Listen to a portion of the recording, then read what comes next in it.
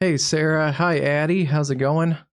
I'm still getting stuff set up, so stuff might be a little messy here the next couple minutes. But while I was getting a lot of stuff set up in the studio, we had a PDS tornado warning, super random, way out ahead of where we expect a lot of the severe weather. But there is a broadcast media report of a tornado in our marginal risk area in southwest Michigan. A picture obtained broadcast media in Cass County, Michigan. We have a PDS tornado warning. Geez, let me get this off the screen. Come on. There's some new. Let's see if it's still on the ground. Anyway, classic little supercell. It's all by itself. And I haven't done any analysis on it. I don't know if it's riding a little bit of a lakeshore boundary or something that's caused this to go nuts all on its own. But yeah, let me back this up. It's moving pretty quickly off to the north and east. But yeah, this thing developed really quickly. Again, I was working around the studio, getting some graphics ready to go, and all of a sudden, I looked up and there's a PDS warning. Yeah, see, look at that. It has, it wasn't much. It was kind of just a little, somewhat organized cluster of showers and storms, and then a couple of broadcast media reports of a tornado. But look at that. Just in the last couple minutes, it's gone to the classic supercell mode with a big hook echo. And it looks like we're getting a tornado emergency. So they have confirmed this back on the ground. Oh my goodness. Emergency management reported tornado there. Tornado emergency for St. Joseph. We're starting the stream off crazy, guys. St. Joseph, Branch counties in southwest Michigan confirmed large and dangerous tornado near Three Rivers. So that's interesting. Yeah, I'm a little random because I was getting stuff set up in the studio. I was going to do some meso analysis and actually kind of get prepped for us a big live show. So I wasn't ready to jump in on a full-on tornado emergency, but I just have to get going. I just have to wing it here for a little bit. Let me get, why is that not on? Get our sidebar up and running. So you're going to get also some live kind of broadcast here because, let's see. There it is. Okay. Quad radar up and going. Yeah, it's back on the ground. I can see it on our quad radar up here with the debris signature right there in the center on the low, right above me there, right above there. You can see the debris signature. Oh boy. Menden and Leonidas are in this tornado emergency. This is an interesting tornado emergency. Let me see here. It doesn't look that impressive on radar, just for the velocity scans. But there's your winds going away from the radar. It's down here near Meyer Road and Butler Road. And it doesn't have like a crazy debris signature, but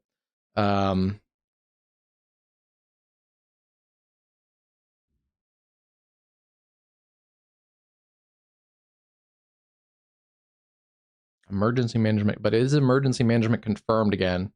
So we're going to keep going with it. It does not look quite as organized as it did just a few minutes ago. I believe that's the only thing on the table right now. That's, yeah, Branch and St. Joseph counties in Michigan. So Michigan, first severe weather event of the year of 2026. And it's starting off in the hot seat. I'm going to close out a few of these. We'll go over some meso analysis and some meteorology in a little bit.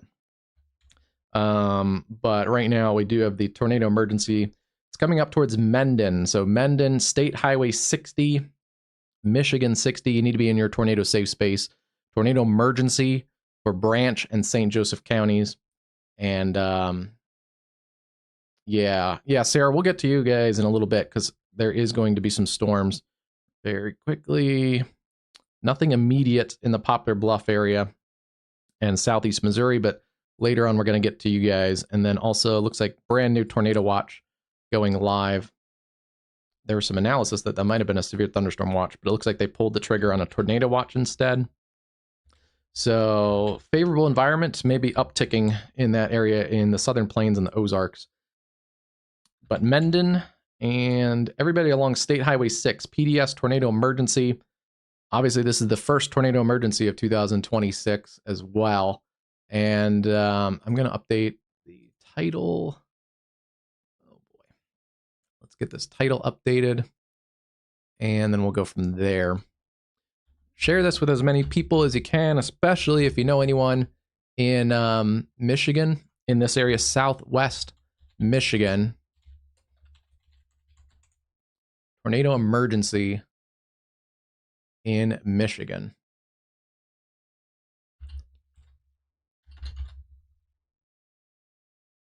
Okay. It might seem like it's not important, but changing the title does change some of the YouTube metrics and stuff to get the important stuff out to as many people as possible. So a little different than, traditional broadcast media. But let's see, what else is going on here? Large hail. It's a classic supercell with a really large hail. And let me use one of my kind of AI quad radar setup type of thing. Could be over 2-inch in diameter hail. This was pretty accurate yesterday at measuring hail. And yesterday's broadcast, we beat some of the severe weather upgrades for the National Weather Service. I could see our hail readings coming up on some of the storms, and I think we were 100% on calling upgrades.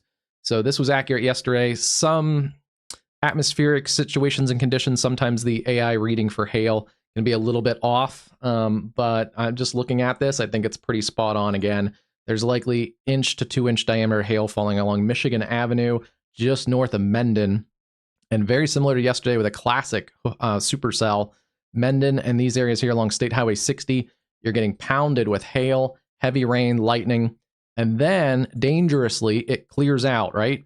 The wind stops, the hail stops, and people may start to think, oh, hey, what's going on?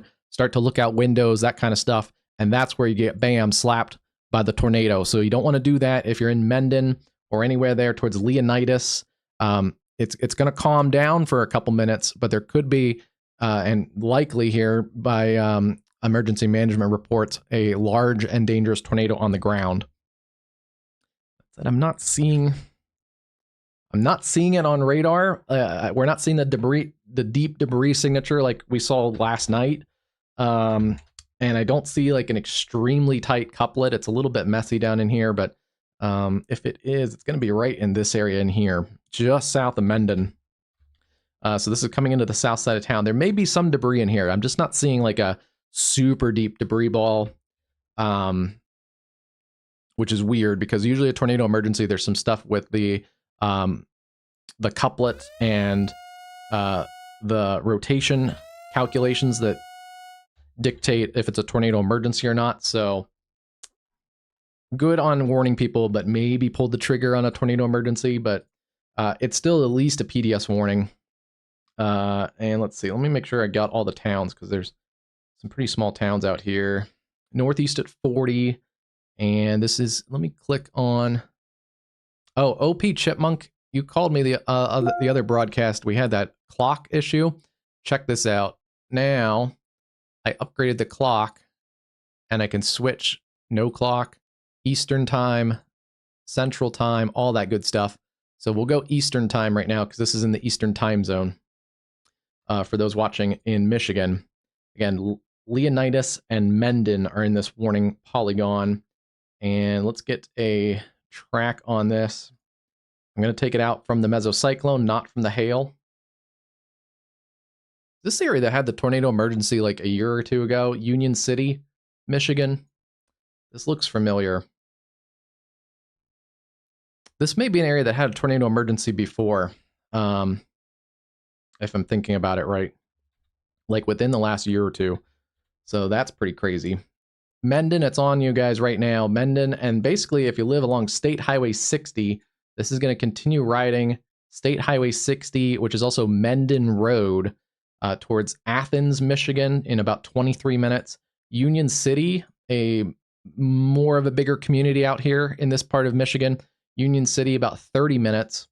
And And then it's going to get into a little more populated areas here along I-69.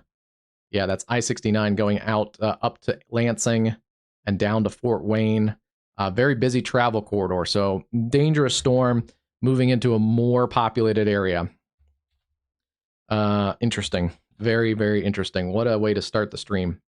And I think this is going to be a long stream. So if you have stuff going on, pop in, pop out. But make sure if you're definitely in one of these warning and watch areas, you just keep us off to the side, put us on your split screen, put us on your tablet, and then also tune into your local weather service and your local meteorologist on your TV broadcast. But they may be breaking in every now and then, interrupting shows. We're going to be here the whole time through. So that's the great thing about live digital meteorology is we don't have to take commercial breaks.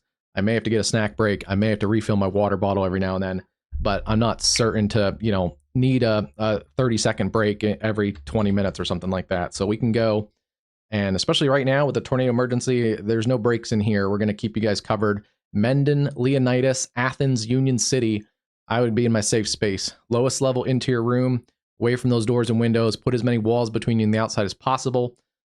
Basement, storm shelter are your best options if you can get below ground. If not, go to that tornado safe space. That's an interior room on the lowest floor. So usually it's a bathroom, a hall closet, something like that with no windows. If you're out here ahead, Union City, Athens, even Leonidas, grab some pillows, blankets, a mattress, and get that over top of you when you go lay into the bathtub. Cover yourself up with pillows and blankets and mattress if you can. And that'll help protect you as well if you don't have a tornado shelter or a basement. And this thing, numerous reports of significant damage on the southwest side of Three Rivers. Storm chasers and emergency management confirmed multiple tornado touchdowns prior to the damage. I don't think this was a long track where it's been on the ground this entire time. It sounds like it may have touched down here, lifted for a little bit, and then touched back down around Three Rivers. And it may be kind of cycling, or it's a low wall cloud that keeps touching the ground. I think we saw a little bit of that yesterday in parts of northwest Oklahoma. I don't think this has been like a, one of those classic like 25 mile an hour or 25 mile long distinct path. It's going to be a couple different touchdowns, probably at least 2 to 3 if I had to guess, just looking at it. These are close enough here, these two reports, that they may be the same report, because also this could also be a report where someone's looking this way and someone's looking this way, and they're seeing the same tornado too, kind of crossing between those 2 points. So these little damage points aren't always exactly the number of tornadoes. They tend to be a little bit higher than the confirmed number, but not great. Houses damage. So we have property damage. It's not just trees. Tree down, toppled center pivot in this location. I don't know what that is. If you put it in the chat, put it what a center pivot is. It's maybe some type of equipment, maybe a utility equipment type of thing. Numerous reports of significant damage on the south side of Three Rivers. Yeah, so that's a problem. That's coming in to a populated area. Applebee's, Meyer. Oh, that's not good. Yeah, this is like the shopping district on this community here. And then quickly into the shopping district, there's homes. Not starting the day off great here. May have some significant damage. Home Depot, Aldi, Applebee's. And those are crowded this time of day. People getting off work, people shopping. That's not good. We'll keep an eye on that one. We already had tornado fatalities yesterday. So off of Highway 60 yesterday, west of Fairview in Oklahoma. Seems to be tightening back up a little bit along State Highway 60, coming into Leonidas. Ooh, let's see. That's clear air, I believe. Let me look and make sure we're getting timestamps right. So 316 is our reflectivity. 316 is our velocity. And 316 is also our CC. So yeah, I believe that's clear air coming into Leonidas right now. Leading edge would be right in there. That's where where I'm kind of looking if there's a CC drop. So it's a little bit off of where everything's lining up. So the CC drop is a little bit Looks like in the clear air to me. Yeah, that looks like clear air on the reflectivity. So can't fully confirm this is on the ground, but let me see if there's any updates on this. Emergency management confirmed at 4:06. Oh, it's only been about 15 minutes. There is not. I don't believe I have traffic cameras from Michigan, and don't think this is a really kind of rural part of Michigan, but certain states are more protective over their traffic cameras for some reason, even though technically you could probably fight it in court that they're all public, basically public utilities, and then open to the fair use copyright. But I do try and there are a bunch of states that actually specifically say that their cameras are fair use copyright free, so those make it a little easier. And let's see. I'm looking. Michigan, I don't believe, is one of those states. They protect their cameras like it's a national security issue, which it should be a copyright free thing because it is a public that your taxes all paid for. And even if we're not Michigan residents, our part of that is also funded by the federal tax. Anyway, no, there is not. There's a camera south of Three Rivers showing a really muggy environment, humid, cloudy. But it's also the other thing, Michigan does not have live traffic cameras. Their traffic cameras are the ones that take a picture every couple minutes. So I don't like those as much because unless it takes a picture right at the time that the storm is there, it's hard to get one. Yeah, that area, Highway 60, does not have any traffic cameras. So that's unfortunate. Good news is, not good news, but as we get into more of the expected severe weather, these states have much better traffic camera coverage. So where we're expecting most of the severe weather, we should be able to get some pretty good visuals on storms like we did yesterday.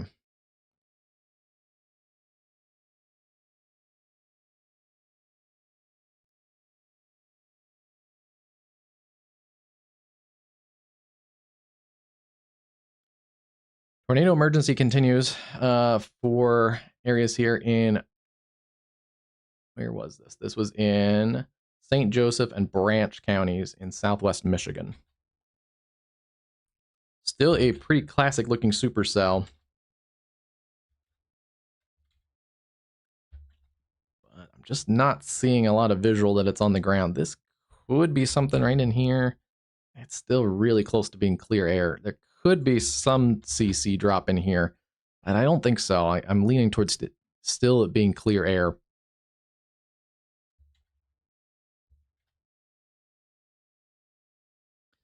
Check the quad radar and see if there's anything.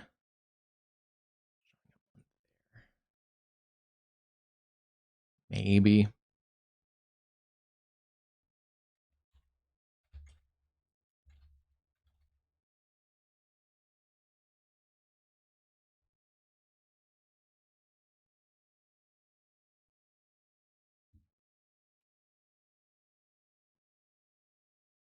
Little bit of a CC lowering, but it's really hard to tell. I'd still treat it like it's a tornado on the ground around Highway 60 in the Leonidas area. We'll see what they do here because they're going to probably have to extend some type of warning out for areas like Union City and those areas there. Union City and Athens, I would start to get to my tornado safe space here in the next couple minutes. Even though you're not in the warning, this is pretty much tracking right along Michigan 60. Let me see, where are we getting radar in? The other problem is we are in a slight bit of a radar hole. Obviously, this area doesn't get a ton of tornadoes. That's making it a little trickier. Yeah, there may be something right in here, just on the southwest side of Leonidas. It's hard to say, though. A little bit of CC lowering. Really hard to confirm that via radar.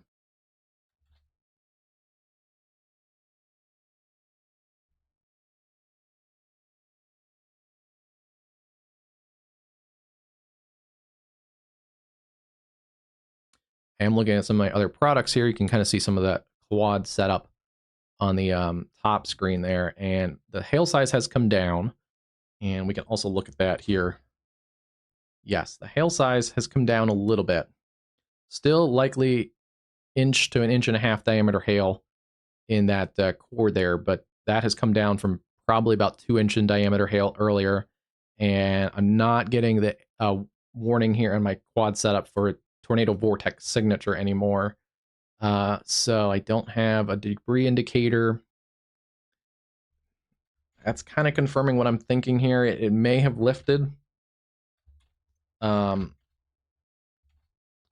still need to be in your tornado safe space. And again, I would be in my tornado safe space, Athens, Michigan, right here, and then Union City. It's going to start going downhill pretty quickly.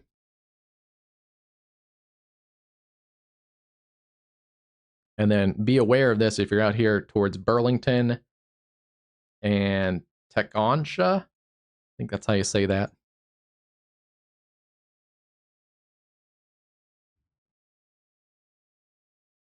Yeah, don't be on that 8-minute delay. Go back and replay the stream later. Don't don't be on the delay right now. Oh boy. Still considerable threat. Yeah, hail sizes come down. PDS, tornado emergency continues. Branch and St. Joseph counties. And yeah, there still may be something in here. If it is, it's just kind of just maybe past just south of the town of Leonidas. It's coming up towards Shannon Road. Shannon Road. Let's see. The other community that's just along the edge of this tornado emergency polygon is Sherwood. Sherwood, I would also be in my tornado safe space, especially if you live north of town. Dunks Road. If you live along and north of Dunks Road, you definitely need to be in your safe space there near Sherwood, Michigan. It's coming up again along Mendon Road, State Highway 60 from the Leonidas, Michigan area. Reichart Road. And let's see, what else? What road is this? Hacker Road. It's approaching the intersection there between Reichart and Hacker Road.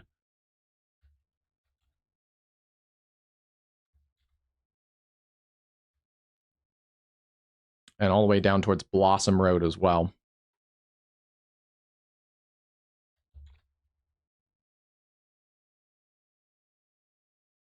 It stays on that current trajectory. It may go just south of Athens. But let's get some more people in this notified here. And Sherwood, if it jogs a little bit to your right, I would definitely be in my safe space there in Sherwood, Michigan. 6 minutes or less.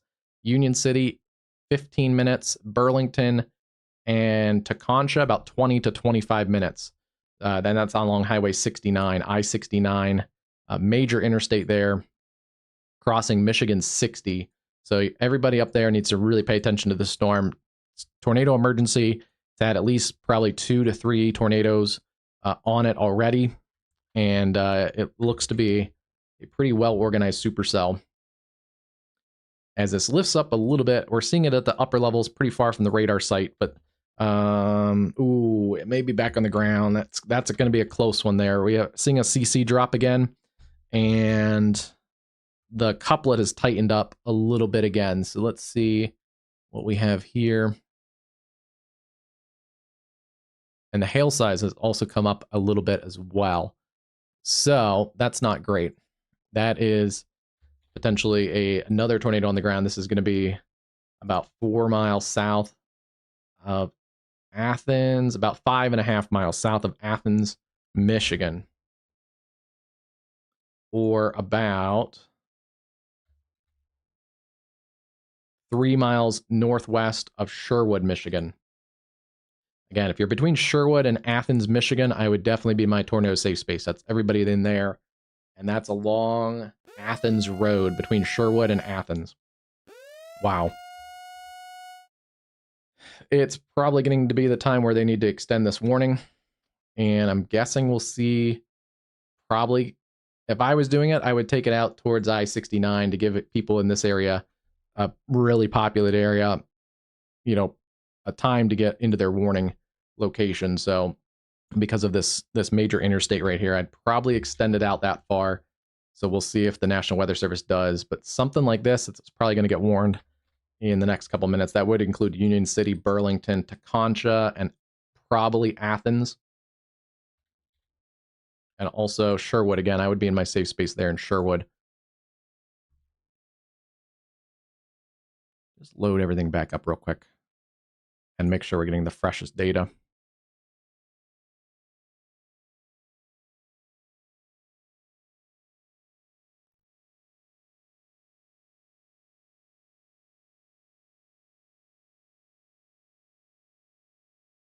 Okay.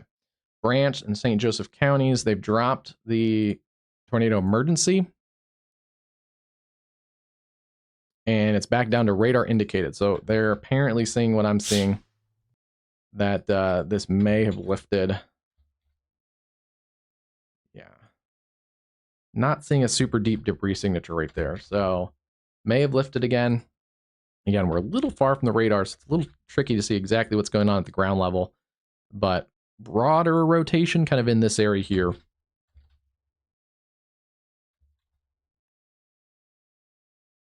Let's see. They've extended a tornado possible severe thunderstorm warning up through those areas right now. Teconcha, Burlington, Athens, Homer, Eckford, and Albion, Michigan.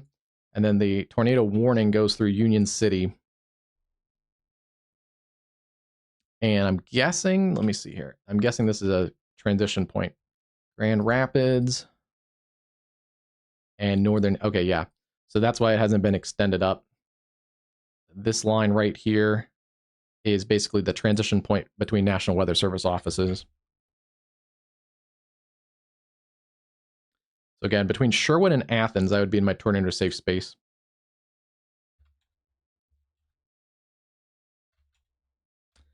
Could be back on the ground. Looks like there's some CC lowering right in there. And that correlates pretty good to where the rotation is. And then also the hook of this storm is kind of a little messier than it was earlier, but the hail should be up here. So we shouldn't expect a big batch of hail down in here. So this may be debris again. And that would be just south of Highway 60 along Arney Road and Ralston Road, just north of Sherwood.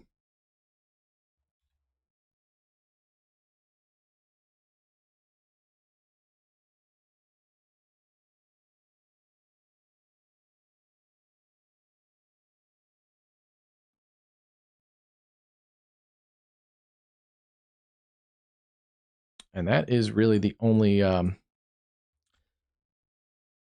storm ongoing here at the moment. We do have some more storms that are going up into Oklahoma. Oh boy, these are supercells. Nothing tornadic there yet, but some broad rotation near Wynnewood, Pauls Valley, Davis. Quarter-size hail, 60-mile-an-hour winds right now up towards Stratford. Keep an eye on those storms. And then we get a little bit further away from the radar, but a strong storm near Mill Creek, Witch Hole, Oklahoma. That's a weird one. But yeah, those two are concerning to me right now. Those are new supercells near Pauls Valley and Wynnewood. Keep an eye on those. Ada, Stratford, Bing, Kanawha, Asher, and areas like Roth.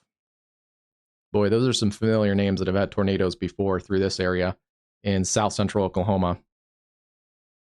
Yeah, these are generally coming up your direction. So no tornado warning yet, but definitely keep an eye to the sky on those ones. So what do we have here? We have tornado watch until 10 p.m. That covers all of eastern Oklahoma, central Oklahoma, along the I-35 corridor, all the way across North Texas and the Red River Valley, including Dallas-Fort Worth. We have another tornado watch. That goes also until 10 p.m. Central Time. Everybody from Fort Dodge, Des Moines, the eastern sides of Omaha, pretty much the Omaha Metro, through Lincoln and Beatrice, across to St. Joseph, and then over into northern and central parts of Kansas, Junction City, Manhattan, north of Topeka to Salina and Great Bend. Pretty big tornado watch.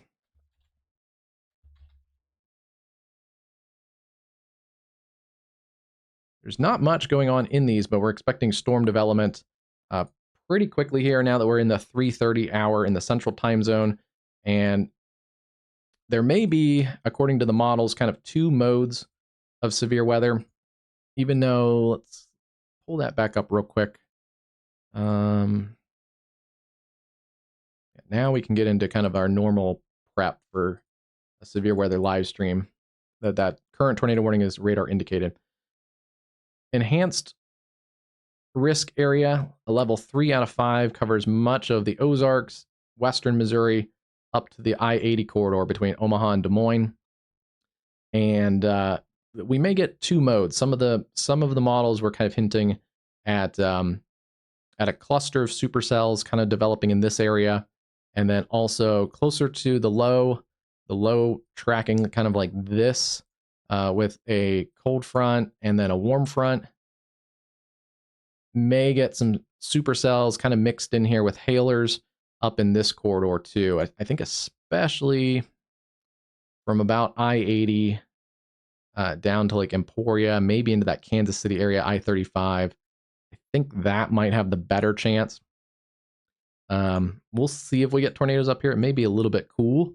It depends on how far advanced that warm front kind of lifts across Iowa. And we may get some hail and wind all the way up into the Milwaukee and Madison areas. But tornado risk, especially in all hazards risk, I think is going to be maybe a little bit bimodal in these two areas.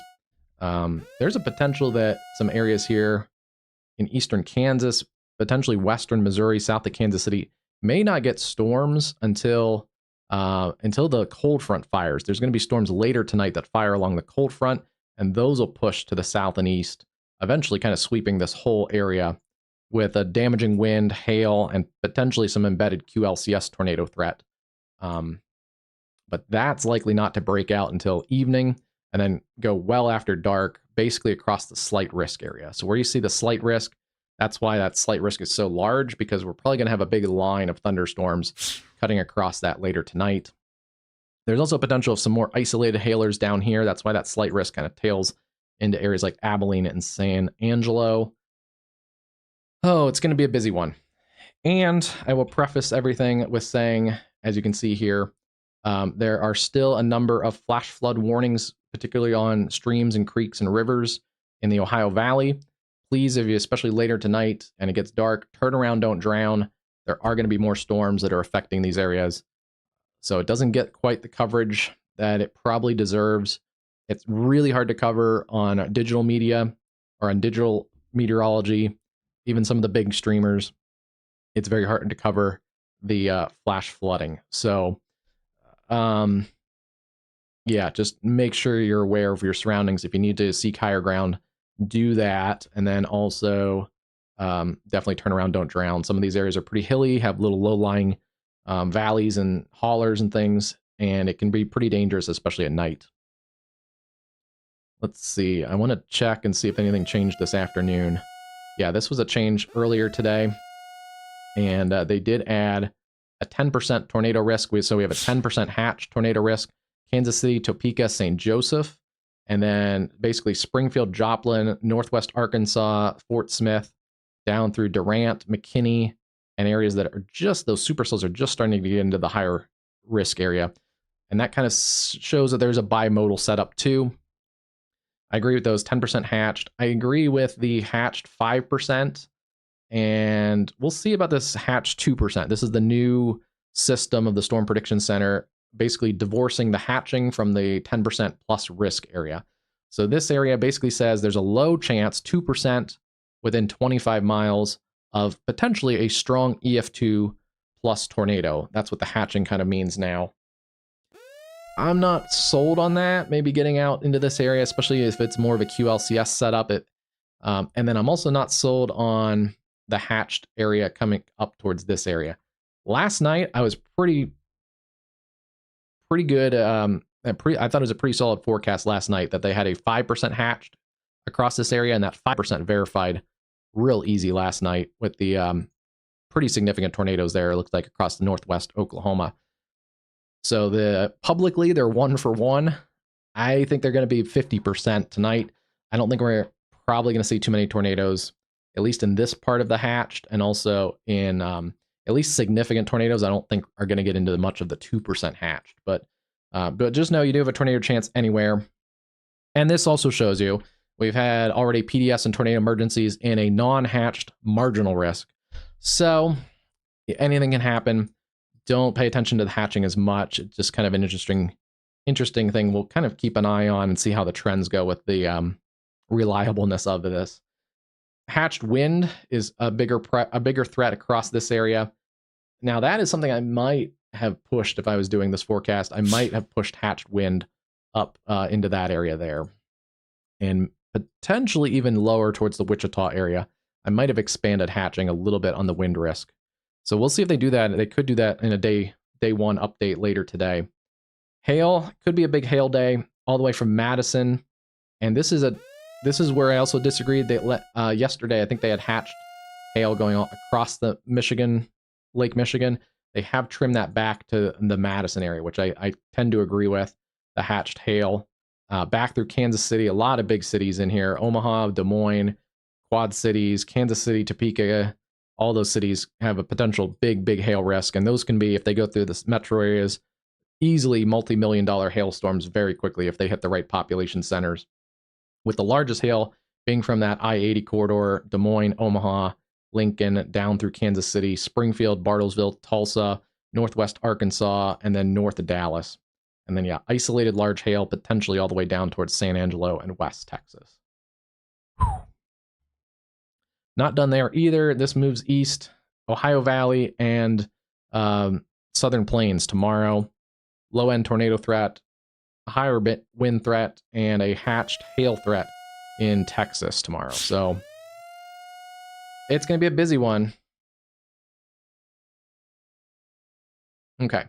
We did get new updates. Let's go back here. And I want to look and check these again. Okay.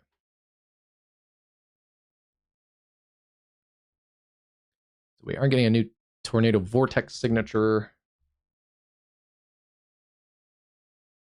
They did, the Grand Rapids National Weather Service office did convert most of their warning over to a tornado warning. So Eckford, let me get new colors. Eckford, Albion, Michigan, Homer, Concha, Burlington, Athens, and still around Union City. You need to be in your tornado safe space.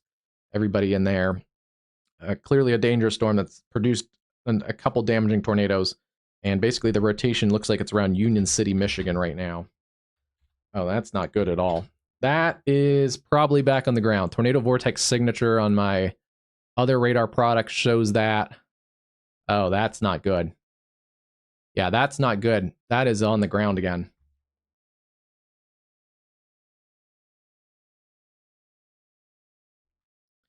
Yeah, right over Union City. That's a deep debris signature, and that's not an area we would expect large hail. And that is right over the area of rotation. Union City, Michigan's getting a tornado, looks like right now. Again, along Highway 60. That's Michigan Highway 60. Burlington, you guys are up next. Let me see if they changed the timing on this at all. This is Calhoun County moving east at 35. They've slowed it down a little bit. Calhoun County and Branch counties are, I believe, the county borders here.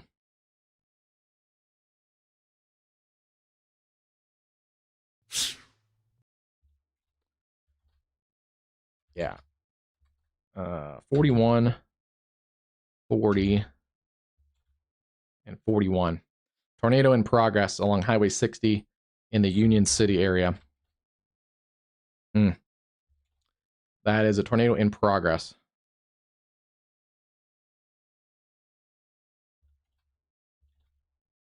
Oh, yeah. It just updated again. Basically right over Union City. Burlington, you guys are up next. Let's take this out.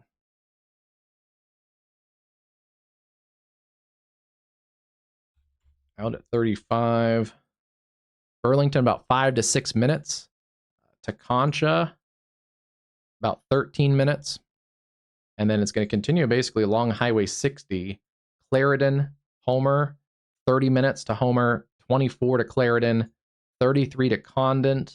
And then if it also holds together, about 45 to Concord, Michigan, and also about 35 minutes to Albion, Michigan. If it starts to pull a little bit towards the north, tornado warning there continues for another 48 minutes for southeastern Calhoun County in Michigan, 35 mile an hour.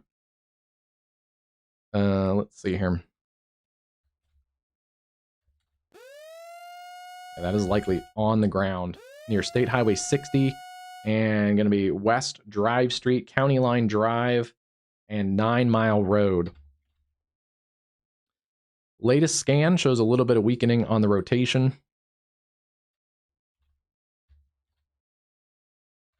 But the reflectivity looks pretty solid. We can see the hook still in here and a bit of a club feature like that. This is your inflow winds.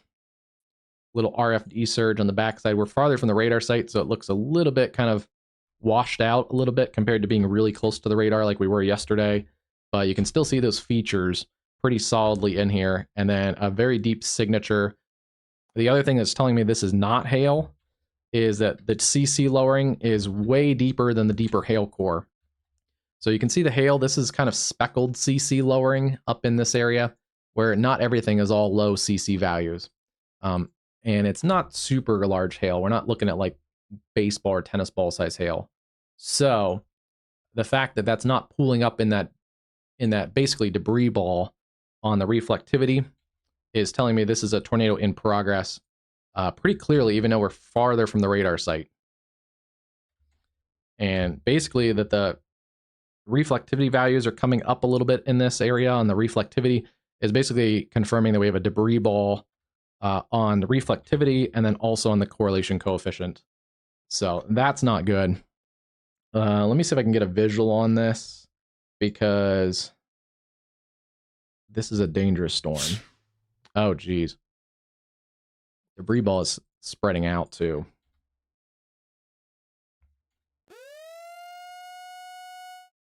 Okay, we'll get a new... Waiting on a new scan for the velocity. There's the latest scan. Drive Street and County Line coming up towards Burlington. It's going to be, yep, right there. And basically riding along Highway 60. That is Michigan Highway 60. And I'm going to see if we can get a visual on this, at least on social media here.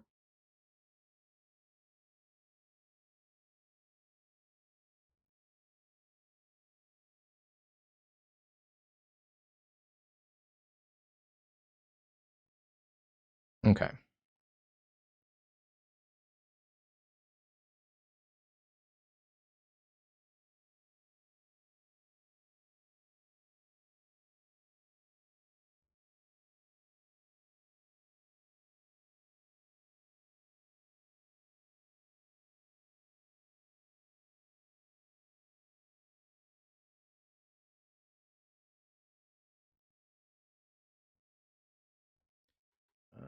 Let's see. Let me filter.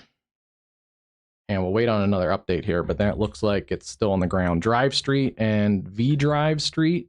It's coming up very close to Burlington. Okay, we're still getting radar out of Grand Rapids. Not quite close enough to Detroit yet.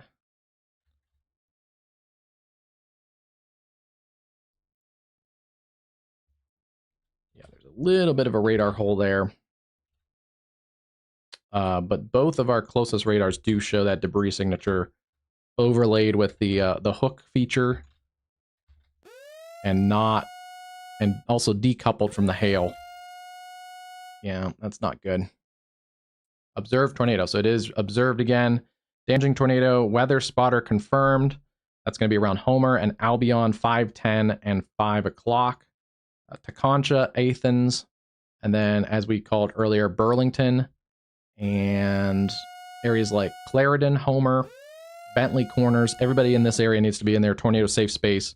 Again, this is a confirmed large and dangerous tornado doing damage around the Burlington, Michigan area. Burlington, Michigan, Highway 60, and this is I-69, so very well-traveled corridor. I really don't hope we have to go through what we did last night with tornado fatalities confirmed after last night of a car being basically tossed. And so hopefully the Michigan State Police can close this off south of Teconcha and north of Teconcha and let this thing cross the highway. It's very interesting. We're not seeing a super bright velocity scan, but we are farther from the radar site, but still seeing that debris signature in here. And this has also been confirmed not just on radar, but also a spotter confirmed tornado.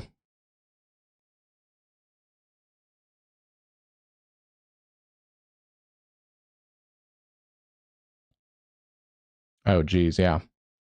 Not good. It looks like that area that we talked about earlier in Three Rivers, that Menards area, got a pretty good direct hit. And that's their shopping district.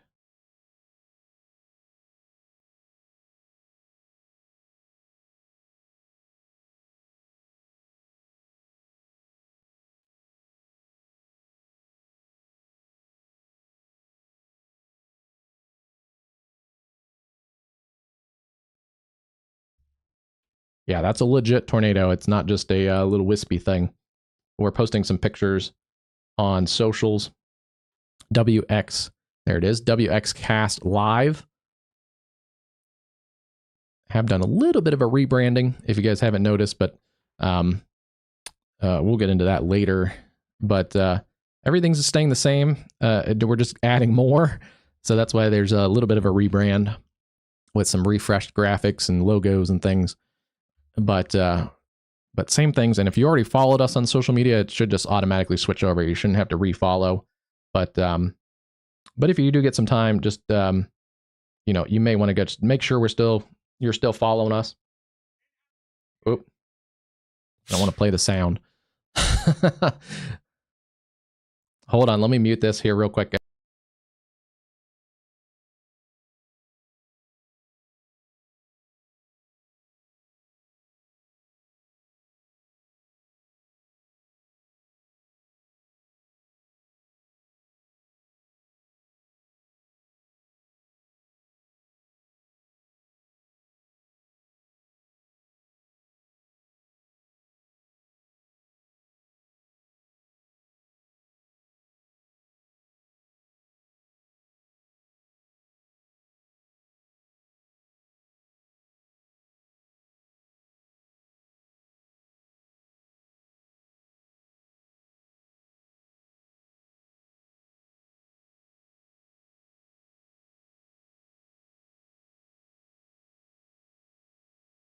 Okay, yeah, we just posted some new video from a storm chaser in Michigan, and it's not great.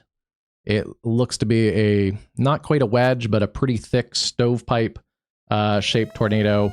It's had at least the one here. This was the one around Three Rivers and Union. Oh, this is the one now that's doing damage right now. Around Union City up to Burlington. It's had horizontal vortices. That tends to correlate with strong plus tornadoes, strong to violent tornadoes in that EF3 plus kind of range. So although we're not seeing it really sharp on the reflectivity, just based on how this storm has looked and also the debris signature that this has carried at times, this could be a bad tornado. And Michigan does not get a ton of those types of tornadoes, but especially this early in the spring.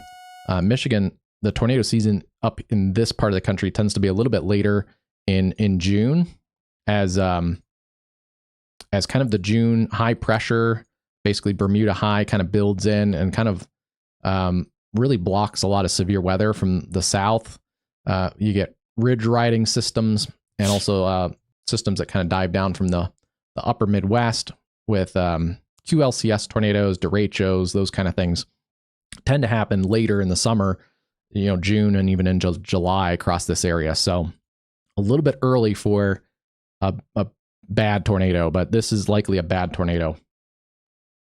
Public damage reports, Union City, storm chaser confirmed video near Union City.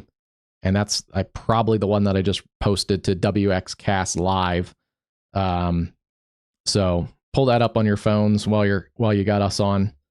And wow, yeah, very clear, strong rotation in the wall cloud, and really you could see in the video before they zoom in on the tornado, the whole mesocyclone is rotating very, very sharply, and then clearly a big, not quite of a wedge, but a big kind of stovepipe. It looks very similar to a lot of tornadoes that we see in the south. Low LCL, so the cloud bases are low. Yeah, and it has horizontal vortices at times. And you can also see it doing damage, not up close, but you can see kind of the damage debris cloud coming up from the ground level behind a line of trees. And yeah, there's many times where you can see that kind of the horizontal vortices are little tentacles kind of extending out. Oh boy. That could be potentially one of the first violent tornadoes of the year. And it's still ongoing here at M60 and Taconcha. You guys need to be in your tornado safe space around Taconcha, Michigan. It's about to cross the highway, and I really hope they got this highway closed off. Can I see that? Let me see here.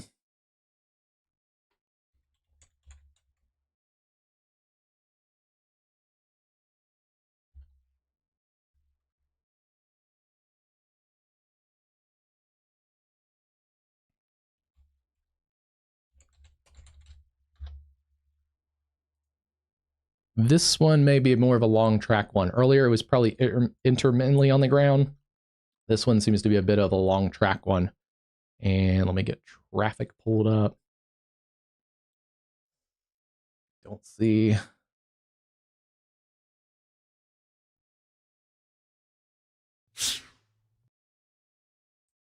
Don't see any traffic slowed down in this area, so I'm hoping they have it blocked, but it could be crossing the highway right about now. And it may have lifted. Still a little CC lowering in here, but this may have been luckily lifting right as it's crossing the highway, which is a rare win here for this tornado so far. The couple times it's actually touched down, it looks like it's touched down in the communities, unfortunately. This area around Three Rivers, there's our WxCast live. It looks like parts of Menards maybe got shredded apart. Big box stores are big sails in the wind, and the roofs can get peeled back real easy. Big box stores are not that safe, even though they have a lot of size.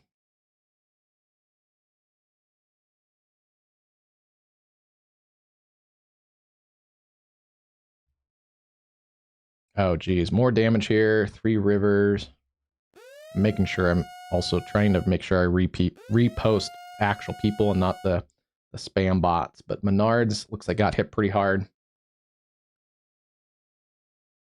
Power lines down. The Home Depot, I can see in one of the pictures, also got hit pretty hard. Looks like the Home Depot faces kind of north. And it looks like you can kind of see the front of this. Basically, their front face of the Home Depot has basically been ripped apart. The whole front wall, kind of door entryway area, which would make sense because wind can get up under there. The wind can blow up under there and get up under there and leverage to rip that whole front face kind of off. And that would check out that the Menards roof got ripped off kind of from the garden center side on a couple of these pictures. So potentially the tornado probably crossed just north of these two areas. And they may have been kind of on the southern fringe of the circulation because it's rotating counterclockwise.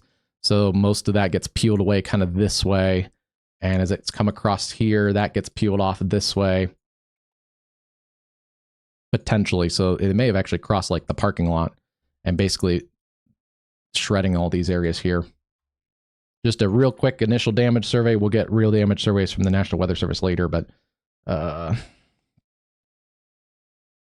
because I can see trees intact in one of the photos, like this line of trees behind the Home Depot. So it does look like the tornado may have cut across like this.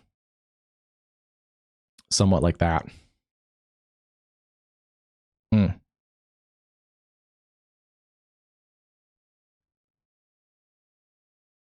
All right, let's go back live. We have still the tornado ongoing, still observed. Let's see.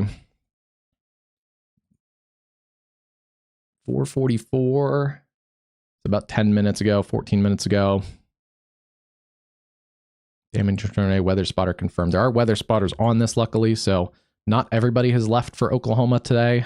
So luckily we have some weather spotters and video on this.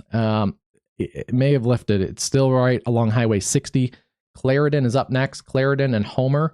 Continue to take your tornado safety precautions. Clarendon, Homer, Eckford, and Albion. This may go south of Albion, but I still want Albion because of how dangerous this storm has been. Still want you guys to be in your tornado safe space. Lowest level into your room, away from doors and windows. Put as many walls between you and the outside as possible. Basement storm shelter are your best options. And if you don't have a basement, go into that lowest level hall closet or bathroom. Get some pillows, blankets, and cover up in the bathtub. This may be trying to cycle. It looks a little bit tighter again on the rotation. So we'll keep an eye on that. Let's see. Still is a decently strong mesocyclone. No TVS right now, tornado vortex signature. So that's kind of tracking. No debris indicator. So that also tracks with what I'm seeing visually. And then also hail up to about 1.5 inches in diameter. Ooh. Let's check this again. Every scan can change again. This may be producing another tornado. It may have lifted briefly, but I'm starting to see a little bit of CC lowering again. What we're going to have to do is wait one more scan. We'll see if that deepens up. If it does, it could be an indication that it's back on the ground. Basically coming towards Homer, Michigan. This is, let's see, it's going to be about 1, 2, 3, 4, 5, 6, 7, 8 miles away from Homer. Yeah, about 7.5, 8 miles.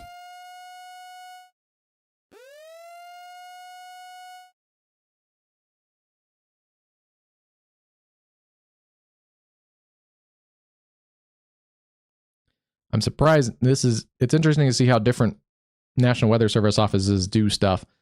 Before it had a tornado emergency, which it actually probably needed, especially with the significant damage to Three Rivers. This is a confirmed tornado. It probably needs a PDS just from how strong the tornado has looked with the weather spotter confirmations and also the deep debris signature that we've seen. And it's tightening back up. It's lifting just north of Highway 60, waiting on the next scan. L Drive South and Michigan 60. It's basically between L Drive and Michigan 60, coming up to N Drive and 20 Mile Road. And again, coming just in the areas here for Clarendon and Homer. And let's get a new updated path on this one. I'm going to take it all the way out to Spring Arbor, Michigan, a bigger community, college town. I mean, there's a college there. 34 minutes. You need to be in your tornado safe space. 34 minutes. And at Concord, also, I would start to get to my tornado safe space if you know you're not in the warning yet. Homer for sure. 11 minutes to Homer. That would be also 10 or 11 minutes to Eckford. And then about 15 to 20 minutes to the Albion area, especially south of Albion. It's time to get to their tornado safe space. If this holds together, pay attention to this. Jackson, Michigan, about 48 minutes if it holds on to Jackson. That would be a much more populated area.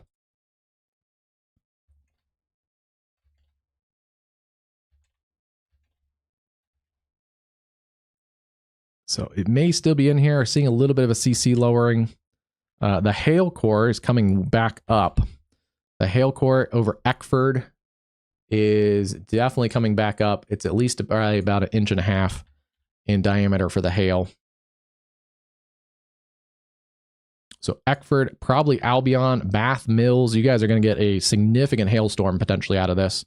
And then you have your tornado in progress south of there.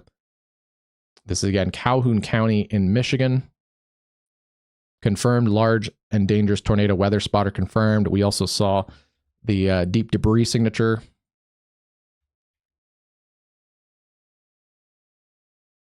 And rotation just along and just north of Highway 60.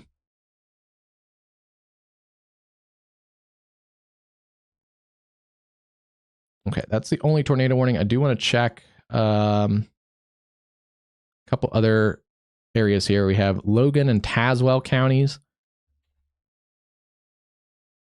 A line of storms coming through Illinois right now. I don't recall seeing this on earlier model runs. That's an interesting feature. Also, line of strong storms south of Chicago. And actually all the way through Chicago now, too. That's interesting. 60-mile-an-hour winds, maybe some quarter-size hail. If anything has more winds, it's this area between Mason City coming towards Lincoln, so keep an eye on that little surge of winds. And then, let's see, we have storms north of St. Louis towards Bowling Green, Missouri. And then we have storms that are breaking out in western Missouri, Butler, Harrisonville. Looks like north and west of Springfield towards Joplin, but nothing severe there. And then these are storms that we really have to watch. That some of the models kind of took a little bit nuts earlier. So we do have to watch these types of storms that are out ahead of the frontal boundary and in some very warm and moist air. Tornado possible tag for that cell around Asher. A little bit of a supercell. You can see they're shear in this environment. You can see these are coming up as sheared storms. There's a little bit more of them than some of the models had, so that'll be an interesting feature too. That may limit some of this if they can if they're two kind of interacting with each other. That could help limit some of their severity, or at least combine into more of a hail and wind threat versus a individual discrete tornado threat. But we'll kind of keep our eye on that one. Yeah, new storms going up here, quarter-size hail, 60-mile-an-hour winds. I think any of these storms in here could have quarters and 60-mile-an-hour winds. Yeah, look at this little mini supercell here near Washington, approaching Slaughterville. Already has a little hook on it. It's a sheared environment. Nothing at the low levels rotating yet, but keeping an eye on those storms. And then some broad upper-level rotation coming towards Asher.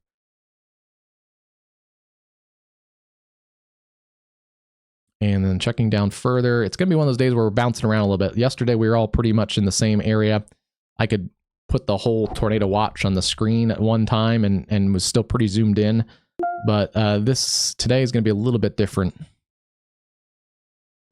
Starting to see a little bit of development along that boundary. That's the cold front back there.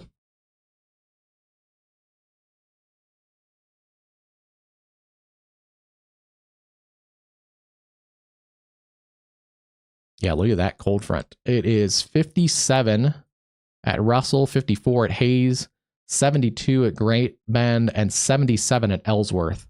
So cold front basically right in here.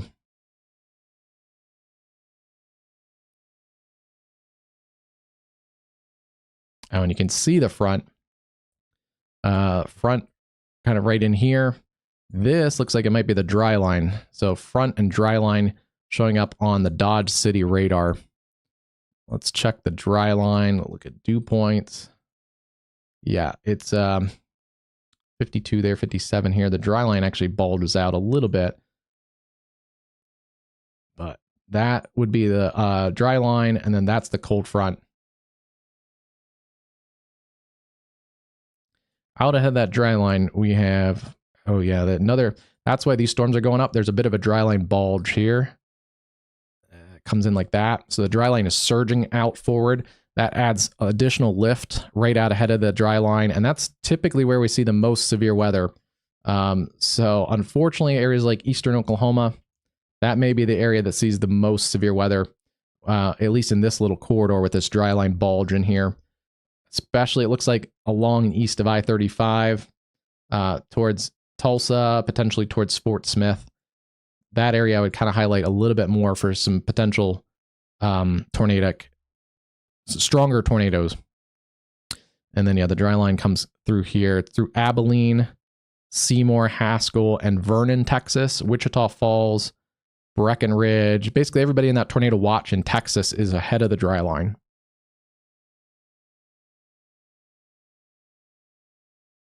Now, very interestingly here, there's a warm nose. It's basically riding a boundary here, 60 degrees. Jackson, it's only 53 in Jackson. It's 60 in Marshall, 63 Coldwater, 59 Hillsdale, and then in the 40s over here in Detroit. If it crosses, I think, that boundary, we may be in a little bit better shape there.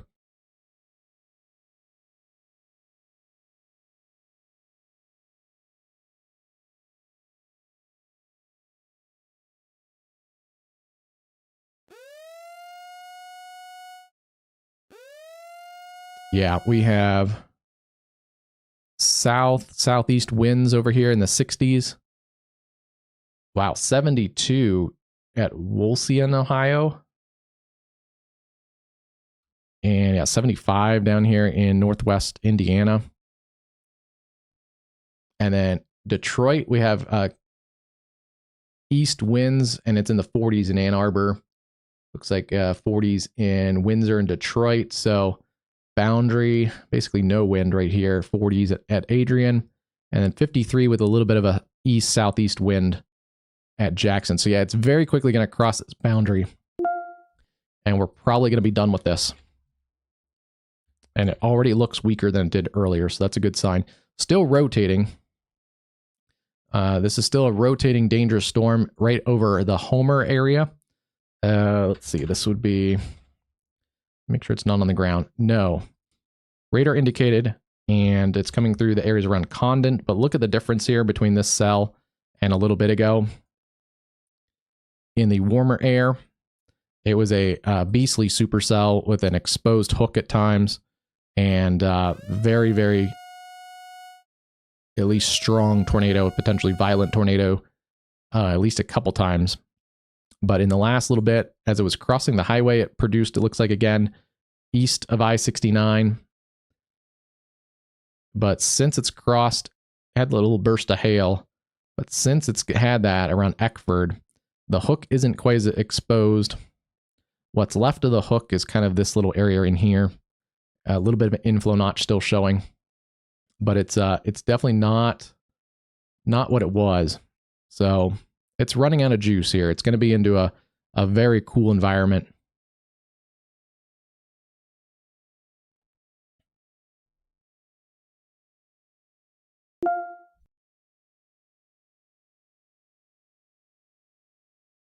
And honestly, if it stays in the 40s here, if this warm air doesn't evect into this area, if it stays and holds into the 40s, it's probably going to be not a lot of severe weather up here.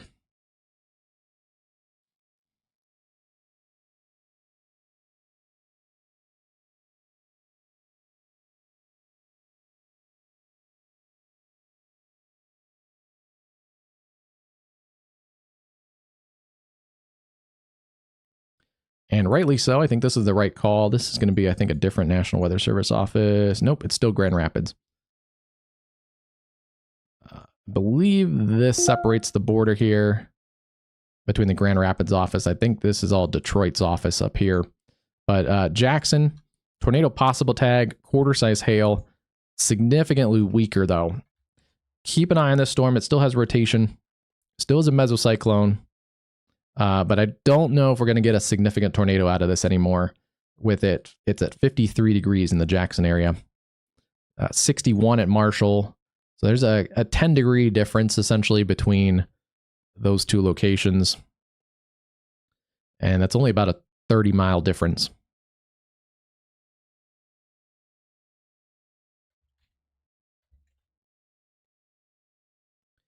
Strongest part of the storm is going to continue riding along Highway 60, 40 miles an hour.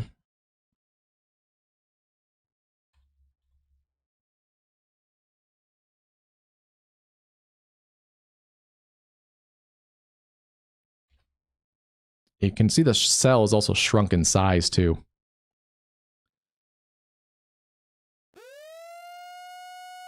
Albion, it's going to be south of you for the tornadic threat, but continue if you're in your safe space to stay there. It's going to be down here towards Condent and US 60, but Concord about 9 to 10 minutes, Spring Arbor 15, and if it does hold together as a storm, the strongest part of that storm would be in Jackson in about 28 minutes. A little bit sooner for some of the wind and hail, but the hail core has come down too. We've lost almost all the hail. And no tornado vortex signature. All right. Think we're done with the Michigan tornado. But this was a beastly storm, and I'm glad we hopped on early.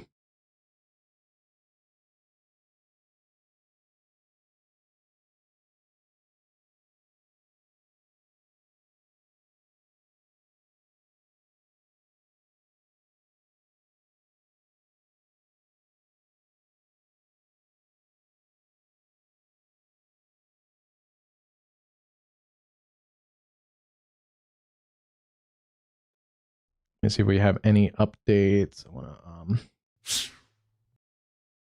put this and filter it for any new updates from this tornado. I'm seeing a lot of the same tornado videos. I don't know if there's many new things, but okay,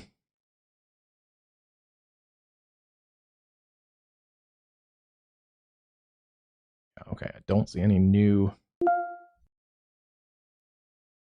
things there. Okay. Starting to calm down a little bit for at least a few minutes. Still some pretty strong storms. Bloomington, Illinois.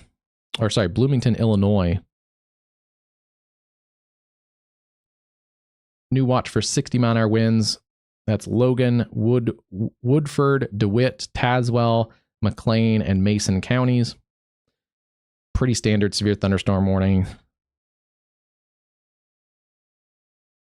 Yeah, there's a pretty good line of wind surging in right in there on the leading edge. We'll have to watch for some QLCS spin-ups, especially where we see this bulge of wind. Sometimes on the top side of that bulge, you can get little spin-ups. There's maybe a little bit of a little area trying to rotate there too. We're close to the radar site, so we can see some of the little kind of micro vortices in there on the leading edge. So keep an eye on that. If you're towards the Bloomington area, just nothing to worry about yet, but I'll keep an eye on it too. And definitely stay away from doors and windows. A lot of lightning with that storm. That whole line, actually, across parts of Illinois. All right, let's go back here. Nothing too much going on in our tornado watch area. Let me check temperatures here.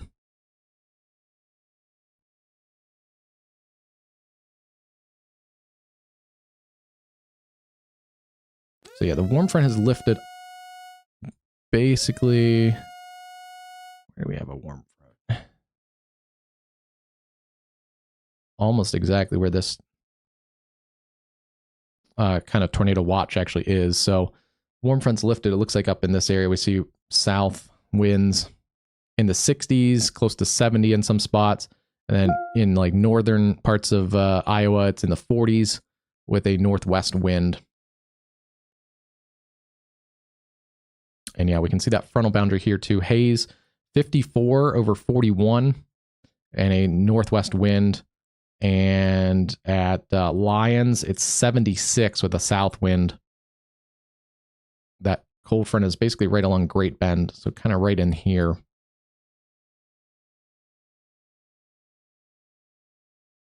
They will probably start trimming some of this watch even early out here towards Russell, Kansas and Hays, Kansas. It's in the low 50s and 40s for dew points. That's going to be non-tornadic. Wow. Oklahoma's lighting up, though, at least for severe thunderstorms right now. I think I said that earlier. All these probably could be hailers. Ping pong ball size hail. That's coming towards Seminole, Tecumseh, Shawnee, south sides of Shawnee. Here's a supercell up here near Sparks, producing at least quarters. And what I'll do is I'll keep that quad set up just so we have that up here. In case that goes crazy, I can kind of take a peek, and it's not increasing in rotation there, so that's a good sign.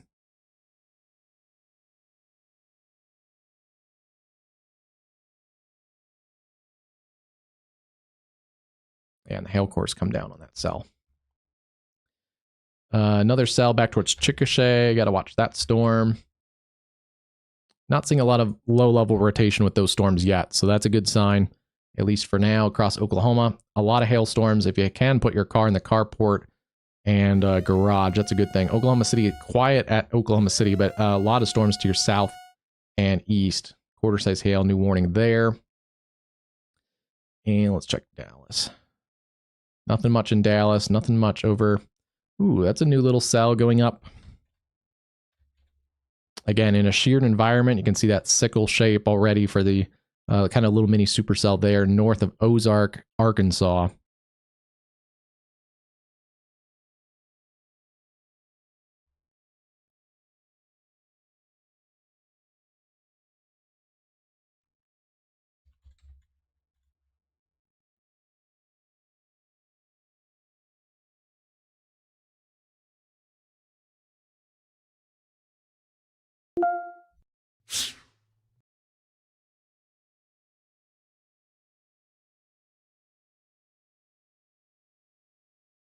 You'll see some of those warnings populate below me there.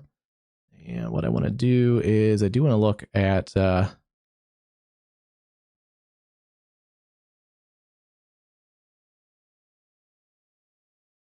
where is it?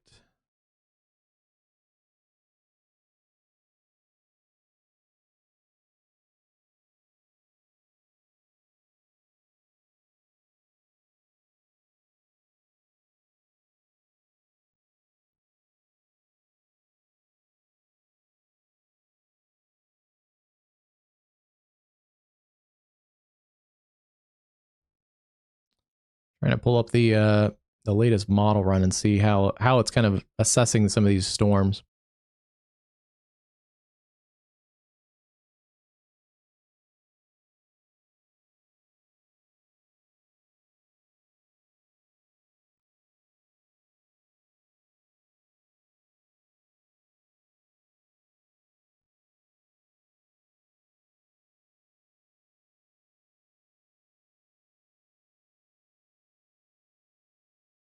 There it goes. Just had to kind of force it to go there. All right, let's see.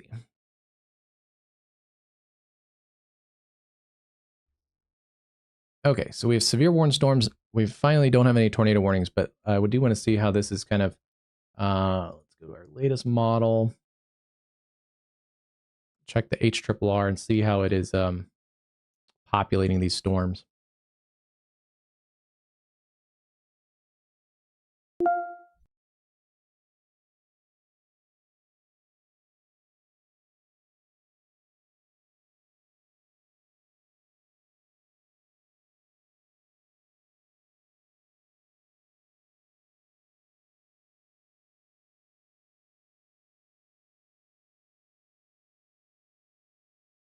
It does continue to upscale these storms across the eastern parts of Oklahoma.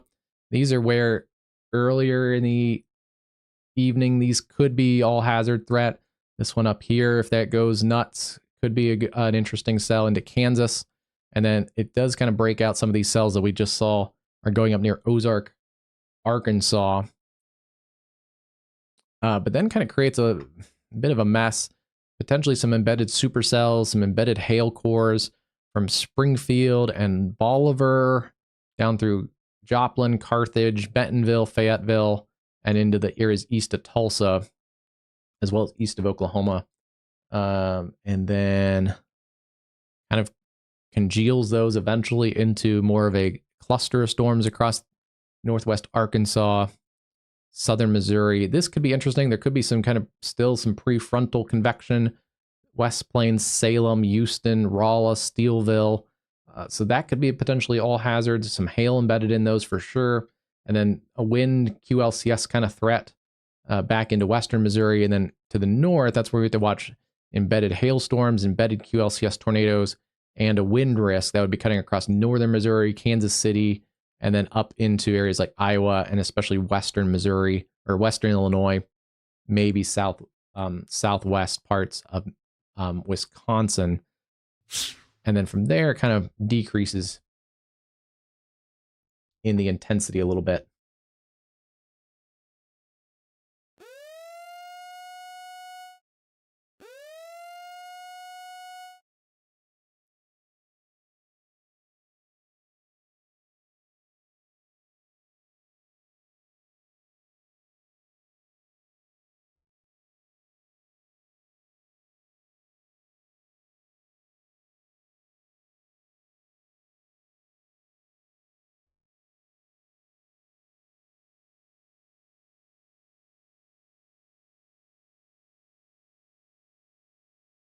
New tornado warning coming out, so we'll take a look at that. Interestingly, the latest model, actually, this is a good visual of it. The latest model has a of the HRRR anyway. Interesting difference here, and this shows you why you can't just rely solely on models.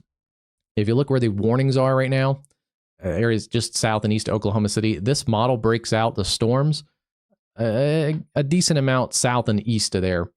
So the model initiates a little bit differently than the real scenario. So we have a little bit more storms here, and right now a little less storms in the areas where the model says there's a better potential. So we could get even more storm development, and that could, the faster this congeals, the less chance of an all hazards threat. But this model does bring where those tornadic warned storms are going up right now, some pretty good supercells potentially here in a couple of hours or so into the Tulsa area, eastern Oklahoma, Muskogee, Wagner, up towards Veneta. And then this model also continues a pretty beefy supercell that we saw in the other model run. So that's interesting. There's some model consistency there across areas around Oswego, Kansas. And then, yeah, we do have to watch those storms that are going up in the Boston Mountains.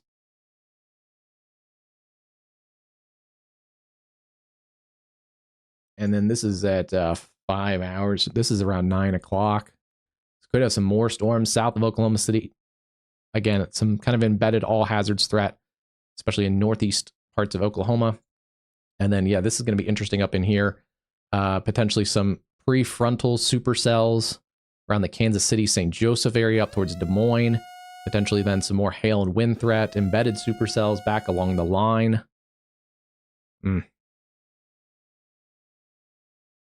then into the late night, still could see some embedded supercells along the cold front, eastern Oklahoma. And potentially a QLCS threat across southern Missouri and into northwest Arkansas.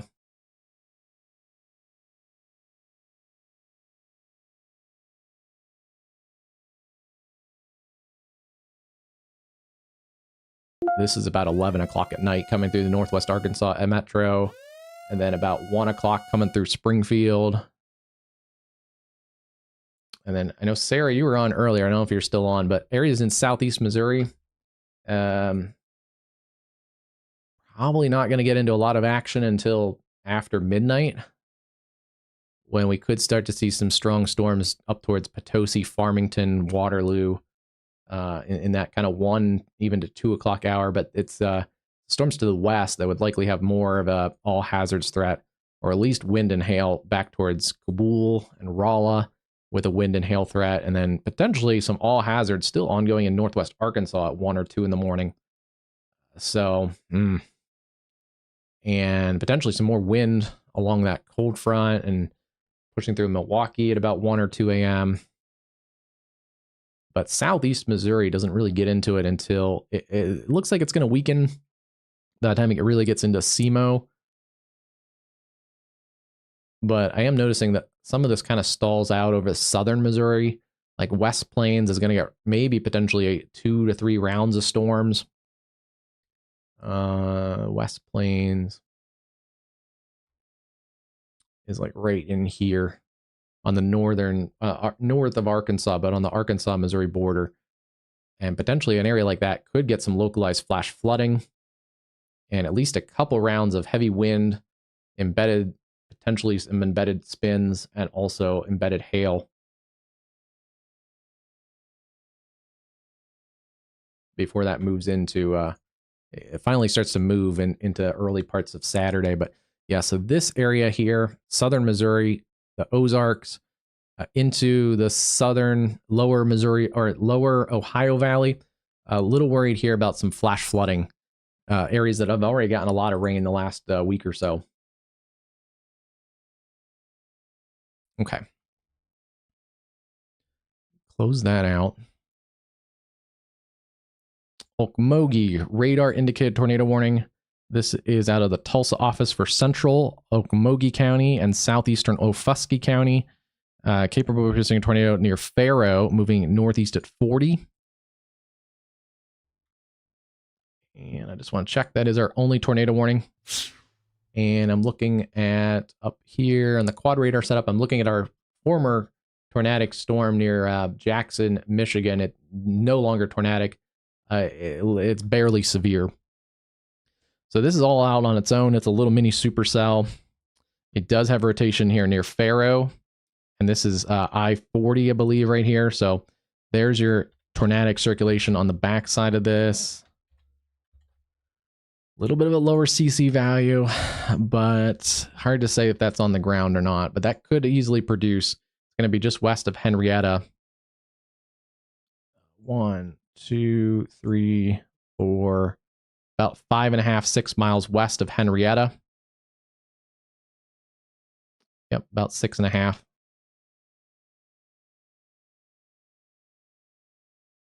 And that is headed towards Okmulgee. Yeah. Ooh, that could be producing. Center line to Okmulgee at 40 miles an hour, about 20 minutes. So 20 minutes, get to that tornado safe space. Brundage 17, Wilson, only about 5 to 7 minutes. And tornadic signature is coming up on that cell. Nothing concrete on the CC. It is a little bit low. It's a little funky looking. Let's see.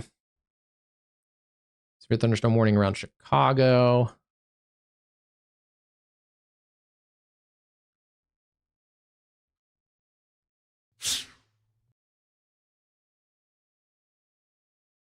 I'm going to use my quad radar too for that.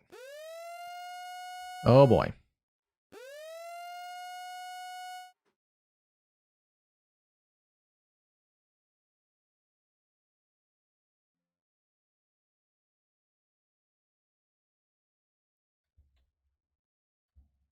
Okay, don't see any CC lowering right where I would expect it to be. It'd be along 1080 road, approaching 1070 road, just north of I-40. So I don't believe that's on the ground yet. Still radar indicated.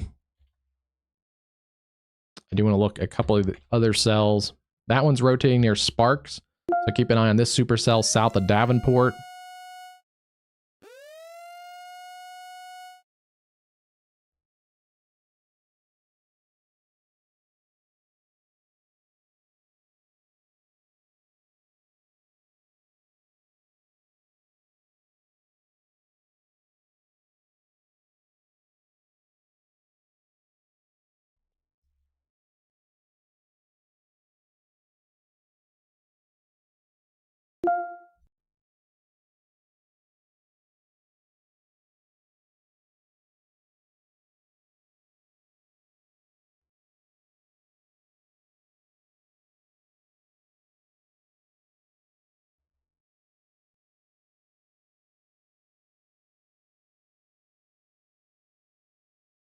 Okay. Yeah, that's rotating decently there. It's just north of the Hornbeam Road and I-40 at 1080 Road. It should be just west of Henrietta. I think it's going to stay west of Henrietta. Back down here, quarter-size hail around Paul's Valley. Again, some of these storms are rotating, but not surface-based yet. This one I'm a little worried about near Sparks is starting to organize a low level rotation.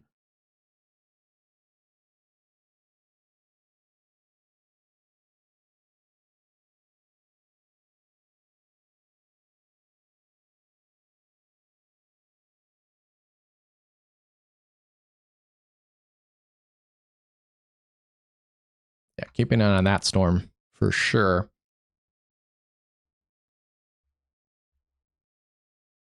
Double check and make sure we're good. Actually, I want to change the, let me change my settings again. We're done with that tornado emergency in Michigan, so that's good. But,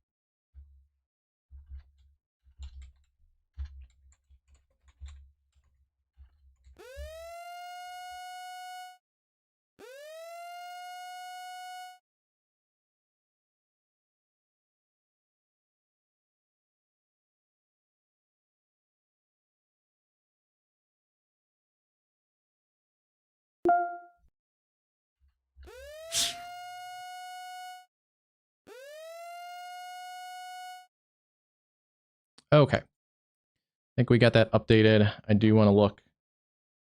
We're getting some new warnings.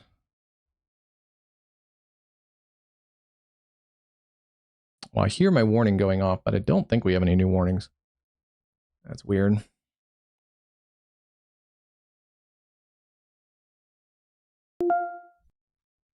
Yeah, still a tornado warning. They may have re-upped it. Let me see here. Okay. I don't see any new warnings going up, at least for tornado warnings. We do have some new severe thunderstorm warnings. Basically, all these cells have small hail, quarters to $half size in some spots. Watching a little bit more organized supercell north of Chickasha. That may bring some hail and a severe hazard up into southwest Oklahoma City. This cell I'm concerned about near Davenport and Sparks. It has a little bit more punchy of a low-level area of rotation.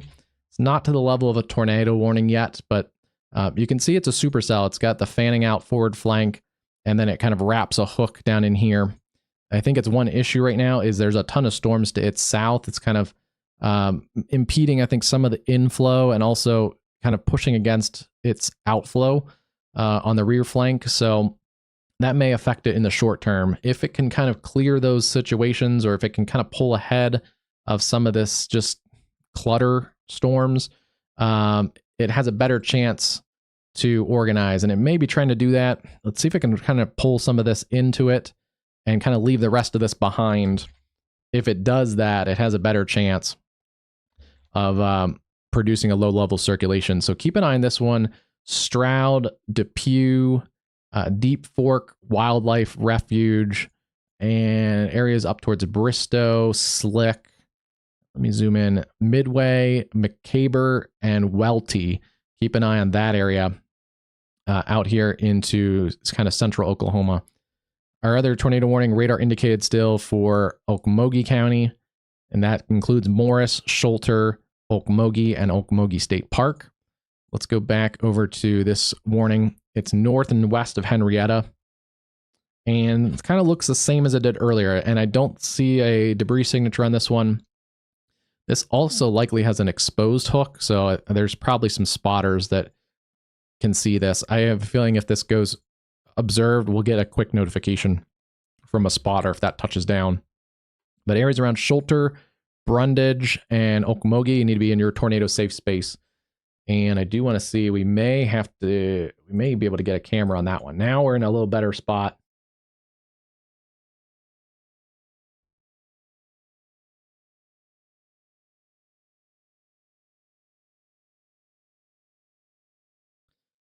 Nothing right there. Let me see.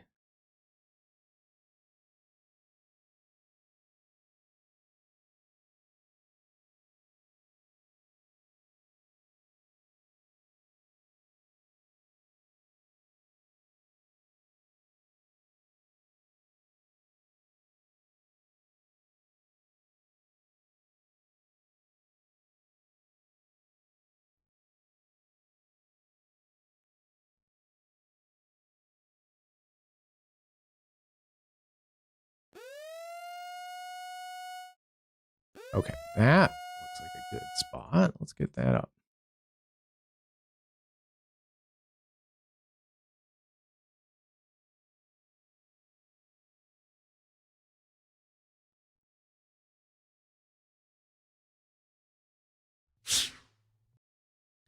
All right, let's play around with this camera, and usually I do this ahead of time, but I'm gonna mute myself and kind of get set up again here.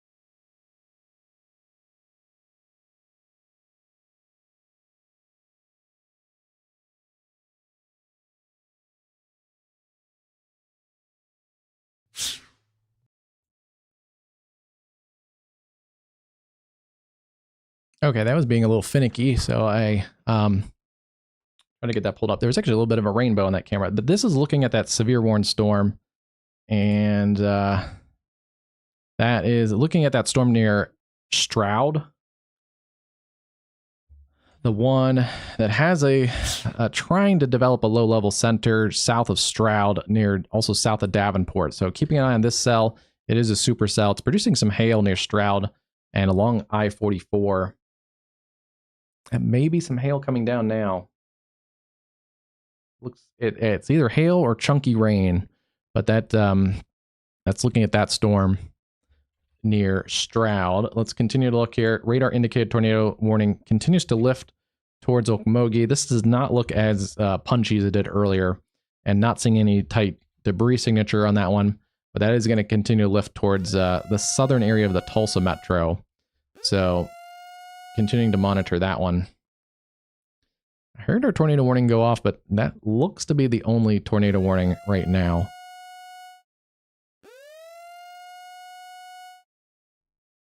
Not sure why that's going off.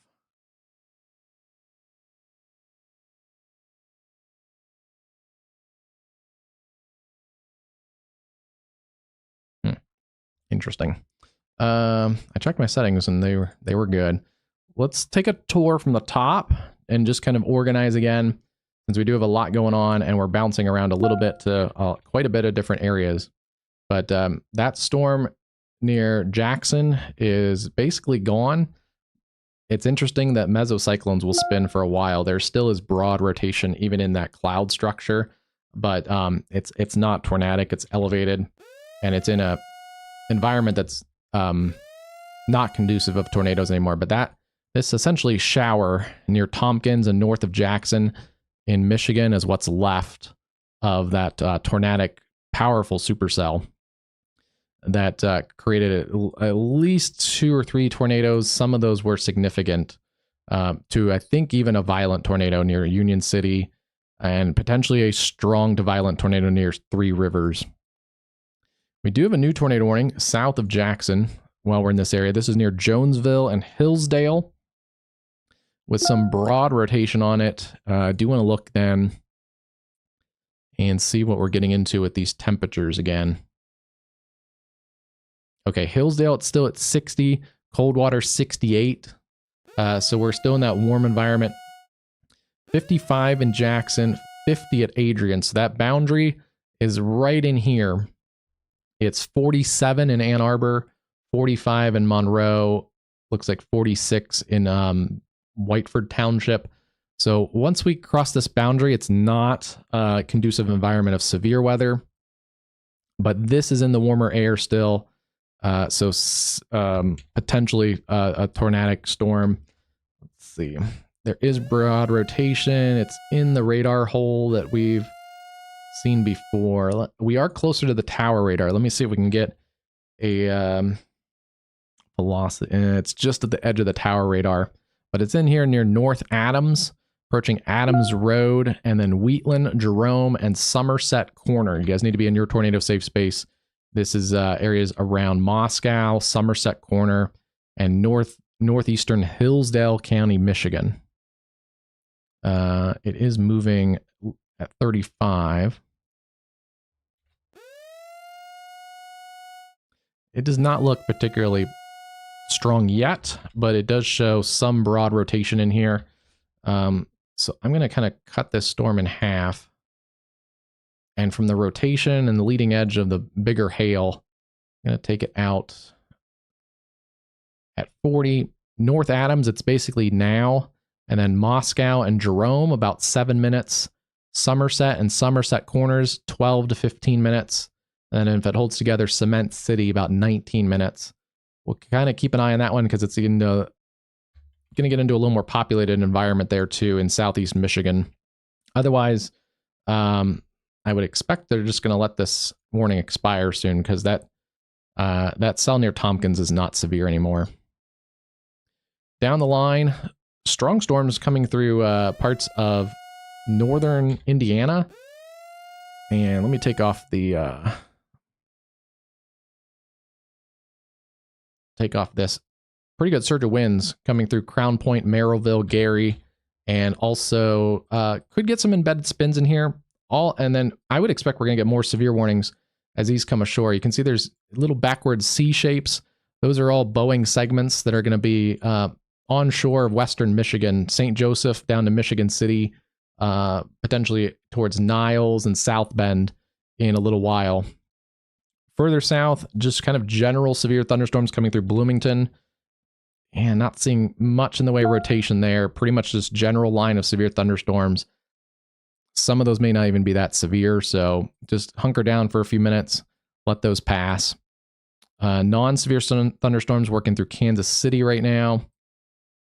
Our tornado watch is very quiet right now, but there are storms going up along the cold front from Great Bend, Ellsworth, up towards Belleville in Kansas. And a little bit of a hailstorm there in southern parts of Nebraska around Fairbury. Keep an eye on that storm. That could go severe warned. Then we have a big cluster of severe warned storms now developing on the southwest or southeast sides of Oklahoma City. They are all supercells, or most of them are. But the one I'm kind of paying attention to, ooh, yeah, this one is coming up. It's organizing those areas of rotation. Let's take a look at this one. I'm looking at the quad radar. That's the one we're seeing on the camera there. We're looking at the backside of that storm as it's approaching areas like Stroud. It looks better on the reflectivity than it does on velocity, but this is a supercell in here. You can see it fans out on the forward flank towards Bristow. That's the forward flank here. It's trying to clear this area here. If it can clear this inflow notch, wrap some RFD, it may have a good chance of producing, or at least tightening up in rotation. So keep an eye on this one towards Bristow, Depew, and Stroud. And we'll watch that one also south of Tulsa. Otherwise, they're just filling in a bunch of warnings. $half size hail in that storm, $half size hail, and all these storms could produce $half size hail. There's a bunch of little mini supercells, but that one near Stroud is the most significant rotation out of all of them here at the moment. That could change, though, in the next scan. One of the other ones tightens up, but I'm not seeing at least anything imminently tornadic along this line of storms. The line of supercells back here. They're all severe warned. They could produce $half size hail. And good news right now, they're lifting away from the Oklahoma City metro. Further south, more supercells, but mostly just hail producers. This southern one near Pauls Valley is one to watch. Has some rotation near Whitebead and Pauls Valley.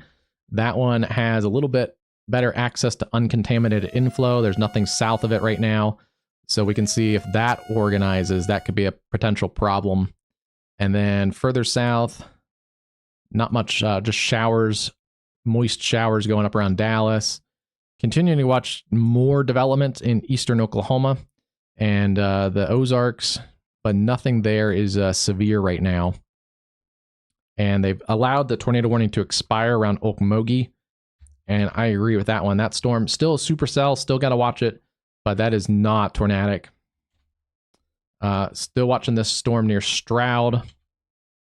Again, I think this storm has probably the best chance of producing a tornado in the next, in the short term.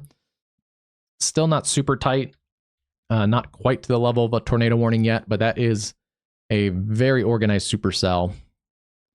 And let's take a look and see where it's going. This is that cell that we saw earlier. It's ingested those storms. We were waiting to see if it ingested that storm that was contaminating in its inflow. Here's the supercells. It was kind of, see, it's getting cluttered up with those storms. But now it's kind of ingested those. It's going to be able to clear this inflow channel out here and get this RFD to kind of wrap around. It's probably going to be the next tornado warning if I had to guess. I don't know why we're getting a tornado warning still. May have to mute that for a minute.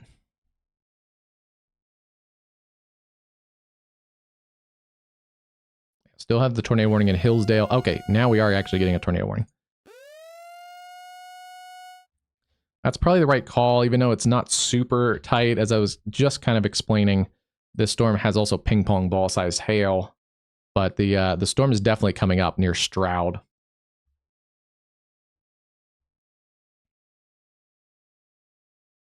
Okay.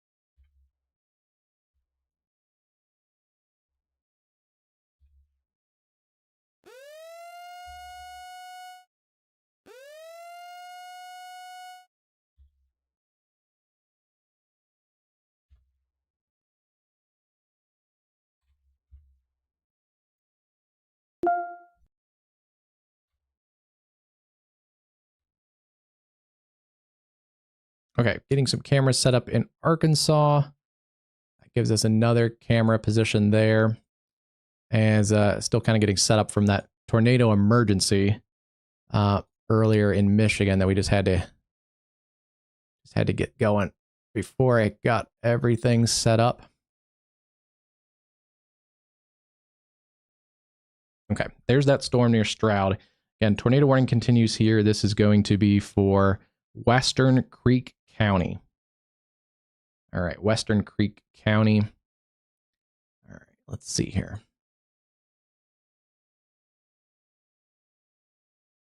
Hold on just a second.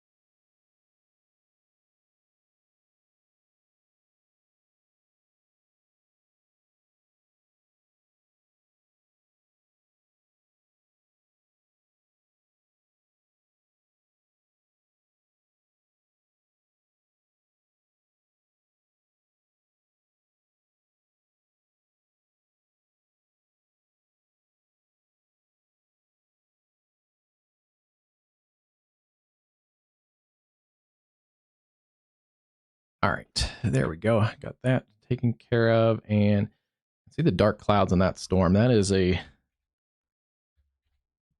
beefy storm. Rotation is just east of Stroud in this little notch feature, and nothing in there that looks imminently on the ground. It's still kind of a weak rotation for this Creek County storm, but this isn't a populated area in Western Creek County. It's getting into areas south and west of Tulsa. So continue to be in your tornado safe space. 1-inch hail reported by the emergency management. I think I saw the 1-inch hail when we were getting that camera loaded up, because I don't see that storm. I don't see any hail on the ground, but that core of the storm is just off, basically straight ahead of us. So that would check out where that hail is. See my cursor up there. That would line up. Basically looking down the highway there where that hail core is. Very organized supercell. That one is, besides the one earlier in Michigan, one of the better presenting supercells out in this whole cluster of supercells. Again, there's a lot of supercells in here, but not a lot of them are rotating at the moment right now. At least at the surface level rotations, they're kind of all cluttered together. The one exception that I'm a little worried about, or at least a little more cautious about, is this area near Paoli on this tail end Charlie cell. That may have a better chance at organizing without a bunch of interference from those other cells. We have 2 tornado warnings, one in Oklahoma and one in Michigan. So we're hopping around today. Very widespread severe weather day. And this cell is kind of right on the boundary between the cooler air and the warmer air. It looks like it's kind of lifting into that cooler air. It's very broad rotation, but this area has gotten hammered hard with strong to potentially violent tornado earlier. So I understand the caution with this cell, but it's not presenting very well as a radar indicated tornado warning still. That continues for Hillsdale County, northeastern Hillsdale County.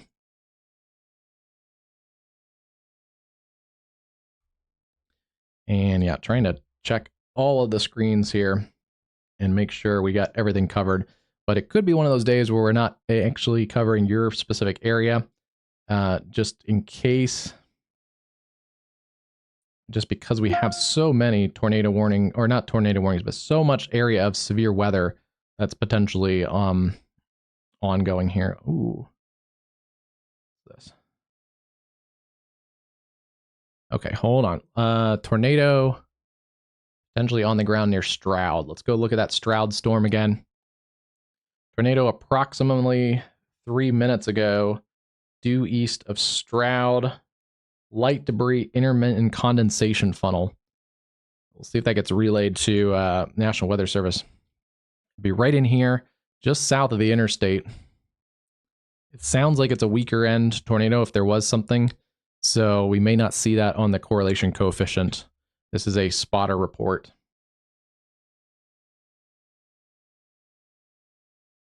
Also that 1-inch hail report.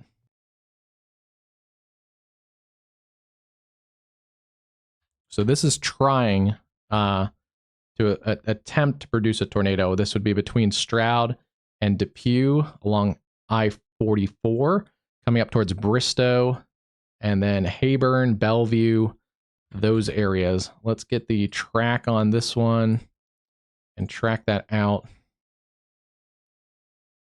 I want to tighten up the track just a little bit. Basically following 44 Bristow, 7 minutes. Yeah.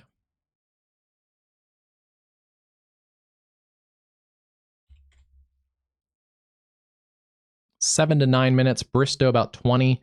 And then if it holds together, Kellyville about 41 minutes. You're at the end of that warning polygon.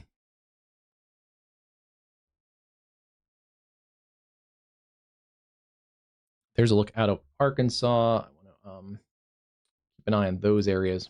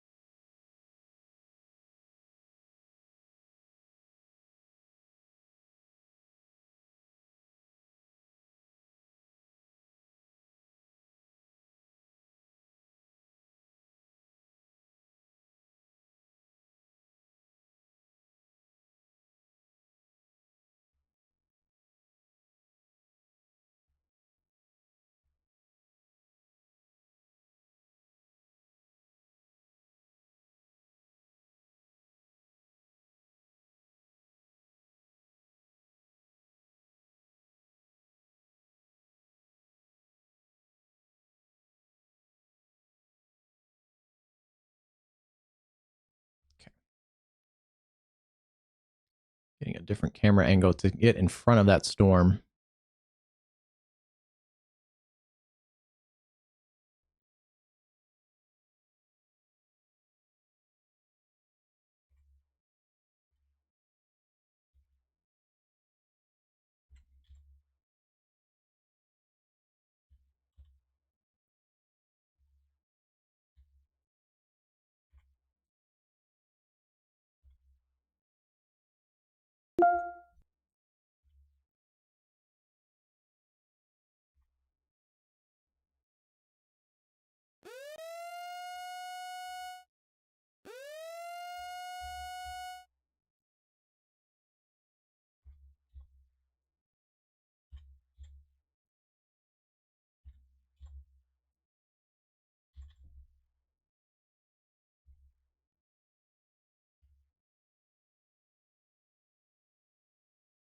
All right, that's a nice camera. That's looking towards the tornado warning storm from areas southwest of Tulsa. And we are getting a new severe thunderstorm watch for those storms that are, they've been severe in parts of Illinois. But there we go. Potentially had a tornado on the ground earlier. It stayed radar indicated. We have not seen evidence of a tornado, but storm spotter report call it a weak area of rotation with some light debris and a condensation funnel not all the way to the ground. So kind of, it sounds like a wispy, could be like a gustnado as this was kind of surging out, but the rotation isn't that punchy right now, but this could continue to strengthen, produce a tornado. It's coming up towards Depew and then Bristow, and then eventually, if it holds together, Kellyville, Hayburn, Bellevue. Keep an eye on that cell that's coming towards the areas here in southwest Tulsa. And then let's go back up to our Hillsdale storm. I just want to double check this, even though this cell is pretty much dying out. Yeah, it does not look healthy like it did earlier. It still has some broad rotation here at areas around Liberty, Michigan, but it's getting into that cooler environment as it gets lifting north and east. So likely not imminently tornadic. I'm surprised they still have a warning here for that cell, but this cell near Stockbridge is the former cell that was a tornado producing with significant damage, a strong to potentially violent tornado. And that storm is no longer severe out towards areas north of Jackson. So we'll continue to get some reports in from these areas. Let's see, wind damage train spotter, tore down exit sign at Taconcha. That could be tornado damage. That could be the wind from that RFD. Also 1 1/4 inch hail, $half size hail. Storm chaser video. I haven't seen any new reports, so we'll continue to keep our eye on those storms, but definitely damage in some of those locations.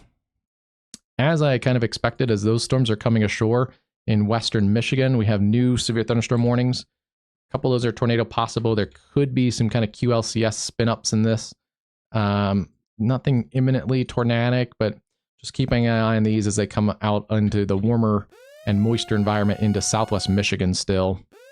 There's only really been this one storm, so this area has not gotten worked over. So this is still a pretty impactful area that could get severe weather. We have a new severe thunderstorm watch that covers those locations. And let me get the details on this severe thunderstorm watch for you.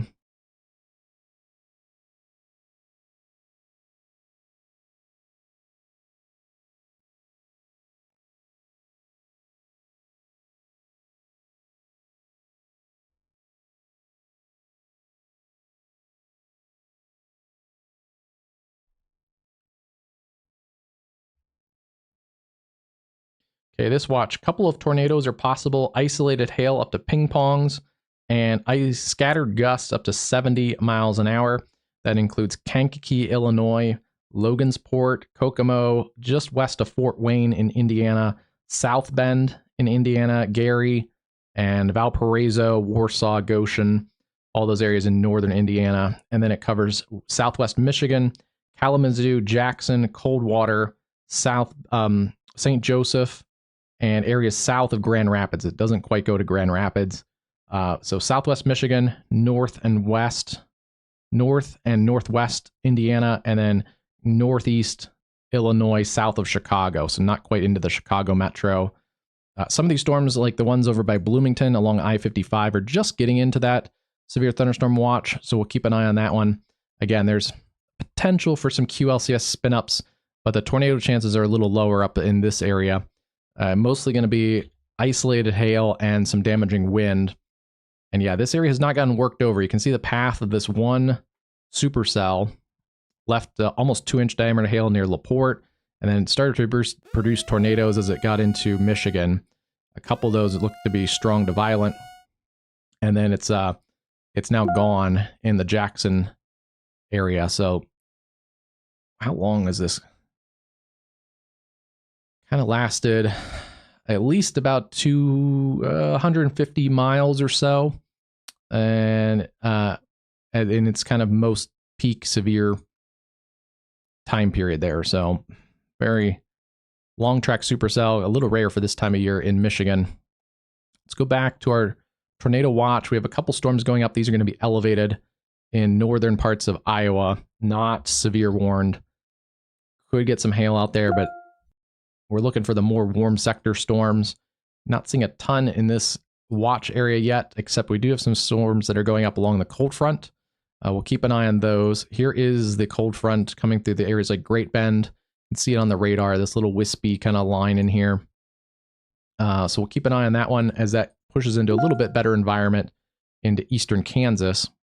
And then all of our severe storms so far have been clustered into east central parts of Oklahoma, all east of the Oklahoma City metro area right now. $half size hail, potentially from Cushing down to Chandler, Prague, Shawnee, further south down through Tecumseh, and then south and east to Slaughterville, approaching Asher, Winnett, Macomb, and Tribby. They're all kind of embedded supercells, but they're all just interacting with each other and not really organizing their low-level mesocyclones. There is a little bit of spin there near McLeod we got to keep our eye on. And so any of these could go tornadic, but they're going to kind of struggle. They're really bumped up against each other right now. The ones I'm a little more concerned about are ones that can kind of separate from the cluster. And it would be this one here, this one near Rosedale. We've been watching it as it lifted up across Paoli. It has some rotation and not really a hook yet, but we're just kind of seeing if it can organize this mesocyclone on its southern flank there. If it does, it has a chance to produce an all hazards threat as that lifts up towards Winnett and Asher and eventually Maud. Keep your eye on those storms. Again, nothing tornadic there, but just that's one to keep your eye on. Quiet across Texas. And then watching some new storms go up around Veneta and parts of northwest Arkansas. We have to keep our eye on those storms. Looking down here towards Fort Smith. I don't see anything there, so that's those storms kind of fizzled over by the Ozark and Clarksville area in northern Arkansas. Let's go back to this one. This was a radar indicated tornado warning continuing around Depew and up towards Bristow. It's still kind of broad at the moment, but winds going towards the radar, away from the radar. And we're getting our radar out of the Tulsa area, just east of Tulsa. So pretty good look at this storm from the radar perspective. It still has a little bit of work to do too. Still kind of, it hasn't really cleared that inflow channel yet. And I haven't seen a super good surge of RFD. It needs to really wrap that RFD. It's kind of a weak mesocyclone, trying to tighten up, but we'll continue to kind of monitor this one. It's just north of the interstate. This was that tornado warned cell earlier south of Okmulgee. It still is a little supercell, but nothing imminently tornadic with that one, lifting across the southern parts of the Tulsa metro. And then we are seeing that storm come into view a little bit more on our position here. That is that tornado warned storm where my cursor is up in the camera looking southwest from the Tulsa metro. And they're going to rewarn some of these. Yeah, there's warnings that are expiring in 3 minutes. So they're going to kind of rewarn this whole area and just cover really all those storms in here. Interesting, interesting little cell.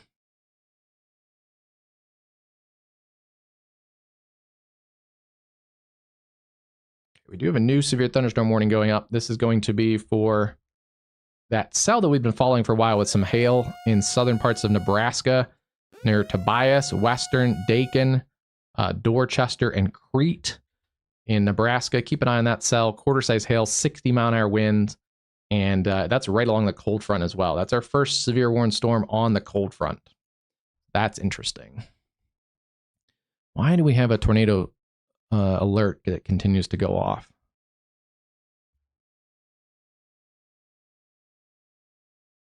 Try and fix this real quick for you. Off, on. I like the alerts, but I don't like all of them going off. Okay.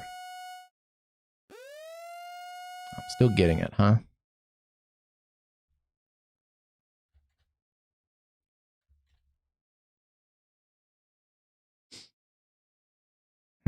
All right, let me switch alert systems. This might take a second, but let me switch alert systems.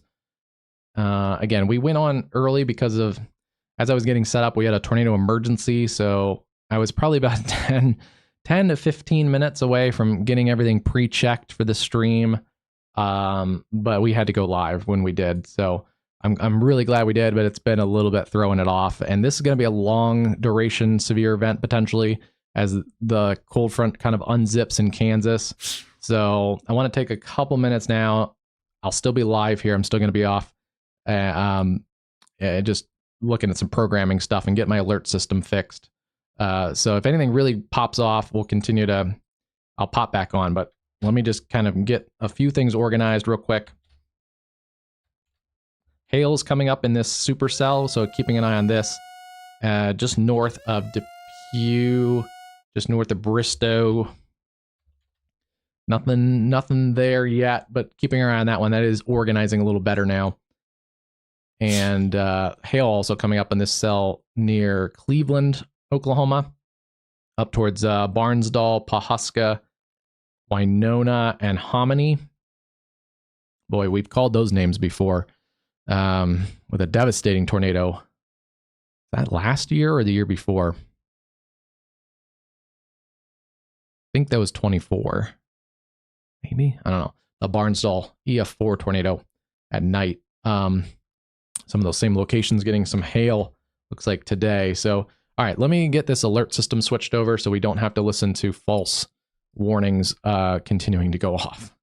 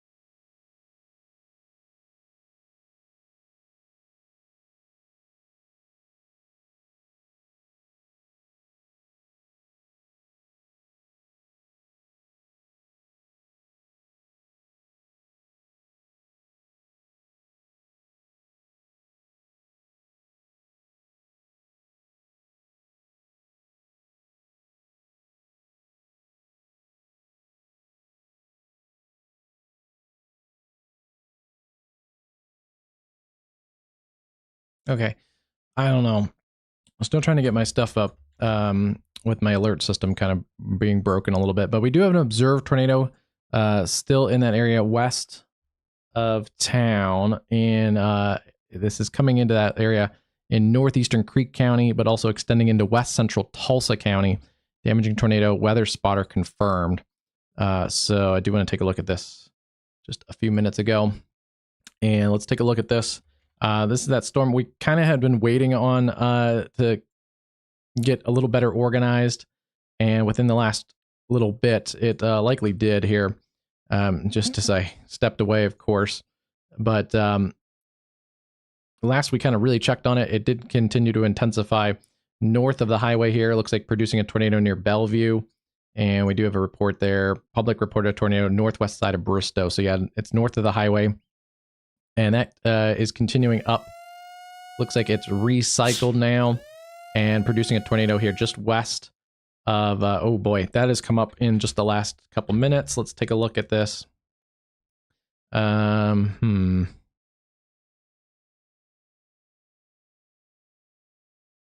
of a messy CC right there. But do this.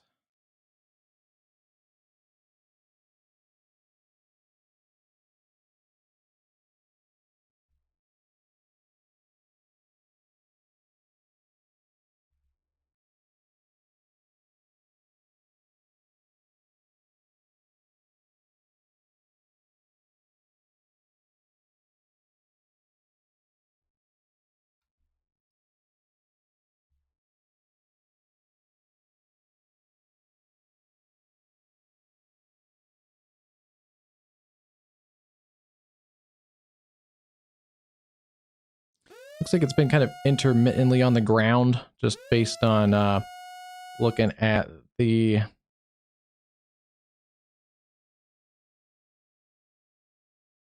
Yeah, like that's it right there. The CC just north of Bellevue is in here. And that's the correlated version right there. So it looks like it was on the ground at some point, and now it's tracking to the northeast. That first kind of tornadic circulation gets occluded, it looks like. Yeah, but the new one is starting to emerge here. If we don't have a tornado on the ground, which is not showing on correlation coefficient, could be very close to producing a tornado. This is at East 650th Street, and take this back to full screen, but this is coming into the western suburbs of Tulsa. So southwest sides of Tulsa, continue to stay in your safe place. Lowest level interior room away from those doors and windows. Put as many walls between you and the outside as possible. Just want to double check and make sure we haven't had any new, that's been the one warning, and I've had the screen on there for the whole time. But some severe storms, strong to severe storms in Michigan. Lansing, this is a little bit of a supercell there. Got to watch that around Potterville. But cooler air exists over the Detroit area. So as those storms work to the east side of the Michigan, lower Michigan peninsula is not as supportive of severe weather right now. Hailstorm, considerable threat for golf ball size hail near Red Oak, Iowa. Watching a little bit of rotation on that one. And then we do have the hailstorm out near Fairbury and Deschler in southeast parts of Nebraska. Looks like things are relatively quiet in this tornado watch, in the northern tornado watch. But we've also had new storms going up in the areas in eastern Oklahoma and also now into Missouri. Quarter-size hail around Neosho and Seneca. Watching a little bit of rotation on that little supercell there. Some strong storms near Baxter Springs and Galena in extreme southeastern Kansas. Hailstorm near Coffeyville. Another hail producer near Bartlesville. And then those storms east of Oklahoma City have actually kind of dried up a little bit. So still kind of a cluster of severe warning storms back into some of those same areas. They're actually kind of now trying to develop another possible supercell. And then we have our southern supercell near Seminole, east of Shawnee. So kind of watching 3 supercell-ish kind of storms. Definitely 1 and 2. This area is kind of a little disorganized, but I think it's trying to localize into more of a supercell as well. So we may have kind of 3 supercells working across northeastern parts of Oklahoma. And then watching some storms fire near Breckenridge on the edge of the warning or the watch area out in Texas. Otherwise, things are pretty quiet, despite a lot of coverage of severe weather potentially and kind of bouncing around to some different locations. They're not super widespread at the moment. If this isn't producing a tornado, it's very close to producing a tornado. It's at 41st Street on the west side of Tulsa. And seeing the correlation coefficient doesn't have much on it, but the velocity scan looks really impressive as that's lifting up towards Sand Springs. Still trying to work and get this up and running so we don't have to listen to the warning alarms going off. But let's... lightning? Yeah, that's probably lightning. Let me switch cameras real quick. We are going to get a new tornado warning that covers a bunch of these areas on the northeast sides of Tulsa.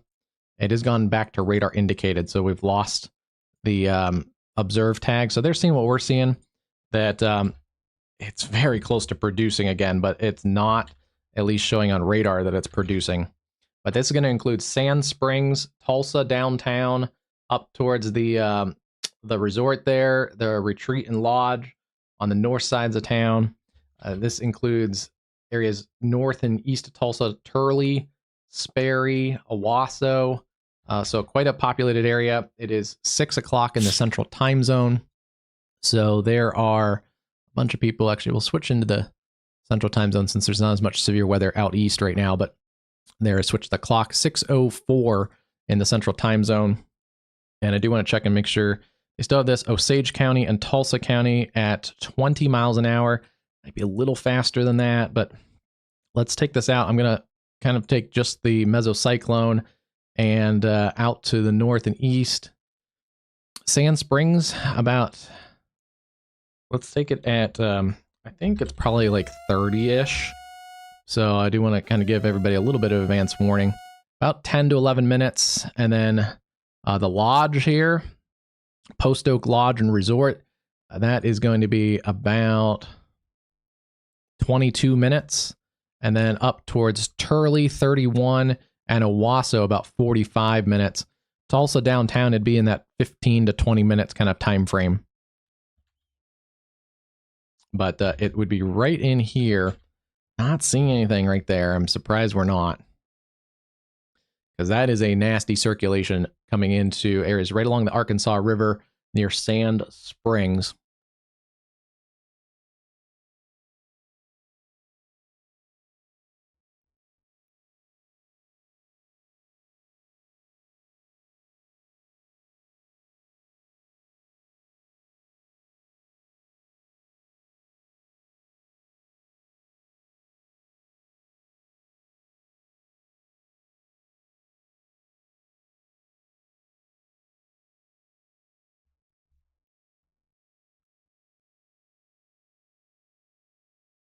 All right, and this is at Sand Springs, and I'm pleased to see that there's not anyone really on the road.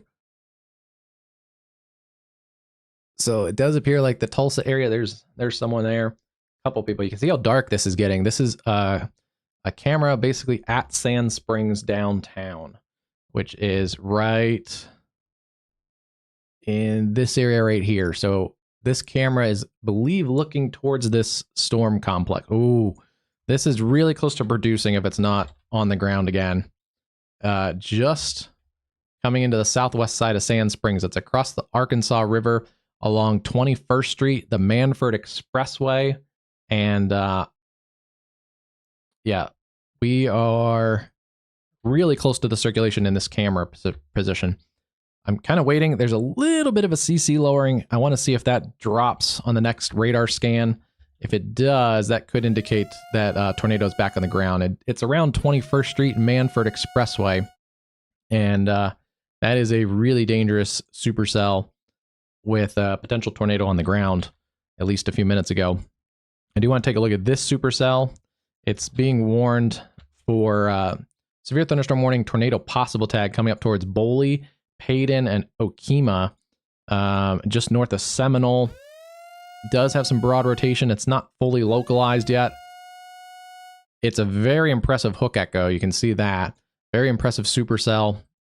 It just isn't quite tight enough for a tornado warning, but based on how that is trending, I wouldn't be surprised if that continues to upscale. You can see it was that cell that we were watching earlier around Paoli that has finally organized, and I was the one I was watching since this whole cluster of storms came up, and it is finally organized. It's the best this cell has looked yet, as it's crossed between Tecumseh and Seminole, and yeah, this is a really well-pronounced supercell with a hook on it, inflow coming in, uncontaminated inflow. There's not a big cluster of storms to its south, so that one is one to watch. Oh boy.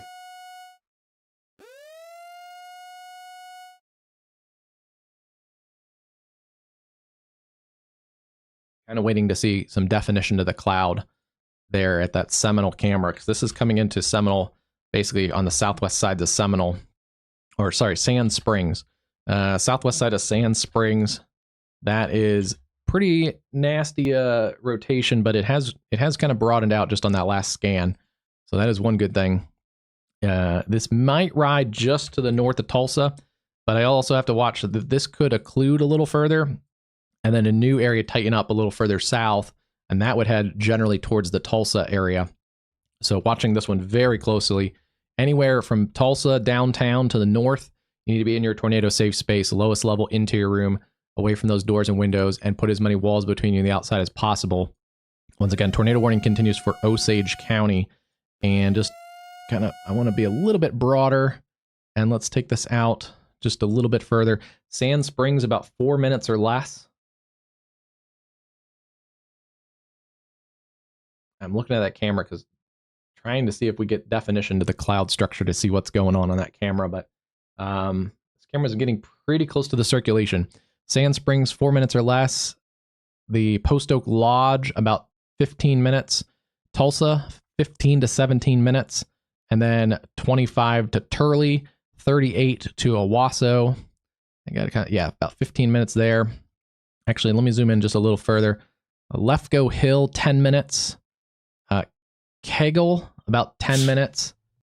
The Oklahoma City or Oklahoma State Medical Center downtown, that's about 17 minutes. Wow, you can zoom in and get all kinds of stuff. Trying to see, is a little bit of a lowering now showing up on the very corner of the screen, just under the south facing symbol. So we're looking south. The circulation would be just over here. May start to be coming into view. There's a little bit of a lowering right in here. So I want to see what this looks like as it gets closer. Good news is, yeah, it's 6 o'clock and there's hardly anyone on the road. So people are taking shelter from this tornado warning.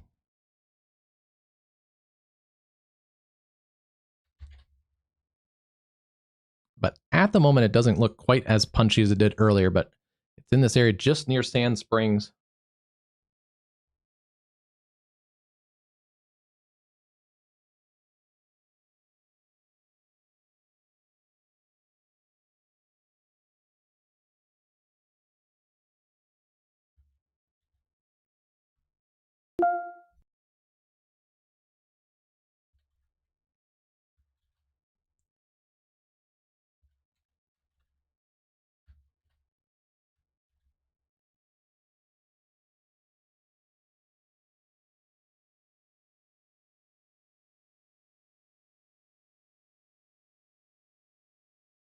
Yeah, this may be the lowering coming up this way from the southwest.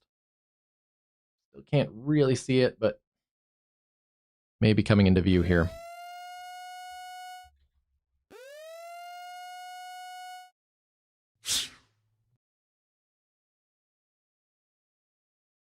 Tulsa County and Osage County need to continue to stay in your safe place. That's northeastern Osage County and northeastern Tulsa counties.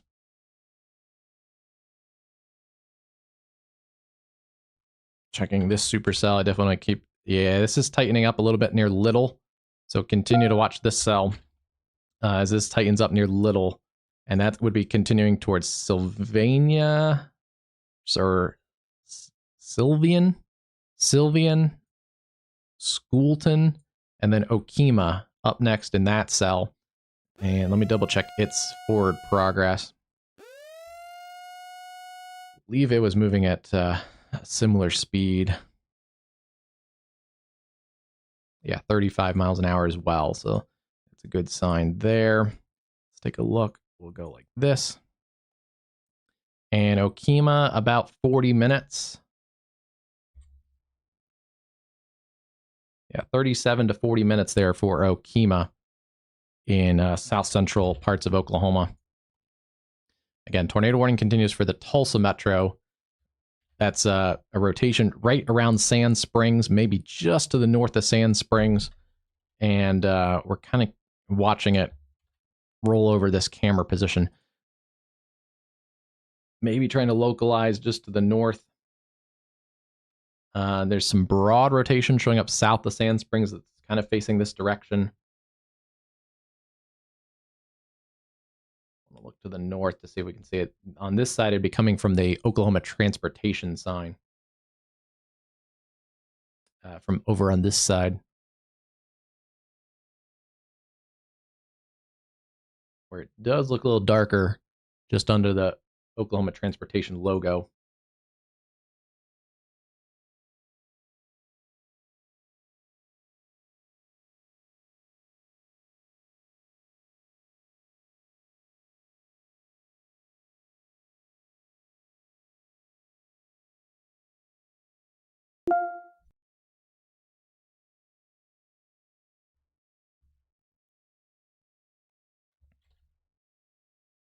So yeah, I'm a little worried that this may be trying to form a new circulation here. Oh yeah, this whole area is rotating basically over Sand Springs right now, but there's a little localized spot on the north side.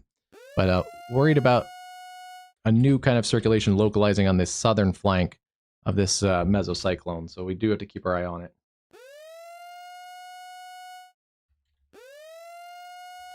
That is a nasty storm coming across the Tulsa area right now.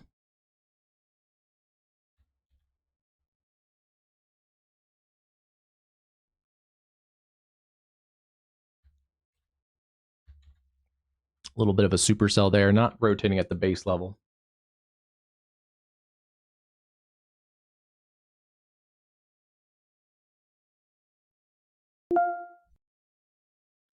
That guy might have smartly pulled over. I think you don't want to drive too far to the north if you're in that Sand Springs area. That seems to be where that circulation is not super tight. It's loosened a little bit. But if there is a tornado, it would be in this area just north of Sand Springs. They may be able to see some more definition that we can. Let's check the south-facing camera. Here comes the storm, a little bit of a leading edge lip there.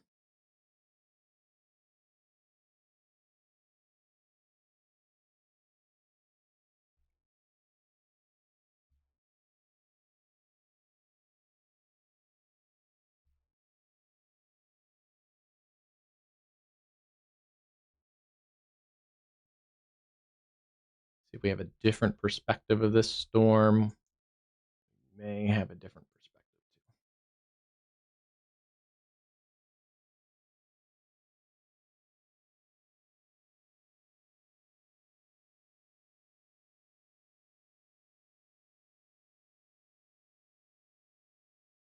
too. Okay, yeah, here's the shot. This is the mesocyclone.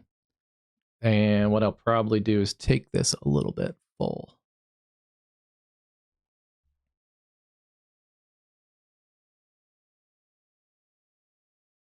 Solid cameras from Oklahoma Transportation. But there is the mesocyclone. That's at least the right side of the meso. You can see looking back towards the Sand Springs area. So it'd be this area here is the right side of the mesocyclone. And can't quite see the left side. I think it's under the Oklahoma transportation sign. So if there's a tornado, it'd basically be in the center of the shot, basically down, follow the highway here, down towards Sand Springs. So that's why that other car stopped, because they can see the mesocyclone from this cell. There it is right here. That's the meso. This is kind of the right side. It's a little bit of a bell shape. That's a little bit of a tail cloud that sometimes forms. Especially if it's a really strong meso, you'll see the tail cloud extend out further. And then behind that, where the lightning is, that's all the hail core and the heavy rain. So this is the exposed meso here over Sand Springs. Wow, that is a shot. It's a very broad meso on radar. Let me tuck this back. And what I'll do is I'll blow it up a little bit. So if anything does drop, we can see it a little tighter, and then I'll move this over. It's a very broad but strengthening meso. We have damaging winds, likely over Sand Springs and Lefko Hill. It's not super tight between those two. So still radar indicated tornado, but potentially there could be some damaging winds in here, and there could be little fingers. I want to take a look at it closer too. I don't see anything pronounced, but there could be something. It's hard to say. A little area could localize and drop a quick brief tornado in here, but this would be like this could be a little area localizing, so we do have to watch that near Lefko Hill.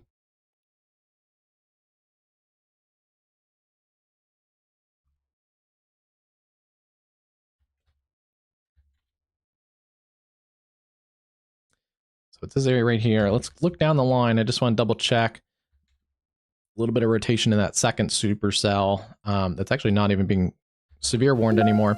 And then we do have tornado warnings for that area of rotation that is down near Keokuk Falls, the area coming out a little. Severe thunderstorm capable of producing a tornado. This is for Creek and Olfuski counties. There's two different National Weather Service offices here. So the Norman office also warned northeastern Seminole County, kind of right on that county line. So I think that's a good call because it's actually going to cross back into Seminole County and then back into Olfuski and then back into Seminole if it continues on that path. Boley, Payton, Castle, and then over towards areas just north and west of Okemah. This is a nasty cell that we've been following for quite a while, and that one is also coming up.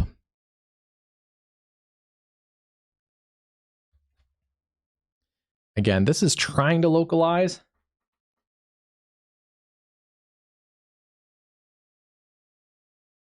There's downtown Tulsa.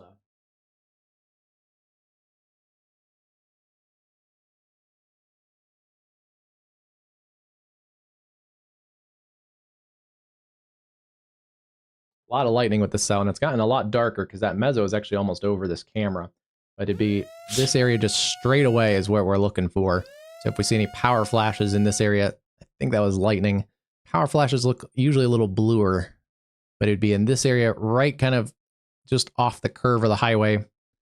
And I may end up moving the camera to get a different perspective because it's getting too close to the camera. But now I don't like that there's more traffic now that we're seeing, but at the very least, if there's no tornado on the ground, this is damaging winds coming into Lefko Hill, Post Oak Lodge, up the Gilchrist Expressway, especially Tulsa and points north.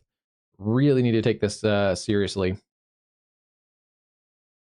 That is a dangerous supercell there. Okay, let me put that back in its box, and I do want to get a time adjustment on this. Still making sure Osage and central Tulsa County, northeast at 20. I think it's a little more like 30-ish, but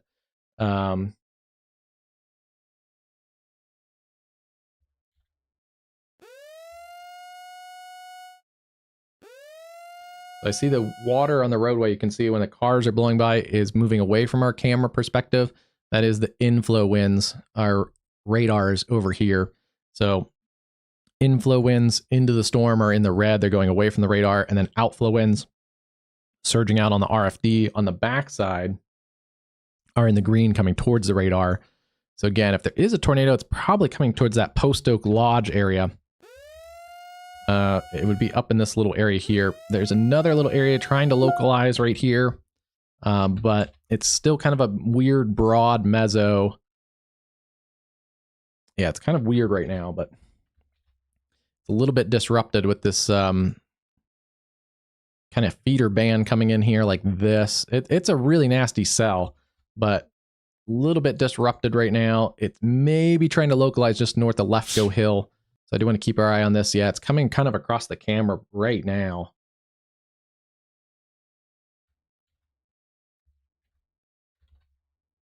But it is kind of staying broad at the moment. Our other cell, still radar indicated.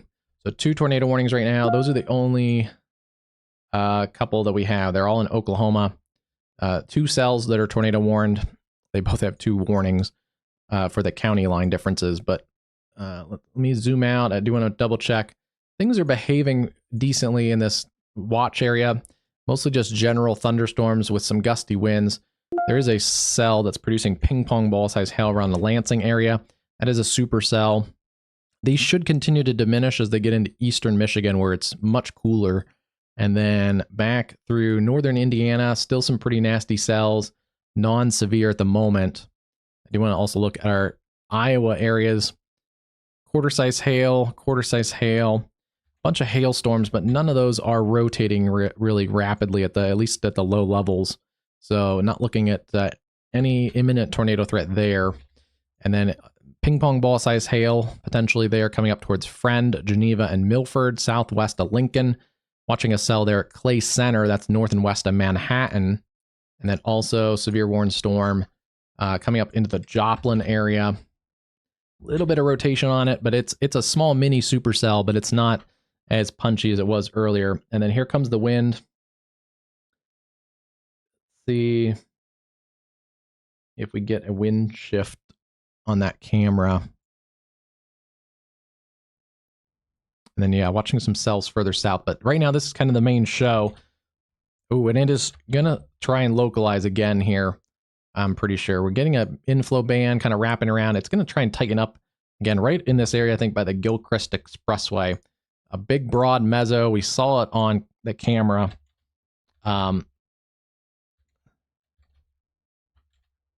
Ooh, and it may be producing again right there.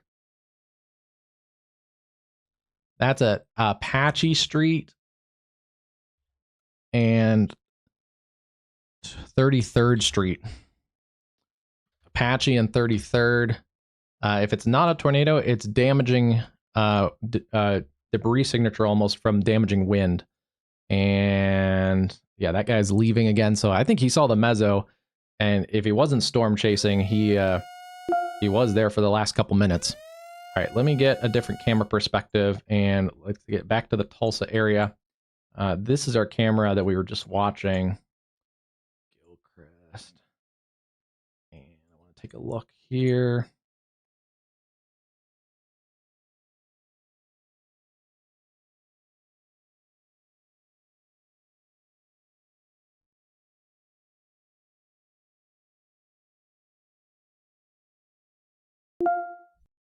Okay, if there is a tornado, it's going to be kind of behind that Oklahoma transportation sign in that dark area.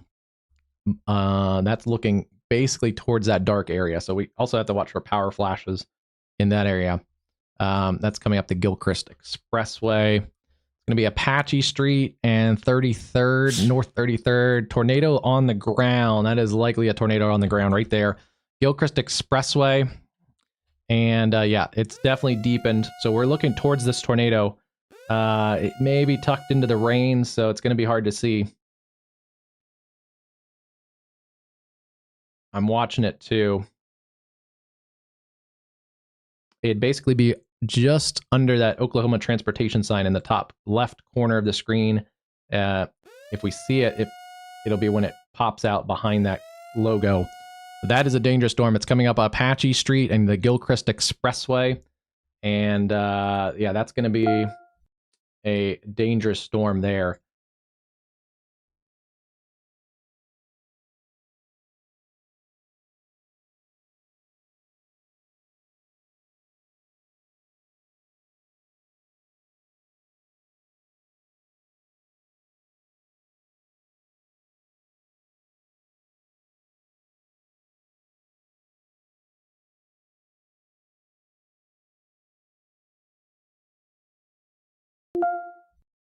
Just watching this camera. If it's back there, it's going to be back right in this area here. Just basically crossing our camera position. It's probably a rain wrap tornado. Yeah, from our camera position, it's rain wrapped. So our camera position looking here to the north, the circulation is rain wrapped from our camera position. You may be able to get it from the other side if someone was spotting. Ooh, that was close. That lightning may have illuminated it.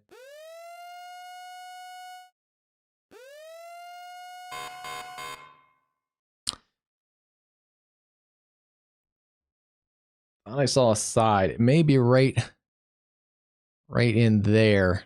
So it is likely crossing our camera position. And it's mostly rain wrap, but the lightning may illuminate it some from time to time. But there it is right there. It's at the Tisdale Parkway and the Gilchrist Parkway. You're coming up on Apache Street. It may have just actually passed that area. Gilchrist and Tisdale Parkway. Good news is it has weakened a little bit. Yeah, it is an observed tornado now too. Observed tornado in the Tulsa area, moving at 35 miles an hour to the northeast. Turley and Turley is up next, and then Sperry, Sayatook, Owasso, those areas there. Again, this is a big broad mezzo, so we have a localized area producing a tornado now, but this could drop another tornado if it localizes in another location too. Again, this is crossing our camera position. We just can't see it very good. And I do want to zoom out because we do have other storms ongoing. Still a tornado warning there near Boley. We'll keep an eye on you guys down at Boley. But with the tornado warning in Tulsa, that hailstorm near Lansing is also getting a new warning for severe thunderstorm warning, quarter-size hail. The hail's coming down there a little bit. Tornado possible tag on the cell near Carthage. And there's a little weak rotation south and east of Joplin. This is not headed into Joplin. So anyone in the Joplin area, this is southeast of Joplin and moving away. It's moving up towards Carthage, La Russell, Reeds, Sarcoxy, Miller, and Golden City. We'll keep an eye on that cell. It's definitely uptrended. It's a little mini supercell. So right now, with the observed tornado, we're going to go with this one. And yeah, I just want to keep plugging away at this one. But if you are in a tornado warning or even a severe thunderstorm warning elsewhere in the country, just take your safety precautions. Just if you do get under a warning here. Let's see, Gilchrist Expressway. I'm going to be coming up towards the airport.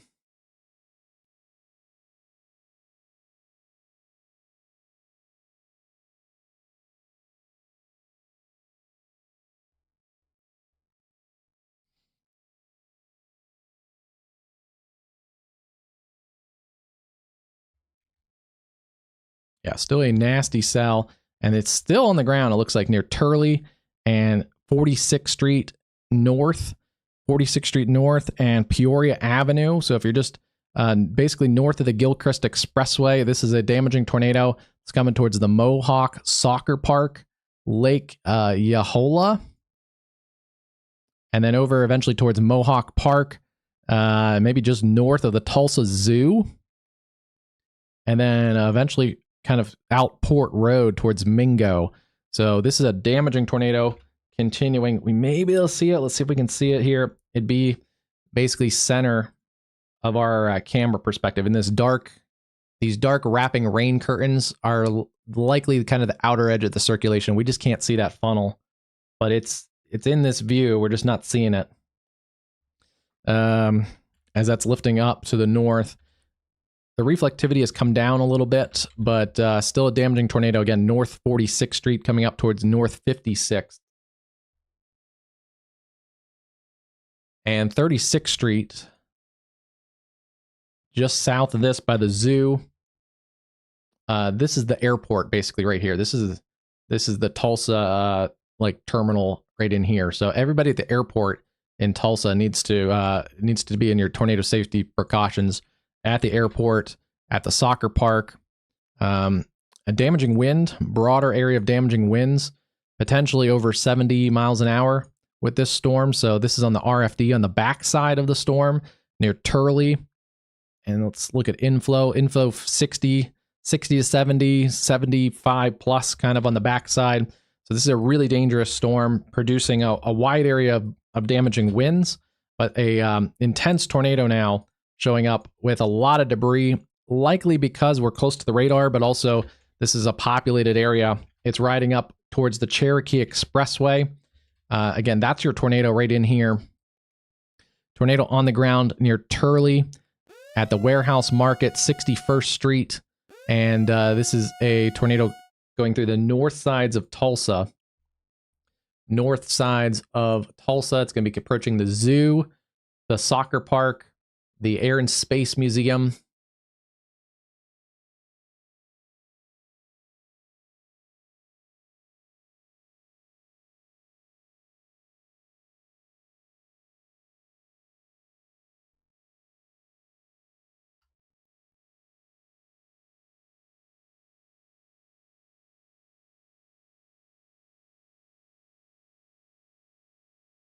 Okay, this is basically at the airport. So this is looking west, northwest towards that tornadic storm.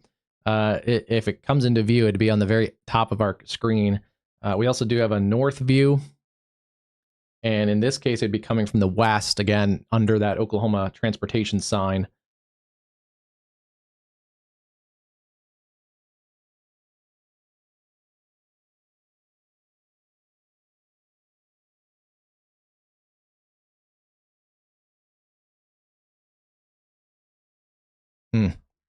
Coming through the Tulsa area right now, 59th Street, 66th Street. That is a deep CC drop. It's coming up towards 76th Street now. We just got a new update from the radar. 76th Street and 66th Street, the Fresh Fiesta Mart along Cherokee Expressway. This is all north sides of Tulsa. You need to be in your tornado safe space. Surprised this doesn't have a PDS warning just based on the debris signature we're getting. But Tulsa International Airport, Sayatook, Sperry. Let's get a updated track on this one. 35 miles an hour to the north and east. Pulled a little bit more northerly in the last run. Very quickly, you want to check Boley. Continue to stay in your safe place there in Boley.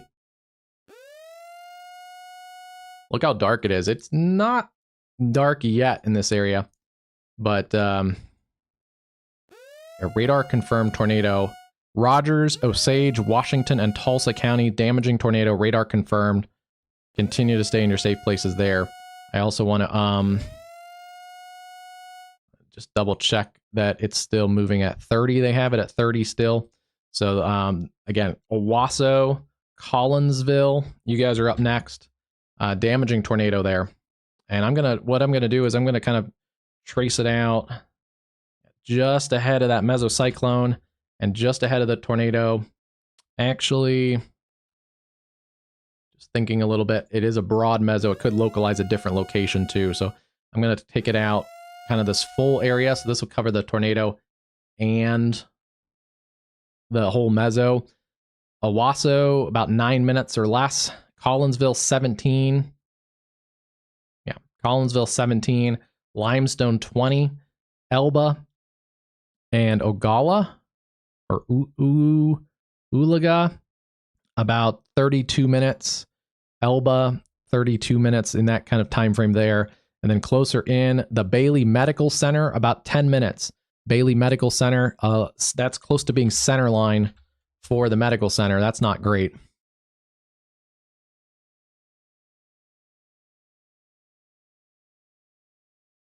This is going to go north of the airport and also north of the zoo. You guys are still under the tornado warning, so continue to take safety precautions. But the airport is right here, and the zoo is right here. So anyone, I don't know if the zoo's open that late, but anyone at the zoo kind of time frame, or anyone taking care of animals, it is going to go north of the zoo. We're zoomed in pretty good, so we are looking basically about 5 to 6 miles north of the airport.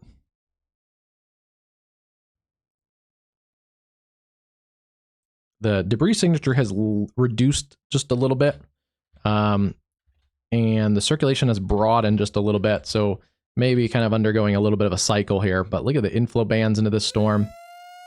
That second cell that was severe warned earlier is now getting a tornado possible tag. Yeah, there is some rotation in here now too. This is north and west of Sapulpa. and this would be coming back into the Tulsa area as well. So we'll continue to watch that cell coming back towards Tulsa. Potentially 3 tornadic supercells there in Oklahoma. Look how dark it is. That is crazy how dark that is with the storm bearing down. Just for reference, that's how dark it is in Tulsa. Same time zone. It is getting dark, but that is that's in northwest Arkansas. This is out ahead of the storms, looking basically in the Fort Smith area. So look at the darkness. I mean, some of it is the cameras. You know, cameras have different light sensitivity and stuff, but this has gotten extremely dark compared to how it was a little bit ago. I mean, it looks like it's hours difference, not just a little bit of camera lightness. Wow, crazy storm there. Continue, actually, in Tulsa, if you're in your safe place, I kind of just want you to stay there since you're already there. This is tightening up on the west side of town again, near, it's going to be near East 650th Road, 71st Street, and areas north and west of Sapulpa. That's close to getting a tornado warning north of Sapulpa. And then this is still showing it's still on the ground likely here, crossing the Cherokee Expressway, Cherokee and 86th Street.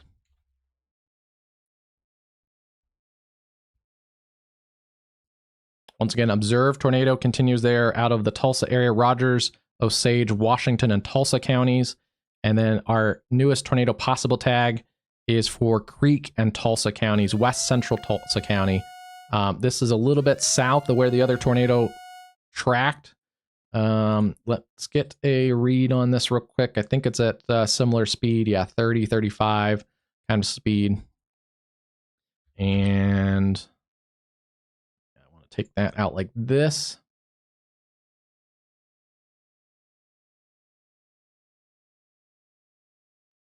Tulsa at this new circulation on the cell to the south, if that does ramp up, could be some of those same areas. Sand Springs, about 12 minutes.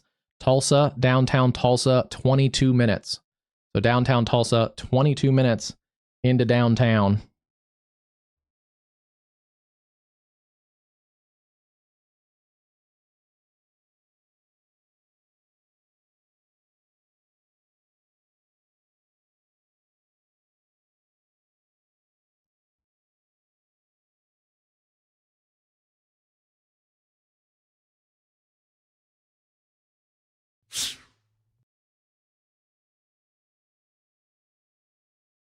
Test, test, test.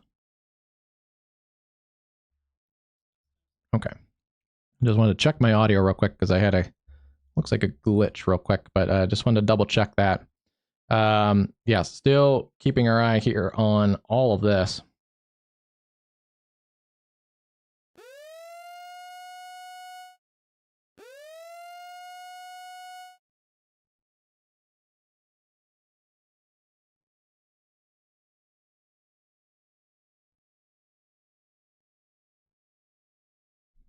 Again, if that new circulation ramps up anymore, and it does look like it's organizing still, that's about 20 minutes to downtown Tulsa. This is still a nasty cell. It's at 86th Street, just across the Cherokee Expressway. Still has some debris in here. It has reduced, and this camera's gotten so dark, it's actually switched into night mode. Again, it is getting dark, but that's outside of the storm. That's underneath the storm. That's how nasty that is. Okay, this is looking north now towards that tornadic storm. This camera is at 169th and 46th.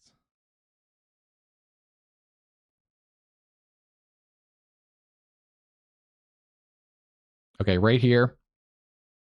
That camera looks north, so looks like it's weakening. It looks like it may have lifted.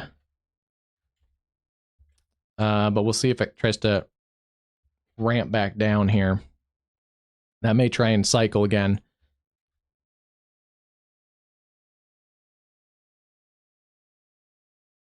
Okay, you can see the lowering on this cell. Now, it's just under the Oklahoma transportation sign.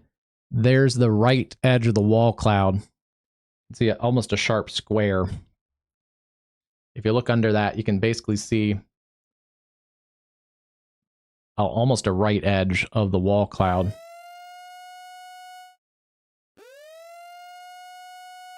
There is an appendage under there. There could be could be something back in there. There's a little bit of a lowering. It's hard to say if that's on the ground or not. That could still be on the ground.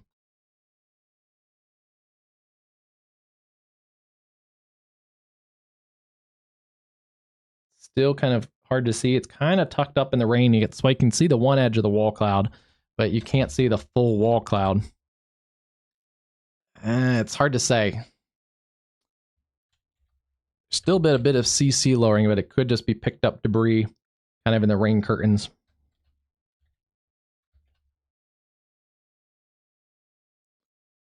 Treat this like it's still on the ground, coming up towards the Bailey Medical Center.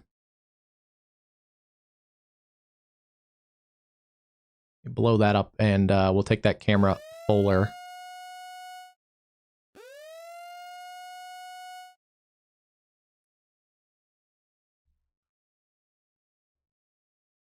Yeah, looking at this area right in here, sometimes you can see the right edge of the wall cloud, right where my cursor is.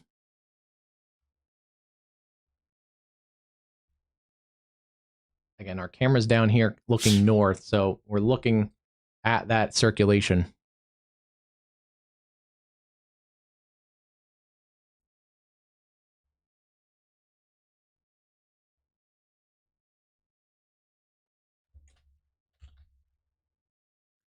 I don't see a full CC drop on this. Okay, I think I just saw the bottom of the base of the wall cloud. There's a couple tags hanging down, but I don't think it's on the ground. At least the full condensation funnel is not on the ground. If it does touch back down, look for power flashes right in this area. See some of the rotation. You can see the clouds actually rotating there. But that's the wall cloud edge right there. The back of the wall cloud's kind of rain wrapped, but yeah, there it is right there. Okay, looks like it has lifted, at least visually on the camera.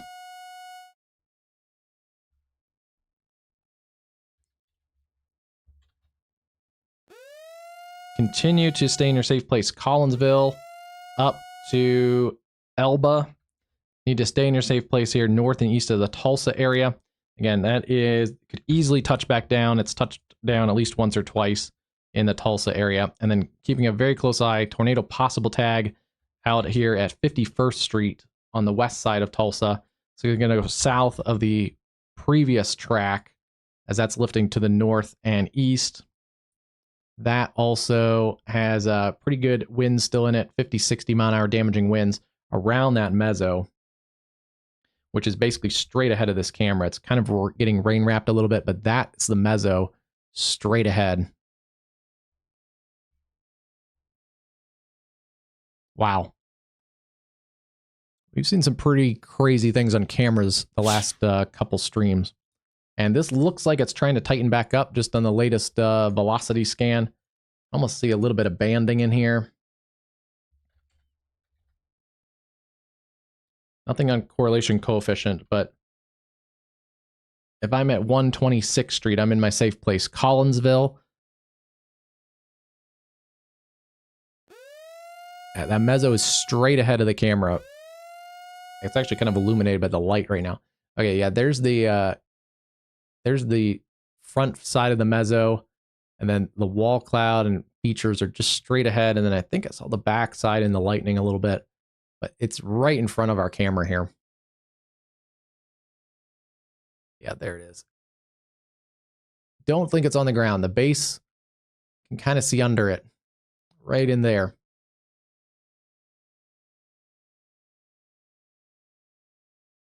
Right side. Can't fully see the left side, but right in there. Wow. Okay, pull out of this a little bit, and let's go back to our other radar-indicated tornado warning.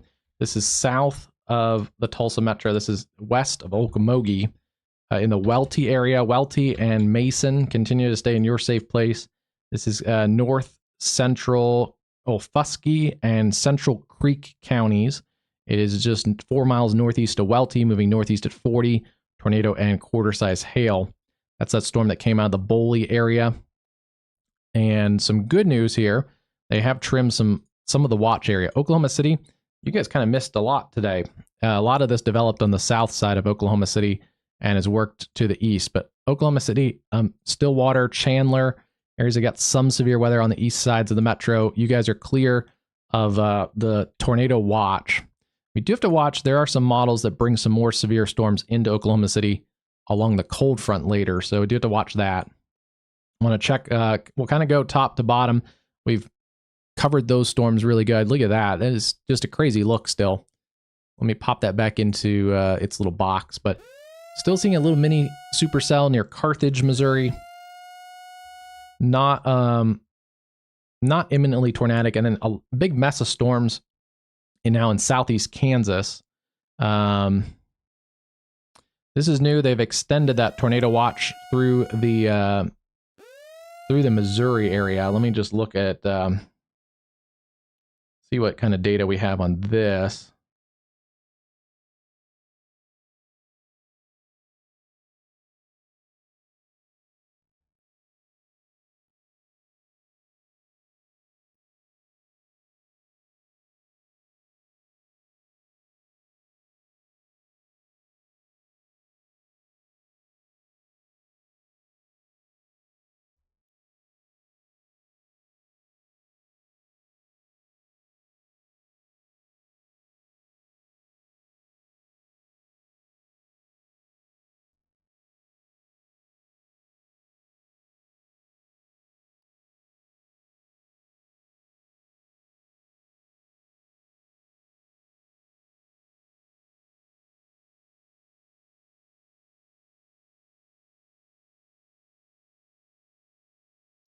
New tornado watch for southeast Kansas, southwest Missouri, effective until 1 a.m.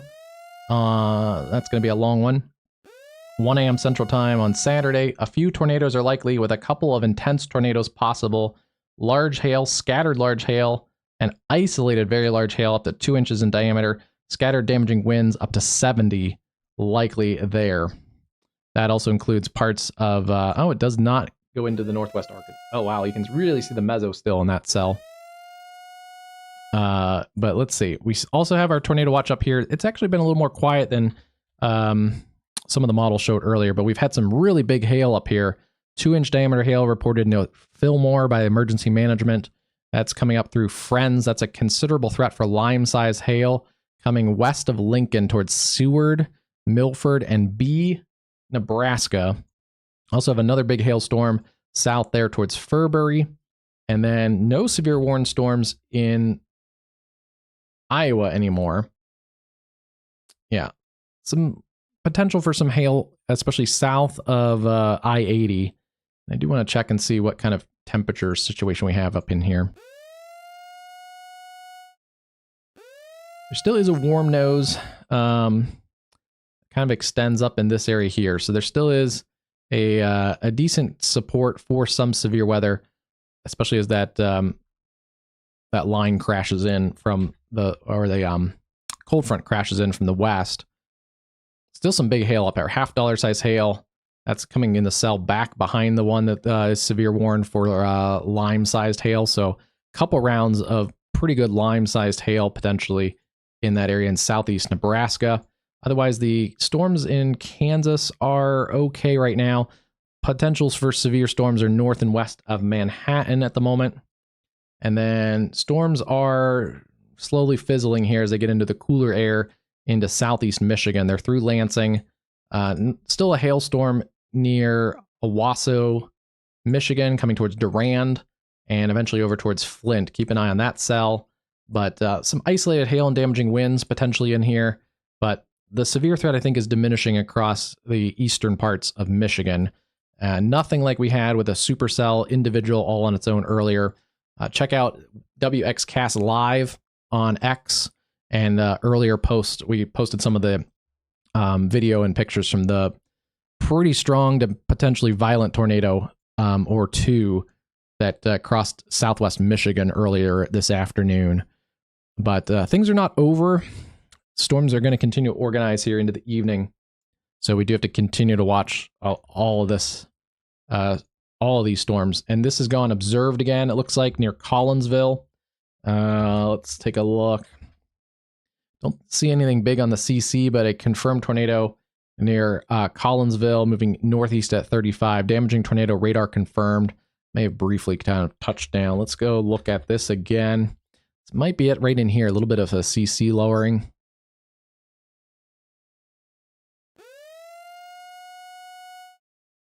Yeah, that might be it right in here. Just north and or east of Collinsville.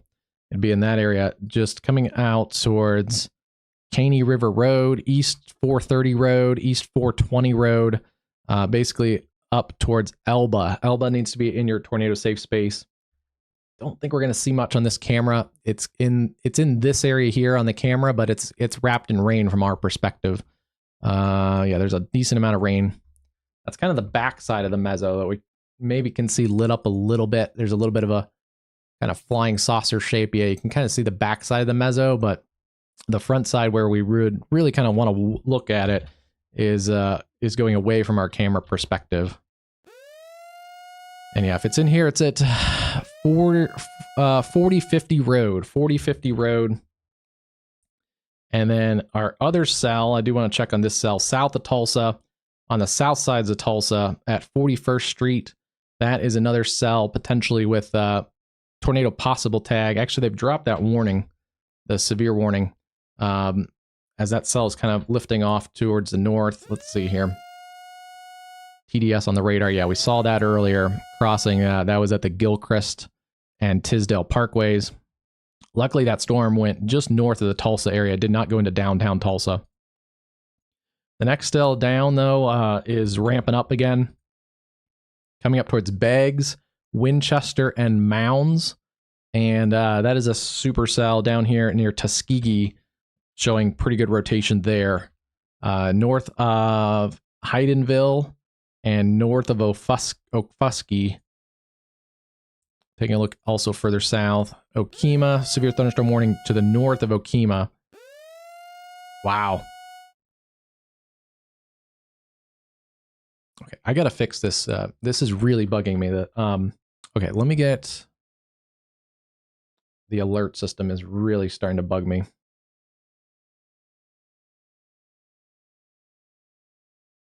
There's that one. And what I want to do is I want to shoot a camera towards that. Since we're not going to see much from that Tulsa storm anymore, even though it's an observed tornado. Oh, it's probably ramping up again. Yeah, it's on the ground again at 40th or 450th Street, just east of Collinsville. About 3 miles east of Collinsville, Oklahoma. There it is right here. And let me see if we have a camera up that way. Don't think we do. Getting a little bit into more rural areas. Out on the Caney River kind of floodplain. Luckily it's mostly rural out here, but yeah, there's not much population once it crossed 450th Street for at least a little while. There's some population along Caney River Road, like this area right in here. But if it tracks to the north, this is a little bit of a nature corridor. So it's tearing up some woods and trees right now, but that is on the ground again. That's going to continue lifting up and away from the Tulsa area. But let's get a track on this one. Ugala, about 11 minutes. Elba, 10. Edgewater Acres, 16. Yeah, if you're in that area, you need to take your tornado safety measures. And actually, I'm going to bump that out just a little bit. 10 minutes to Ugala and 8 minutes to Elba. Edgewater Acres, 15 minutes. It's gone observed again. Radar confirmed tornado. Probably this cell's 4th or 5th tornado.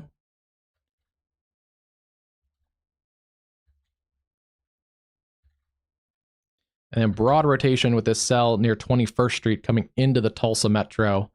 But let me see if we had a camera up that way.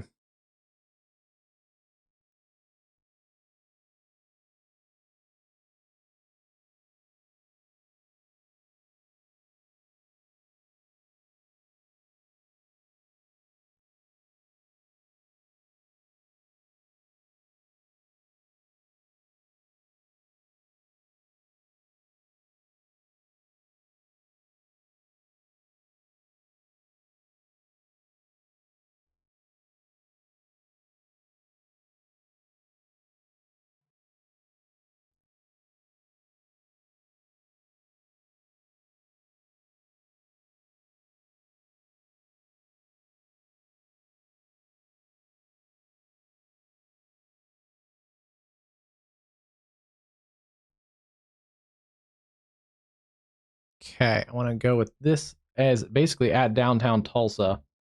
And I want to switch those. There's downtown Tulsa. This is looking west at downtown Tulsa here at basically those storms coming into the Tulsa area again. And I do want to continue to kind of monitor this broad area of rotation. It has weakened, but basically along 21st Street, just keeping an eye on that one as it comes into Tulsa. That camera is right there on the east side of downtown Tulsa. So looking generally towards those storms and that area of rotation. But that is a dangerous cell coming across the Tulsa area. This is a super dangerous cell. Observed tornado continues across areas east of Tulsa, north and east of Tulsa. That is a dangerous cell there. Let's take a look at the velocity. I got about 51 on the outbound. Gate to gate's about 100 miles an hour, but we are looking up a little bit in elevation from the radar. Ooh, we're pretty close to the radar. That could be a close to being the speed of that, and it's still in that nature area, so it is still producing a tornado. A lot of woods and trees there, and that one is luckily in a little bit of a less populated area, at least right now, but it's headed towards a little more population near Elba.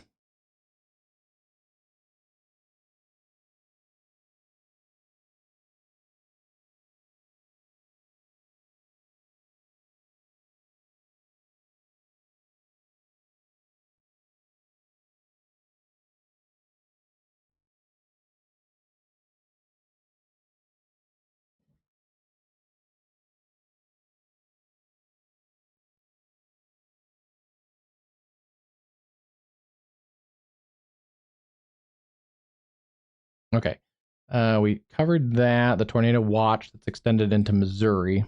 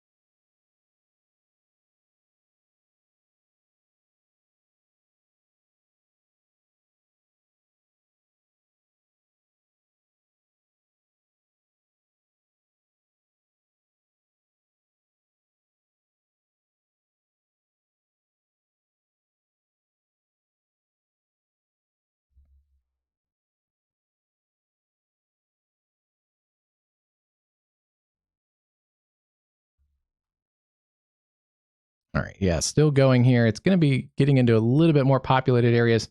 East 430 Road, coming up to East 430 Road now. Let's see here. TDS just from the radar. That's the National Weather Service marking things. And I do want to look at this cell coming into the Tulsa area. And there's broad rotation, but nothing imminently tornadic on that cell. And we do have to watch the cell near Beggs. coming up towards Beggs. And let's see. Could be something in there. It's a little hard to say. It's a little bit further from the radar site. I am seeing some more pictures. We're posting those on WxCast Live on social media. It'll come around the tag. If you forget it, go follow us there on Facebook and X. There are reports. I have not seen any from any traditional media yet, but storm chasers in Michigan that were chasing the tornadoes earlier in Michigan are reporting fatalities, multiple of them. And some of the pictures that are being posted look like very wide, very big damage, with structures basically gone.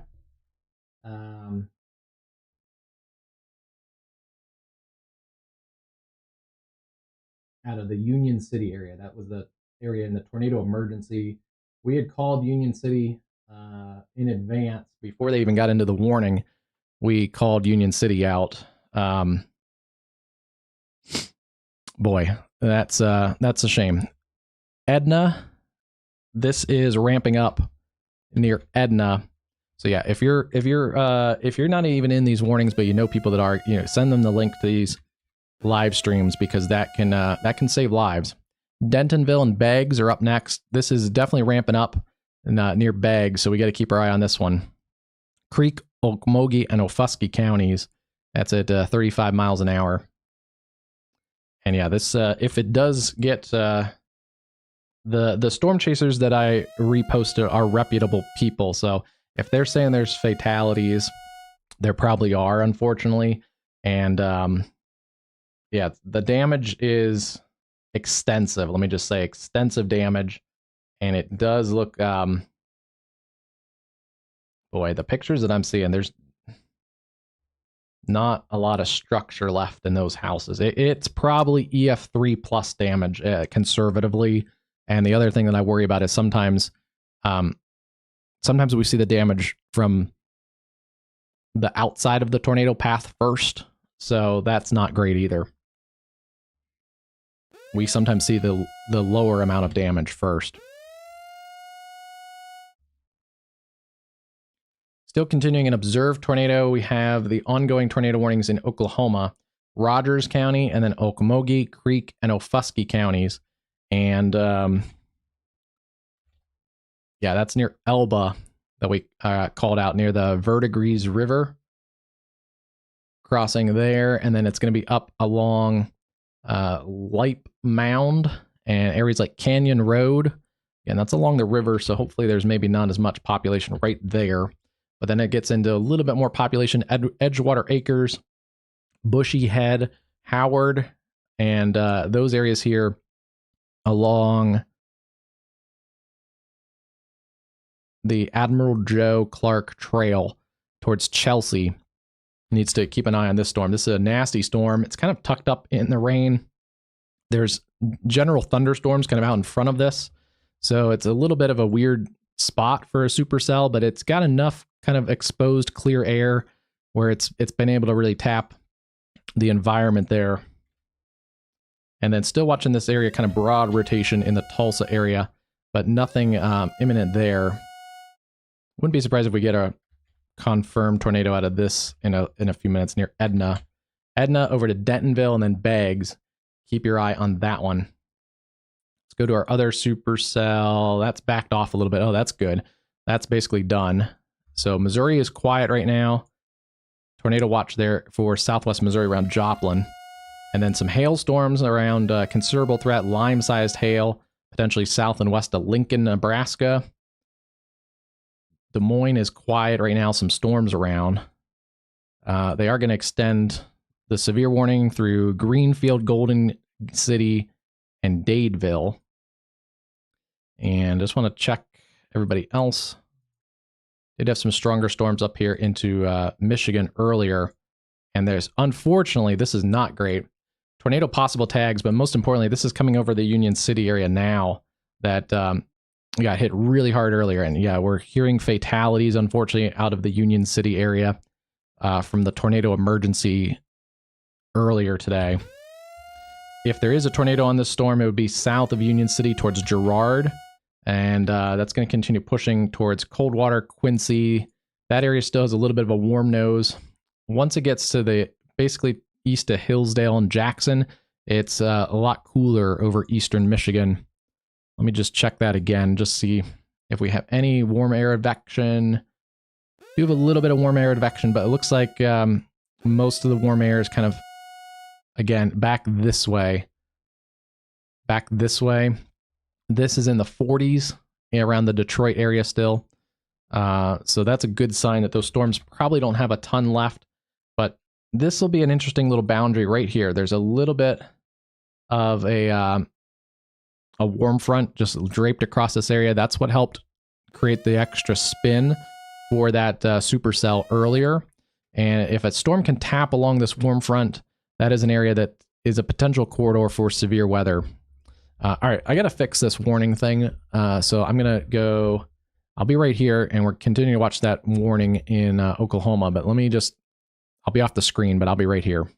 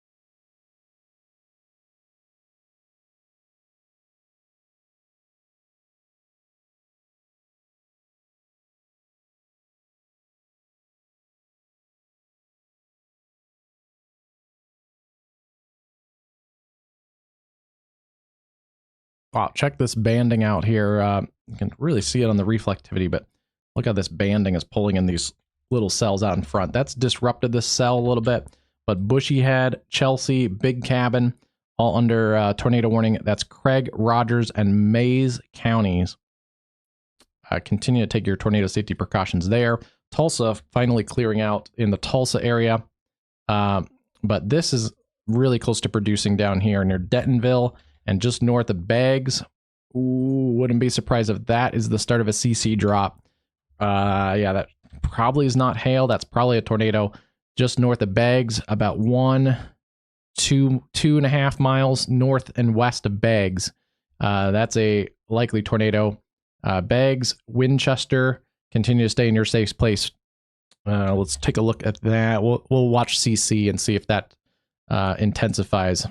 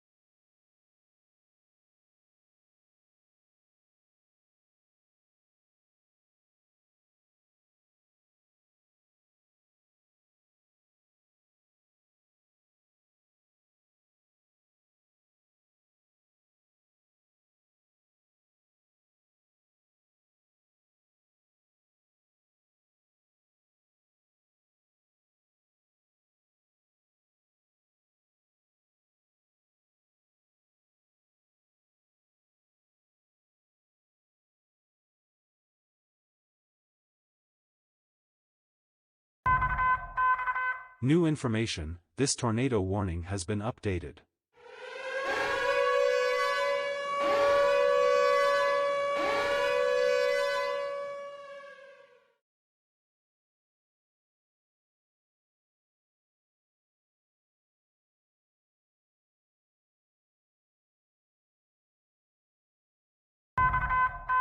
A new severe thunderstorm warning has been issued.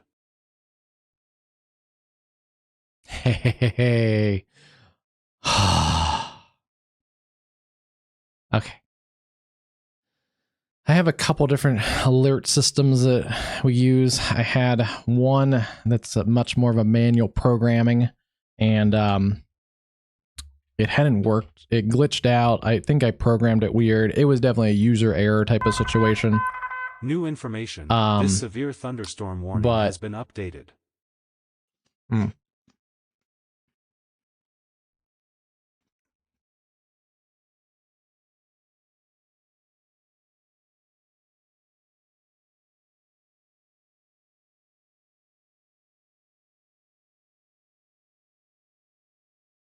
Okay, but anyway, I got some food here too. But most importantly, we got our alert system up and running.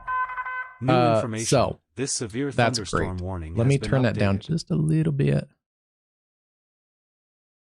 That way it doesn't fully talk over me. But the other alert system I was using seems to be glitching. It wasn't glitching. In fact, we were getting the warnings, but it was actually alerting too much. It was giving the siren noises for tornado warnings that were basically phantom warnings. So every time I heard one of those, I had to kind of like zoom out and figure out where it's coming from. Let's test this out. We should get a new warning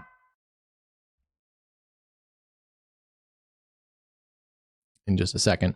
But, oh, this did go observed. The tornado just passing north of Beggs. I was waiting on a CC drop for it. There it is. Oh, it's like 2 miles north of Beggs. 2 miles north of Beggs at Happy Camp Road. Happy Camp Road. That is a pretty nasty little cell there. Let's see. Yeah, that's 105 mile an hour winds. A new observed tornado warning has been issued.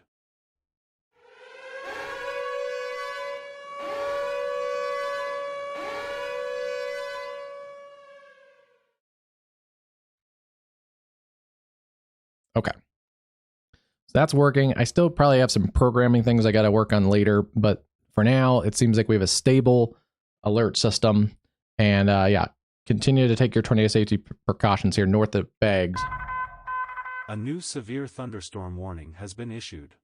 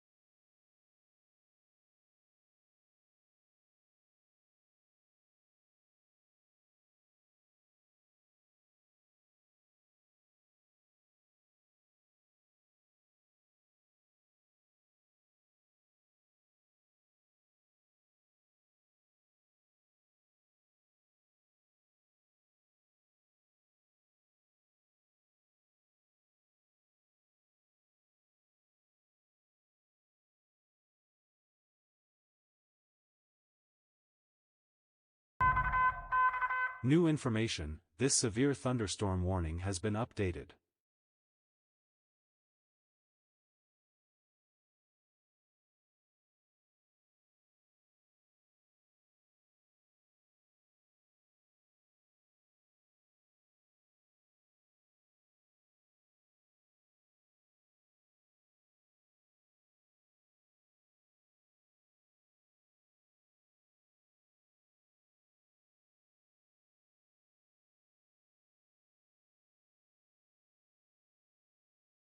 This debris signature is coming up again. 251st Street, again, Ferguson Road, up towards Winchester and Hectorville Road. This is a dangerous cell, but let's put this back into motion for a second. Wow, that popped up just north of Beggs. New information. This severe thunderstorm warning has been updated. And then it crossed Happy Camp Road, Grimes Road, and it's approaching Fillmore Road. So it is on a pretty straight path right now. Those can always change, but I just wanted to get a read on it as we plan this out. Creek, Wagner, Okmulgee, Muskogee, and Tulsa counties. Weather spotter confirmed also. Weather spotter confirmed and moving northeast at 35. So let's see. Plot this out. Yeah, it's kind of tucked back in the rain. So basically, not many communities in here, but south of Bixby, Leonard, about 25 minutes. Coweta, 39 minutes. And then Liberty and Hectorville, about 7 to 10 minutes. So dangerous storm coming up into a slightly more populated area. The far southern suburbs of Tulsa. Tornado in progress there. Down south of Glenpool towards Winchester. 221st Street towards Hectorville, Liberty. South sides of Bixby. Need to be in your tornado safe space.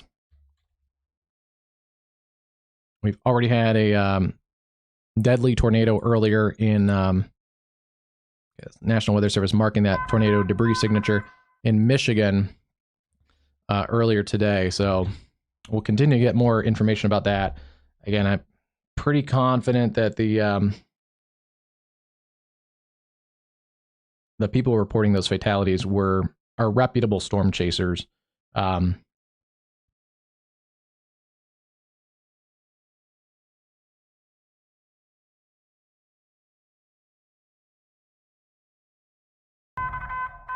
A new severe thunderstorm warning has been issued.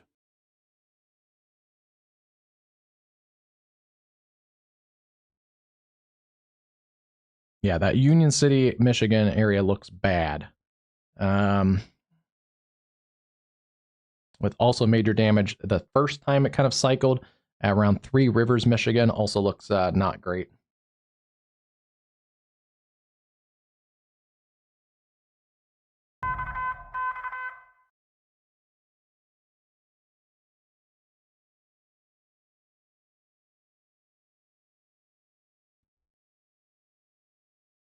Okay, feel better now that we have our alert system working.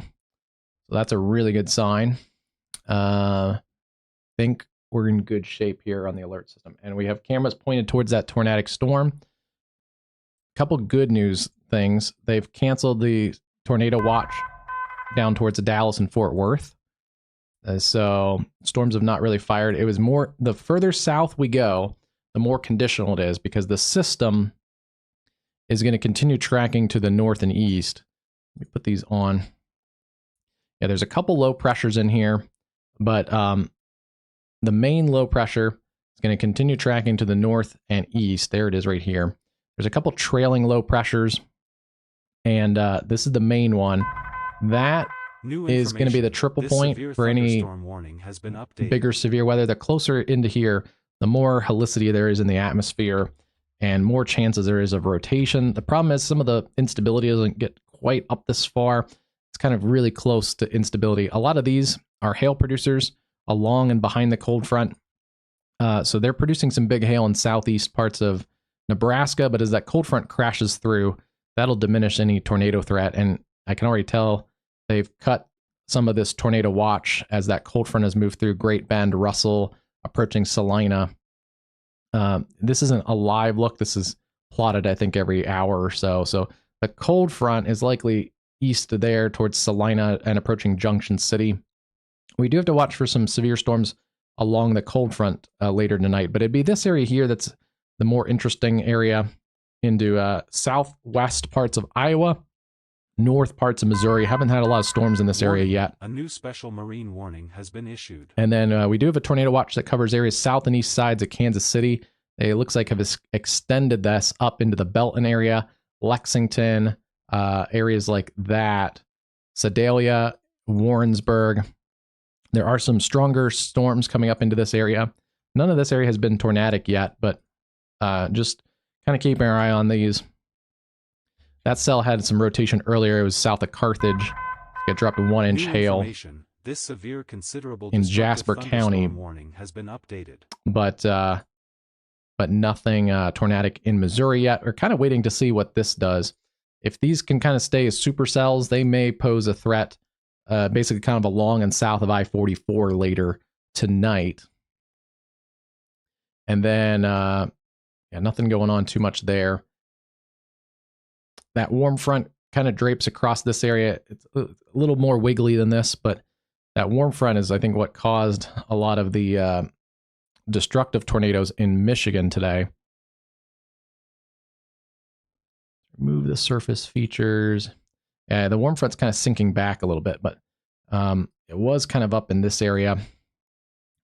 Anything that kind of taps this warm front, which this storm has a potential, if it can ride this warm front boundary, once they get into the cooler air in eastern Michigan, that's kind of protecting the Detroit metro. Otherwise, that tornadic cell, that was on a bad track. It came across this area here where you see these tornado reports.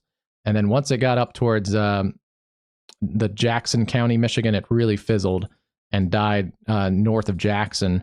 But if that warm front had lifted further to the north, it was kind of on a beeline for the Detroit metro. Luckily, again, it stopped where the warm front stopped. But yeah, kind of watching cells down here. Any of those could be a little bit feistier. Otherwise, what do we have right now? Taking stock at 7:32. 2 tornado warnings. One is observed north and east of Beggs in Creek County. And then we have Rogers, Craigs, and Mays counties. Let's go back to those tornado warnings. We'll take the first one around Chelsea. Kind of broad right now, north of Chelsea. Looks like is where that circulation is right now.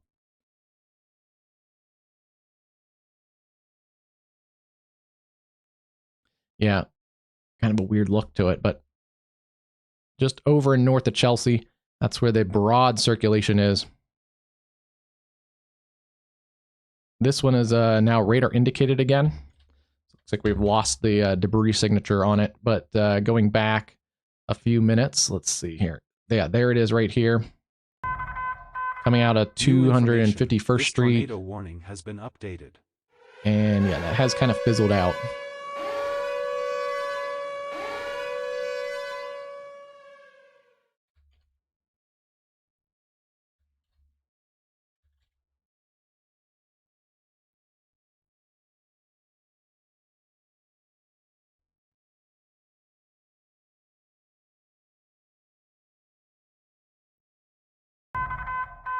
New information. This severe thunderstorm warning has been updated.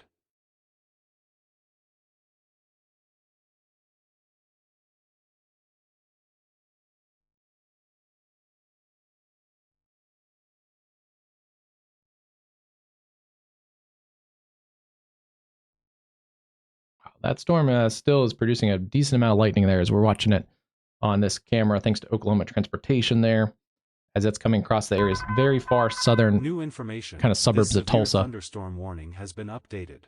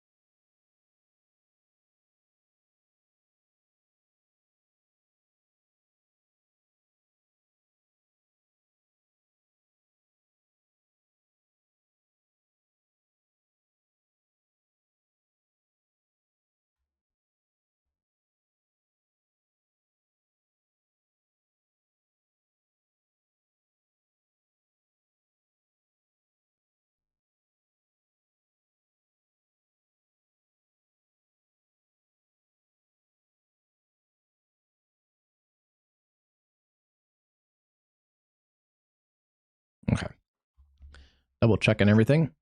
Let's see. Severe thunderstorm warning.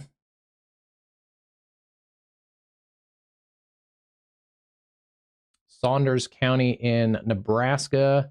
Gonna be 1-inch hail.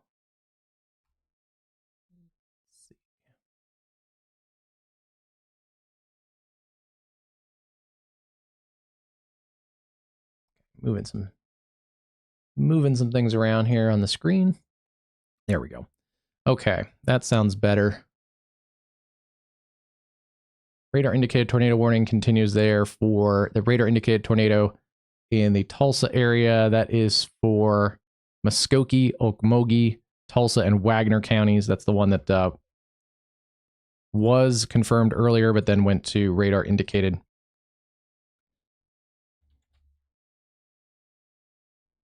Still pretty tight circulation near Liberty.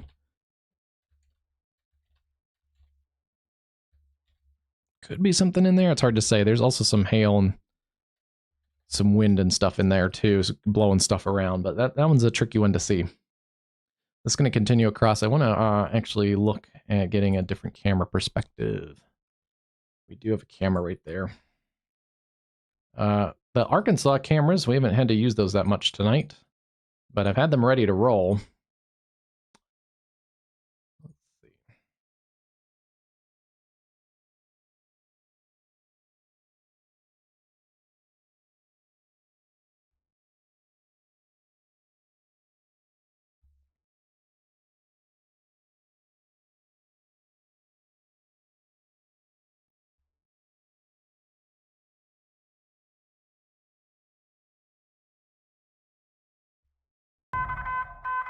New information, this tornado warning has been updated.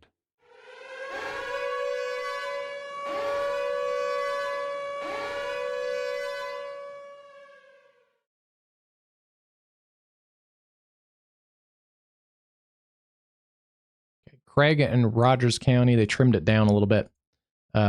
Still radar indicated Chelsea, that area there. So they cut out Rogers County there, or what was it? The other county. They cut out one of the counties, but now it's just Rogers and Craig counties. Again, still kind of broad rotation in here. We'll see if that tightens back up. That one definitely is worth continuing to look at. And then still watching a pretty tight circulation south of Bixby. It's going to head towards Coweta and Haskell. Maybe get up towards Broken Bow. It's going to be a close call. It's kind of skirting the southern suburbs of the Tulsa metro. And let's see.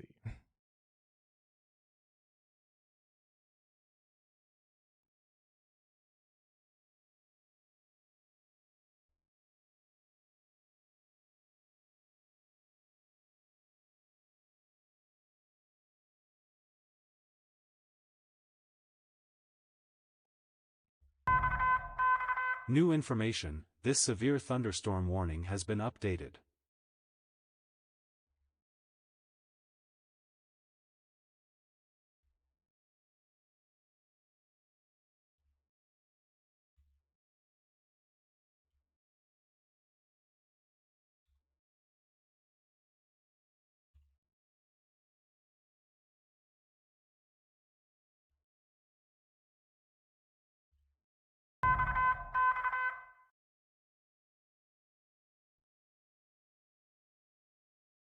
Okay, that's out of Siloam Springs.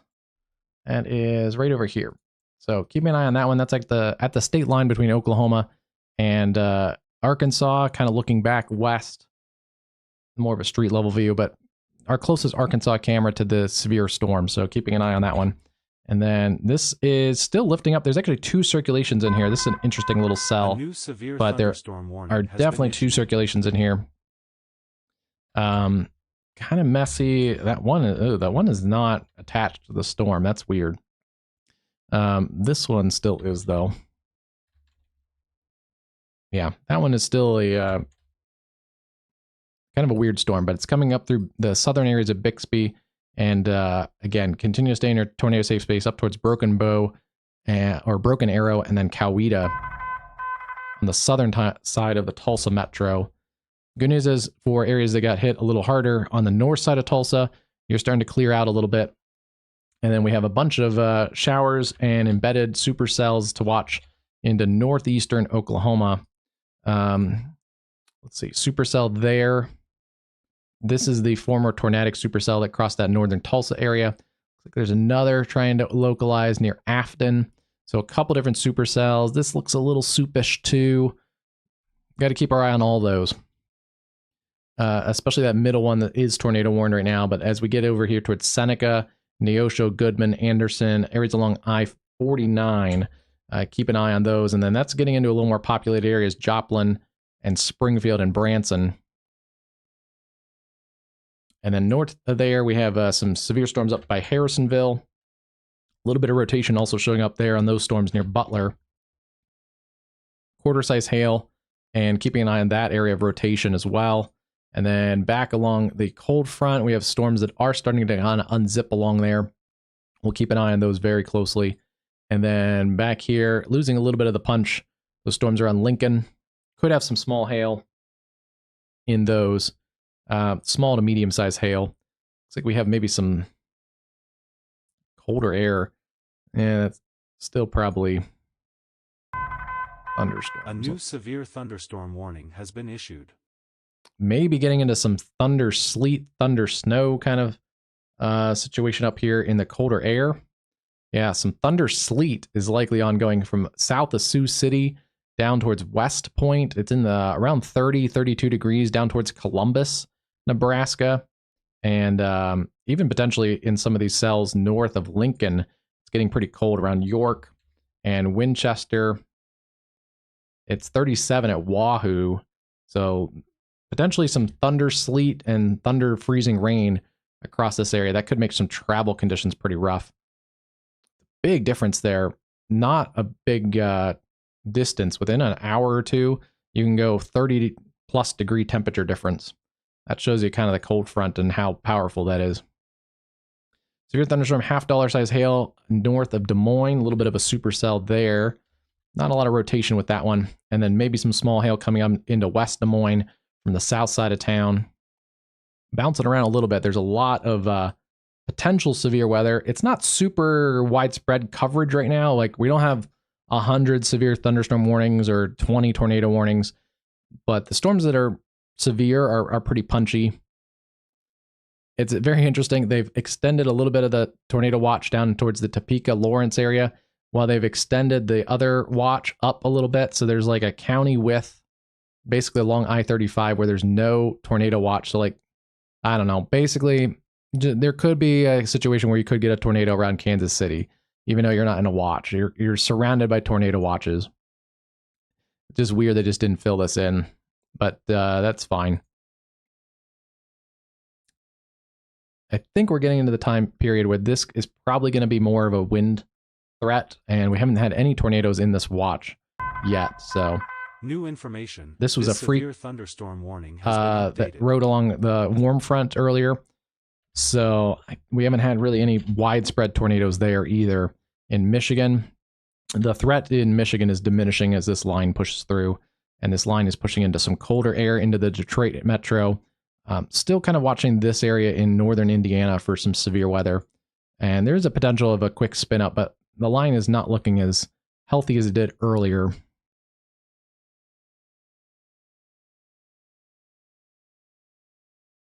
And then we've lost the tornado warning around that Chelsea area, Veneta. They're replacing it with a tornado possible severe thunderstorm warning. And that's for Craig County, tornado possible, and some quarter-size hail. Yeah, still rotating in here. It's just between Chelsea and Veneta. It's kind of messy. It's in here with the rain. North of Big Cabin. Has been updated.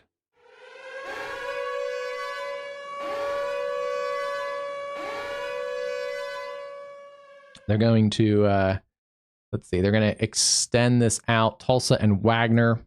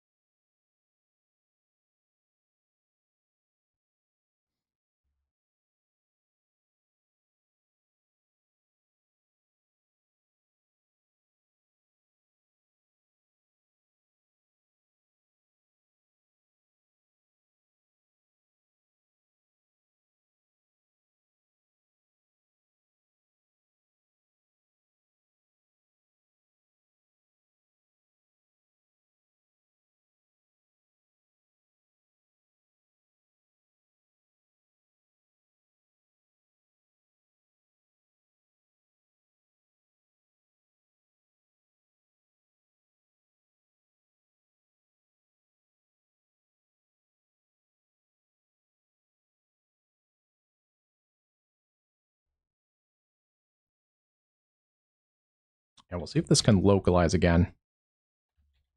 It's coming across the Bixby area, 151st Street down to 171st. And still, again, tornado possible. Continues radar indicated for another 28 minutes. Again, along the southern sides of the Tulsa area, Broken Arrow, Bixby over to Coweta.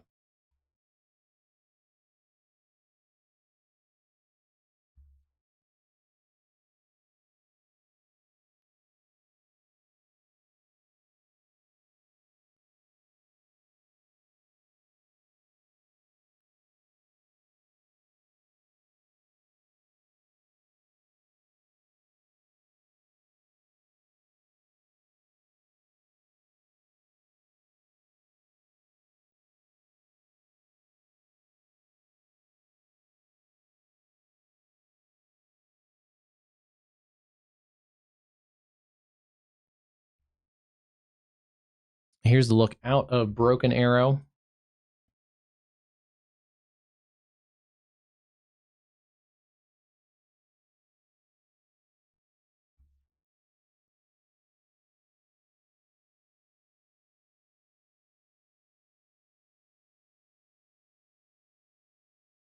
Okay, there we go. That looks pretty nice. Everything is functioning. I'm kind of double checking. We've had a little bit of a warning alert system glitch earlier, so I think things are finally working when I switched over. And hadn't done the manual one in a long time, so I had to figure out how to recode it. Across the Arkansas River, this is pushing across there towards from Bixby, across the Arkansas River into Broken Arrow, especially south sides of Broken Arrow. This is near our camera on the Creek Turnpike, so we'll continue to watch this storm. A lot of lightning with it, heavy rain, gusty winds, and potential for a tornado. Again, if one spins up, it's going to be along the Arkansas River, south of downtown Broken Arrow, but especially Creek Turnpike, along and south of that. Let's get a bit of a read on this. Okay.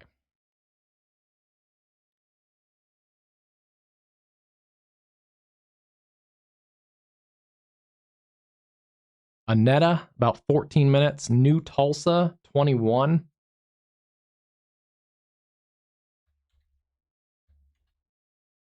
Yeah, that's from the leading edge of that circulation there.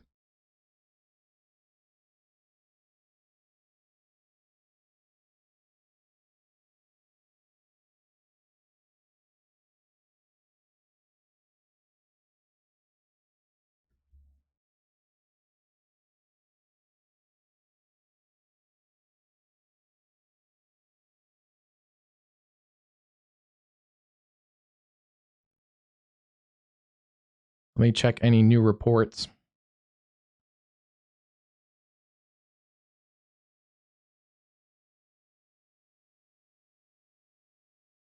Wow. Hold on a second.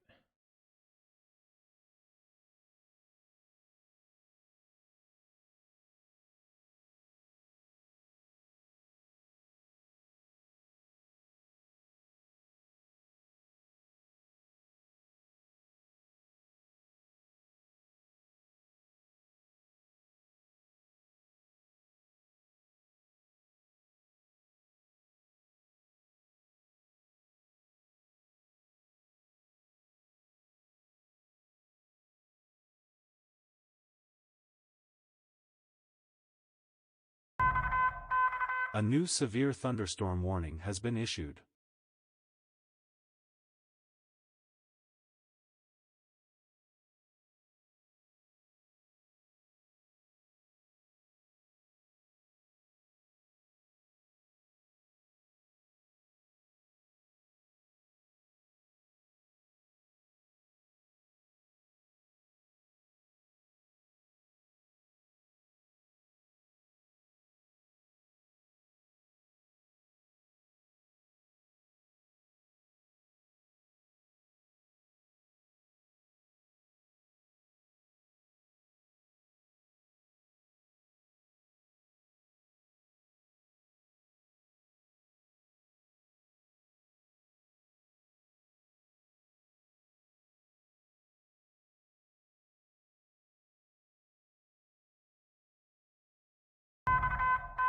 New information, this severe thunderstorm warning has been updated.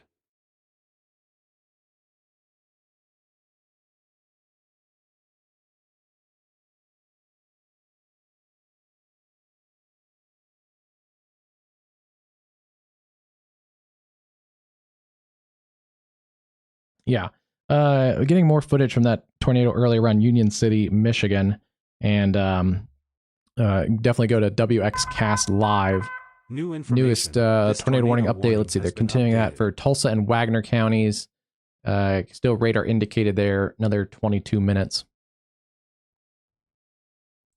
But let's go check this one out.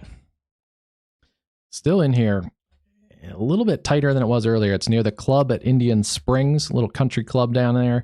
It's riding up towards the Creek Turnpike, so continue to stay in your safe place here. It's actually coming up towards our camera position.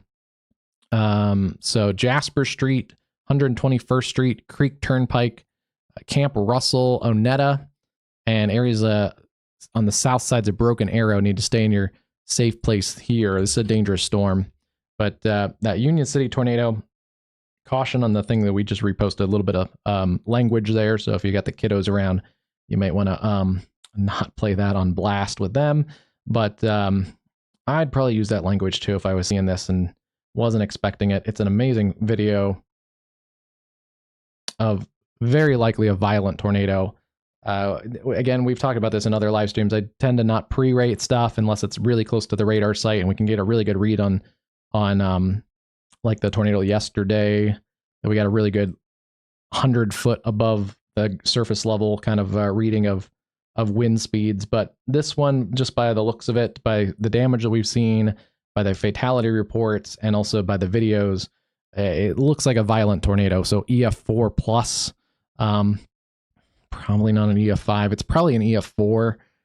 At least looking at the visuals of it, it's at least an EF3. But with some of the damage reports we're seeing, we're probably going to get enough damage indicators where they can get some EF4 identifications out of this. Plus with the videos, the horizontal vortices, it doesn't look like a tornado in Michigan in March. It looks like more of the tornadoes you would expect in Dixie Alley in this kind of time frame in the year. Very low LCL, very low base to the cloud, and not a wedge, but more of a chunky stovepipe. So definitely check that out. WxCast Live on X. Or you can probably also just search X, just search tornado or Michigan tornado, and you'll find a ton of videos and also damage photographs from earlier today.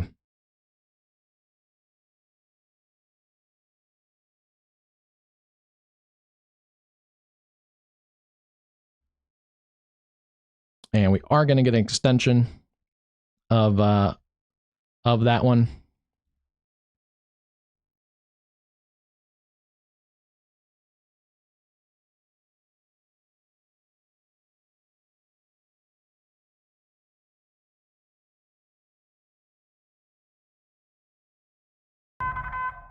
A new radar indicated tornado warning has been issued.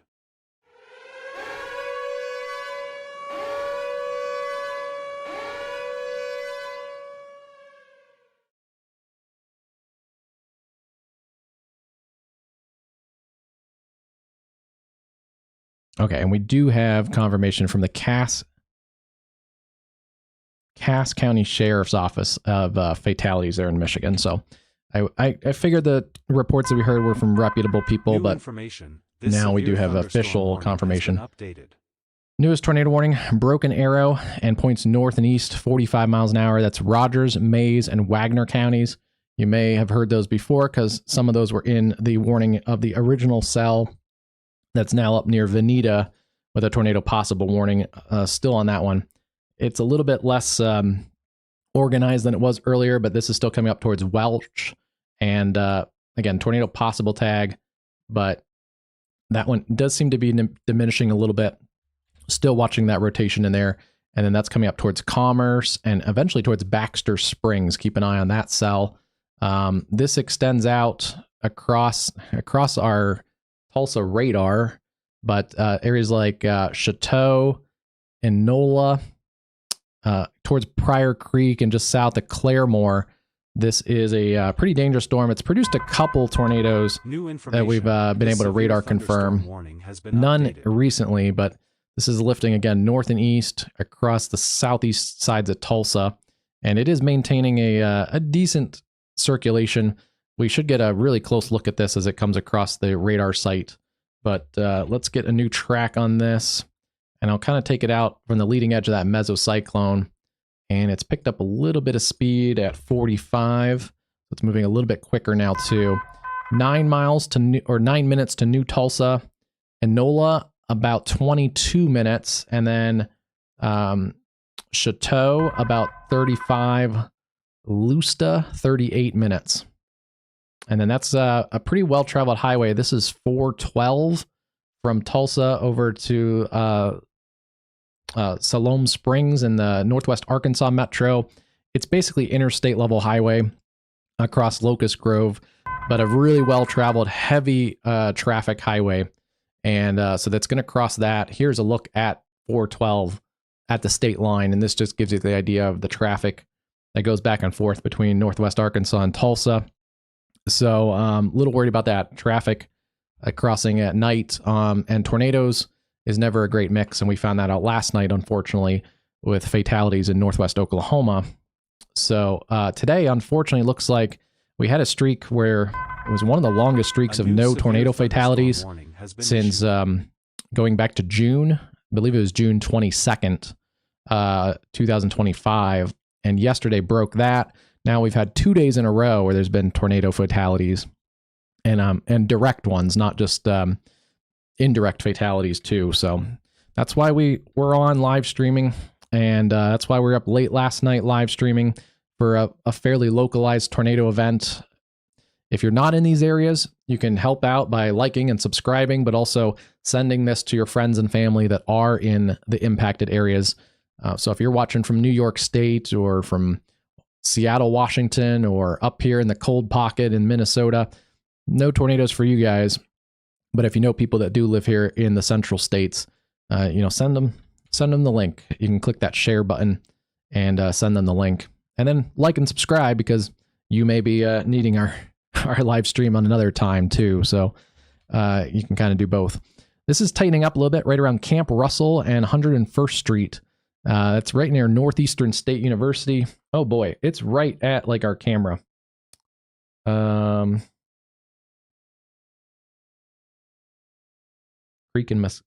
Yeah, it's right at the camera here. Let's see. Yeah, it is. Our camera's right here, so let's. People are stopping on the highway. That's not a safe thing to do. That is not advised. A new flash flood warning has been issued. Is there hail up in here, or are they just stopping from the winds? Because there is pretty significant winds coming in here. I mean, they're on the highway. I would not stop on a highway. I don't advise doing that, but at least they're not driving into the circulation, which is just south of this camera position. So generally, I don't advise stopping on the highway. It'd be a better option to, get north away, get perpendicular from the path of this. But I get it. It's night, and they're driving basically into that circulation. So I am glad that they're not driving any further into it, but still a dangerous situation there.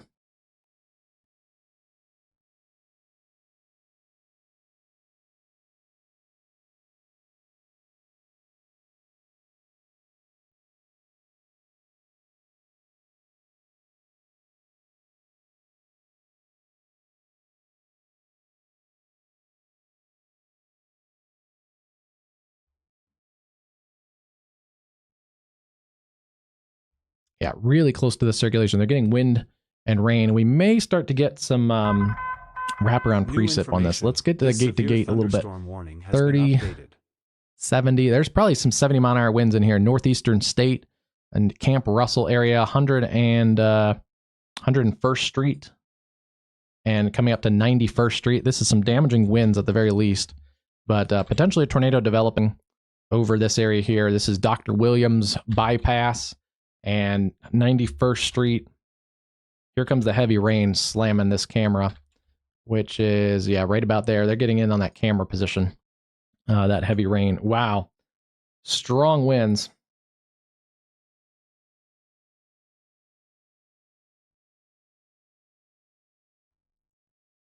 Really strong winds.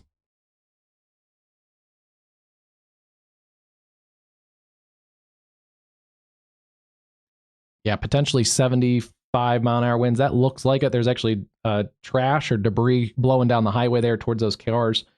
It wasn't tornadic debris. I think it was just like trash or paper or something. But that is some 75-mile-an-hour winds slamming the camera right now. And yeah, again, not advised to stop on the highway like that under the overpass, but I get it. You don't want to travel into the circulation, and they're on the turnpike, which is a little bit more limited access type of thing, not as many exits, but that is a dangerous storm there. 75-mile-an-hour winds outside of the tornadic circulation. And the backside, the RFD has 70-mile-an-hour winds too. Yeah, potentially coming across 91st Street right now, coming up towards 81st Street, the Forest Ridge Golf Club, Kenosha Street. Dangerous storm in the Tulsa area. This is southeast sides of Tulsa, and it could be close to producing another tornado. It's a little more organized than it was coming across the areas around Bixby. They're gonna observe it. Let's see. Radar confirmed tornado.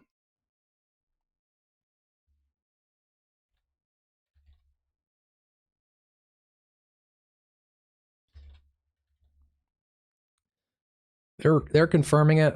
It's not a drastic CC drop, but it's a CC drop. Could be some a new severe close to golf ball size hail in here too, but the CC drop has come up on the latest scan, so we may have a new tornado on the ground here, really close to our camera position. New information. Basically at the Muskogee and the Creek Turnpike intersection. And yeah, it's going to be an observed tornado. Confirmed tornado warning for Mays and Rogers and Wagner counties. Let's see here. I'm looking at this. We're still getting winds from the one direction, so the circulation has not passed over this camera position.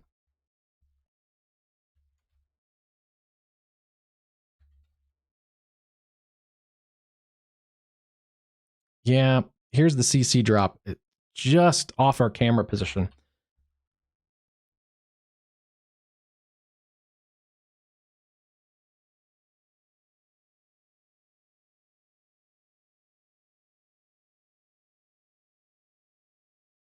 That's looking towards the circulation, so that's really hard to see. Houston Street up to Kenosha Street, and then it's crossing 51st Avenue. Trying to look for power flashes.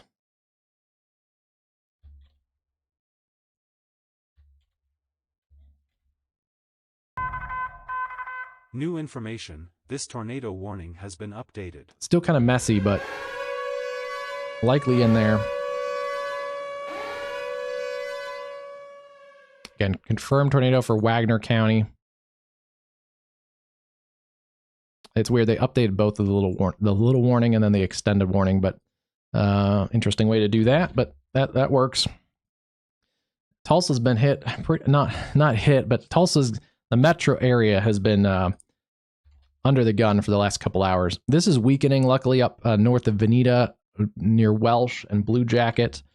Still keep an eye on that cell as it comes up towards Baxter Springs and eventually gets towards the Joplin area.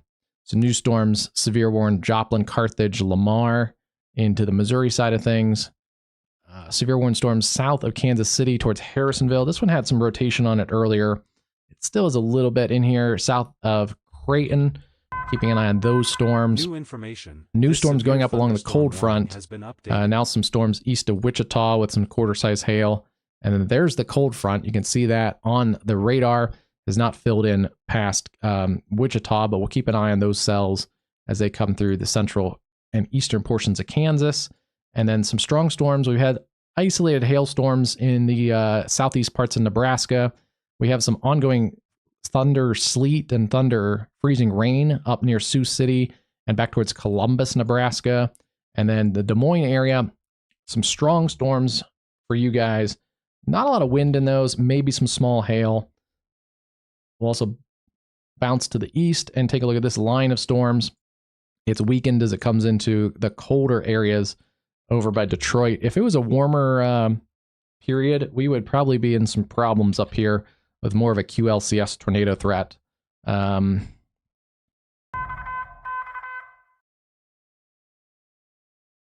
Yeah, not seeing as much of a threat there. But if it was a warmer season where these little kinks in the line happens, we could be seeing something. But it's in the 40s across Detroit right now, so not as conducive of severe weather. They've probably going to trim off some more counties, I would assume, for this watch area. We're getting some updates on that tornado watch. And I do want to check the mesoscale discussions because there's actually quite a few ongoing right now.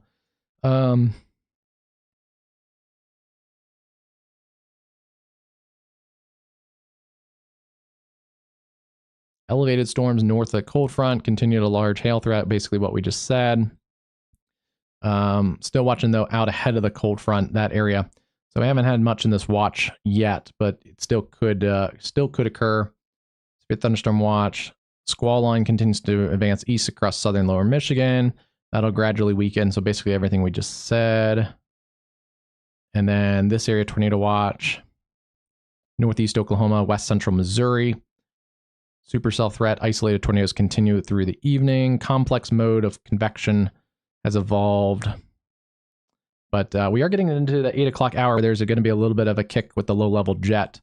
That may help some of these storms rotate a little bit stronger. So we'll continue to watch that. And still observe tornado continues into this area here. This is now east of the Tulsa, pretty much east of the Tulsa area. But continues towards New Tulsa. Not seeing a big debris signature with it, but continue to treat that like it's on the ground near Kenosha Street, the Forest Ridge Country Club, coming across New Tulsa. And it has kind of reduced in intensity here in the last couple minutes. So it may have let up here. Okay, we did have power flashes reported at that 91st Street and Creek Turnpike. TDS on radar and reports of the power flashes. So that tracks. That's probably why those cars stopped, because of the power flashes, which, yeah, you wouldn't want to drive into that. Oh, geez. There may be power lines down on the highway. That's a potential problem if there's power lines down on the highway here. As it also could be just cars are sheltering underneath the overpass for the hail, which this is not advised to do. And they got hurricane force winds, but those, if you're not in a high profile vehicle, the car can easily survive hurricane force winds.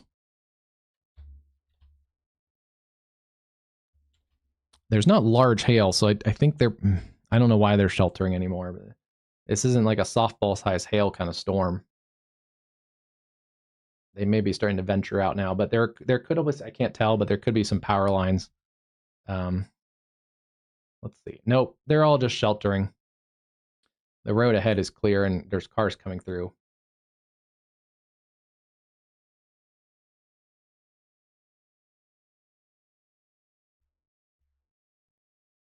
Yeah, don't do that. Don't shelter under the overpass.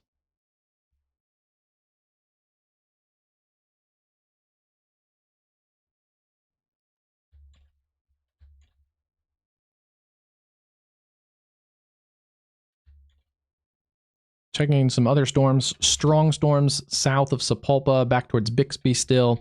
You're going to be in some rain and storms for a little while. And then Oklahoma has quieted down some. Although we dropped the tornado warning in the Dallas area, there is a storm going up near Plano, so we'll keep an eye on those storms. Anything really isolated down here has a chance to really tap some unimpeded environment if we get a storm down there.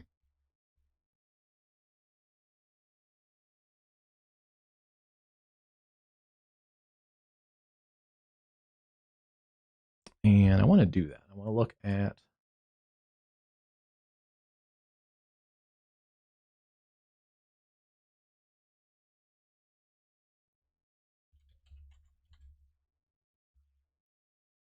want to pull up the models and take a look, see what we have for models on new data.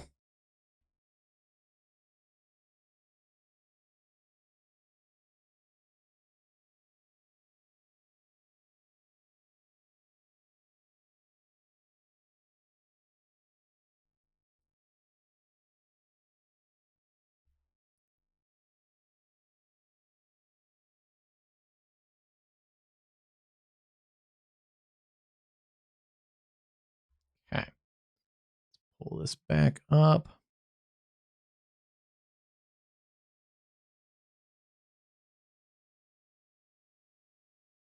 Okay, let's get, let me pause this and just kind of manually scroll through.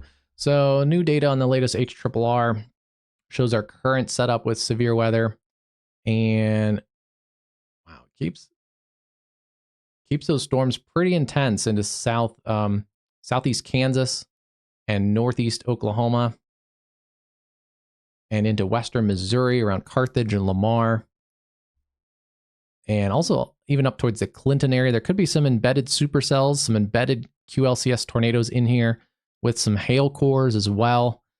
So that area here, yeah, southeast Kansas, western Missouri still looks like a hot spot, northeast parts of Oklahoma. And then continuing across that Joplin area around 10:30 at night, getting into a little bit more central Missouri. And then we have our cold front with some isolated hail damaging winds behind there, maybe a couple QLCS tornadoes, but that gets in around midnight around the Kansas City area. Could have a couple different lines of storms by midnight, 1 a.m. into the Bentonville, Fayetteville areas. And then still some storms ongoing across Iowa.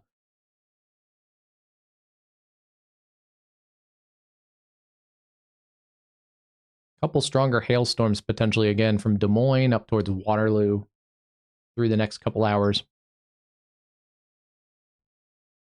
And then, yeah, Michigan kind of quiets down. May get some more storms in there, though, by, well, this is about 7 a.m., but wants to bring another hailstorm through, like, the Kalamazoo area. See if that, it's probably going to be too rain-cooled, but if the warm, moist air can evac back into that area, there's a chance something goes in at 10:30 hour.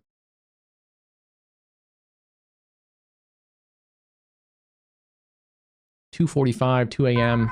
Storms moving through. New information. This severe thunderstorm St. Louis area. has been updated. Rounds of storms, potentially some flash flooding in the Ozarks.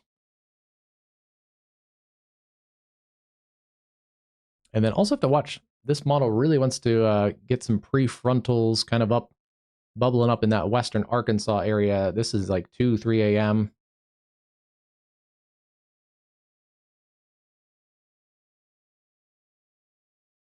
And potentially kind of reinvigorated in the Mississippi Valley by morning.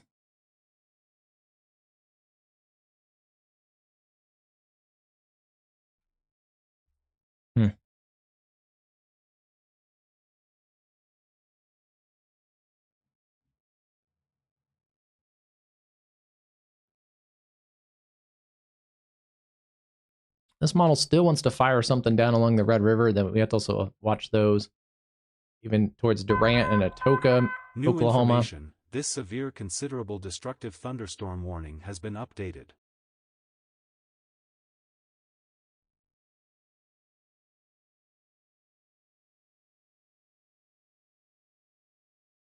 Yeah. Again, not a widespread potential of severe weather. Just not fully like a widespread. There's not 20 severe thunderstorm warnings, 20 tornado warnings. It's not one of those like tornado outbreaks like we might see later in the spring where there's, you know, tons of warnings popping off all at once. But the storms that have gone up have produced tornadoes there in Oklahoma, right about in that area that we kind of expected, eastern and east central Oklahoma. They've trimmed a little bit of the enhanced risk down into extreme southern parts of Iowa, but a lot of Missouri, Kansas, and the Ozarks still under that risk.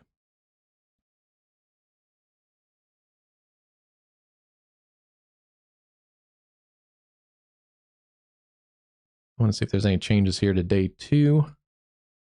They've expanded some of the slight risk areas. Let's take a look. Still tornado risk down here into the southern Mississippi Valley area, and also up into the upper Ohio Valley. Hail and wind threat. And then back here in Texas is potentially some large hail threat.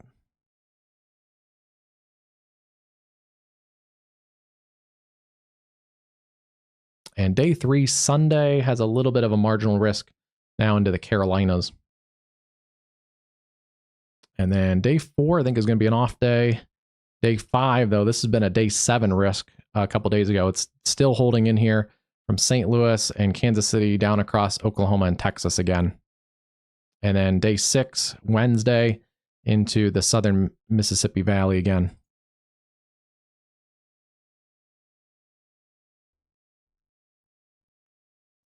All right, let's see. Radar indicated tornado warning updated. Mays, Rogers, Wagner counties.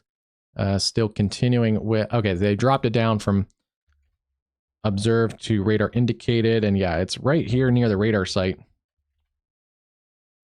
So that's pretty low level look at this cell. It's this little nub feature.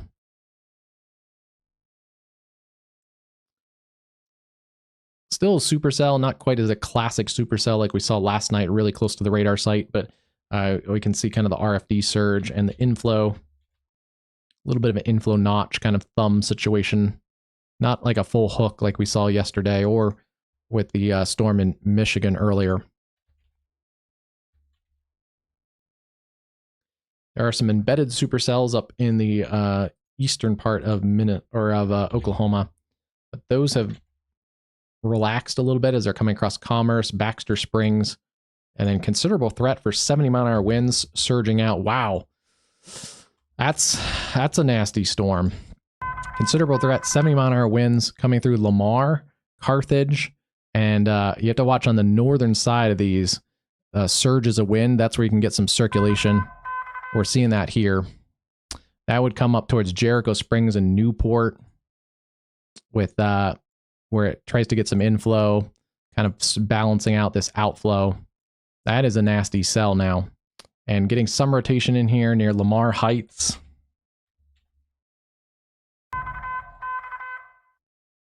That continues to ramp up. I wouldn't be surprised we get a tornado warning out of that.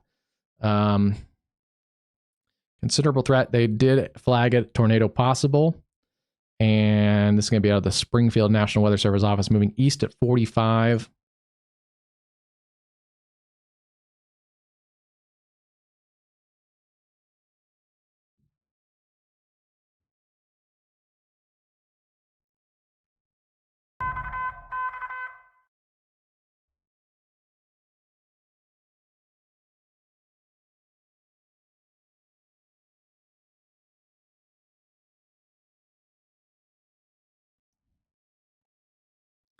Yeah, I'm not ready to bring that into the...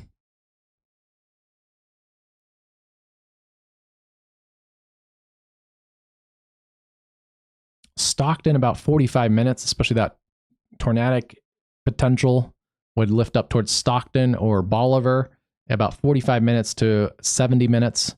Lamar, it's basically now. And then if it does get towards Springfield, Ash Grove, it'd be about an hour towards that area. Sometimes it has a problem with such a broad... Yeah, about 60 to 80 minutes into the Springfield area.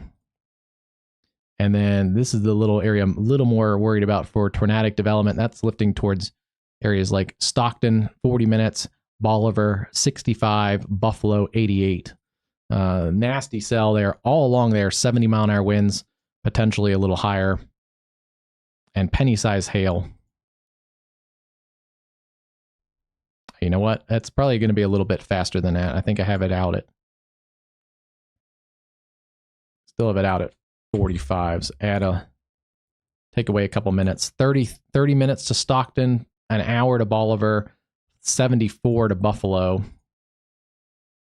And then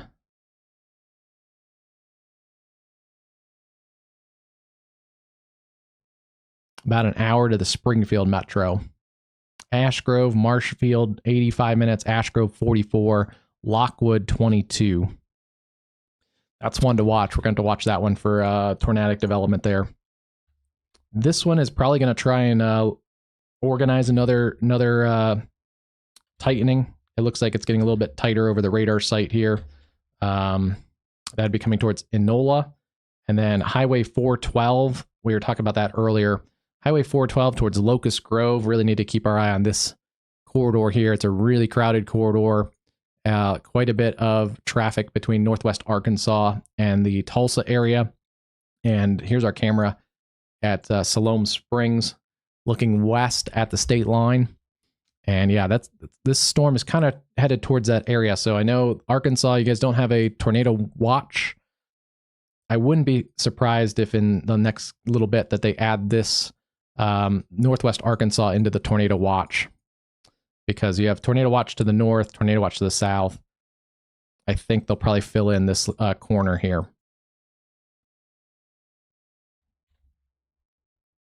Yeah, that is a nasty cell.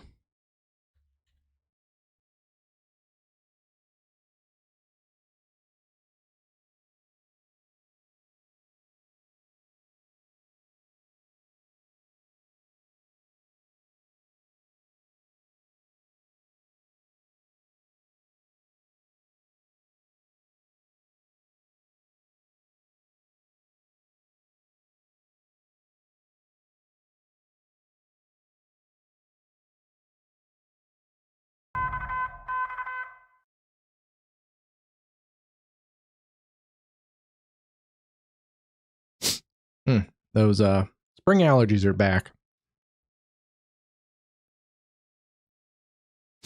They've added a new tornado watch for Northwest Illinois and also into eastern Iowa until 4 a.m. So it's going to be an overnight threat.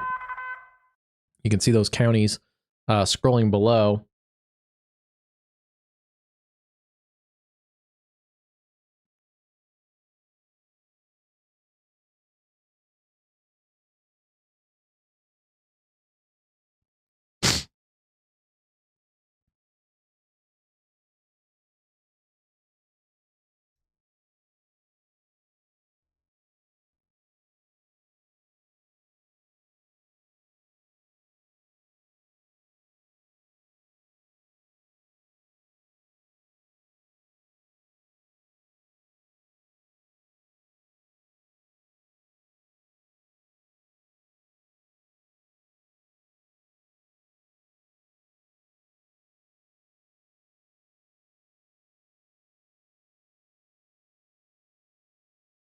Some pretty significant damage coming in from that Bristow area earlier, too. We'll repost that to WxCast Live. That was from a fire station.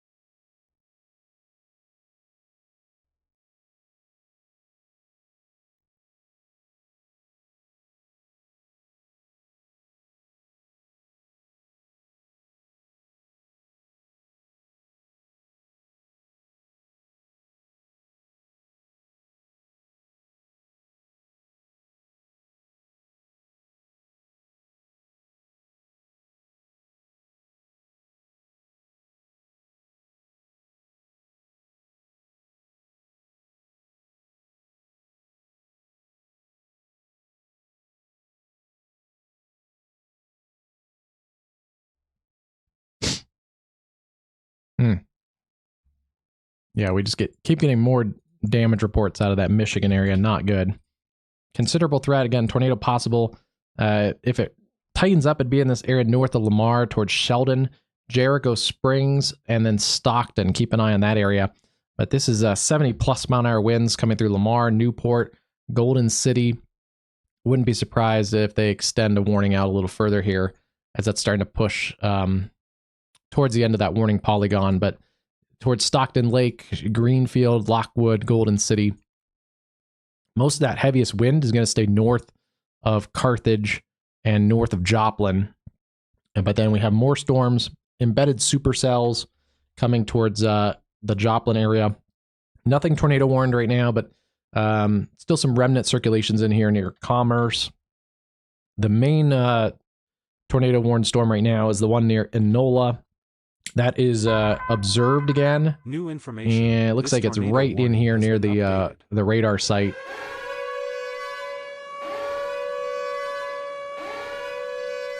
Yeah, confirmed tornado, Mays and Rogers County, confirmed by storm spotters. And that is, you can see that scrolling on your screen there. It's right basically over Enola, damaging at 30 miles an hour. Radar, not radar confirmed, but storm spotter confirmed. We're almost too close to the radar site, but there does seem to be some CC lowering in here. Kind of hard to really confirm it, but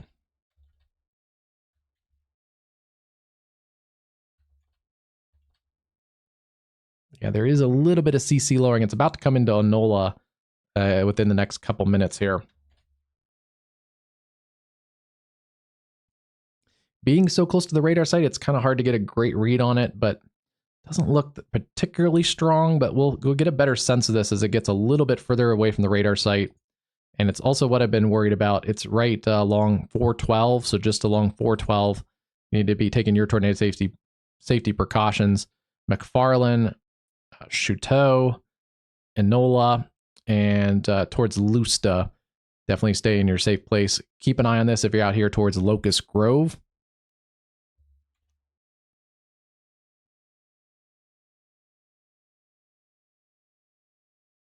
And we do have some more storms starting to go up along the Red River. So I do want to, even though they dropped the tornado warning here, there is a stronger storm near McKinney, Texas.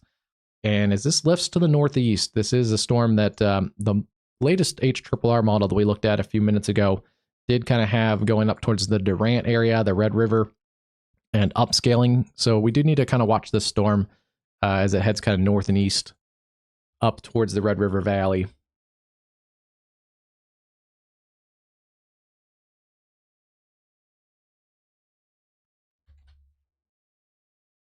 Yeah, big wind coming through Lamar, just north of Carthage, closing in on Jericho Springs. And yeah, these little areas can, on the north side, can be the little areas that get circulations.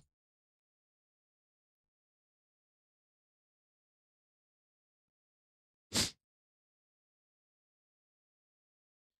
get a new read on the tornado.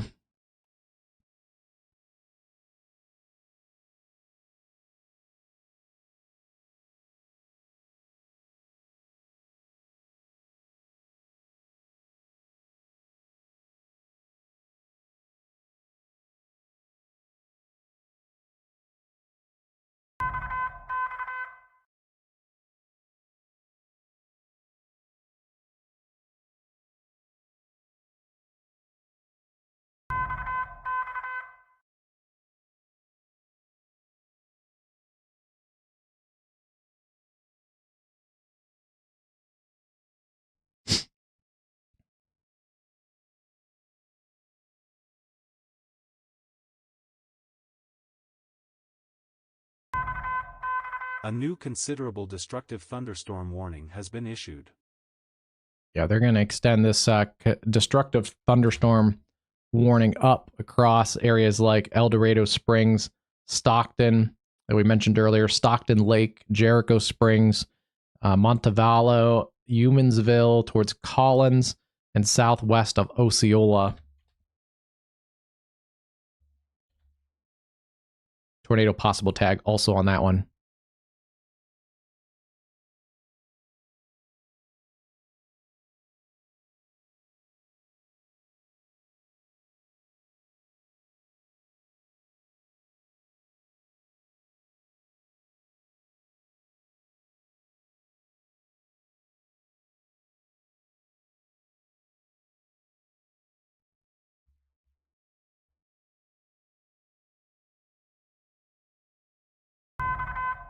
A new flash flood warning has been issued.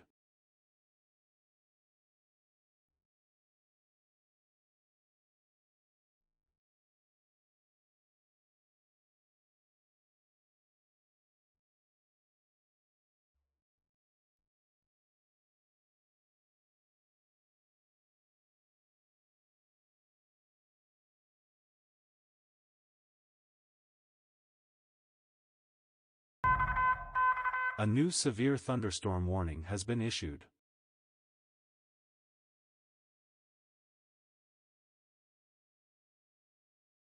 I like that. Here's our camera out of the Joplin area, right at the state line with Kansas. The sign says "Tornado Watch." Tuned to your local media or your favorite YouTube meteorologist. But definitely local media too. I joke, but definitely tuned to your local media. But mostly just general storms. That's in the Baxter Springs area, and Galena at 166, which is right in here.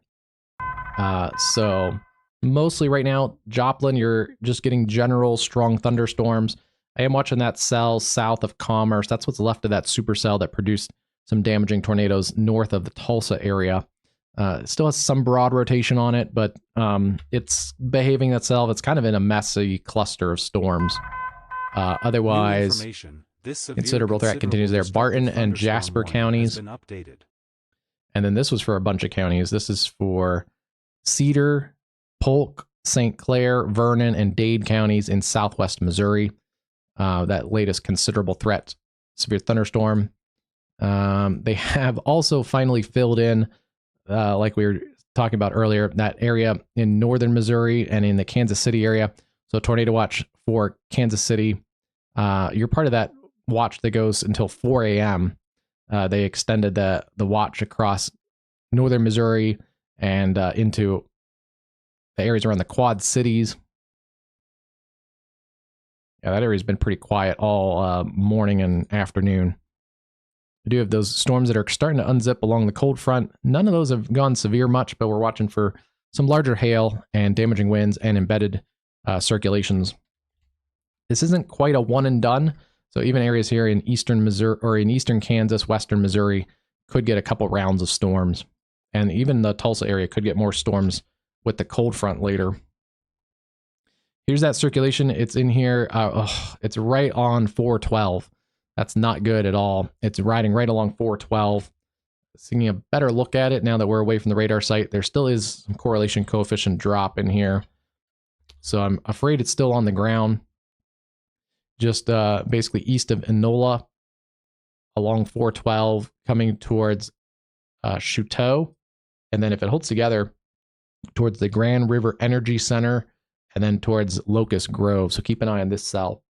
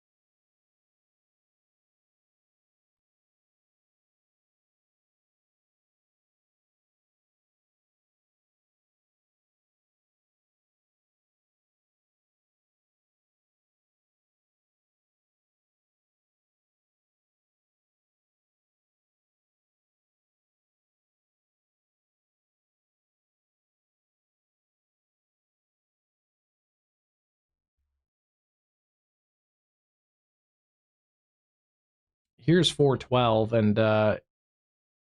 not quite in that tornado warned area, but there are a lot of truck traffic, a lot of traffic still on 412. So that's a dangerous situation out here. And yeah, this is the tornado still ongoing just at 412 and 580th Road, coming up Stone Creek gas station, and then areas to the east of there, basically along 412 and 580th Road, coming towards center line to Chateau. Let's get a updated track on this one. 30 miles an hour to the north and east. Again, Chateau, Grand River Energy Plant. What else is out here? Mid-America Industrial Park. And then eventually, if it holds together, Locust Grove.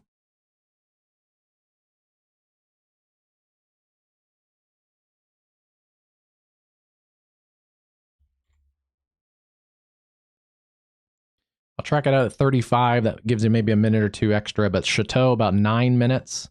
And then Grand River Energy, 14. Areas like Locust Grove, 26 minutes. So about a half hour to Locust Grove. Again, damaging tornado ongoing along 412 and 580th Road, East 580th Road. There's your debris signature showing up there.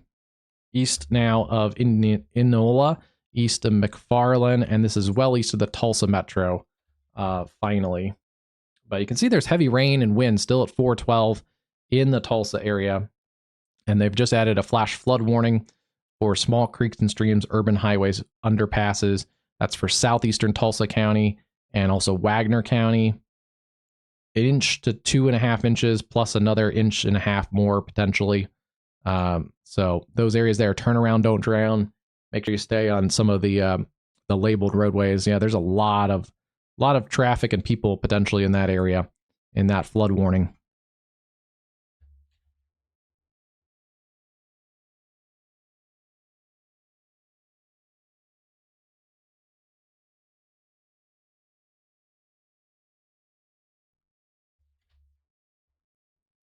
Dangerous cell still ongoing. Yeah, that is a dangerous storm. Lifting just a little bit north of east. It's now crossed 480 Road, approaching, or 580 Road, approaching east 570 Road. And this is 412 right here. So very heavily trafficked highway with a tornado just off the highway here. And that's going to bring some RFD surge right on the highway. Looking at this, 85 mile an hour outbounds. And about 5 in, not quite seeing that fully there, but 36 to 50. Yeah, maybe about a 90 mile an hour. They are going to extend this out to observed tornado warning is going to get stretched out through central Mays County. Confirmed tornado 4 miles west of Chateau, moving northeast at 30. Damaging tornado. Weather spotters have confirmed this. So that's going to stretch things out. Pryor Creek, Hoot Owl, it said. Sportsman Acres, Lusta, Boatman, Salina in Oklahoma. Lake Hudson area, and then also Locust Grove. Basically everybody along and north of 412 there in Mays County. There's your warning there.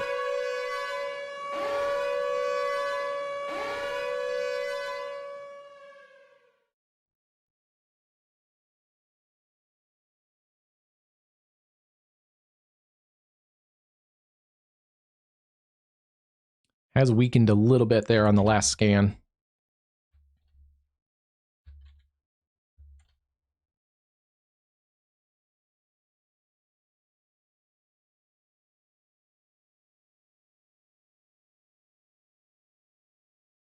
Chateau, about 5 minutes or less. You got to get to your safe spot if you're in that Chateau area. Areas like Harrison Avenue, 16th Street, 12th Street, and then also the Grand River Energy Center. I'm sure they got procedures there. Also the Industrial Park, the Mid-America Industrial Park was out there. Yeah, Mid-America Industrial Park, Sportsman Acres, Lusta. Continue to take your tornado safety measures. Lowest level interior room. Storm shelter or basement are your best options, but if you don't have one of those, go to that interior room on the lowest level, usually a hall bathroom or a closet. Protect yourself with blankets and pillows. And then new severe thunderstorm warning there for 60-mile-an-hour winds. I think there's more than 60 in there, but small hail, 60-mile-an-hour winds. This is for, where is this for? Polk, Lawrence, and Dade counties. And then we have our considerable threat for 70-mile-an-hour winds. That's for Cedar, Polk, St. Clair, Vernon, and Dade. And then watching a little bit of circulation on the northern side of this bulging wind.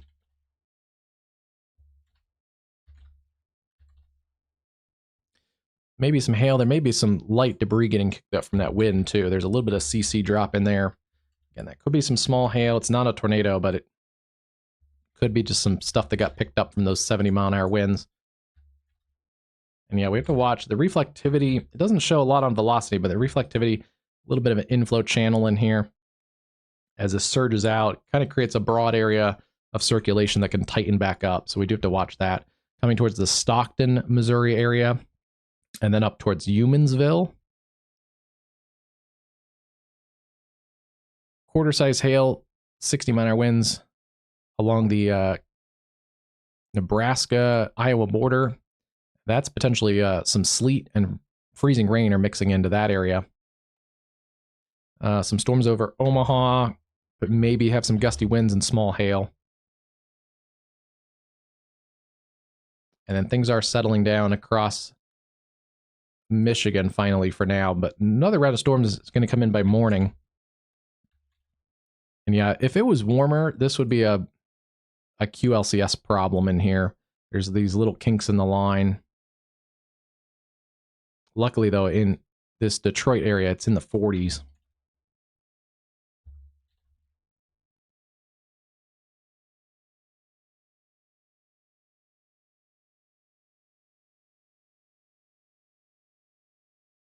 Yeah, and I do want to look at our cell north of McKinney, Texas. Not a lot of wind in it, but the hail core is coming up in that. That's kind of getting close to being marginally severe.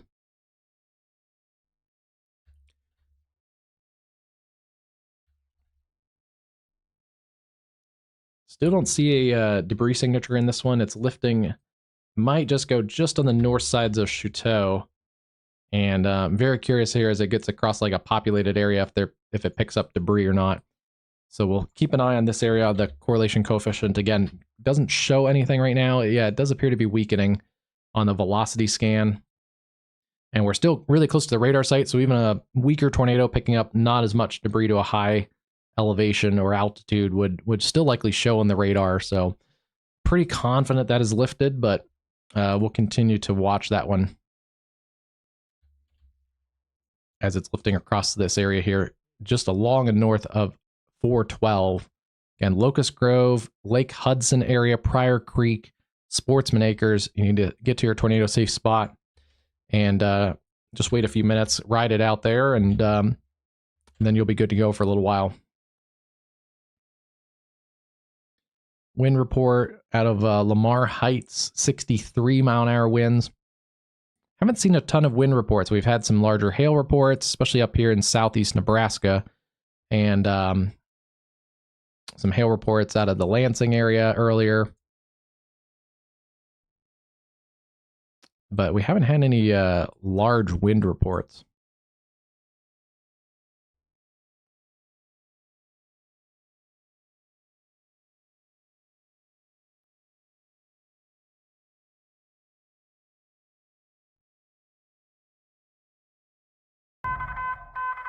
New information, this tornado warning has been updated. Okay, they're going to drop that tornado warning down to a radar-indicated tornado warning. Has been updated. From the so they're seeing what we're seeing with the yeah, that's one of the only wind reports I've actually seen so far right now. Yeah, again, a cluster of hailstorms, cluster of tornadoes, and supercells down here with hail and tornado reports.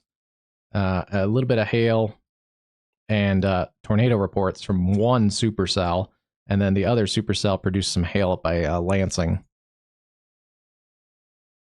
So interesting day today. We kind of had a hint of some multimodal setups, particularly these two corridors here. So not super surprised. We've had some hail up here and some kind of mixed all hazards threat down in the Ozarks. This is likely a cyclic supercell. It's going to try and produce again, but it's broad right now, which is a good sign.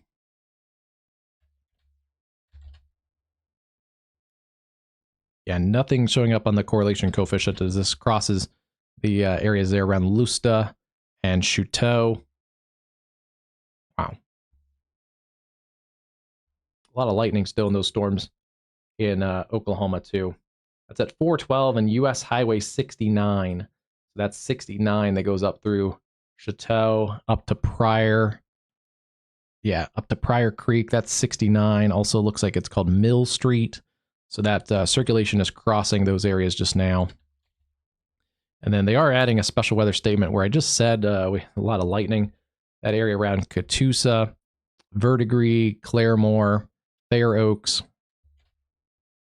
Some gusty winds, maybe some small hail, and kind of a flood threat. I'd keep an eye on more flash flooding. There's also a little bit of a supercell near Veneta.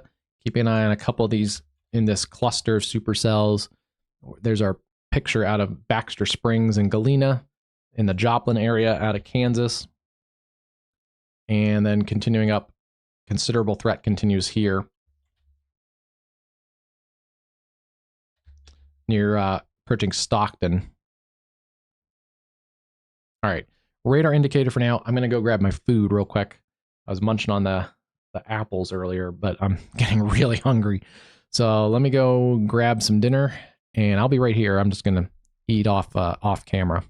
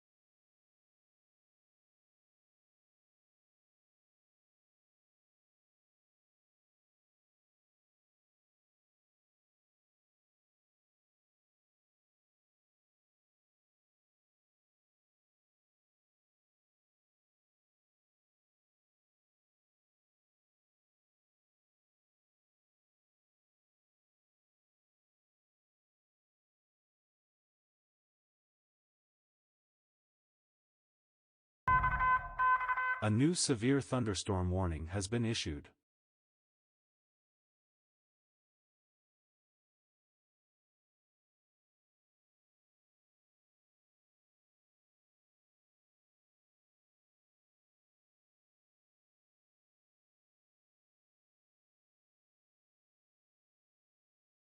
You guys probably see it too, but the new warning there for that supercell, kind of mini supercell, with some rotation near Veneta.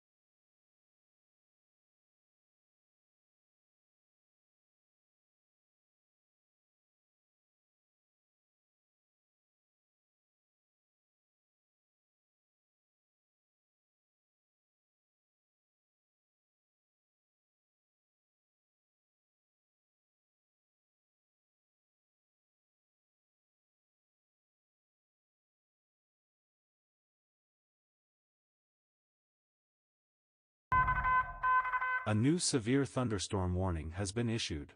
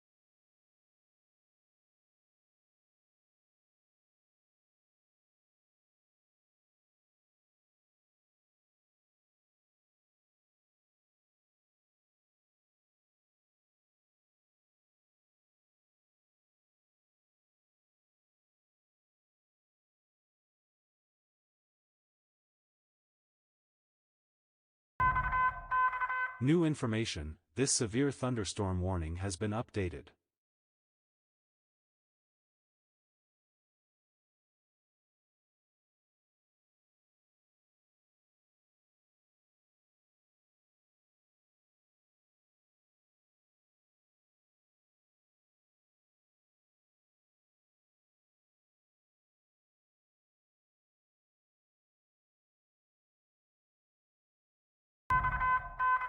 New information, this tornado warning has been updated.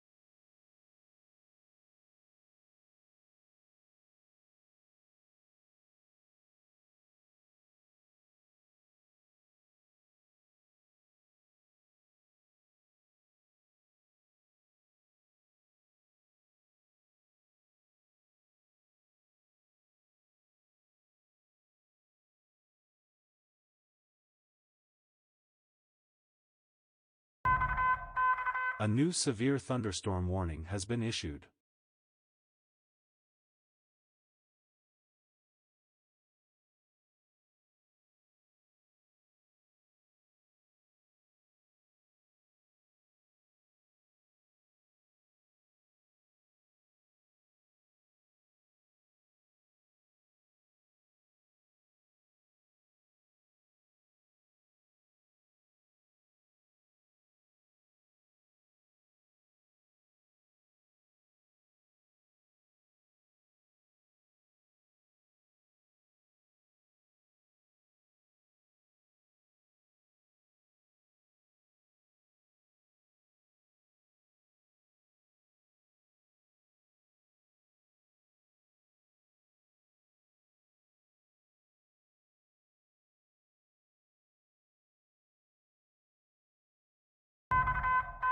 A new flash flood warning has been issued.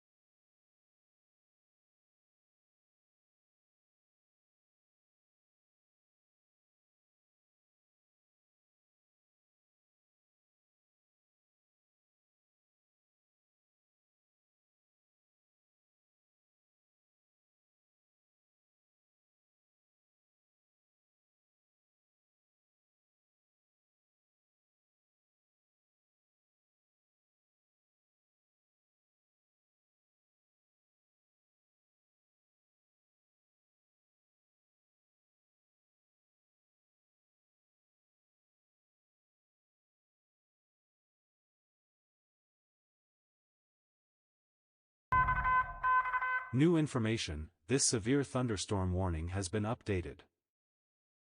All right. Everything's back. We're good. I've been here kind of just off camera, but just keeping an eye on everything. And did get an update. This went to radar indicated. It still stayed broad as it's come across the areas just south of Pryor Creek. You kind of still see its kind of bowling ball spin in the atmosphere. It has weakened, continuing to work towards Strang and up towards Langley, Oklahoma. We'll see how far that gets to the north and east. Other big storms, severe warned back to the west of Pryor Creek, and then they did end up a special weather statement for this area around Claremore and Verdigris. And let's take a look at some of our cameras. Here's Oklahoma City area. This is right where 412 and I-44 get in. There's a big casino right there. That's the flashing lights and stuff.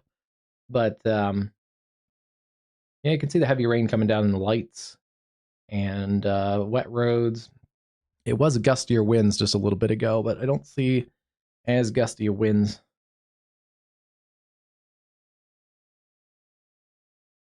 Yeah, not quite as, it doesn't look as windy as it did earlier. Pretty good lightning still showing up in those storms.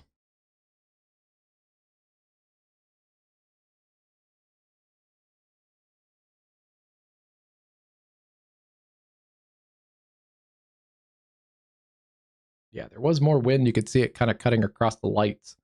I'm not seeing that as much, so that's a good sign.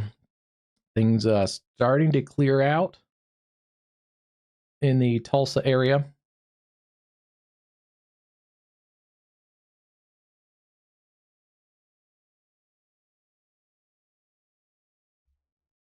But behind that, there are still flood warnings, and it's going to take a while for things to kind of drain into the creeks and streams, so you still could get rising creeks and streams well after these storms have moved on. Tornado warning continues there. That is broad. It's still probably deserves a tornado warning.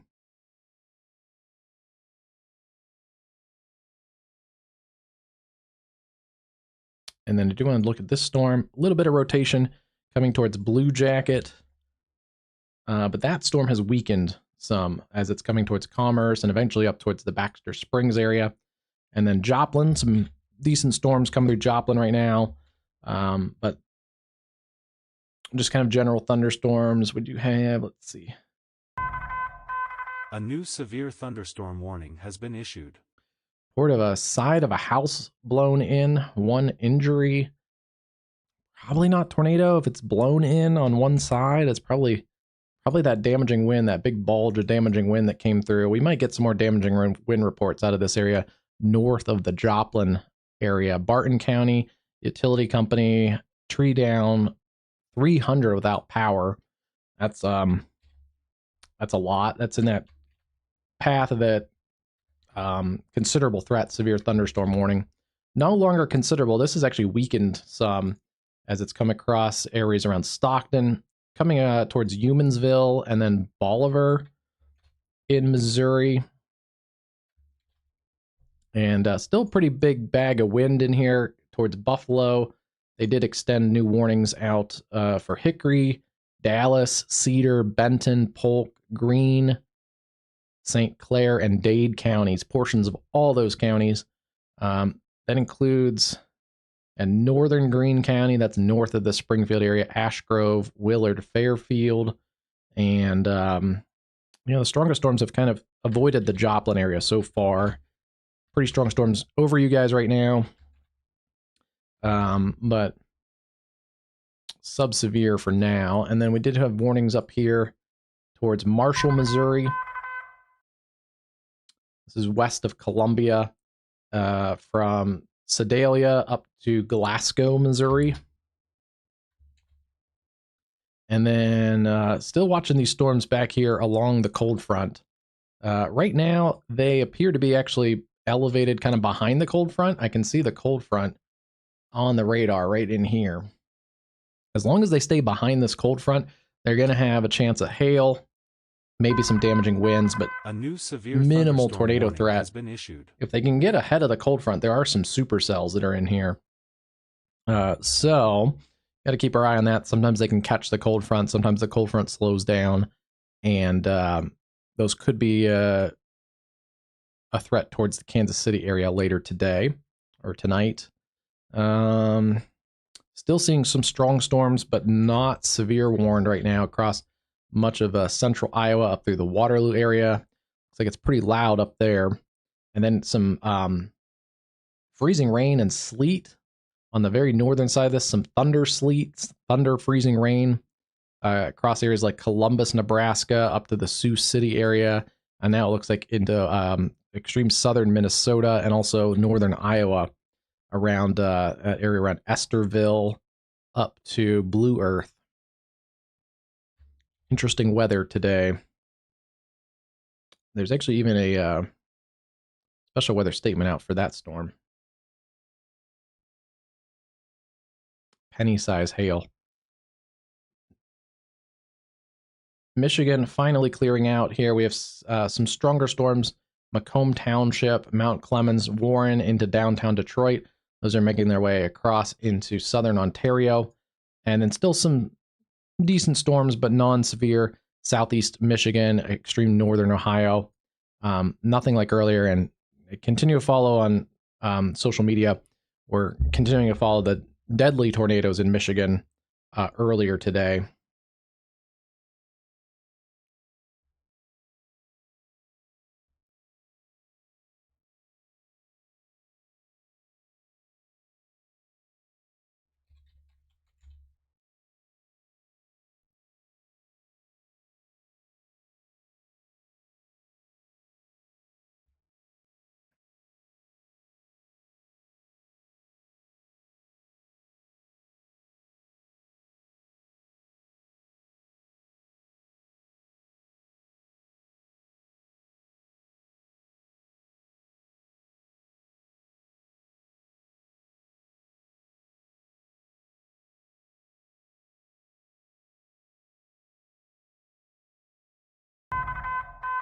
New information, this severe thunderstorm warning has been updated.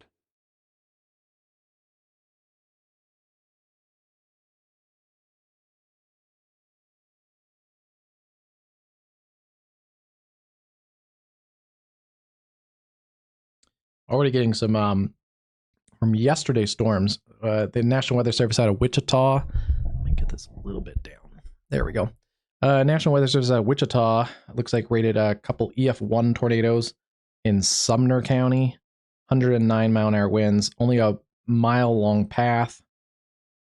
And then the other one was 100 mile an hour winds around 2.11 mile path. I think we saw that. They were pretty short lived tornadoes in Sumner County, Kansas.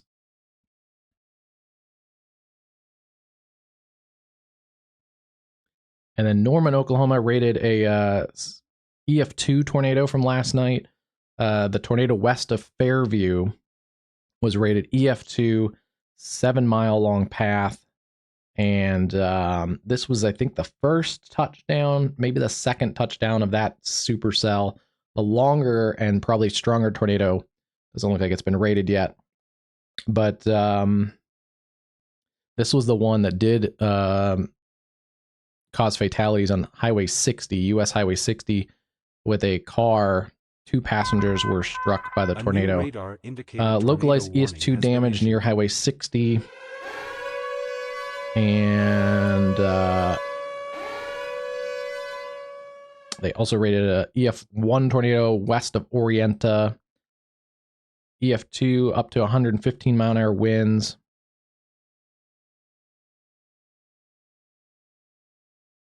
EF1 near Wakita, 95 to 100 mile an hour winds. So already a couple tornadoes have been rated up there in northwest Oklahoma, south central Kansas.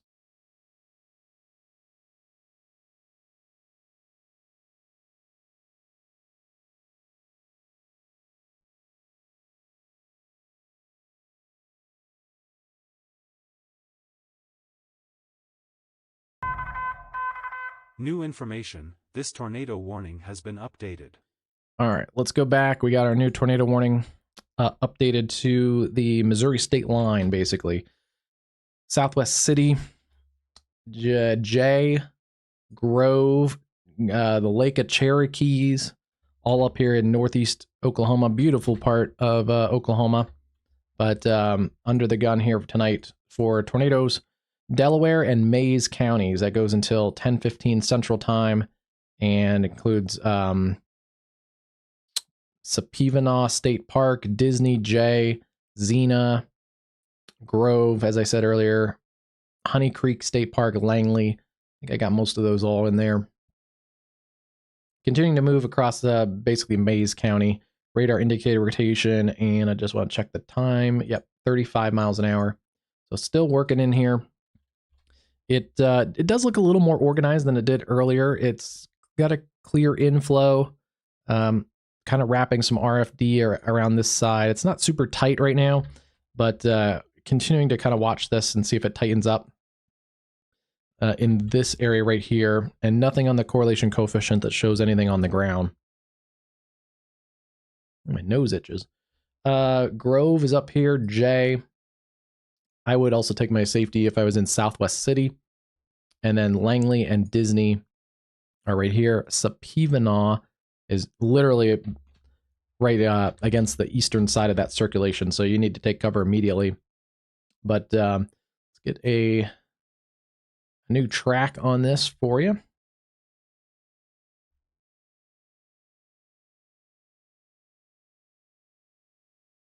Okay, about four minutes or less to Sapivanaw, and then about 40 minutes to Grove, and then I just want to kind of track it out. If it goes a little bit more towards the right, if it goes a little bit more towards the right, J 26 minutes, Southwest City about 50 minutes, 45, 50 minutes. And then if it does hold together, areas like Knoll, Missouri, 59 minutes, about an hour away. A little more populated in this area. And then it gets may skirt into extreme northeast or northwest parts of Arkansas. So keep an eye on this if you're out here towards Knoll, towards Sulphur Springs, definitely Southwest City, and then up towards the Seneca Nation, Grove, Lake of Cherokees. Still a dangerous storm.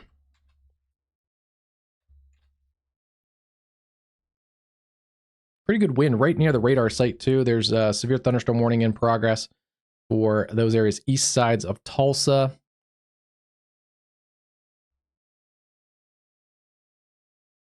That looks towards those storms, so we'll keep an eye on those. A couple other storms strong down near Atoka, Oklahoma. Keep an eye on those.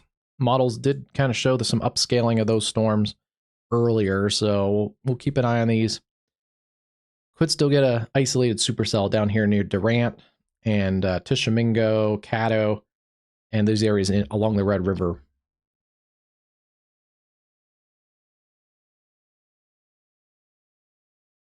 And seeing that big bulge of wind coming towards Hermitage, Bolivar, Buffalo in Missouri. They have backed off the wind threat on that, though. It still could have some isolated, pretty strong winds in here where it's bulging out. Yeah, I wouldn't be surprised if we get a few more damage reports. We've had, semi turned over at Lamar Heights, 1 injury.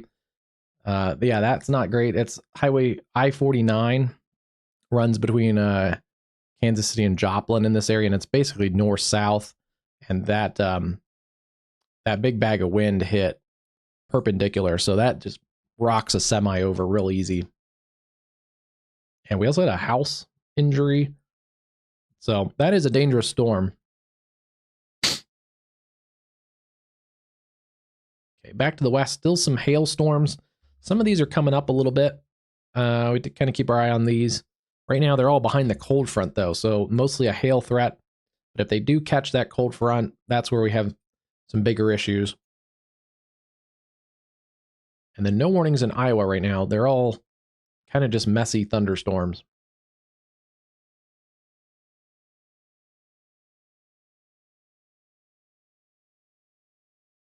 Same for this kind of area riding along the state line between Michigan and Ohio. They're mostly just messy thunderstorms right now.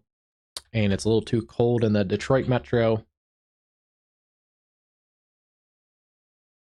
So some strong storms, but they're also going into Canada right now.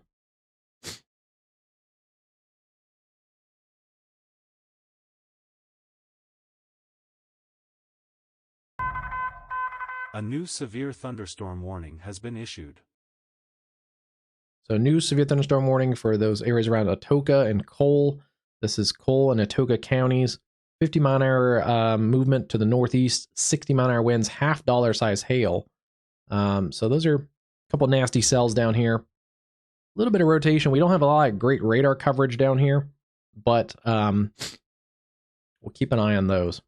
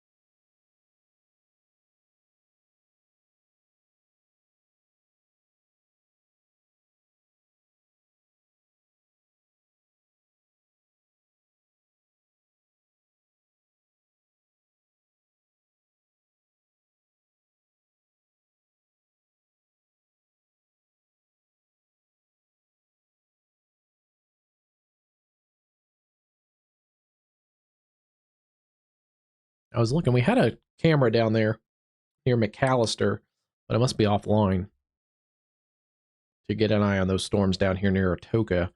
Again, $half size hail coming up towards Stringtown and Kiowa. And we have our radar indicated tornado warning for J.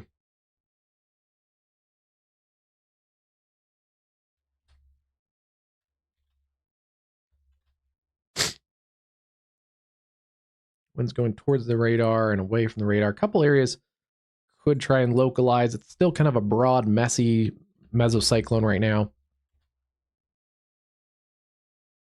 That's a little bit interesting. A little bit of a weak echo region. That's means there probably is an intense updraft right in here. This is an area where we got to really watch. Still could localize in 2 spots, but keeping an eye on this area. This is just south of Langley. Langley's right here, Disney, and Tijuana, and then up towards Xena, Dennis, Grove. That is still a really nasty cell. All right, I'm going to have to blow my nose. These allergies. Let's see here.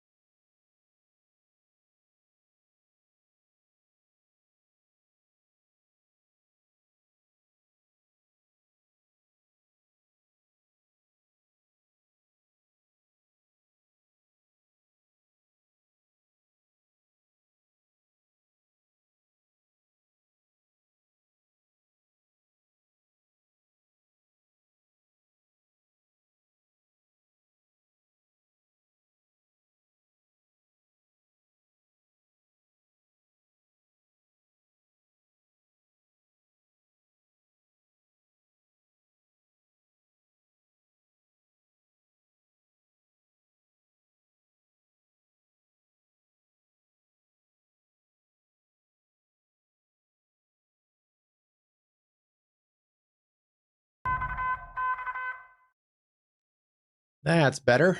Let's get the visual back on. There we go. All right, we're good to go. Still an impressive supercell. This, you can see kind of wrapping bands in here. Not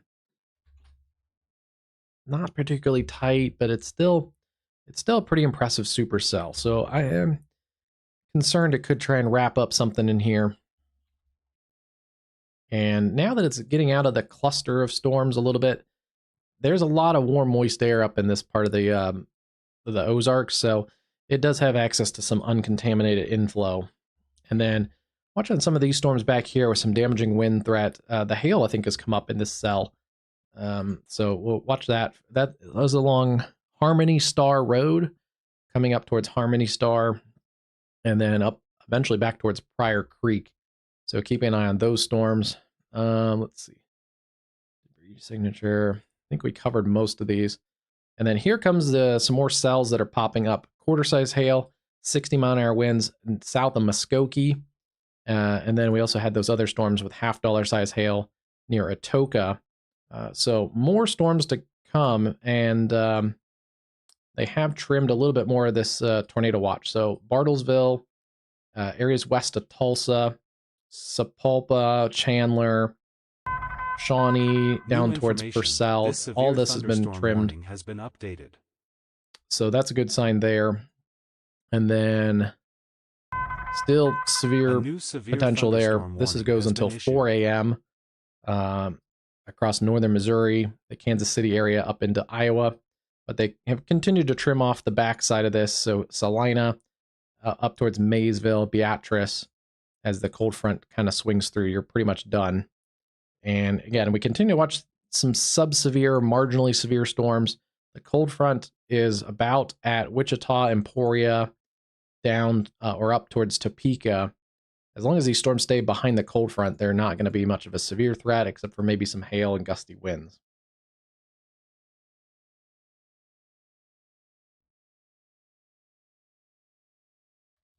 And then looking at some pretty good storms now are intensifying around the Carthage area.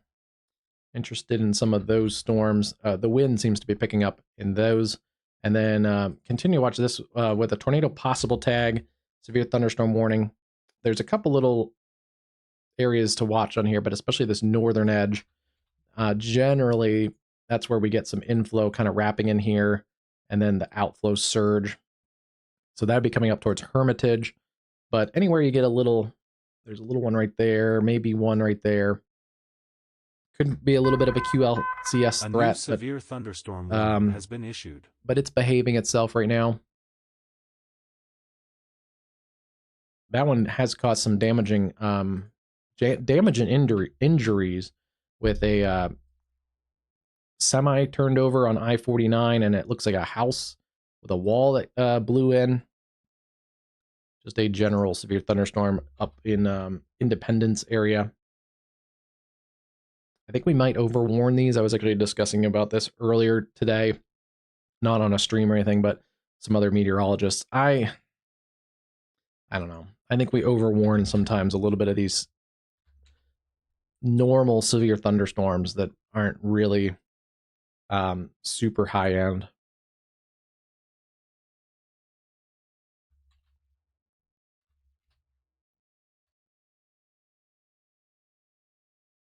This is a better one to warn because this does have some all hazards threat.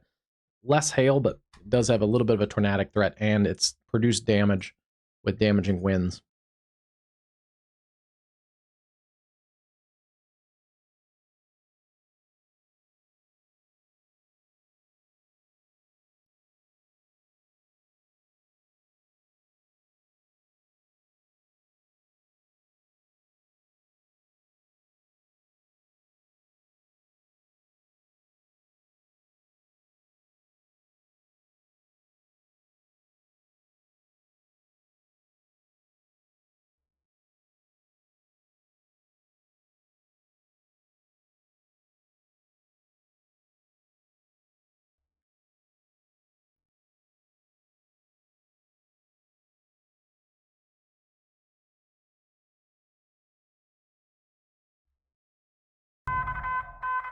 New information, this tornado warning has been updated.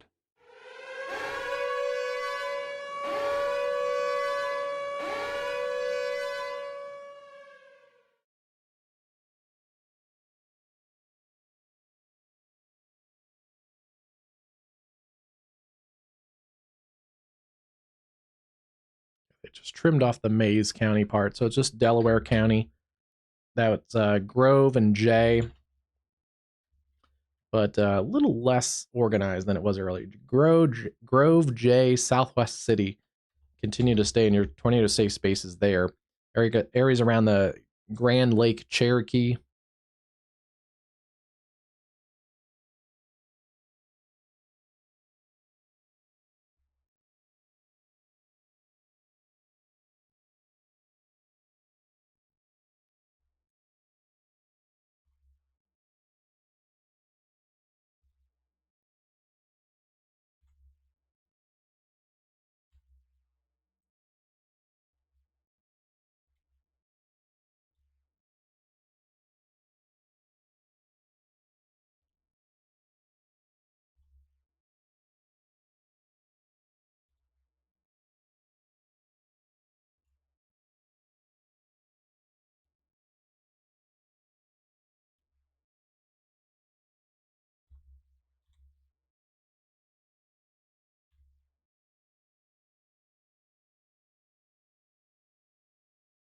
This is a look at I-49 northbound at the state line with Missouri. So we're looking towards, generally towards that severe storms. Actually, well, all those storms north of Neosho, but also the path of where this tornadic storm is approaching. Our camera's basically like right here looking kind of off to the northwest. So a good camera position.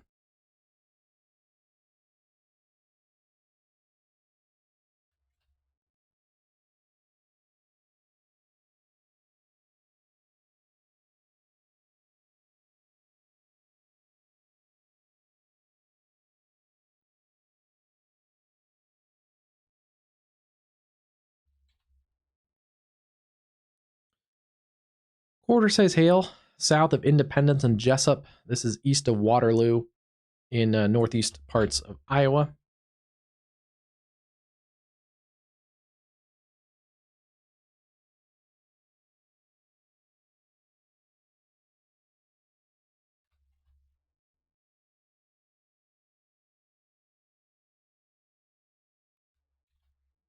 And the hail, we talked about that earlier, in that cell near Verdigris is definitely coming up. Pryor Creek, this is now $half size hail. Looks like also 80-mile-an-hour winds in Pryor. Broadcast media, several storm trackers reported gusts of 80 or 90 miles an hour on the south side of Pryor Creek. That may have been when that tornadic surge. Let's go back and take a look at that real quick.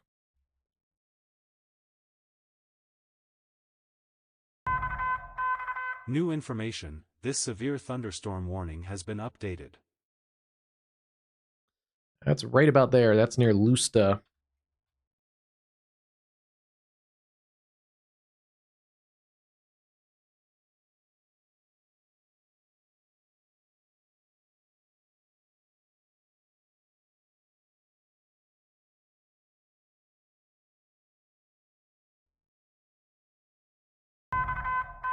A new severe thunderstorm warning has been issued.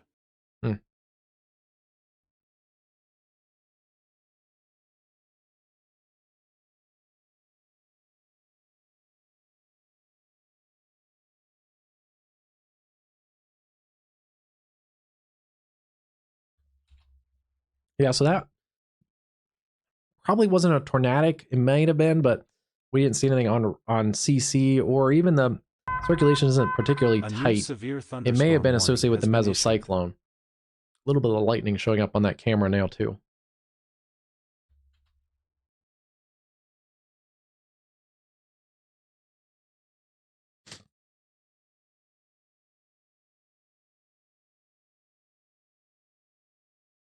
This is still a nasty cell. Hail has come up, I think, a little bit on this too. The rotation isn't as tight as it was earlier, so good news there. Still radar indicated J, Grove, Southwest City, continue to stay in your safe space. This could be higher than the $half size. This could be up towards the golf ball size range. And we can see the hail core in here too, showing on the correlation coefficient. Especially how close we are to the radar site too. They are going to warn those storms around Carthage as well. 60-mile-an-hour winds. This severe thunderstorm There are warning has been pockets of updated. wind in here. There appears to be some near Lockwood and Greenfield.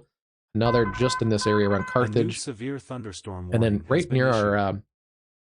our other camera at Galena. Some pretty heavy winds now moving into Carl Junction.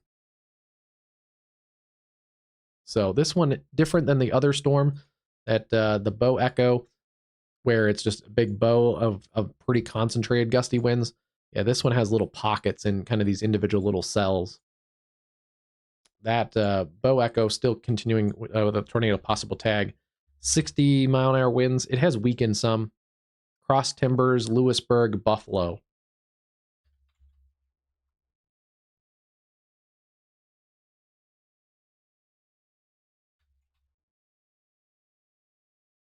And yeah, pretty good wind in here too.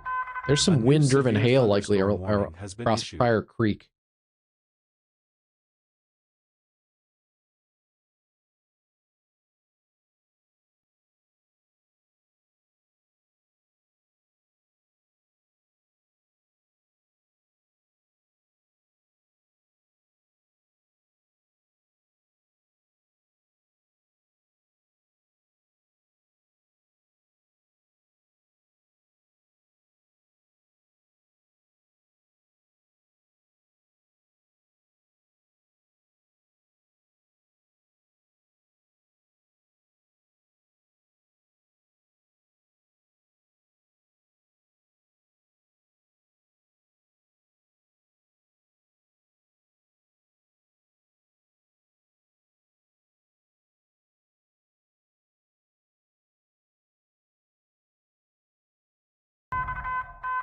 New information, this severe thunderstorm warning has been updated.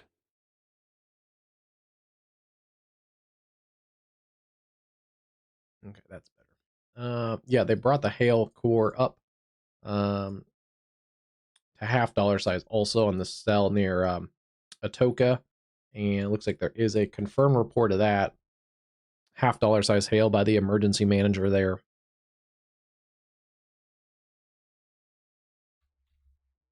Those storms are also headed towards the McAllister area.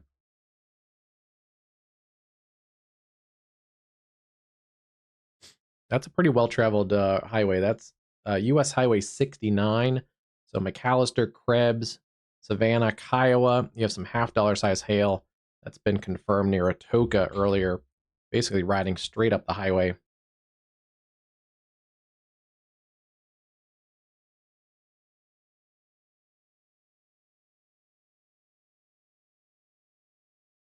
And then watching those storms still potentially severe there. Severe warning storm also near Omaha. Get in and look at this storm.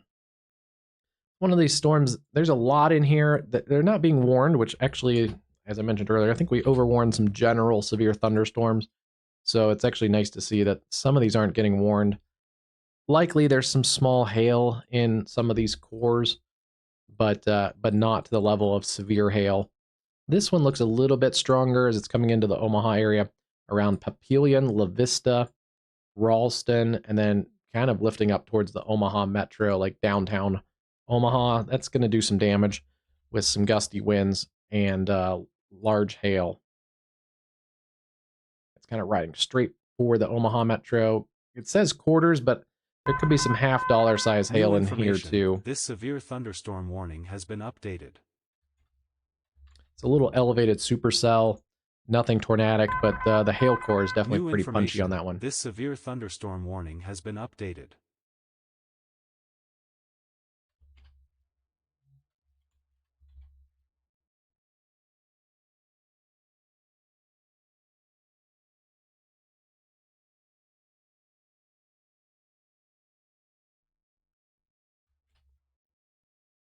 This one still has a messy velocity scan. This cell is kind of degraded a little bit. It's a loose mesocyclone. May try and reform, but yeah, it's having some trouble right now. This is one of the stronger cells right now, I think, in the state, with some really strong wind and potentially some $half size hail. And that's coming over the Pryor Creek area, Lone Chapel, up towards Green and Adair. Radar indicated tornado warning updated. Let's see, what did they do to it?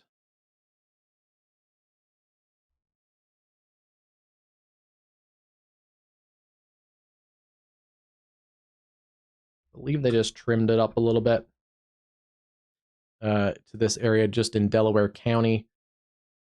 Radar indicated quarter size hail. Grove, Lake Ocherokees. Severe thunderstorm warning has been issued. And then areas like Southwest City, right on the border there. We've added a big severe thunderstorm warning for this bulging bow echo. This includes quite a bit here. This includes Osage Beach, Camden, Dallas, Hickory, Laclede, Maries, and more. Let's see. Or sorry, Miller, Laclede, Pulaski, Camden. Oh, it was Maries, Hickory. A lot of counties there. Severe thunderstorms. This includes some areas like the Lake of the Ozarks, Osage Beach, Max Creek, Village of Four Seasons, up towards Dixon, Richland, just north of Waynesville and St. Robert, and also Lebanon, Missouri. I-44 from St. Louis to Oklahoma City rides up in here in the Ozarks. Pretty rugged terrain at times, mountainous, hilly, curvy. Not something I would want to drive in a severe thunderstorm with damaging winds. We'll see. This cluster here has a potential to get some damaging winds. Kind of an S-shaped cluster too. Potential here of a damaging wind corridor, basically up 44 towards Jefferson City, potentially Columbia, and then what to watch out for St. Louis later.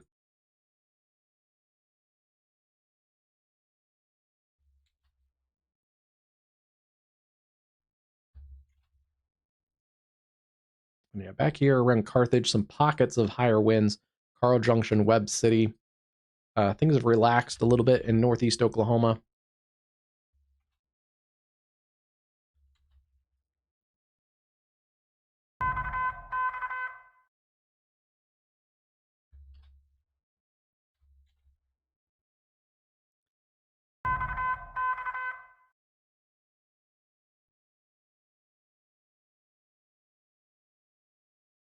They're going to trim some of those counties around McPherson, it looks like.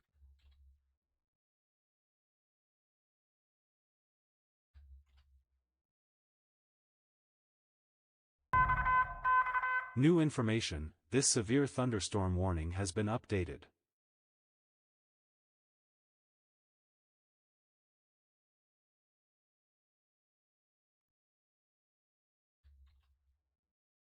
Yeah, still in here, Kiowa, Pittsburgh, Savannah, and McAllister.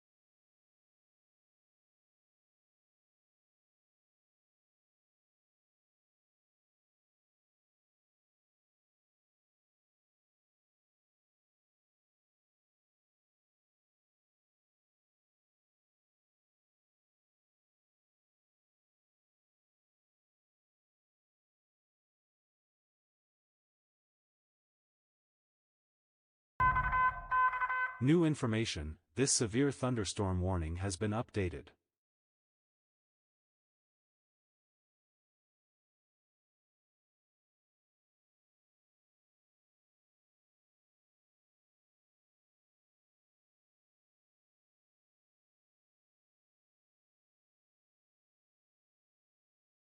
Just kind of checking over some things, and oh,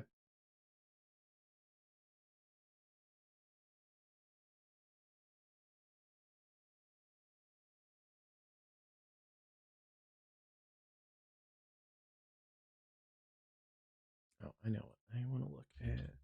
I get a different model update just to see what the models are saying again. It's been an interesting severe weather day. Some stuff I think has the models have gotten pretty good, and then others I think the models have missed on a little bit today.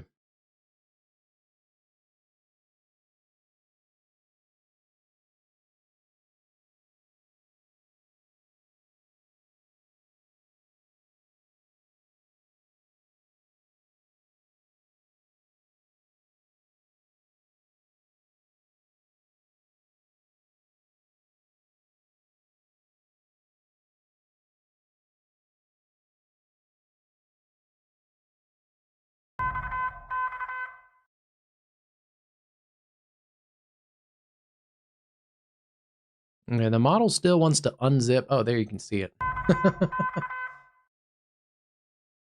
uh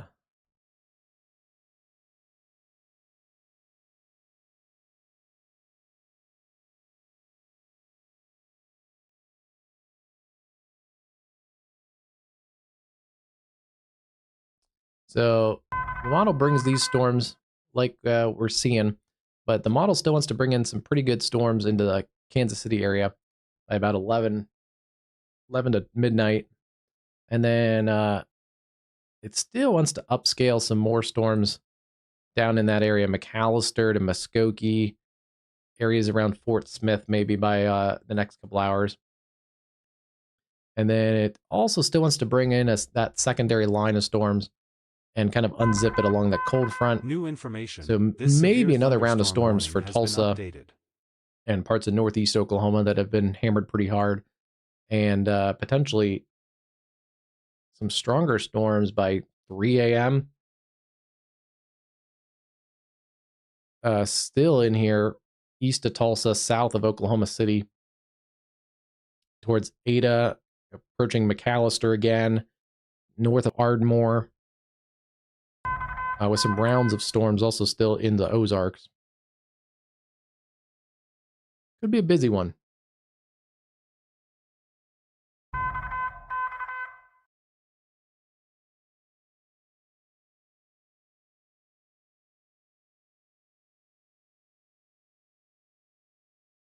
We'll kind of have to see if more convection starts to fire on the cold front.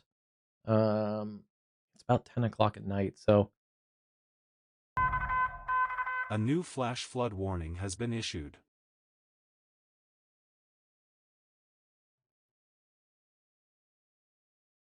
yeah, we'll have to kind of see here in the next little bit if we start getting some new convection.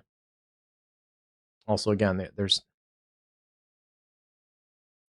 not a lot of convection down here into Oklahoma right now, especially southeast Oklahoma. There's a few storms down here, and we have gotten some convection, but nothing like the model is showing, so we have to see in the next little bit.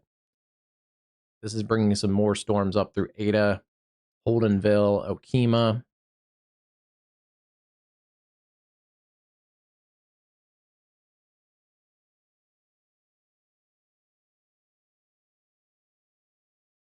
Yeah, and then it really wants to develop some new supercells and some hailers around Sulphur.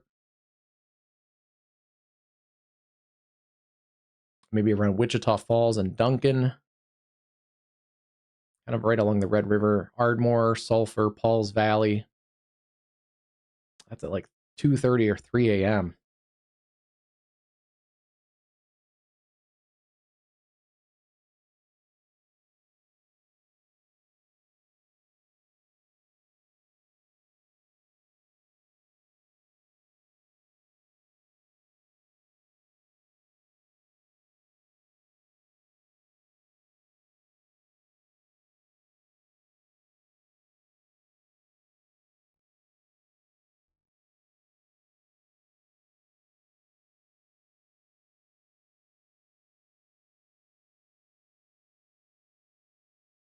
All right.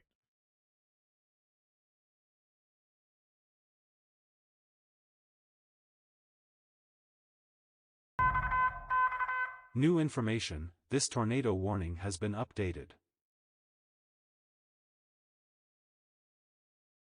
Let's go back and look at this tornado warning. It does look a little more organized than it did earlier. Severe thunderstorm warning has been updated. Not super impressive on the reef or on the velocity, but you can see how this hooks around. There's an inflow corridor here, outflow and RFD surging out. Tornado kind of hides in this little notch area, and we are seeing that try to localize a bit again. That's coming from south sides of Grove towards Dodge, and probably just north of Southwest City. Where is here? Taking a look at our camera. This is at the Missouri and Arkansas state line, looking towards that severe storm. So the lightning you're seeing flash on this camera is from this severe storm that's approaching. And it shows how challenging the terrain is in this area, because this storm is only about 20 miles away, and we're not seeing a really great look at it on the camera there. Versus last night, we had the storm that was about 40 miles away in Texas, and we could see the whole structure. So out here, a lot more hills, a lot more trees, a lot also a little more difficult, especially at night, for chasers and spotters. So you definitely want to take these warnings seriously as we're getting out of the slightly easier chasing territory into eastern Oklahoma and into the Ozarks of Arkansas and Missouri. $half size hail continues here across Adair, Pryor Creek, back to some areas that just had the tornado warnings earlier around Sportsman Acres. Gusty winds and hail is the main threat there. And then there are some little mini supercells near Muskogee. Got to keep our eye on those.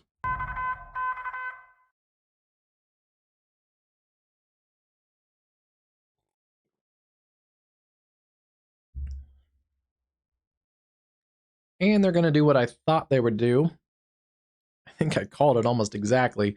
They filled in the tornado watch for parts of northwest Arkansas. So Bentonville, Fayetteville, West Fork down to Fort Smith. This is until 4 a.m. as well. It's all till 4 a.m. No, the Missouri section is till 1 a.m.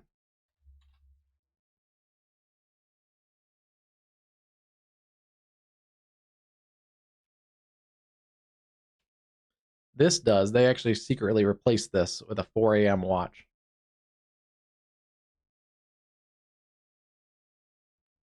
Not so secretly, but that area was under a tornado watch that was going to expire, I think, at midnight.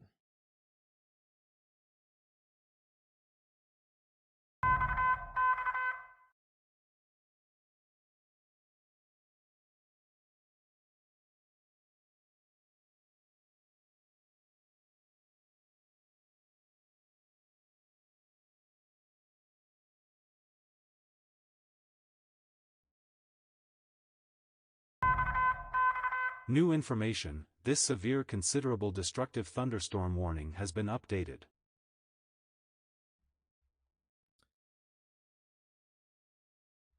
All right, let's see. So you're going to get below, you're going to see some different watches the counties there pull in.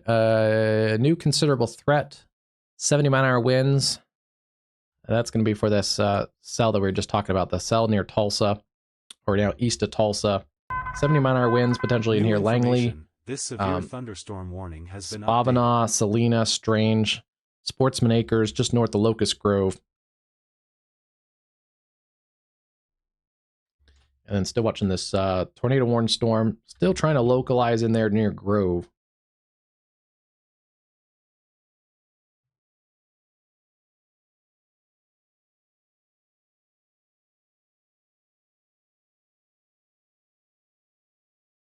Yeah, this new tornado watch actually covers a lot of those areas. We were just kind of looking over on the models.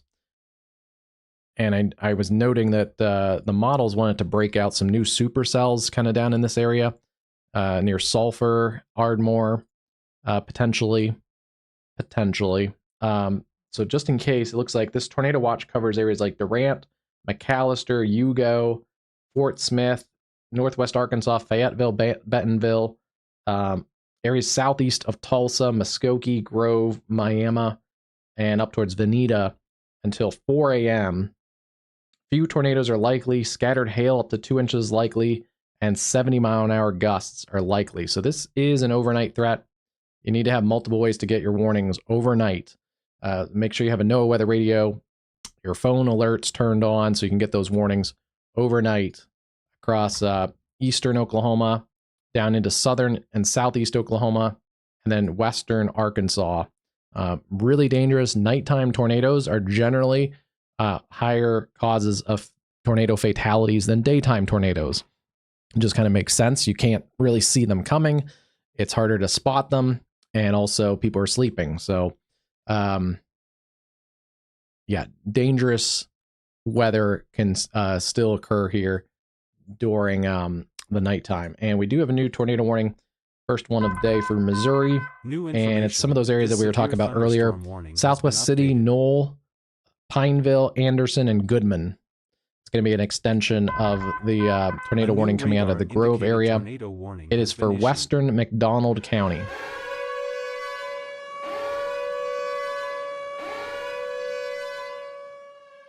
There's your area circulation right here. It's along East 2900 Road, just east of Grove, towards Dodge and Cuyahoga. Generally headed towards the Anderson, Missouri area. So Anderson, Missouri. And I do want to check and see 40 mile an hours. So let's get a new path on this one. We'll adjust it. It's bounced up just a little bit. At 40 miles an hour. All right. brings it into Anderson, Missouri in about 22 minutes, Pineville 26, Ginger Blue 19, and there's a better look at it. Yeah, Anderson about 19 minutes. If it goes a little bit more northerly, then it could go up towards Goodman, about 30 minutes to Goodman, Missouri. And if it think it's going to pass to the north, it's going to have to pull a really hard right to head towards Southwest City, about 12 minutes to Southwest City. So again, radar indicated tornado warnings. That continues for parts of Delaware County in Oklahoma, and then McDonald County in Missouri. Taking a look further north, 60-mile-an-hour winds, quarter-size hail in these cells up here near Golden City, Greenwood. Flash flood warning, Joplin, Carthage, Carl Junction. A lot of rainfall in that area. A little bit of a supercell kind of embedded in here, but it's not showing a lot of low-level rotation. And I wouldn't be surprised the way this is kind of training from Carthage over towards Buffalo, Bolivar, Humansville, north of Springfield. Wouldn't be surprised to get more flash flood warnings in that corridor. Still have our Waynesville and Lebanon storm. The storms to the north are marginally severe around Versailles, Missouri. And then some other flash flood warnings also in here, so definitely turn around, don't drown this evening. And then they've trimmed a bunch of the tornado watch across the Nebraska, northern Missouri, Kansas, northeast Kansas, all canceled. So go to sleep and have a good night for Des Moines, Omaha, Nebraska City, Junction City, Manhattan. You guys are all behind the front now. I was a little skeptical we'd get a lot of severe weather up in this area. I was really skeptical we'd get much severe weather in the Milwaukee area. We still could.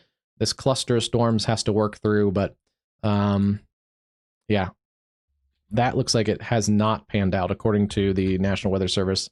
That marked even a hatched risk up into Iowa today, so maybe a little bit of a miss there.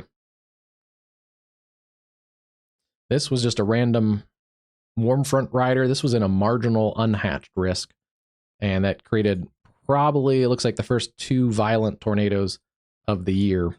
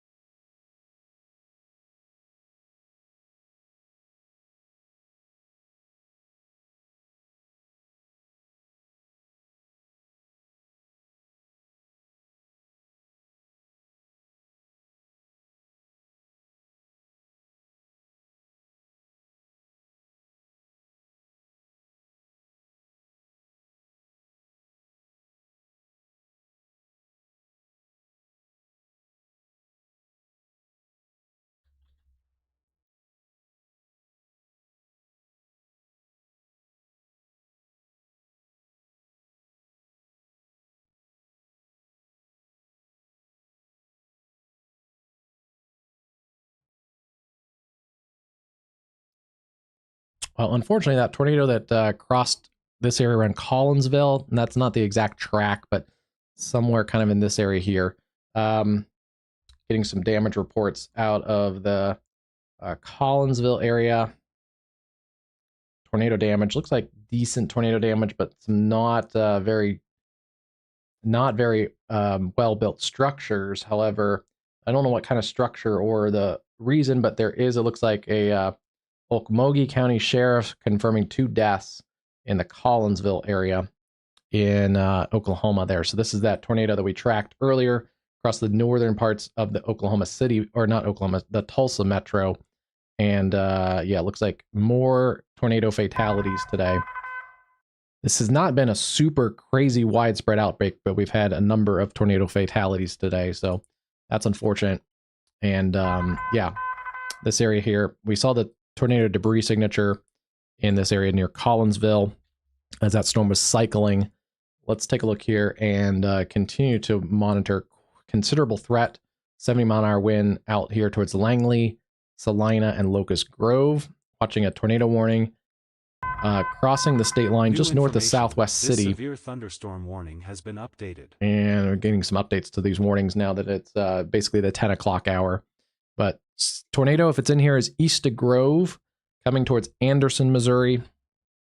It's a messy CC, but we're a little far from the radar. I don't think it's on the ground, but continue to take your tornado safety precautions. Anderson, Goodman, Pineville. And let me check here a couple things. Pittsburgh, Oklahoma. Severe thunderstorm warning updated. And then still watching these hailers down here towards McAllister and also towards Muskogee. Let's look at the severe thunderstorm warning. Waynesville, Lebanon, Osage Beach. And also back towards Carthage. And then the one warning up, severe thunderstorm warning up near Waterloo and points to the east. I'm going to get a refill on my drink here real quick.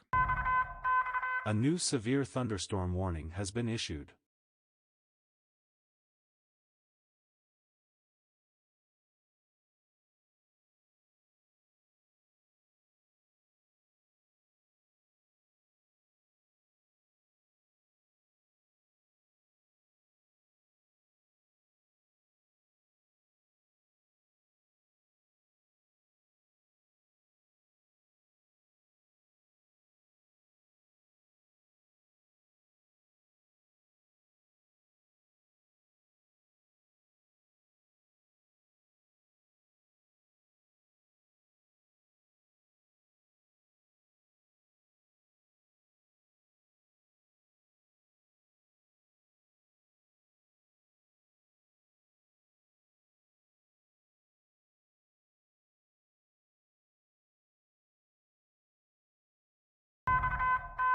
New information, this severe thunderstorm warning has been updated.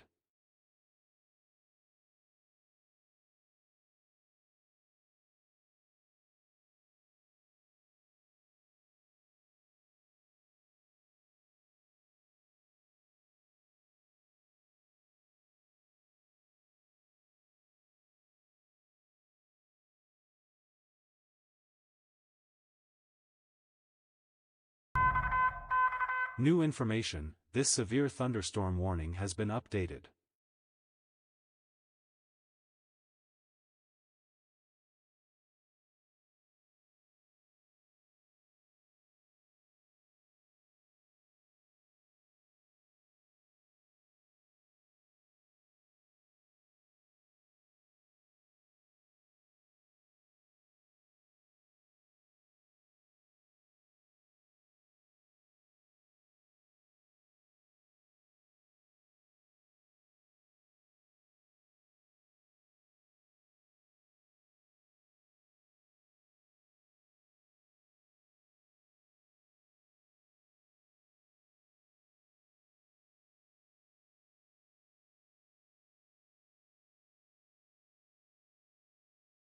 All right. Just checking some stuff here, and we got a new warning out of Mississippi. Quarter-size hail for this storm near Marks and Lambert, Mississippi. Where are we getting radar out of? We're getting radar out of the Memphis area. This is lifting to the north. It's moving to the north. May get into that area, south sides of Memphis around Hernando, Coldwater, Sanatobia, and Como.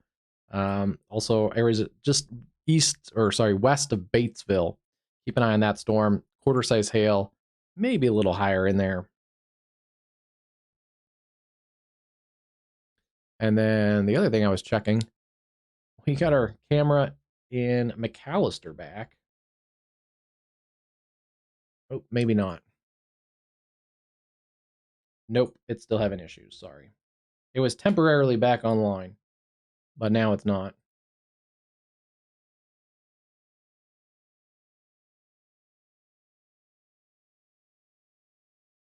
See if it plays. McAllister's getting hit pretty hard here with the hailstorm near Kiowa and Pittsburgh. A little bit of rotation on that one too. And then the first storm has kind of moved through McAllister and Krebs. Looks like that one has come down in intensity some. But, well, the McAllister camera is not working.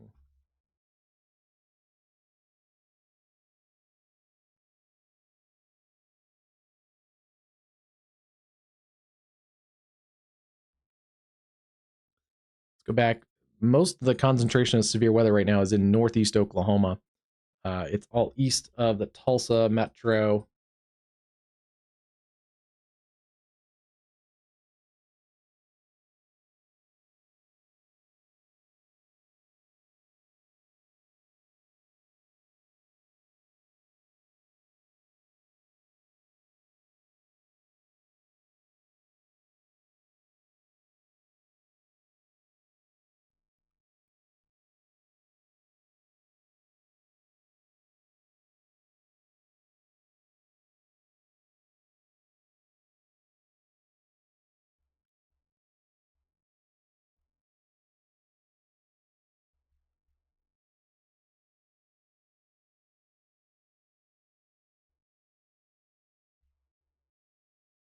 Okay. Keep an eye on this storm from the state line here at Arkansas. They have dropped the tornado warning for the Grove area. Still some strong storms, still potentially kind of on the marginal severe side around Grove. But then we have the considerable threat for 70-mile-an-hour winds. They have decreased the hail down to quarters. Langley, Spavinaw, and the Lake Hudson area around Sportsman Acres, Locust Grove. New information. This severe thunderstorm warning has been updated. But let's see. So unfortunately, yeah, Collinsville, Oklahoma. It looks like 2 more fatalities reported by the Okmulgee County Sheriff, confirming 2 tornado fatalities. Some of the damage that I've seen, I don't know if the damage pictures are related to the fatalities. So I don't know that situation, but they appear to be like trailers and maybe mobile homes. So potentially that checks out, but not the types of tornadoes that we saw in Michigan earlier, the violent tornadoes. These ones look kind of on the strong-ish side, but certainly it depends on what kind of structures. New information. This severe thunderstorm warning has been updated.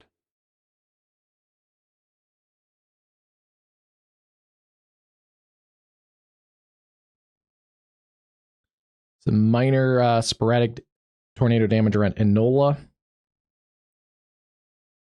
Doesn't look, power lines kind of tipped over, sheet metal, trees down, some outbuildings with some sheet metal and roofing off. Let me get that one reposted. There's our link there, WxCast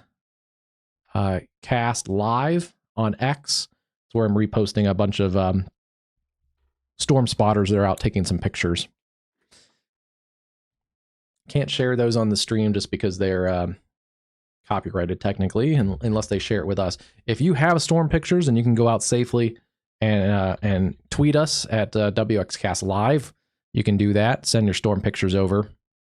But otherwise, just random people I'm pulling pictures from, I'm not going to do that.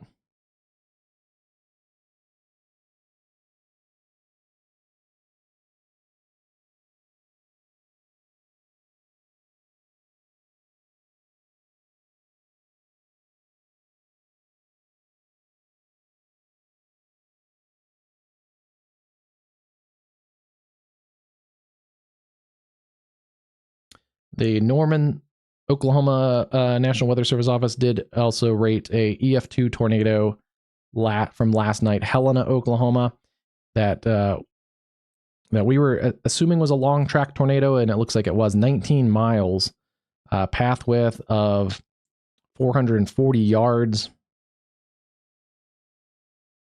and it lasted about 26 minutes. New information. This tornado warning has been updated.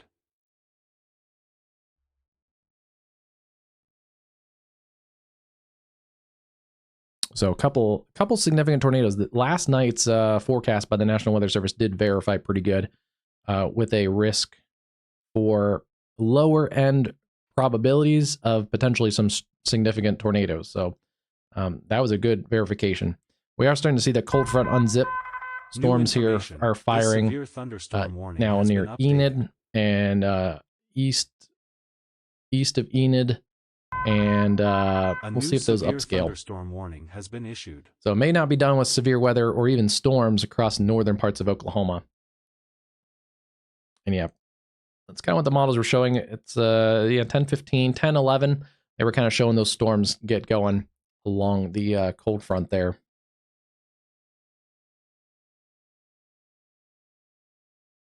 Still seeing a couple warnings in that cluster of storms. And then taking a look at central Missouri, seeing those severe storms north of Lebanon up to Osage Beach, and then approaching areas like Waynesville. Severe thunderstorms in this area in Greenfield and Ash Grove. Some stronger storms. There's little pockets of 60-mile-an-hour winds, even down here towards Carthage and southeast of Joplin. But it's this cell that still is an embedded supercell in here near Anderson. And we can see the rotation in this cell here between Anderson and Goodman.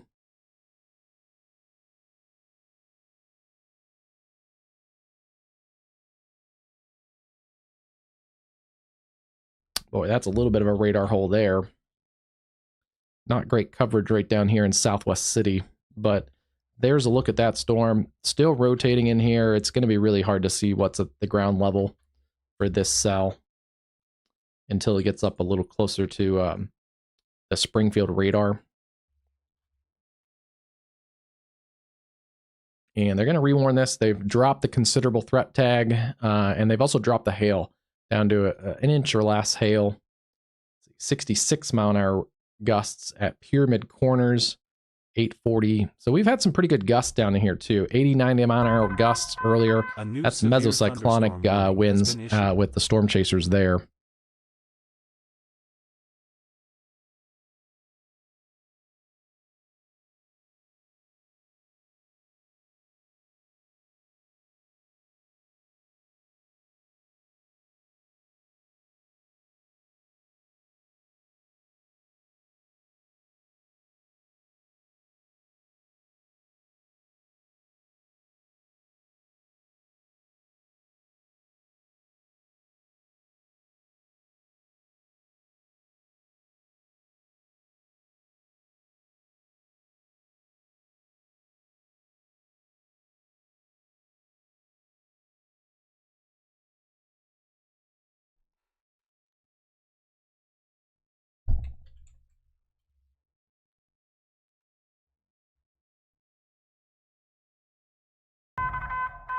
New information. Okay, yeah, that was that area that developed near Beggs.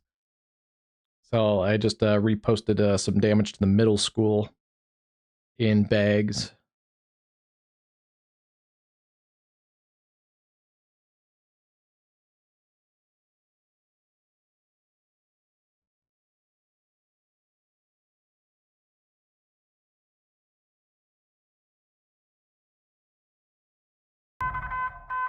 New information. This severe thunderstorm warning has been updated.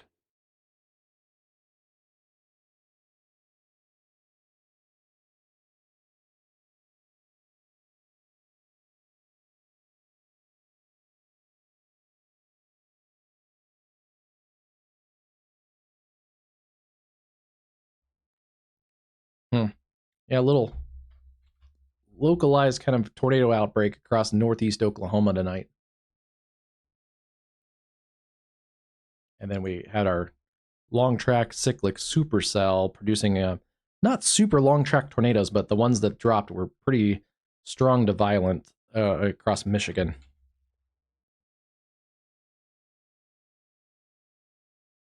Ooh.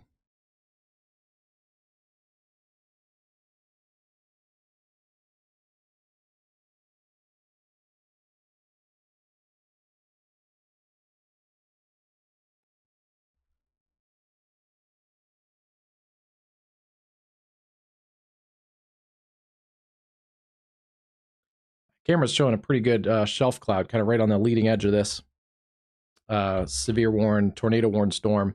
That camera is right at the state line looking into this perspective. A couple lowerings, but those are not on the side of the tornadic circulation. But you kind of see the hail core back in there. It's the hail core is illuminated by the lightning. Yeah, there is some hail back in this storm. If there is still a tornado, it's ongoing here. It would be between Anderson and Goodman, just approaching the I-49 corridor. So if you're traveling on I-49, I would slow up and let this storm get past. But that is a nasty storm. Let me actually pull that a little bigger for you.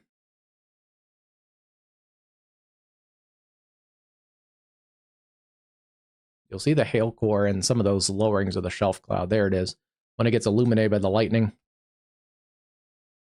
And just as we're talking about that, they're going to adjust this as it's coming a little bit more towards the north. So from the Goodman area up towards Pierce City. Radar indicated tornado warning. A new radar indicated tornado warning has been issued.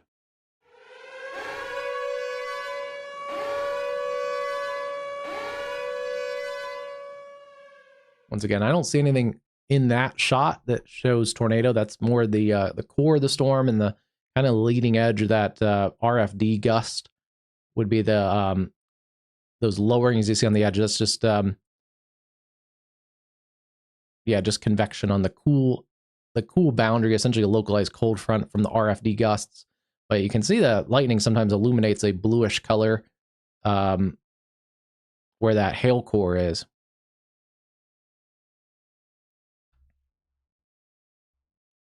Kind of in this area right there. There's a good shot of it.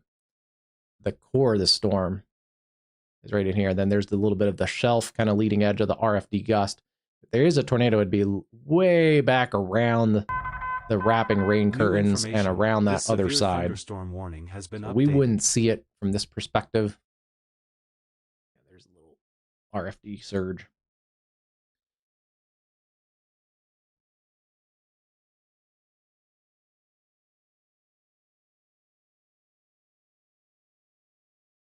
Make it a little bigger so you can see that a little better, but also show at least some good screen real estate. Cut me off a little bit, but that's fine. New information. This tornado warning has been updated. All right, so let's dive into this storm a little bit. Radar indicated this is for Missouri. This is in Newton and northern McDonald County. Tornado and quarter-size hail.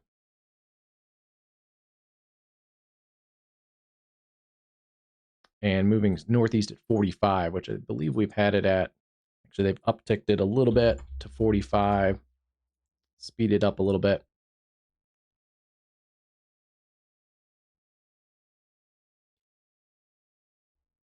Newtonia, about 29 minutes. Pierce City, about 43 minutes.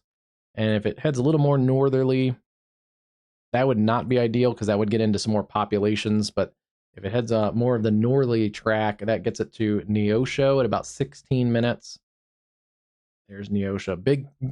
Bigger town, small city kind of area off of I-49. Then Granby, 25. Ritchie, 31. And just have a report in here. 78-mile-an-hour gusts in McDonald County and Anderson. Emergency management wind gusts 7 miles west of Goodman. So probably non-tornadic, but the mesocyclone in here does mean business. It's also, we're still far from the radar, so it actually is really hard to see what's going on in that storm. As it lifts more towards Springfield and that radar site in Springfield, we'll get a better look at it. But that tornado, if it's on the ground, would be just north of Goodman. A little weak echo region, that's a little bit concerning. But you can see kind of what our camera is catching there with this RFD surge. And I see the camera rocking, so the wind is surging out across this camera perspective.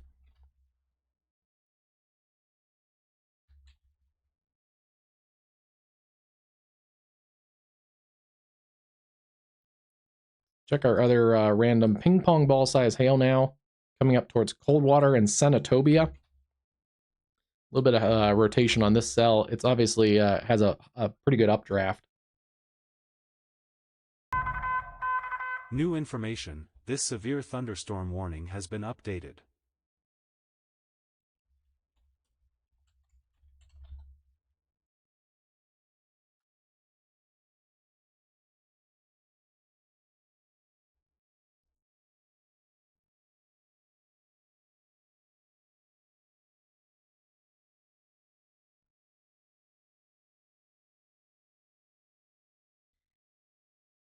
Let's see, we might have...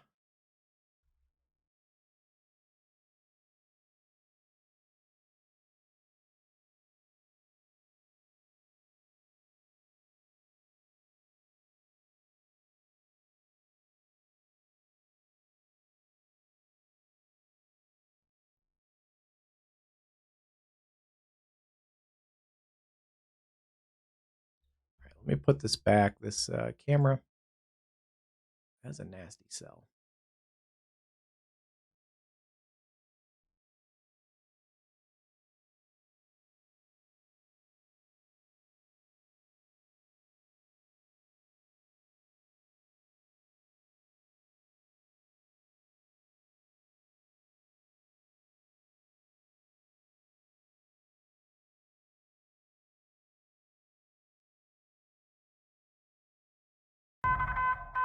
A new severe thunderstorm warning has been issued.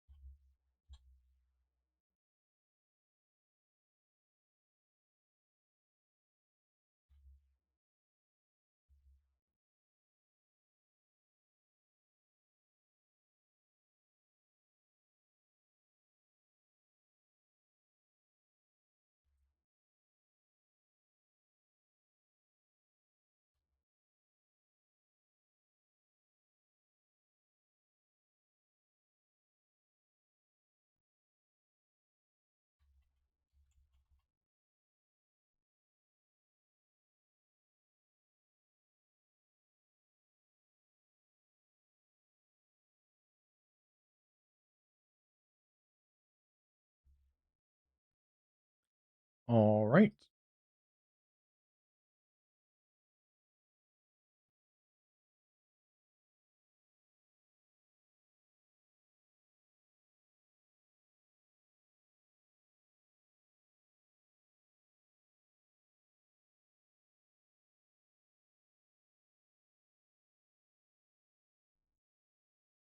All right, there's a look at this area around Coldwater. So we'll keep an eye on this storm as it comes up towards Coldwater and Senatobia with ping pong ball sized hail.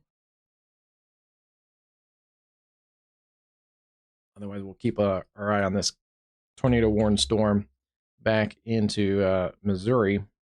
And that's right around Neosho. And if there's a tornado, it's coming up towards McKelney.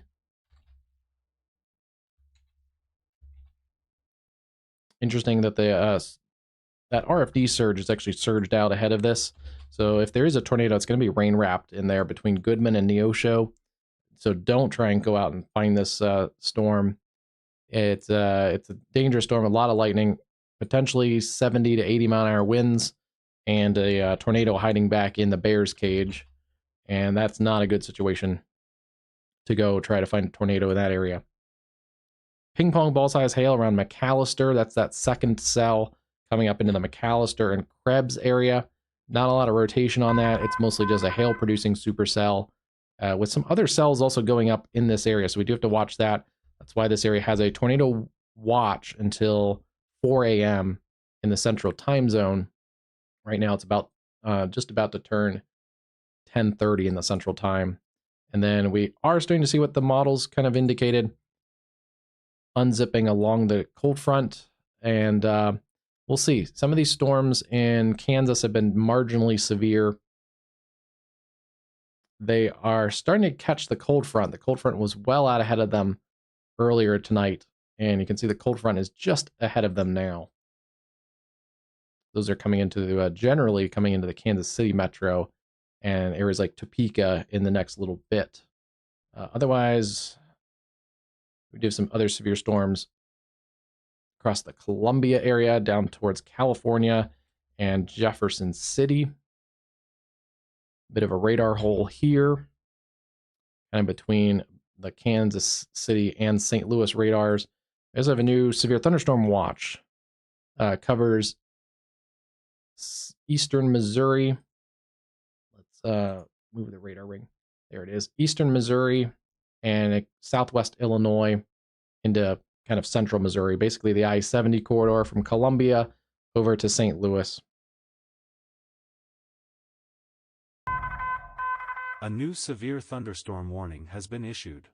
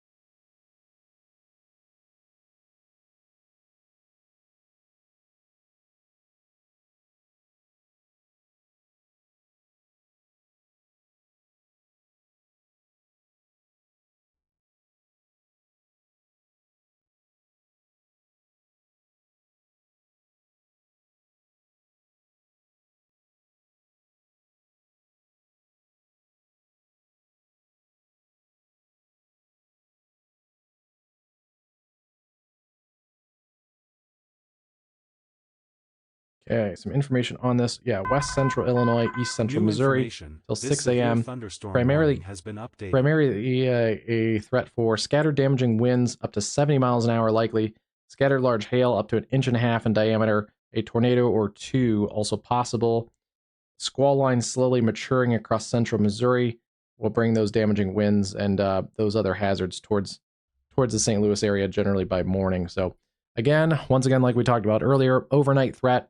Have multiple ways to get warnings. NOAA weather radio. Make sure those alerts are turned on if you want to go to sleep. I don't know if she's in here, but Sarah earlier, I think you're in the SEMO area, but down here, that does include areas like Farmington, Chester, Illinois, Belleville, Illinois, and areas like Rolla that are in this tornado watch too.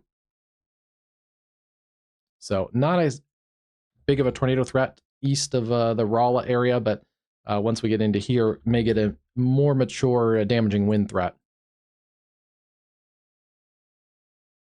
And some of those storms aren't actually as severe as they were earlier, so that's a good sign.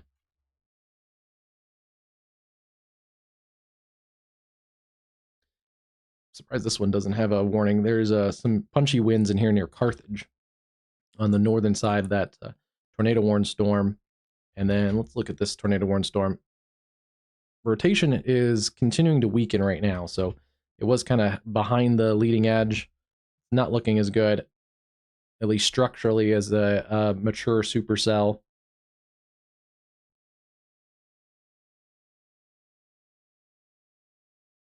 And we've kind of seen the lightning come down on that cell too.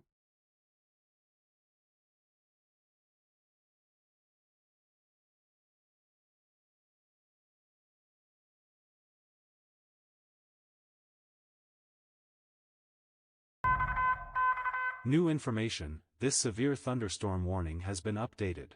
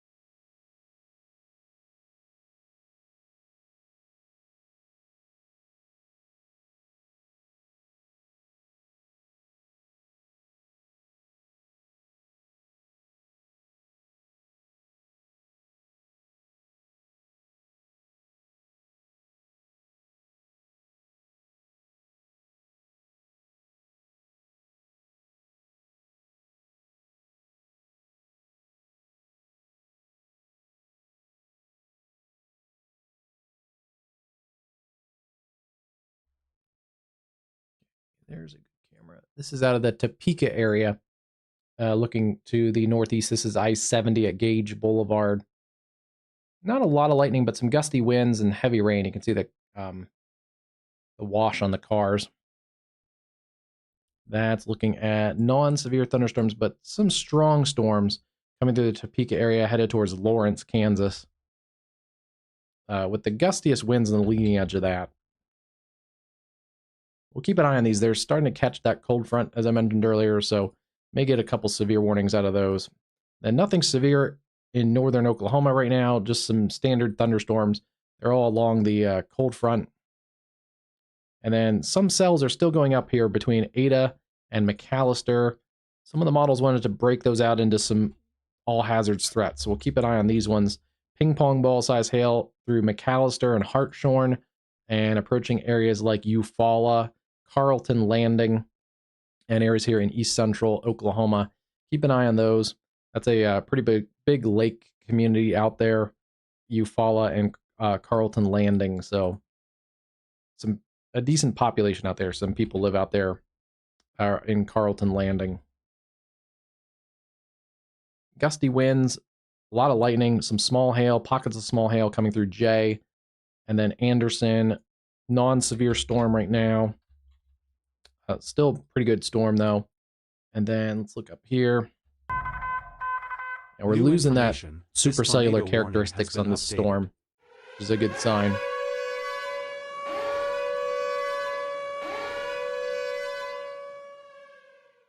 Newest tornado warning though is going to be not this storm. This is still in McDonald County, I think, right?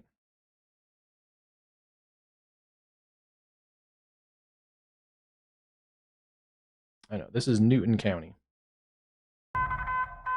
A new severe thunderstorm warning has been issued. Okay, the storm that we're watching at the Topeka area is gone severe warned for those 60-mile-an-hour winds and some small hail. If the best hail and probably the strongest winds are on this leading edge, a little bit of a bowing feature. Kind of along this leading edge, it's kind of lifting off towards Perry, maybe towards Lawrence with the stronger winds. I think are going to stay north of Lawrence, basically riding along that Kansas River towards Perry and McLeod and Okaloosa. Keeping our eye on those areas, especially I think north of Lawrence.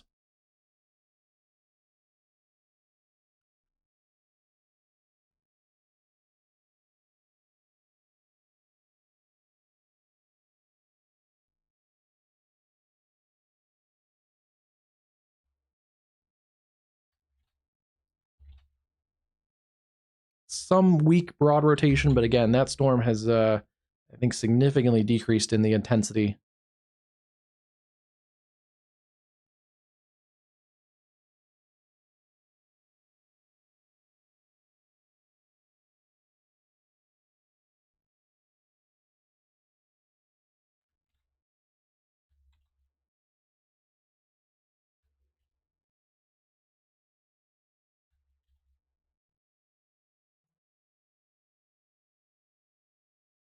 Go back and look at our storm in areas south of Memphis. It was being warned for ping pongs. It's now down to $half size. Still in here, not as gusty of winds, just south of Senatobia.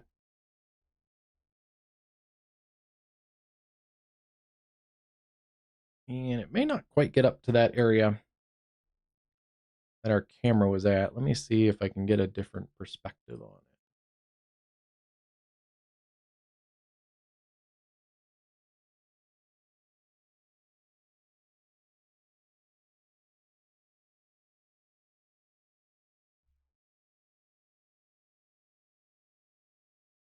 Here's a look out of the cold water area, just on the northern part of this, looking straight towards that storm. I did see a lightning bolt through the trees, but this is pretty tricky to spot in here. This is some really wooded areas, a lot of tall pines, and some rolling hills in this part of Mississippi. But the storm is basically just straight south of this camera position, just behind and under that MDOT traffic logo there.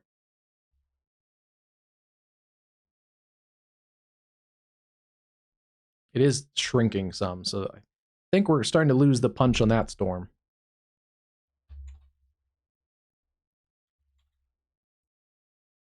Ping pong is still going on, especially east of McAllister, Oklahoma. And then we still have a radar indicated tornado warning around Neosho and Granby, but that cell is really diminished in intensity, and it's hard to find the inflow notch. Kind of maybe what's left of that is right in here. But we can see how it's more of a flat face. There's not a big RFD surge. Yeah, this cell is coming down in intensity.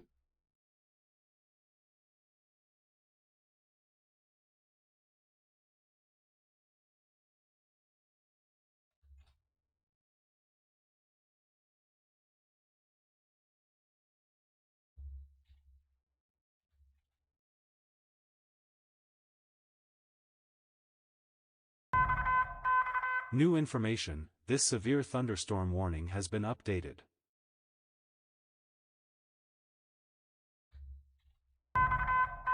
A new flash flood warning has been issued.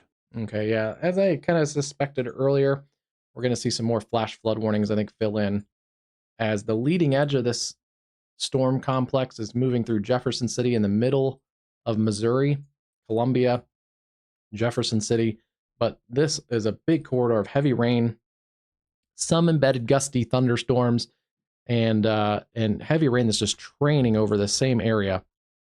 So I wouldn't be surprised if we see more flash flood warnings north of I-44 and areas like Stockton, Bolivar, just north of Lebanon, Buffalo, Lewisburg, Max Creek, up towards Osage Beach kind of area.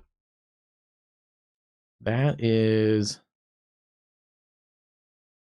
about 160 miles like of straight thunderstorms. Pretty long train, and we're seeing some flash flood reports.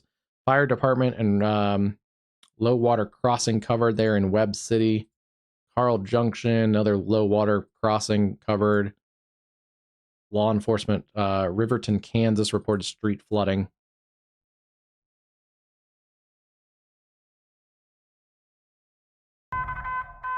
New information, this severe thunderstorm warning has been updated.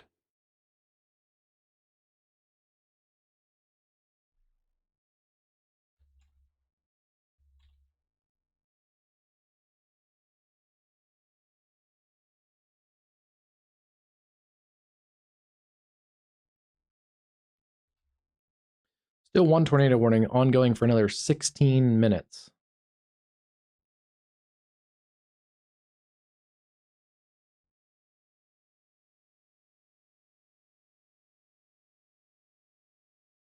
Once again, there's the Topeka area where that severe thunderstorm warning is pushing through.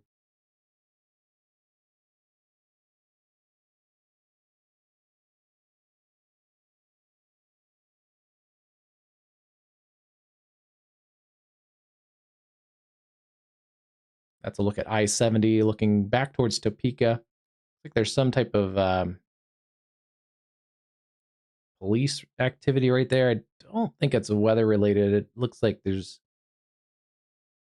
police vehicles.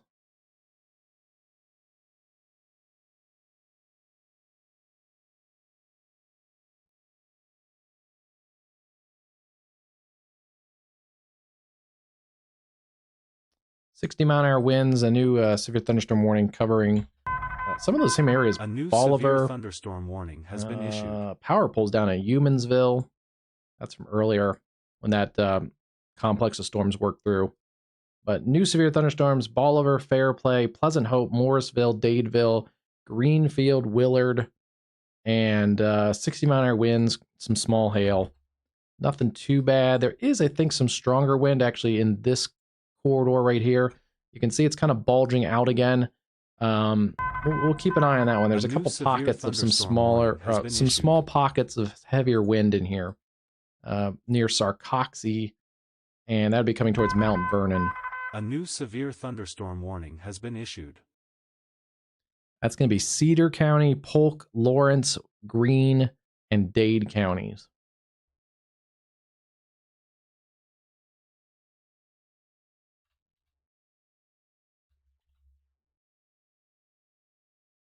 This complex is organizing a little bit, as kind of the model showed less of a tornado threat. Could still get some embedded circulations, but it's more going to be, I think, some damaging wind threats in these kind of little bulging segments that can develop out of this. So the whole line may not be severe, at least with damaging winds, but there could be little segments within this that that are worthy of warning, and so they'll probably warn the whole line eventually here.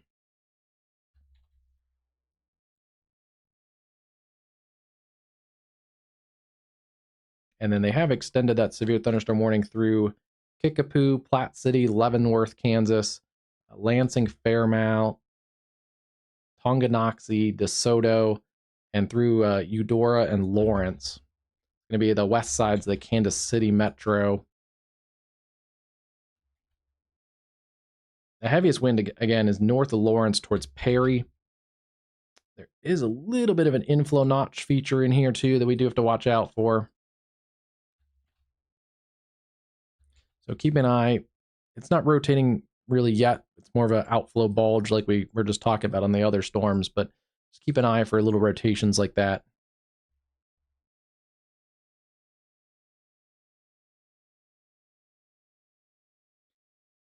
The precip is definitely lightening up in the Topeka area. So those storms are quickly moving through. Let me get a speed on those. Yeah, they're moving at 50 miles an hour. That's some of our faster moving storms this evening.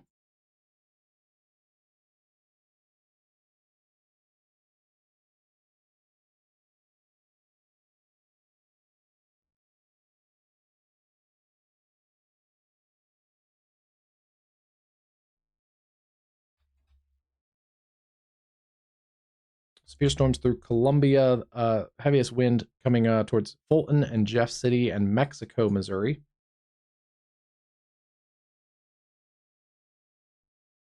And there are more storms up in this area, so we do have to watch.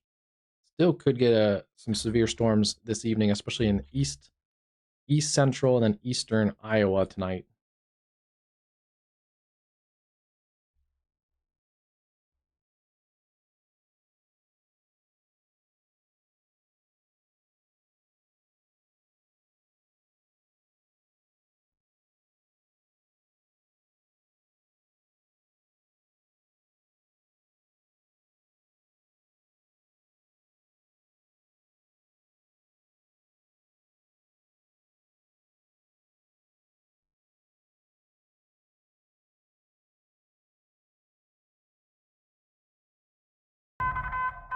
A new severe thunderstorm warning has been issued.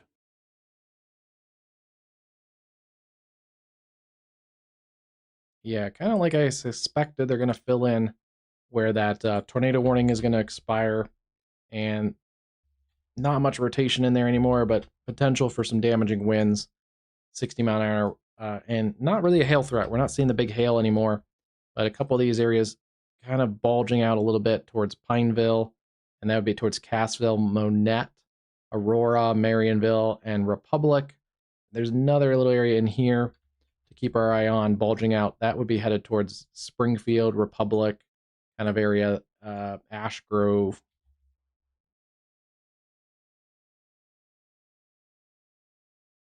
And then really heavy rain up Bolivar, Buffalo, north of Waynesville, up towards Osage Beach and the Lake of the Ozarks. New information, this severe thunderstorm warning has been updated.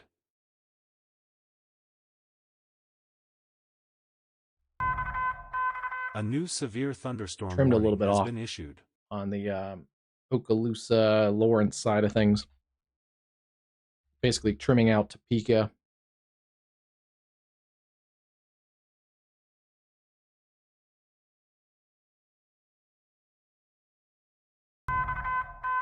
New information, this severe thunderstorm warning has been updated.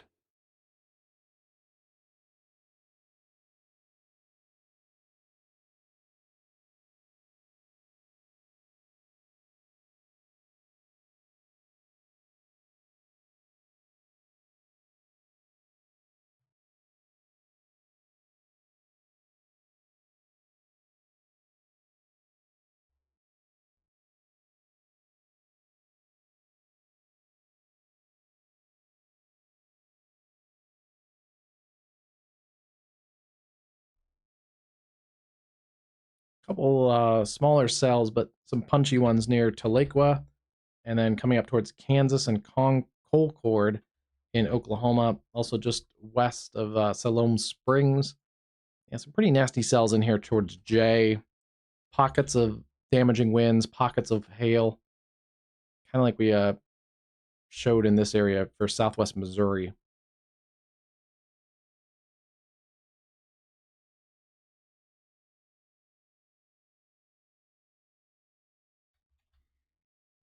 I haven't seen a widespread area of larger hail, and actually the hail is probably going to continue to come down a little bit now that we're not seeing the discrete supercells.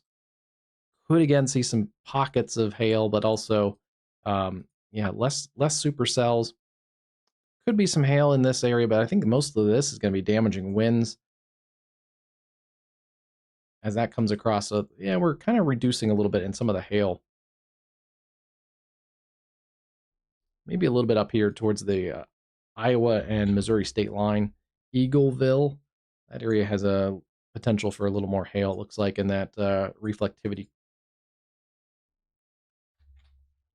Making sure this doesn't kind of spin back up. Still 8 minutes left on it. There's a little bit of rotation still in here, just east of Ritchie and south of Wentworth, but not much in here anymore. That's kind of what's left of the mesocyclone.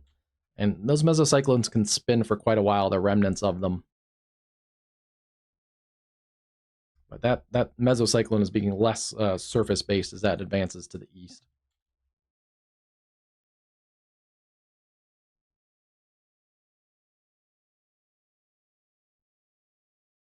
They just trimmed a bunch of that off. So Granby, Neosho, Goodman, Seneca, you guys are all free of the tornado warning. You can give it another minute or two, come out of the tornado safe place, and have a good evening. Watch out for flooded roadways down in that area.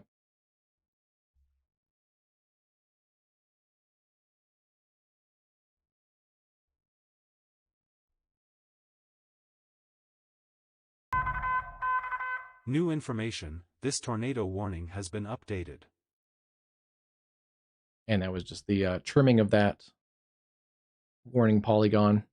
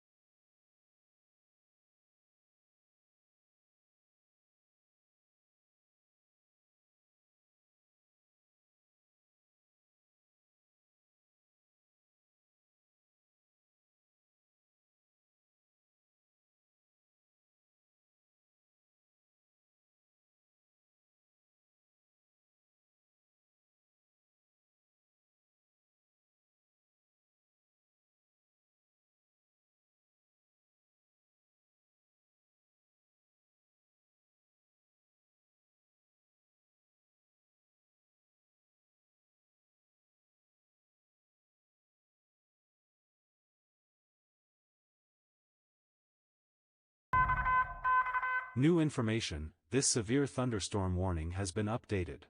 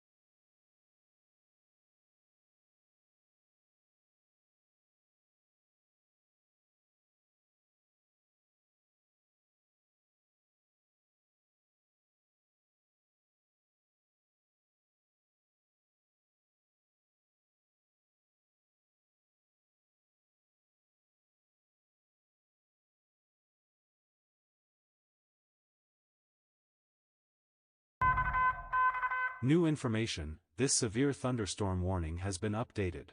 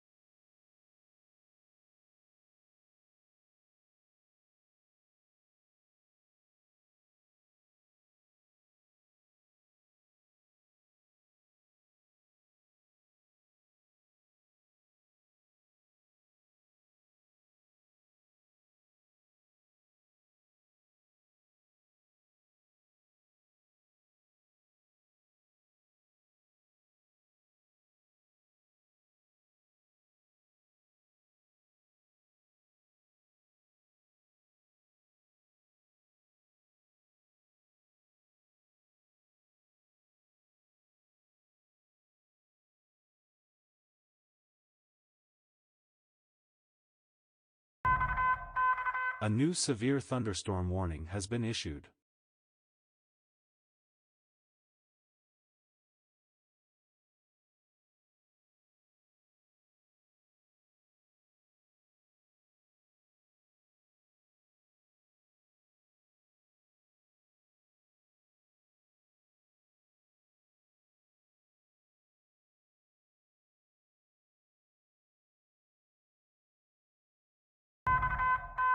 New information, this severe thunderstorm warning has been updated.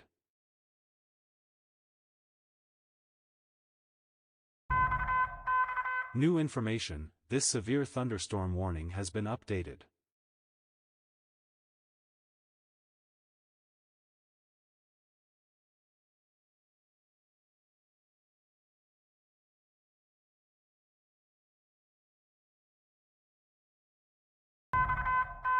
New information, this severe thunderstorm warning has been updated.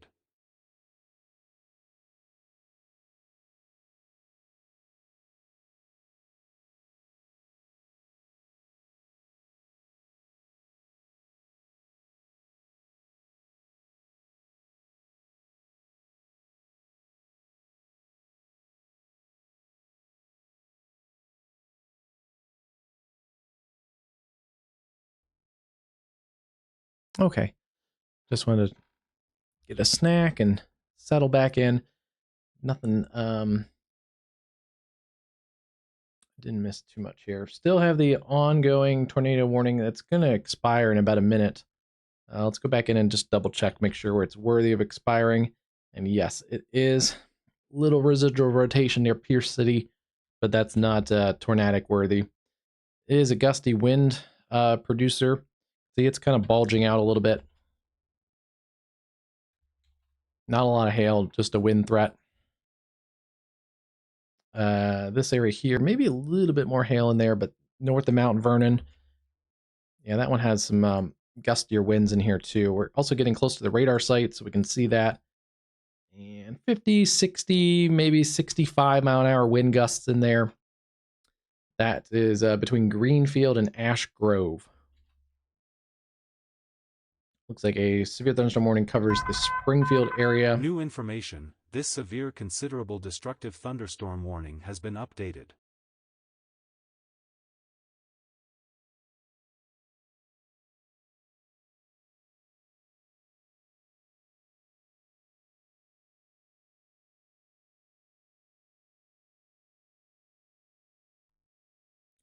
They upgraded this. The storm that we were just looking at.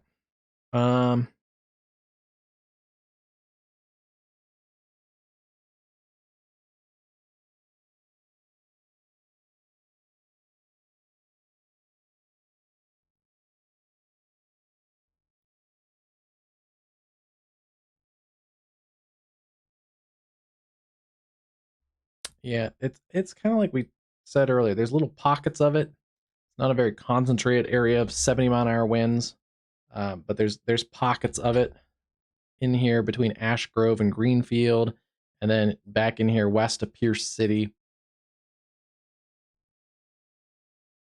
They did add a tornado possible tag, just in case too. So I like that. 44, I-44 includes Bolivar, Stockton Lake, Willard, Mount Vernon, Ash Grove, Greenfield, Pierce City, Miller, Walnut Grove, Pleasant Hope, bunch of smaller communities there to the northwest of Springfield.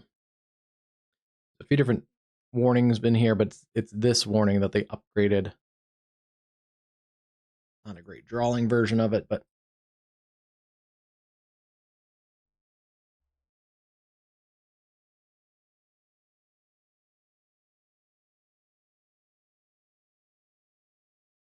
that's the warning that they upgraded. And it's worthy of an upgrade, probably. I don't know if it's the whole thing needs upgraded, but that's fine.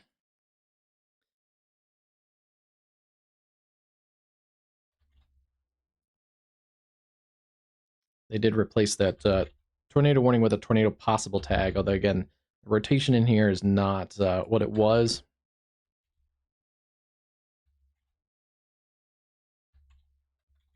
And seeing severe thunderstorm warnings stretch into areas here in Arkansas. That's northwestern Benton County, out near Sulphur Springs.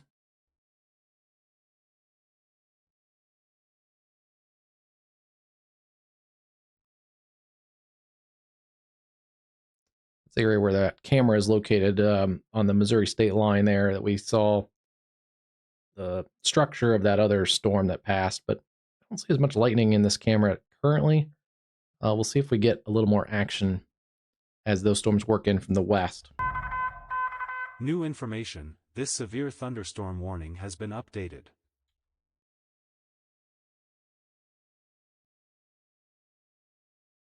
Adair and Cherokee counties still have that ongoing cell, a couple cells in there near Kansas and Colcord, and then south of Colcord.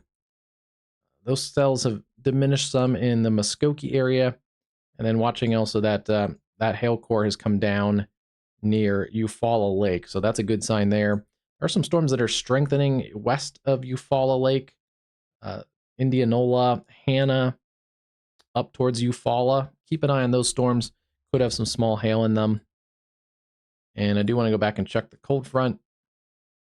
Yeah, still just kind of general thunderstorms right along the cold front. Nothing severe on there.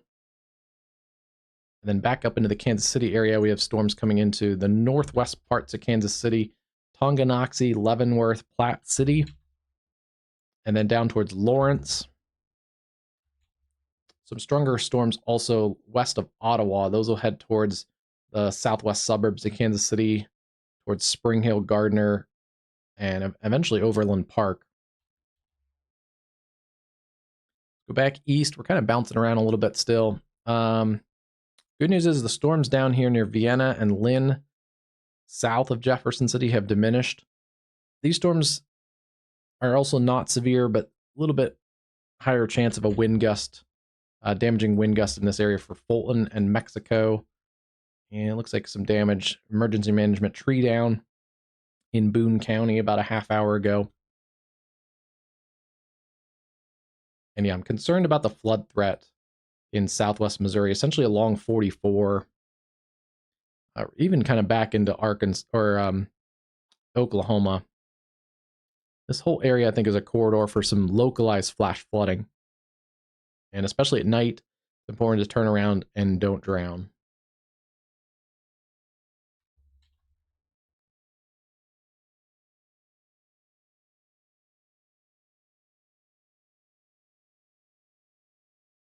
There's some heavier rain and wind getting into that camera.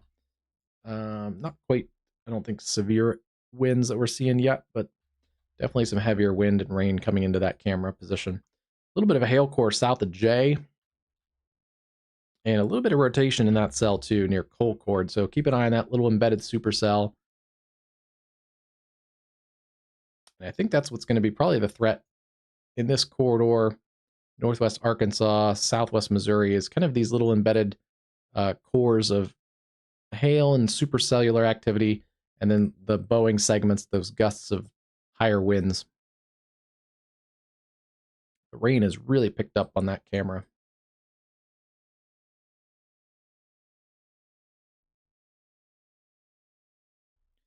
That cell now south of Senatobia, or now east of there, has really diminished in Mississippi.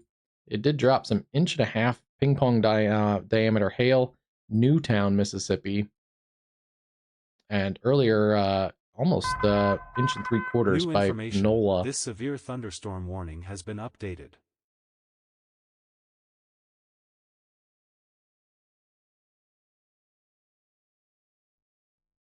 They trimmed a little more off this severe thunderstorm warning.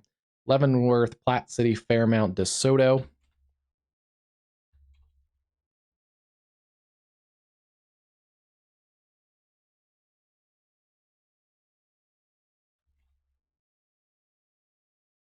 And then, yeah, still watching this area right around Mount Vernon.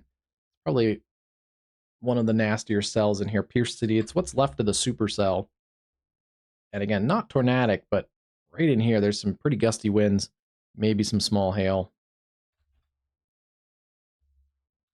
The other area is up here towards Ash Grove, north and west of Springfield.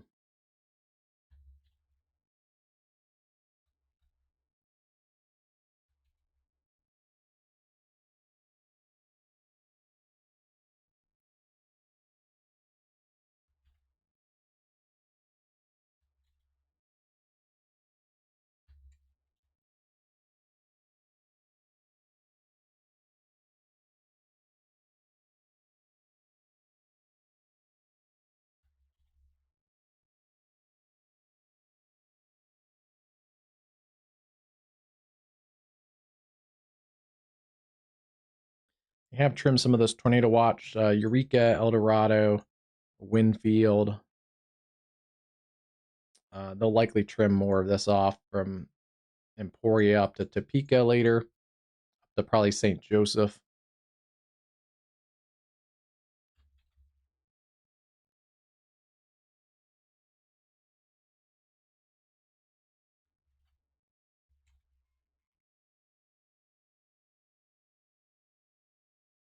A couple big clusters of storms. They're not super severe, but some heavy rain and a lot of lightning. Baraboo down to Dubuque, Wisconsin, and extreme eastern parts of Iowa. And then this area here, western Illinois, southeast Iowa, around in the Burlington area.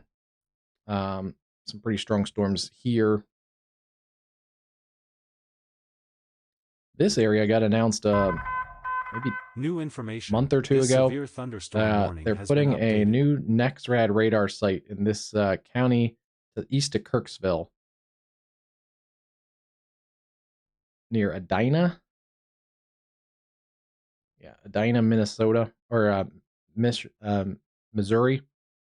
That'll be a new NexRad site, and this is a little bit of a radar hole that will fill in a pretty good area here. this area around Ottumwa, A Kirksville, new severe Quincy, thunderstorm warning has been issued. Burlington, down into areas like Macon and Centerville. It won't quite get to some of the radar hole we have in eastern, kind of east central Missouri, around that Columbia area and Jefferson City. Still a bit of a radar hole there, but this one is a pretty important one that'll get filled.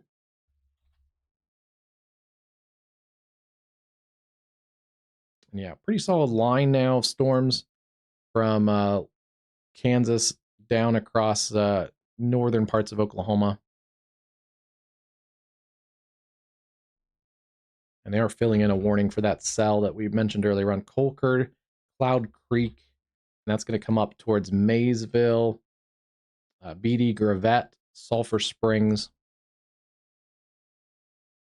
possibly out towards Bella Vista.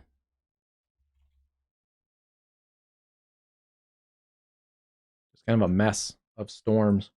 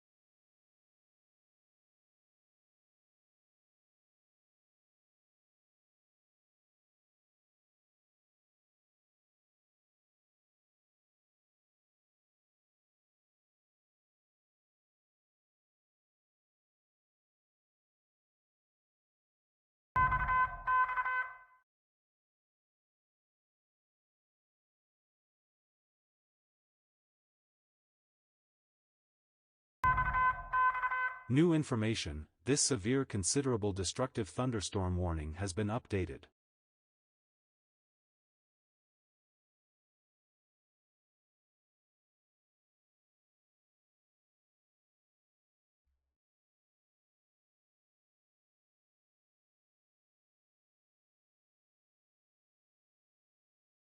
Just checking traffic. This is basically looking the opposite direction. This looks north towards Missouri. This looks back towards Bentonville a little bit, basically towards the southwest, towards that cell. So I just want to kind of keep checking a horizon line there. We'll see if we get a little more view of this cell. This cell does have a little rotation in it, north of Colcord. This would be coming up towards Sulphur Springs, Gravette, maybe Southwest City. So keeping an eye on this cell with some hail also upticking. I think more than quarters, could be more in that $half size range, inch and a quarter. That would be kind of out in this area, looking kind of just past the RDOT logo. That's the direction I'd be looking for. There's a couple radio towers blinking here, basically to the right of those in this area here.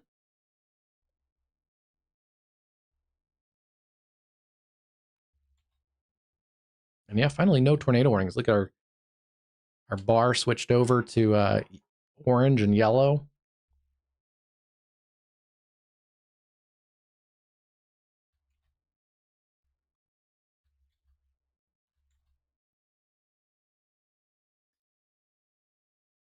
Once again, pockets of considerable threat. I don't know if it's a considerable threat warning, to be honest with you. There's not a lot of widespread area of 70-mile-an-hour winds. There's just little pockets of higher gusts. But one coming towards Willard from Ash Grove, one up along I-44 towards Mount Vernon, and the other east of Purdy.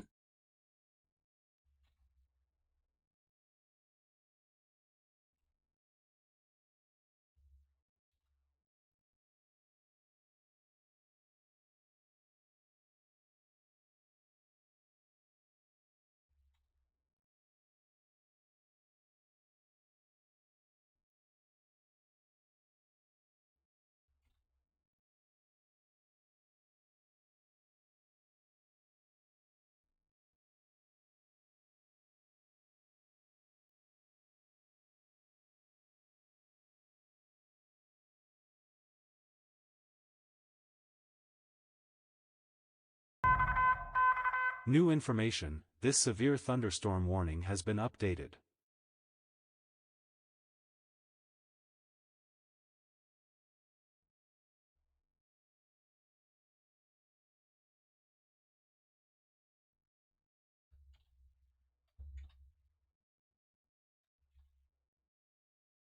Pretty nasty cell coming through Leavenworth right now. And the other one is east of Lawrence towards Eudora. I think we could get some isolated wind gusts along this line. Ottawa down towards Burlington, Kansas.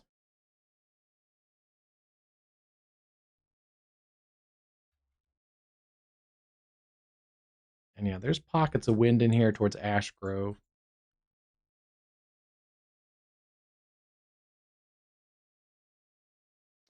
But I don't know if it's much more than 60. A couple down in here near Mount Vernon, Hoburg, and Frystad. That area is a little bit of a nastier part of the cell.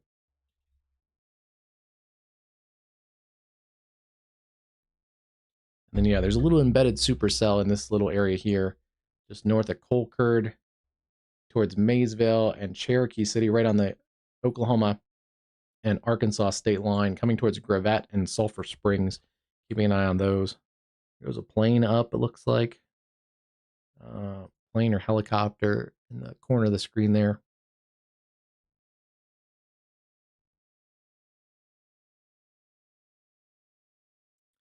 The airport for Northwest Arkansas is right here, so that would be probably coming out that way.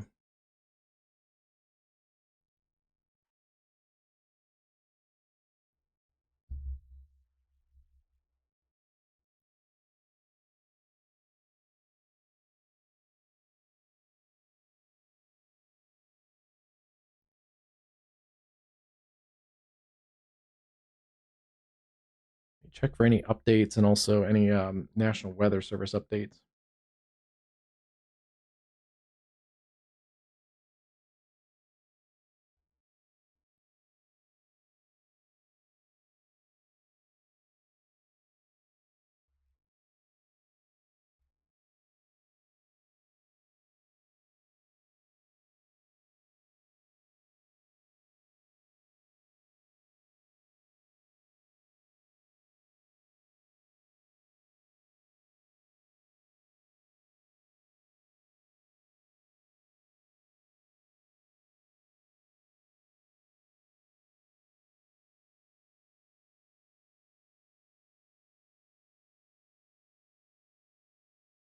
Okay, they are warning that now for a tornado. That's going to be by the National Weather Service, Tulsa, for Benton and Delaware counties, northeast Oklahoma, northwest Arkansas, until 11:45 Central Time, moving northeast at 40. Tornado and quarter-size hail. Could have more than quarters in this little area here between Sycamore and Maysville. A new radar indicated tornado warning. Interesting that the circulation doesn't look as tight.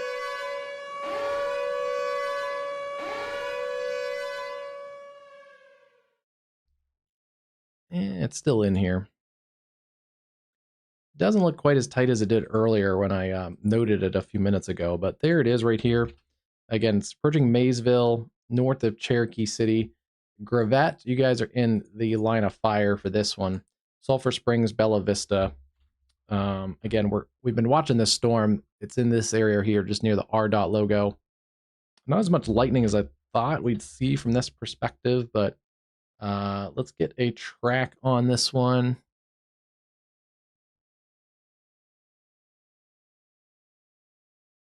Northeast at 40.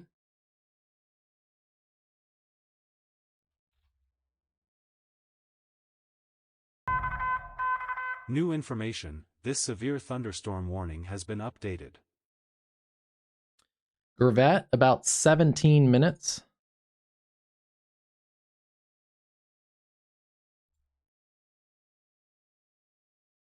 (17 to 19 minutes), and then probably about the same for Sulphur Springs, basically along this line here, 17 to 19 minutes. Decatur, Sulphur Springs, Gravette, and then over towards Bella Vista, about 35 minutes.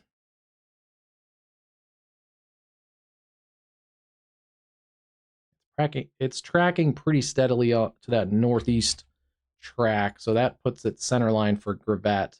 If it turns a little bit towards the east, 14 minutes to Decatur, 35 to Bentonville, although at least right now it looks like it might go just north of Bentonville in the downtown.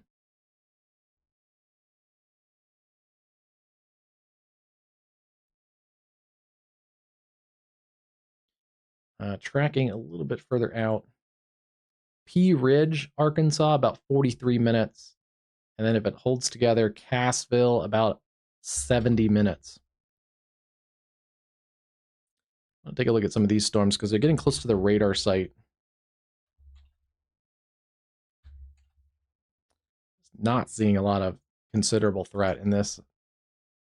Kind of a bad warning.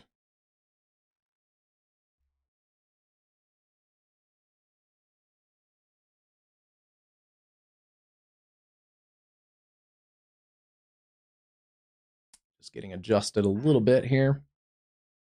There's still pockets of 65 to 70 mile an hour winds, like in here near Mount Vernon. That's right along 44 too, so that's a dangerous little travel corridor tonight.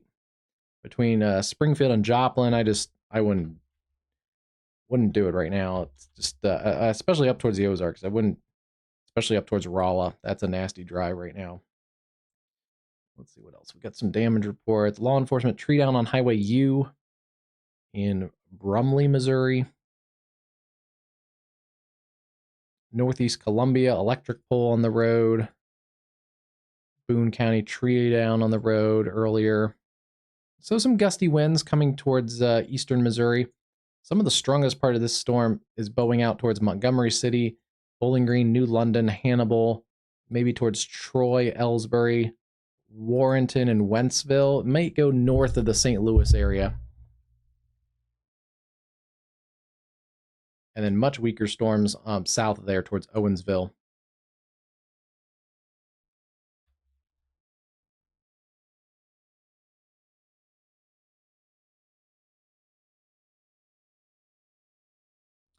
There's our radar indicated tornado. It's about to cross into Arkansas. This little area right here going towards the radar and away from the radar. Just in the area around Maysville. And then it's going to follow State Highway 72 through Gravette and then over towards the Bella Vista bypass where our camera is located. This is I-49.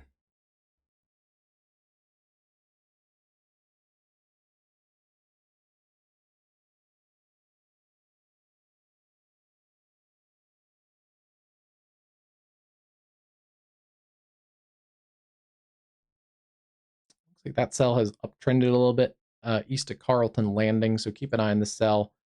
Whitefield, Stigler, potentially towards Weber's Falls. And then our other severe storms are up here towards the Kansas City area, Leavenworth and Platte City. That storm is racing off towards Smithville and Kearney. And then down here towards DeSoto. Pretty good burst of wind and some small hail coming towards Shawnee, Lenexa, Edwardsville, Bonner Springs, and then Ottawa, Baldwin City. Those areas here have pretty strong storms, but just below severe limits. And they have extended that warning through those areas I just mentioned, Smithville and Kearney.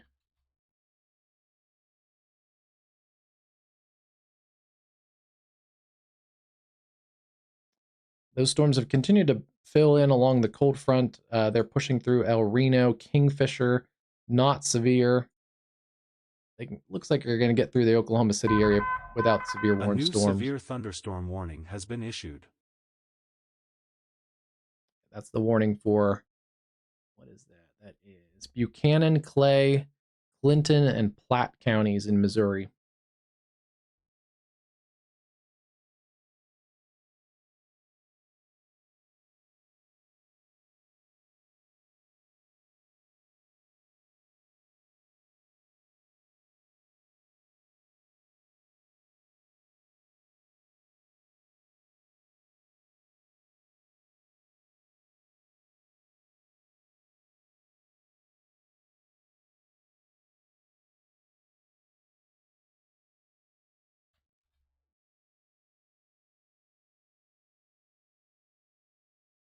New tornado warning coming out for that area west of Springfield. A new radar indicated tornado warning has been issued. Curious though, I don't.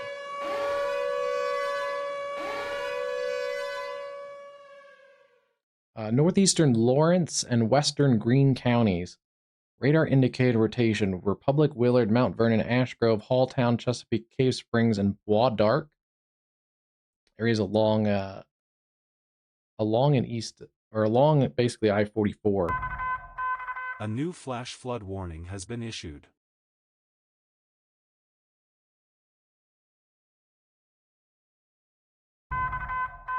New information, this flash flood warning has been updated.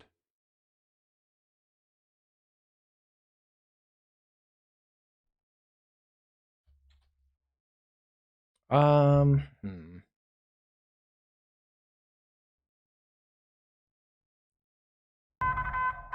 A new considerable destructive thunderstorm warning has been issued.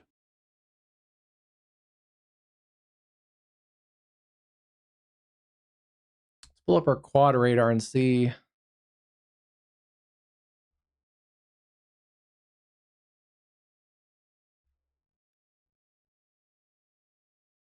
See what's going on here.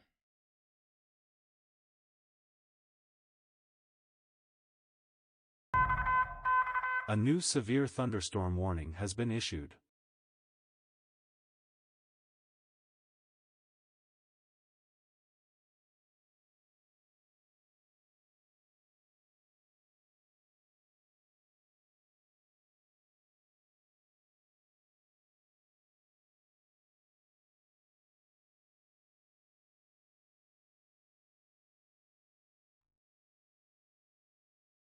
Maybe one scan.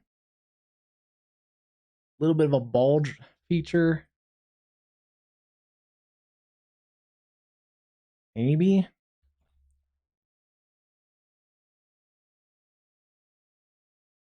Oh, yeah, maybe one scan.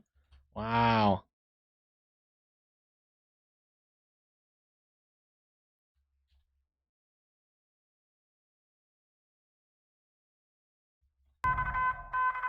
New information, this tornado warning has been updated. I think honestly that's contamination.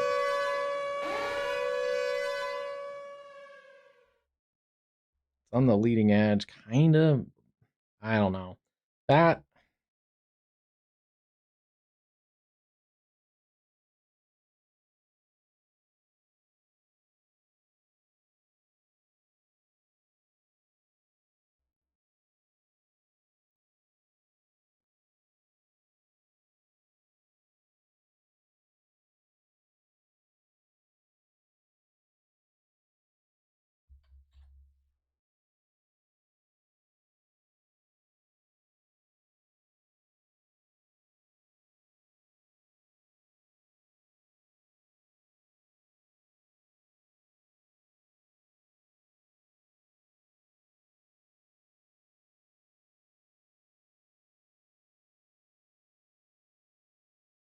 yeah, so this whole area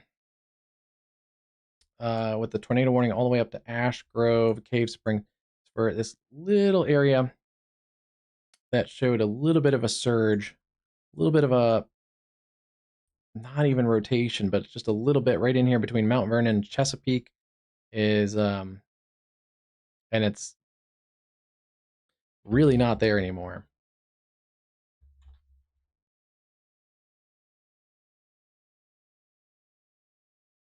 They have trimmed Oklahoma out of the warning for Benton County, so this is now just a warning for Benton County in Arkansas. And take a look and see. Rotation still kind of broadly in here west of Gravette. And let's see. Still don't see any. A new severe thunderstorm Not a ton of warning has lightning in been that issued. storm.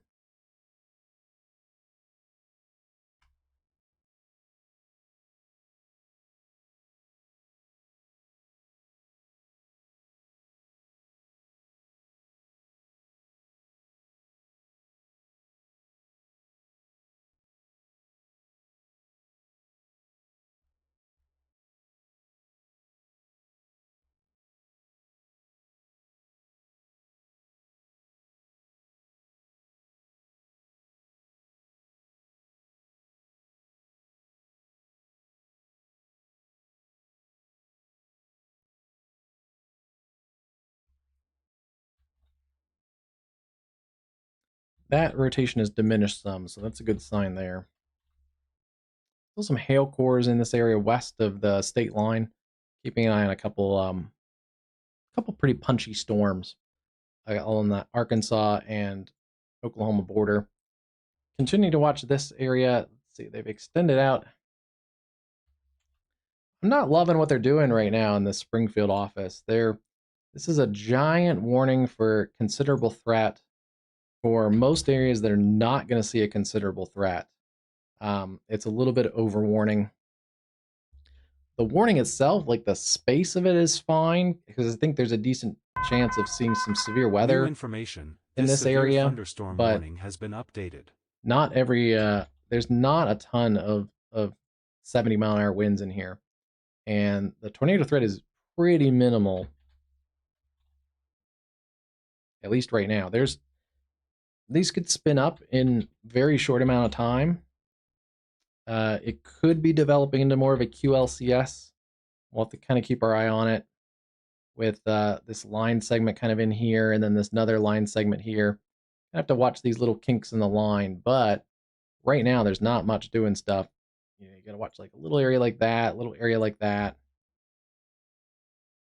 But that's just not what's happening right now.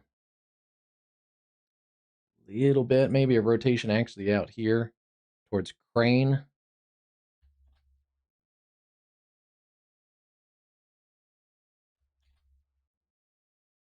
Yeah, there's a little bit of a hook right here.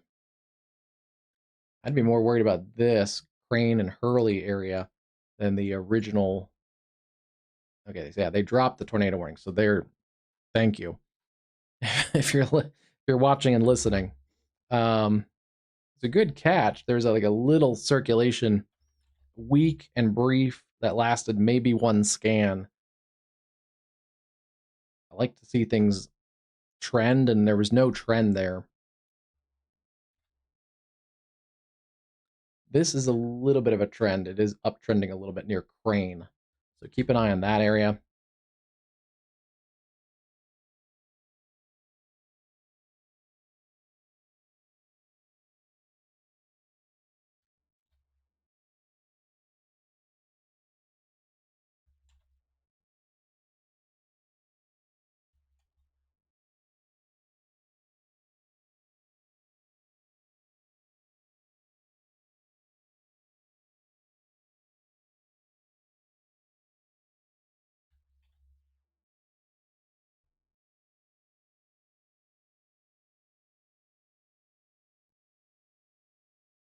But yeah, I'm not finding much pockets of 70-mile-an-hour winds anymore, and I don't think there's really any up in this area.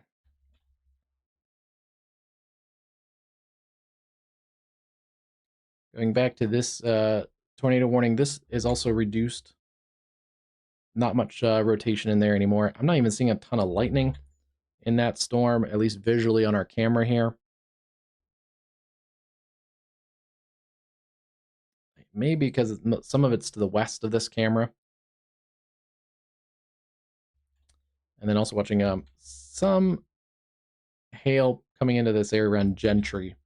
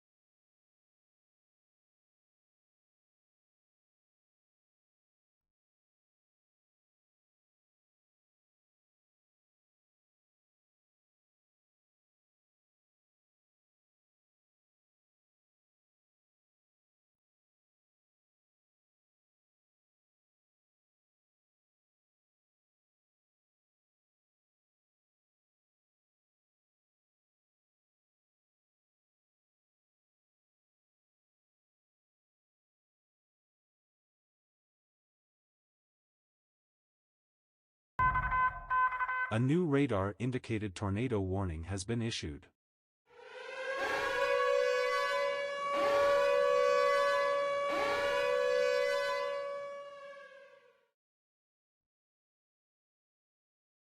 On this one, this is out of kind of the Bentonville area looking back towards those storms. You can see a little bit of the shelf look. That's around Bentonville, Rogers, kind of looking back that way.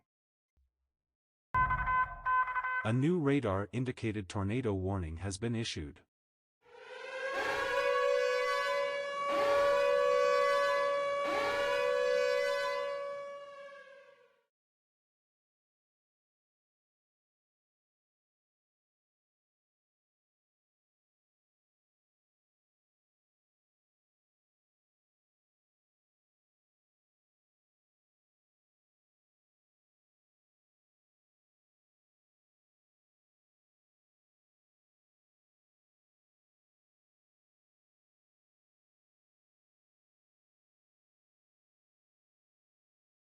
I don't know why that glitched out like that, but near Hurley, that's an interesting area.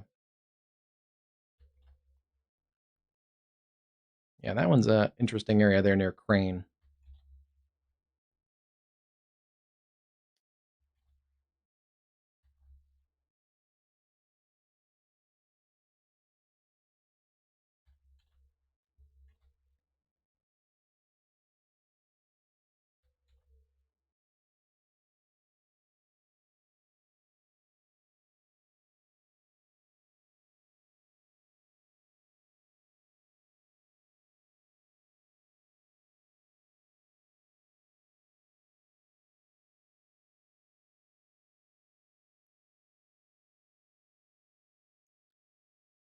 That's moving. That's going at 65 miles an hour. That's more of a QLCS. Let's get this in here. 12 minutes to Nixa, 15 minutes to Fremont Hills, 15 minutes to Ozark. And if it goes a little bit more towards the east, let's pull this out towards Highlandville, about 10 minutes. I gotta check on something real quick.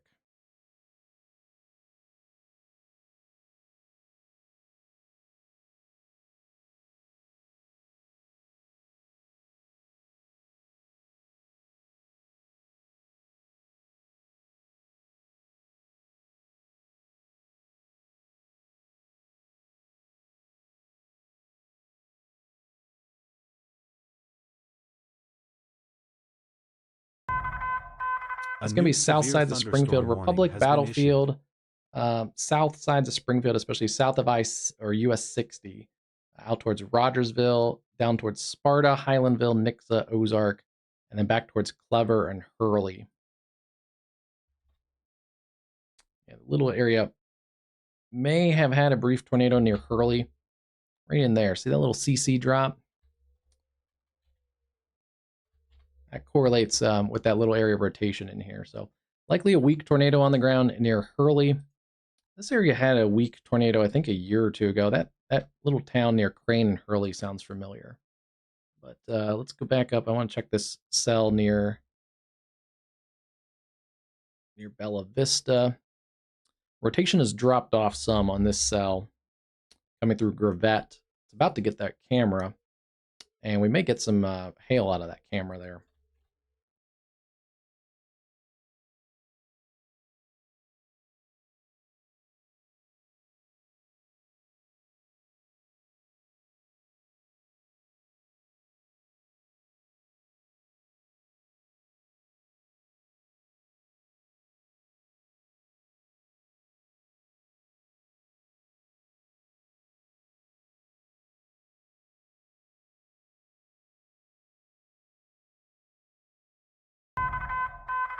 New information, this tornado warning has been updated.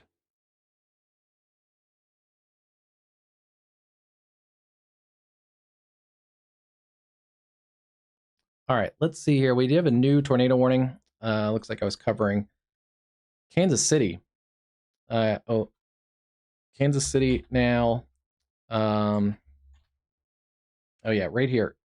This is a big populated area. Roland Park, Westwood, Mission Woods, downtown Kansas City. That's a dangerous cell coming into the area here around Shawnee.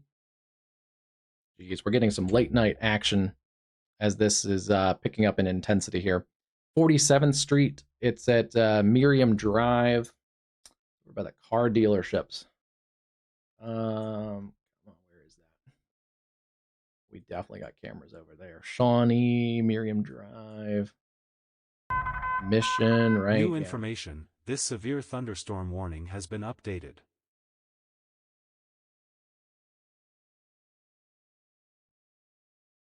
Let's see.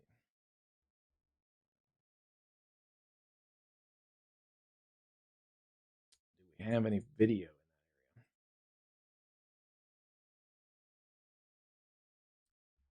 Here's a view of that area. I don't know if the video isn't playing, but that's some hammering rain and wind right along 35 in the Kansas City area. So you need to take cover in the Kansas City area. That goes into the Missouri side and the Kansas side. So Kansas City, QLCS type of small spin up, but small can be punchy too. So the good news is here, this Hurley location, there's a little thumb you can kind of see sticking out. This little thumb appendage in here near Hurley has also decreased in intensity. This was that one that we called a little bit earlier when they had the mystery tornado warning to the north. They weren't paying attention to the little developing QLCS spin up there near Crane and Hurley. That did, I think, produce a small tornado here near Montauk Road and just north of New Hurley. information, this severe thunderstorm But warning that has now updated. continued to move towards the east-northeast, Jamesville, Highlandville, Riverdale, Nixa, and Ozark. But you can see here, this scan here, this is a punchy little couplet, and then it's pretty much gone just on the next scan. So that appears to be dying down. I am watching another little appendage because this is a little bit more of a QLCS at the moment. Not as many supercells, but there is another little appendage right here between Republic, Battlefield, and Brookline. We got to watch that one coming up. Generally in that same tornado warned area, Battlefield, southern parts of Springfield, possibly up towards Stratford. Keep an eye on that one. Another little appendage right here near Clever. And there still is some rotation in here near Hurley.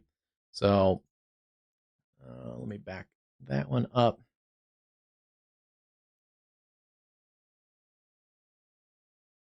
Right in there. Couple little areas of circulation.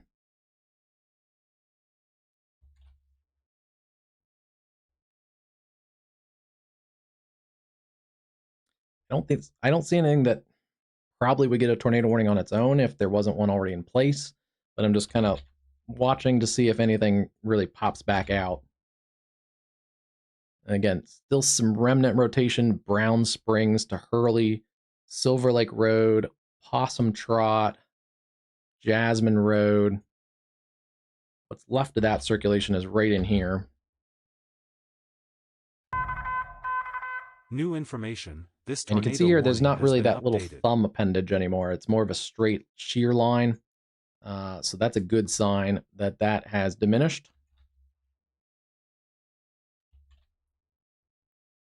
I want to go back down to Bentonville real quick. Quarter size hail, that cell has also diminished. There is some broad rotation with that near Bentonville. And checking our cameras there. Let's go back up to the Kansas City area. Kansas City, Missouri, and Kansas. A little bit of a cell interaction here. This is coming into downtown Kansas City.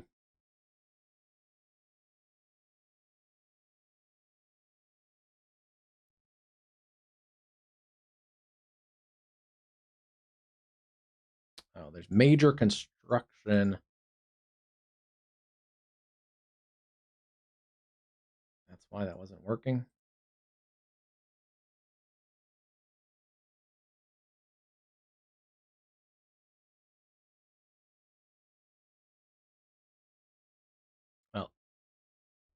We'll continue to follow this at Kansas City. But basically, Kansas City downtown, that's where this area of rotation would be. I don't see anything on the correlation coefficient, so it still looks like a radar indicated area of rotation. Basically coming into Kansas City now. New information, this tornado warning has been updated. Let's go back and look. We got an update to the tornado warning in the Springfield area. Let's take a look here.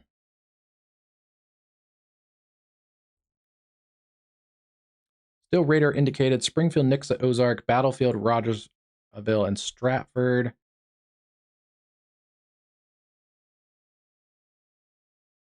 Severe thunderstorm capable of producing a tornado over Nixa. They've adjusted where the location is.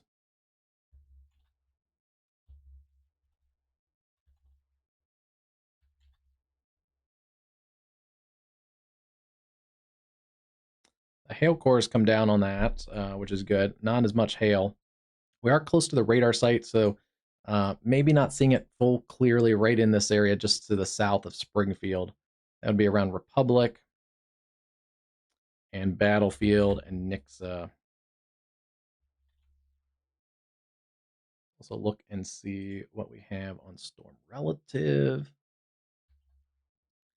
Don't see.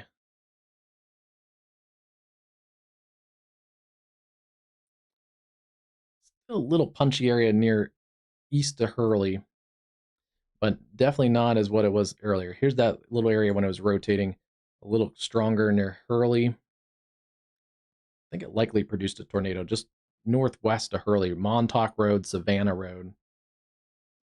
And that has moved to the east around Jamesville. I continue to stay in your safe place there. Jamesville, Riverdale, Highlandville.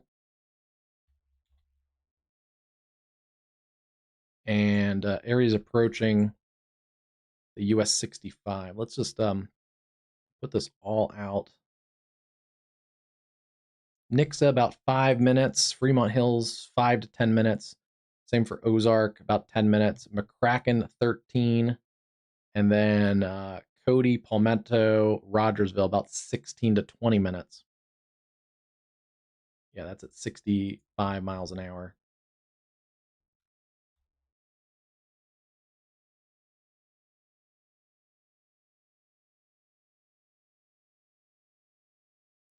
Still seeing some weak, kind of broadish rotation right there.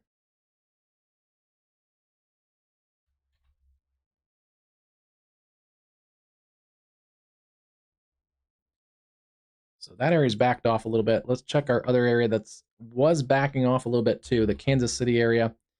Still seeing some broad rotation also in this Kansas City area. Winds going away from the radar, or towards the radar and away from the radar. New information. This And getting severe an update thunderstorm there warning too. has There's been the inflow updated. notch. It's basically east sides of Kansas City. Let's see, that's 6th Street and the areas around Metropolitan Community College, Gardner Avenue, out towards Gladstone Boulevard. That's the area that I'm most focused on in this little area. St. John Avenue, east of downtown Kansas City. Some big winds coming through the areas here around Kansas City, VA, towards Arrowhead Stadium.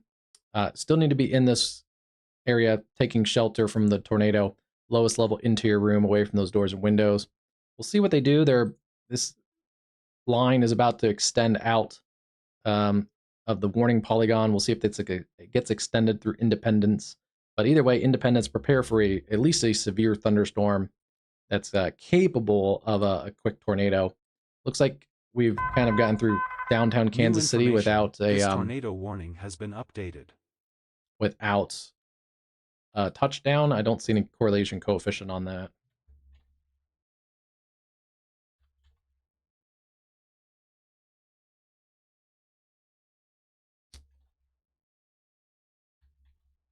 And then not seeing anything really standing out too much.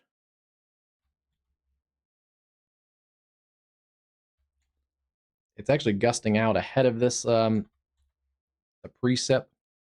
So the storm is back here, but there's actually some pretty good gusts going away from the radar. appears to be outflow dominant, but we'll see about that. Considerable threat also extends up through Marshfield, Lebanon, and also downtown Springfield has pretty good storms coming through there. But not seeing anything tornadic. A new severe thunderstorm warning has been issued. In those particular areas, they are going to do tornado possible severe thunderstorm warning for Lee's Summit, Independence, Liberty, Excelsior Springs, Buckner, Oak Grove, and Odessa, Missouri. So that is a new severe thunderstorm warning. Wyandotte in Kansas, and then Clay, Jackson, Lafayette, and Platte counties in Missouri. And yeah, that's a nasty cell there. This severe thunderstorm warning has been updated. All right, I'll be right back and check on something here real quick.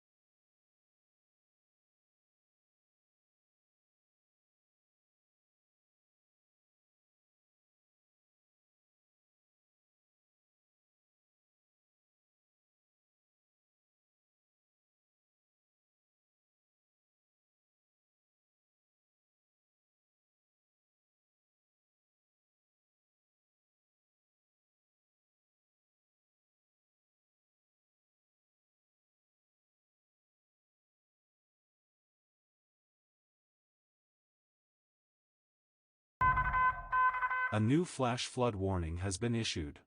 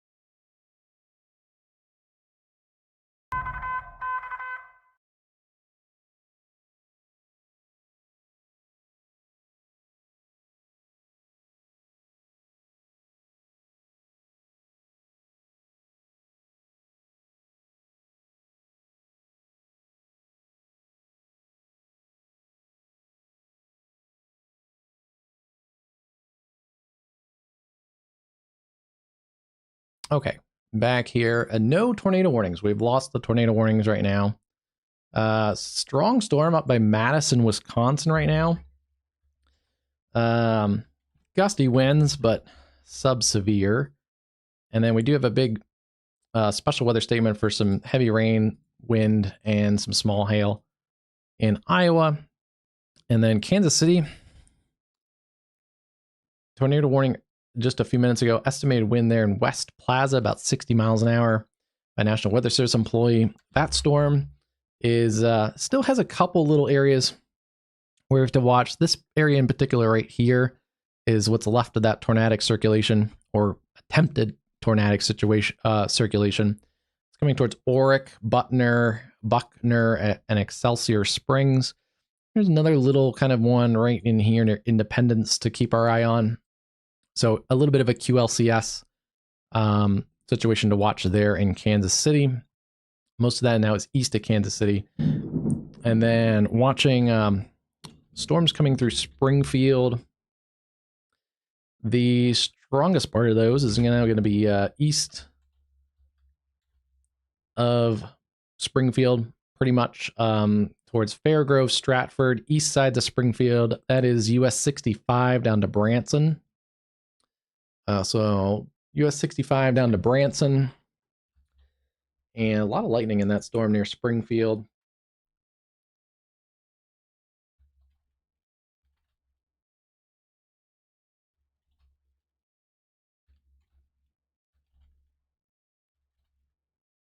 I think we had a brief tornado earlier right around Hurley. That was a tornado warning that covered the south sides of Springfield.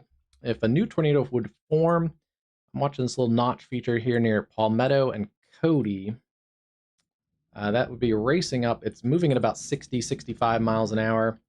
That would be coming towards Holman, Fordland, areas just north of Rogersville, Henderson, that kind of area here, where there's a little bit of a surge on the outflow.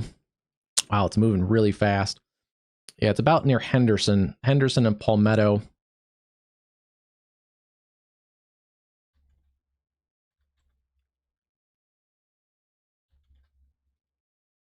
And then back here towards the south, not much going on down by Branson yet, but then kind of general thunderstorms down here. There was a tornado warning earlier with this cell near Bella Vista, and not seeing rotation there too much anymore. There's a little bit of spin north of Bella Vista towards P Ridge.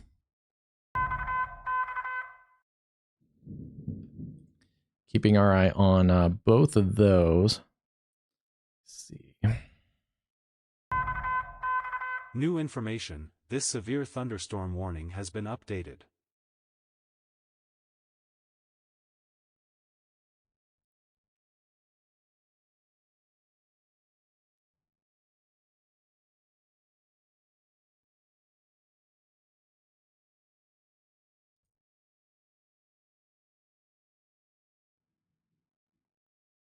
Yeah, here's another good look at that cell.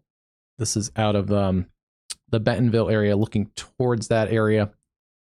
So probably get a good lightning show out of this cell as it comes tracking across the Bentonville area with quarter-size hail, 60-mile-an-hour winds, a lot of lightning with this cell. So there's that. And then more storms, non-severe right now through eastern Oklahoma. A new storm has gone up near Duncan to watch. And this is an area where the models kind of did hint at something else developing. So we'll see. Duncan, a little bit of a hailstorm between Duncan and Velma. Keep an eye on that if you're out here towards Sulphur, Ada, Pauls Valley. Again, when we checked the models a couple hours ago, some of the models tried to show a little corridor where there was a supercell that went up. So could see that. And then also we are starting to see some development all the way down into areas like Throckmorton, Texas. That's right along the cold front there. Let's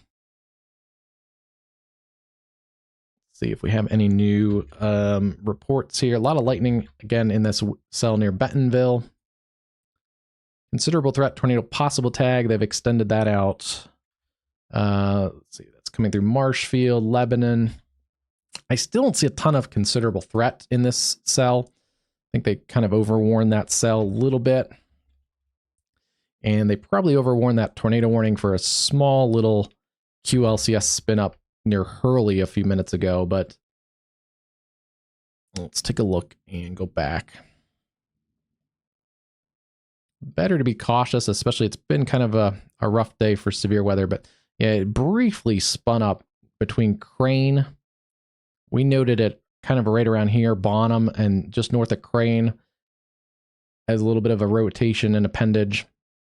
And then right after that, they warned it, and it may have produced a brief tornado somewhere here around Montauk Road in Hurley. And then very quickly, you can see the next scan, it's basically gone as it's racing north and east, now east of Hurley. And that is basically all that's left of that cell. Let's see, Fairgrove, Stratford, a lot of heavy rain up towards St. Robert. Not a fun drive on I-44. And then we also, let's look at our St. Louis radar. Storms headed towards St. Louis, but they are weakening on a weakening trend across St. Louis. A lot of damage reports coming in from this area around Columbia. So electric poles down. 10-inch diameter tree on the roadway. There's trees down there. A lot of trees down in the Boone County, the Columbia, Missouri area. And then we've had a couple Johnson County power flashes at Miriam. That's where I couldn't get that camera to work. So that may have been either the RFD surge or a weak tornado that pretty much tracked kind of right across this area, the little area of rotation. So that could have been something, or just, again, RFD winds. That storm has some little spins to watch here. There's a little one right here. There's one here approaching Buckner, and there's another one up here towards Liberty. So keeping an eye, a little bit of a QLCS threat. These are all essentially winds going towards the radar and then away from the radar. There's one in there, kind of one in there. A little broader one up there. So keeping an eye on kind of all of these. None of them look particularly intense right now, but just these types of QLCS could intensify rather quickly, like we saw down by Hurley.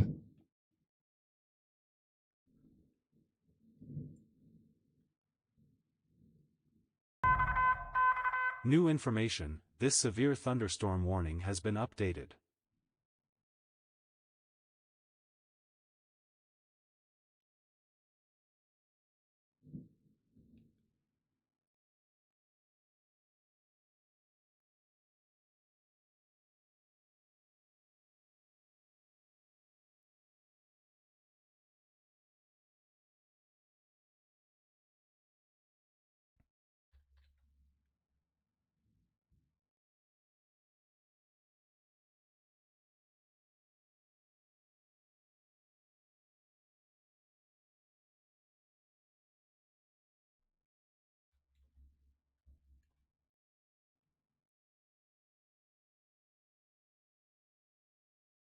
Yeah, we can go back and take a look at this because it's been moving quickly too. These QLCS ones are moving quickly, but that's when it kind of got tornado warned. You can see it really flared up from really nothing around the Bonner Springs, Edwardsville, and then very quickly intensified. Little core of 60, 70 mile an hour winds.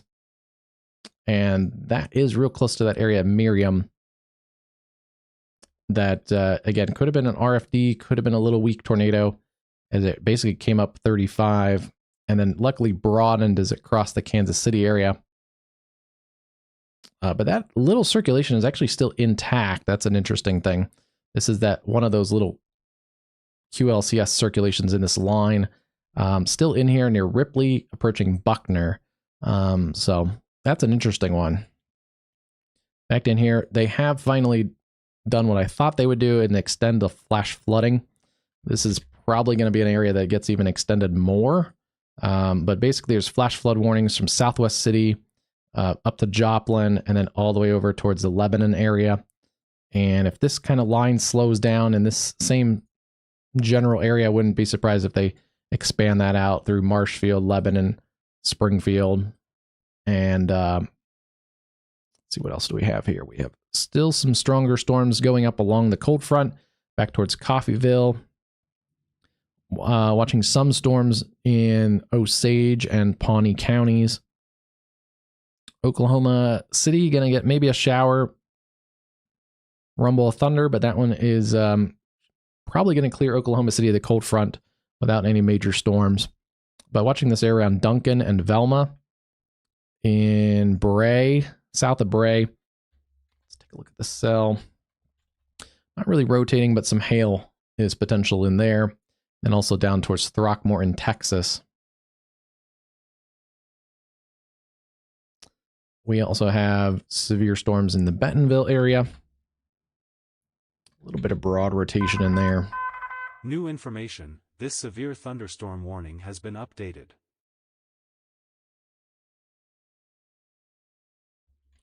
This little Bentonville area is kind of in a little bit of a radar hole, or somewhat far from the Springfield radar, somewhat far from the Tulsa radar. There's hills, make it a little hard to see in there. They've trimmed this back a little bit, so Independence, Kansas City, you guys are good to go for the severe weather. Liberty, Shawnee and Overland Park, all that area. Just some general thunderstorms still ongoing. But the severe weather is moved over here towards Buckner, Oak Grove, Odessa, Richmond, and Excelsior Springs, Missouri. Oops. Yeah, still watching a couple little circulations. And there's one here, one near Buckner. That's the original one that got tornado warned. Near Miriam. There's kind of 3 of them. Still keep our eye on those. This does have a tornado possible tag. I think that's the better way to do this for the QLCS, especially when they're weak like this. They're not producing. Instead of tornado warnings and warning this whole line as a tornado, just keep it a tornado possible tag.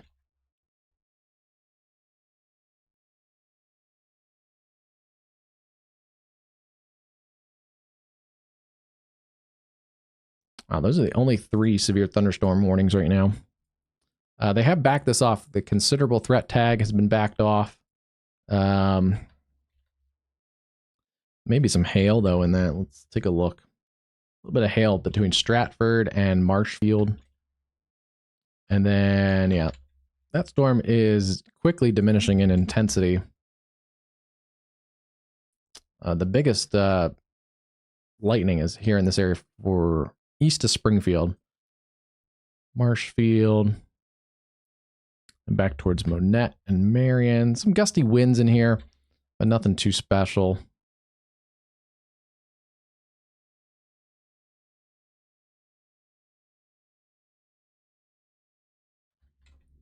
Let's take a look and see what they're looking at for mesoscale discussions. I do want to take a look. Okay, yeah, they do have a this green circle in here is a mesoscale discussion for flooding rains. So let's take a look and see. Heavy rainfall, flash flooding likely. This is a mesoscale discussion from the Weather Prediction Center in College Park, Maryland. And training thunderstorms, probably what we've mostly talked about earlier. Widely scattered flash flooding over the next 3 to 6 hours. Heavy rainfall, 1 to 2 inches is expected. Isolated 2+ inches. This corridor here has had a decent amount of rain, but northeast Oklahoma, northwest Arkansas, and southwest Missouri is the Ozarks. There's a lot of hills and hollers and steep little creek valleys and low water crossings that can easily fill up really quickly. So you got to turn around, don't drown.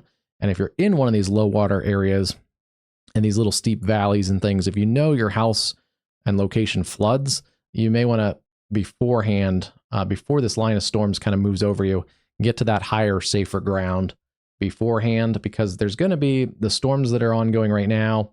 There's more storms that are going to come through back along the cold front. So you're going to get another round or 2 of storms. Let's take a look at that too. Pull up the newest models. Yeah, midnight models.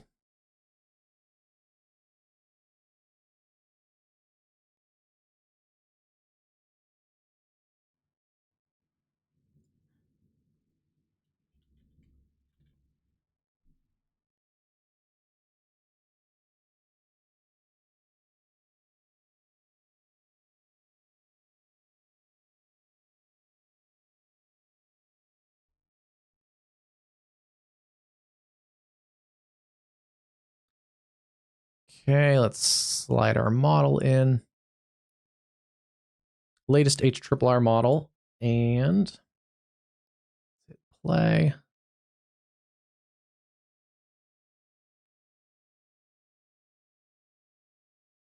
Okay, takes these storms.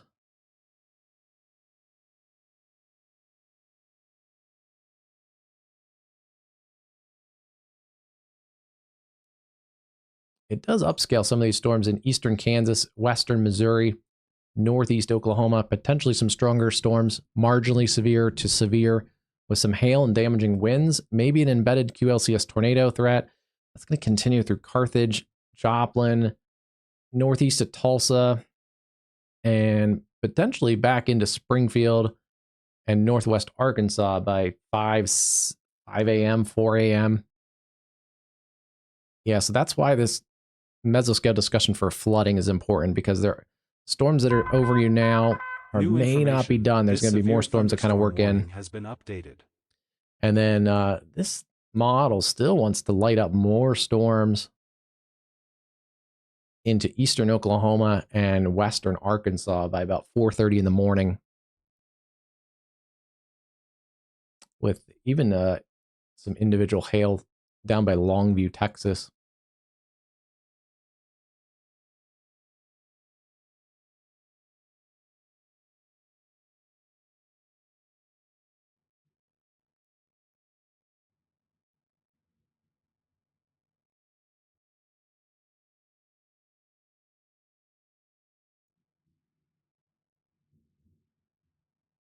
This forward progress is going to slow down, because if you look here on the models, the line may be getting to Little Rock, Arkansas around 8 or 9 in the morning.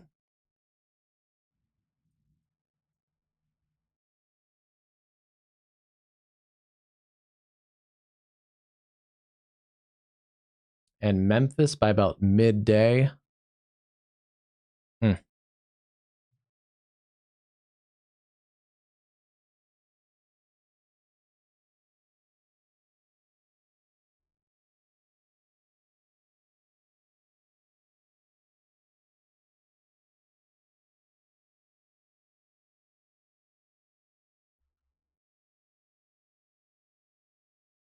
That is a interesting prospect that there could be. That's why there's this tornado watch until 4 a.m. across eastern Oklahoma, northwest Arkansas. Yeah, potentially another four hours to watch for severe thunderstorms. We'll see here in about 40 minutes, this tornado watch across most of Missouri gets canceled. We'll see what they do with that. 12:17 in the central time zone. I want to get the mesoscale discussions off. There we go. Okay, only a couple severe warnings right now. 3 of them in the whole country. So we're kind of seeing, we're in a little bit of a wait and see. The models say more storms are developing, potentially some strong storms in this corridor here. So we're kind of in a little bit of a wait and see to see what happens, especially here in southeast Kansas, northeast Oklahoma, and then also a little bit to see what happens down here in eastern Oklahoma. There are a couple new storms again down near Duncan, Velma, and then over towards Maysville and Pauls Valley with some small hail gusty winds, keeping an eye on those cells. Also some more storms down by Texas that I don't know if that model picked up on either. So continuing to kind of see what happens with those, if the models verify or not. And while we're doing that, we do have 3 tornado possible severe thunderstorms, I think. We have the area around Bella Vista. Yeah, a little bit of broad rotation in there. A little bit of a shelf too on the camera perspective there. So keep an eye on that one. Severe thunderstorm, tornado possible, 60-mile-an-hour winds. A lot of lightning with that cell. And then cells moving east of Springfield very quickly at 60, 65 miles an hour. There's a good lightning bolt on that camera. Now through Sparta, Stratford, Marshfield, and up towards Lebanon, Missouri. Seeing some gusty winds, but not a lot of QLCS with those, at least right now. One thing I see here is a little bit of an outflow boundary. So these are a little outflow dominant right now. Not as big of a severe threat. That should diminish that severe risk. It says tornado possible, but as long as those storms stay behind their little outflow boundary, not as much of a tornado threat. I do see there's a little bit of where that outflow boundary connects. That could be a spot where you get a little enhanced spin. And then our other area, Kansas City, tornado possible tag. And areas around Buckner and Richmond, but not seeing that spin as much anymore. I think, yeah, seeing some of that fill in a little bit.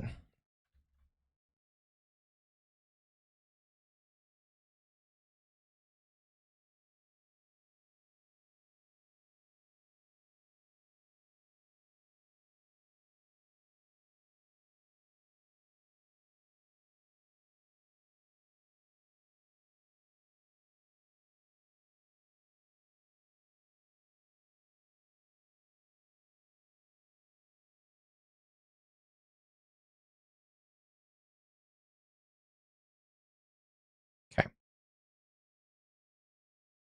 Yeah, a lot of lightning with this storm near Bella Vista. Lightning, I think, has picked up a little bit on it.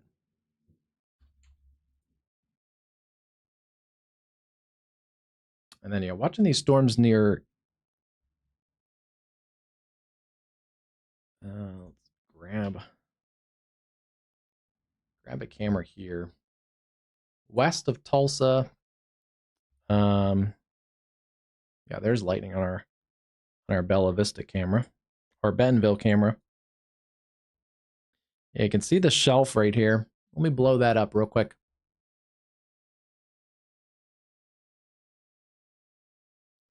A nice structure shot.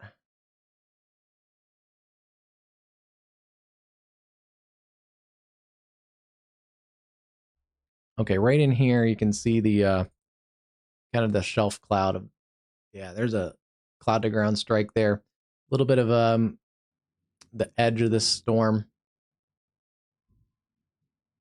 Kind of a little bit of a, yeah, you can kind of see that it's a supercell in here. There's an embedded supercell. A little bit of striations up in the column here, and then there's the lip of the shelf, and then kind of underneath the shelf cloud.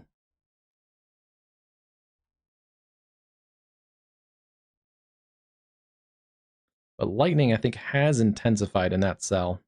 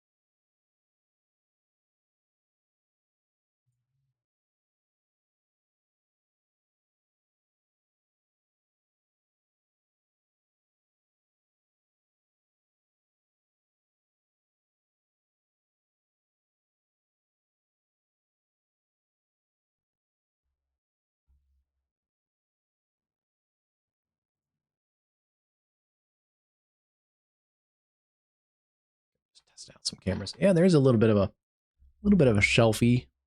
There's a little lowering in there.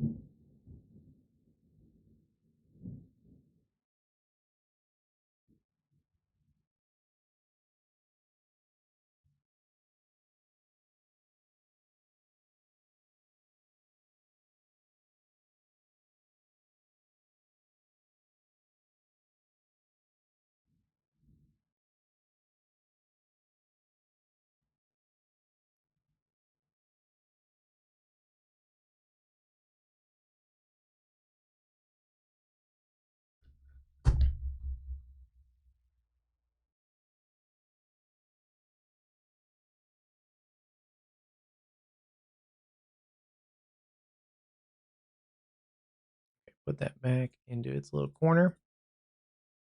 Our Tulsa shot, I want to kind of keep our eye on this one to see if lightning picks up west of Tulsa. We do have a special weather statement for a couple of these storms in Oklahoma. In Oklahoma City, I think you're going to get through without any big storms, but south of Oklahoma City, these are coming up. Warwica, Duncan, and Velma, and then up towards Pauls Valley. Keep an eye on those storms. And more storms down into Texas, too, around Wichita Falls.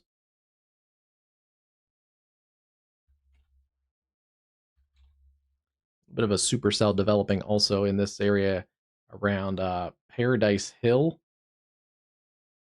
Keeping an eye on that storm. Gore up to Tahlequah.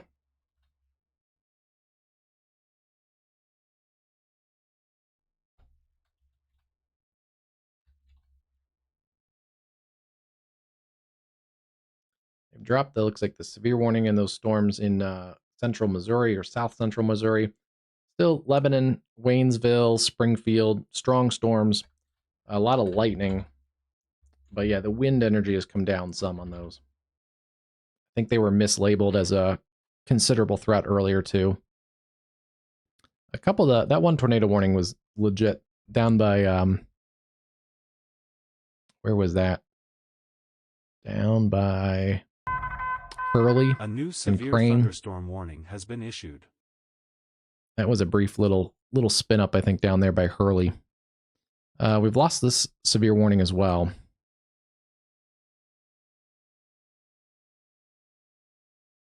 There it is. I was kind of waiting for it.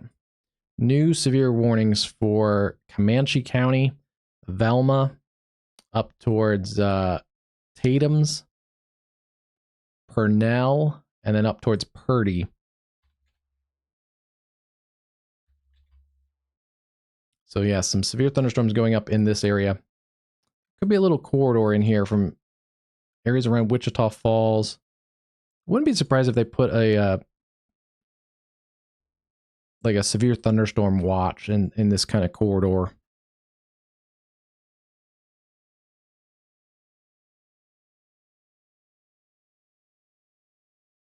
And then we do have storms solidifying up here near Hominy, Bartlesville, Dewey, back towards Coffeyville.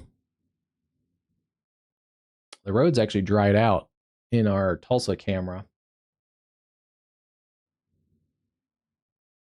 That's looking back west towards downtown Tulsa.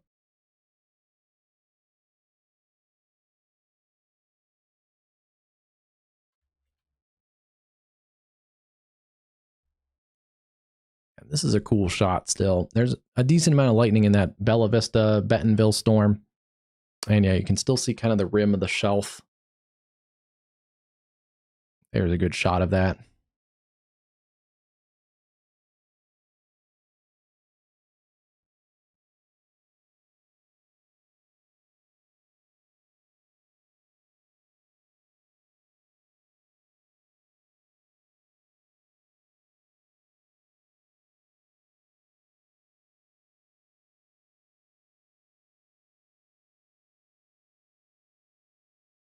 I want to take a look and see about tomorrow.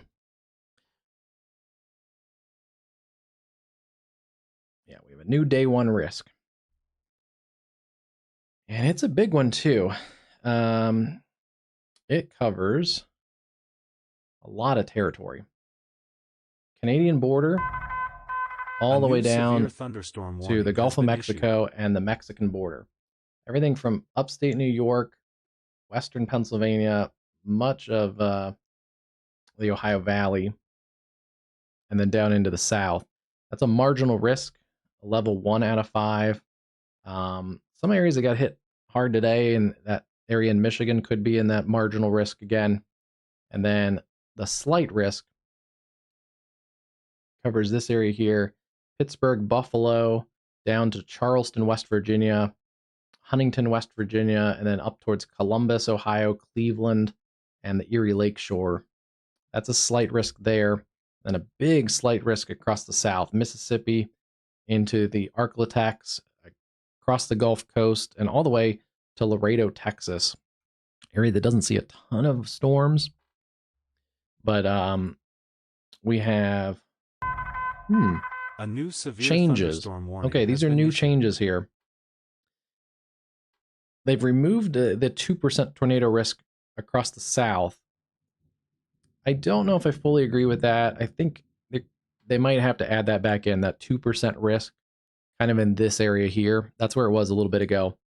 They kept the wind risk, and they still have the hail risk for some beefy hail potentially here in Texas tomorrow. The new change, this is one of those new changes for this week that started this week with the Storm Prediction Center, is they divorced essentially the hatching from the 10% tornado risk. You used to have a 10% tornado risk to get a hatched for a strong tornado. They still have what they had earlier. They still have the 2%.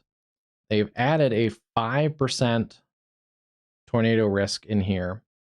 That's going to be Western Pennsylvania, Pittsburgh, Meadville, Warren, Clarion, Newcastle, Indiana, Pennsylvania, down towards Uniontown, and then into West Virginia, Wheeling, Parkersburg, and then over into Ohio, Athens, Chillicothe, Columbus, Lancaster, Zanesville, Newark, New Philadelphia, Canton, Worcester, Akron, just kind of right along the southern edge of Cleveland, not quite into downtown Cleveland, but Warrensville Heights, Hudson, Streetsboro, those kind of areas.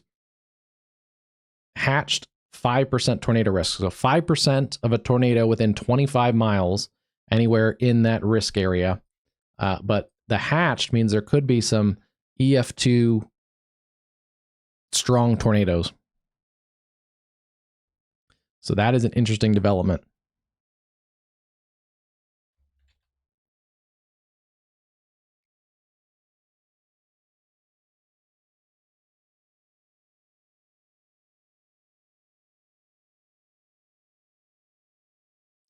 Part of the issue is low-level shear accentuated along the warm front, possibly supporting supercells. That's essentially the same warm front that caused likely violent tornadoes, a couple of them across Michigan.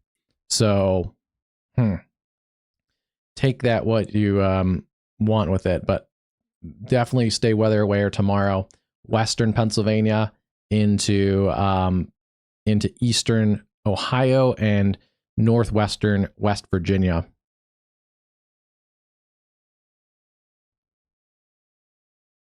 Newest severe thunderstorm warning, Cassville, Missouri. Severe thunderstorm warning that covers Purdy, Galena, and what is this county? Berry and Stone counties in southwestern Missouri. That's also going to work its way back towards that area, Crane and Hurley. And then still seeing that tornado possible tag, strong thunderstorm near Bentonville and just north of there.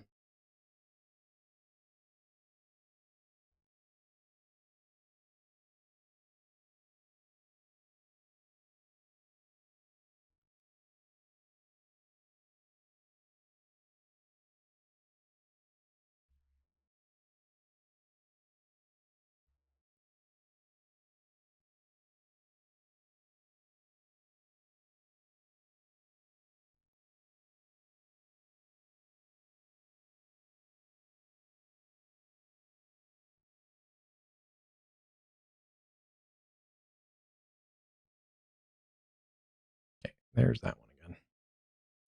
Camera froze up. There's a lot of lightning in this area. So there's kind of there's the base of this storm. It's illuminated by the lights of Bentonville. So that's been a nice help there. You can see south of this is dry roads. This shot is essentially like right here looking towards those storms.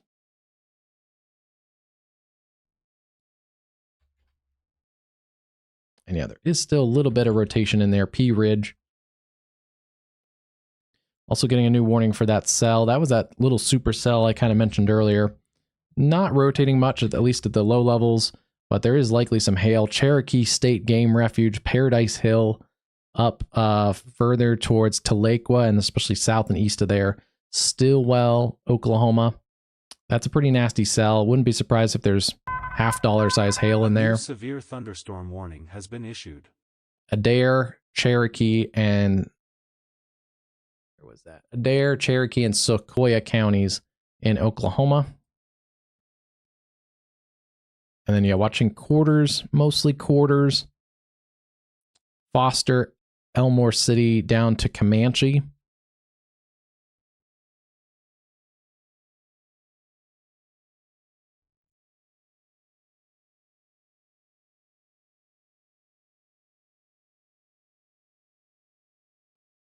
Still not much going on in this section of the storms.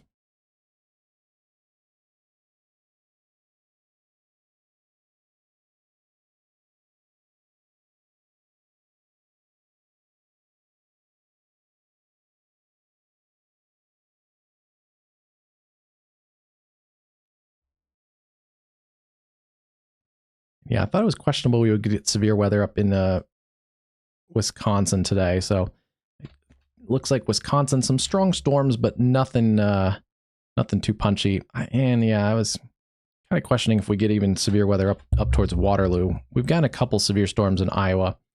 We'll see if anything gets cut through here.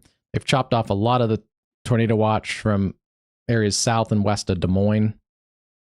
And now I believe areas like Marshalltown, Waterloo, pretty close to getting their tornado watch trimmed off there. That's also another watch that goes another till 4 a.m.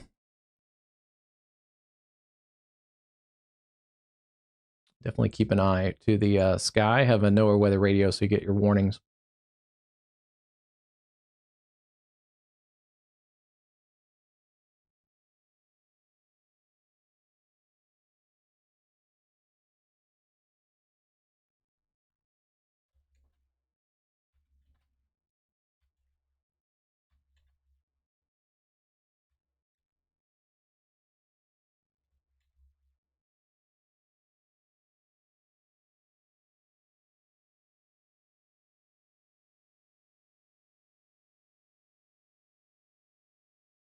The storm hasn't come up in intensity a little bit.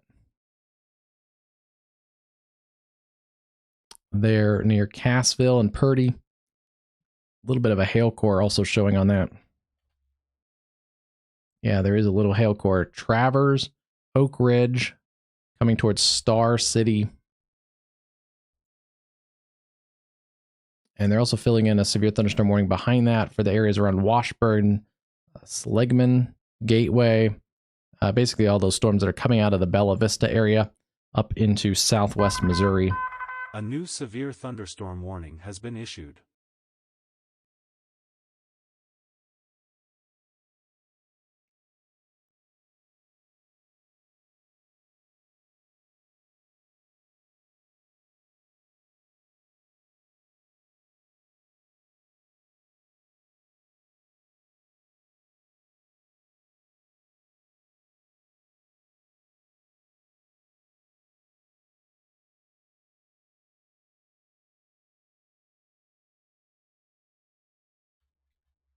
Let's see if there's a new mesoscale discussion.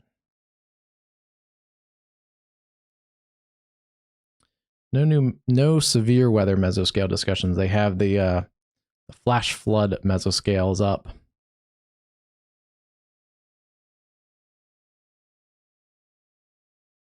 And yeah, I'm intrigued about that tomorrow.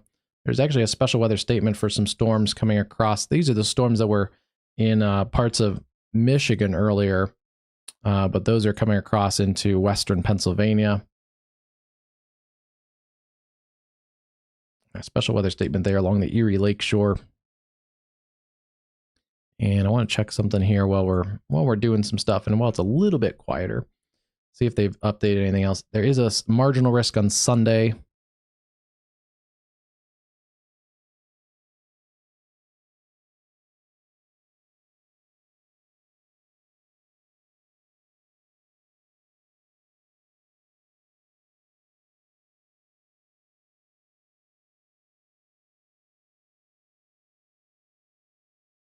And yeah, we still have the risks for Tuesday and Wednesday. Monday looks like a slightly less busy day.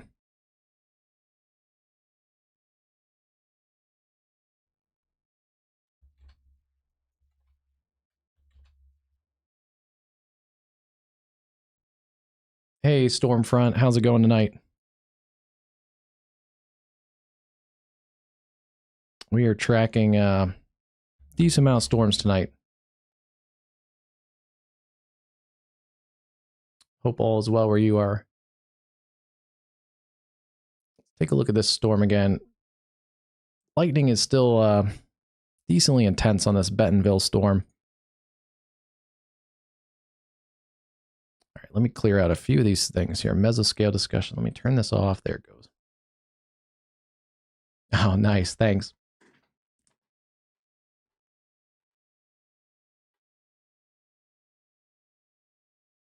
Wrapping it up for the night, Stormfront.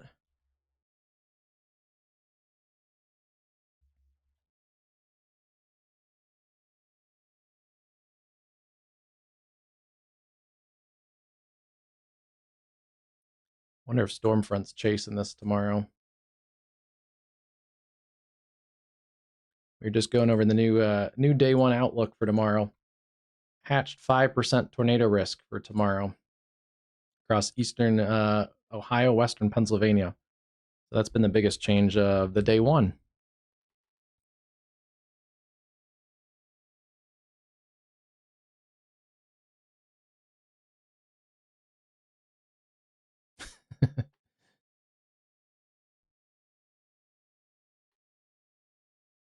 It's a tricky little way to get some subs, but also more importantly, the bots can't sub, so it's a good way to get rid of all the spam.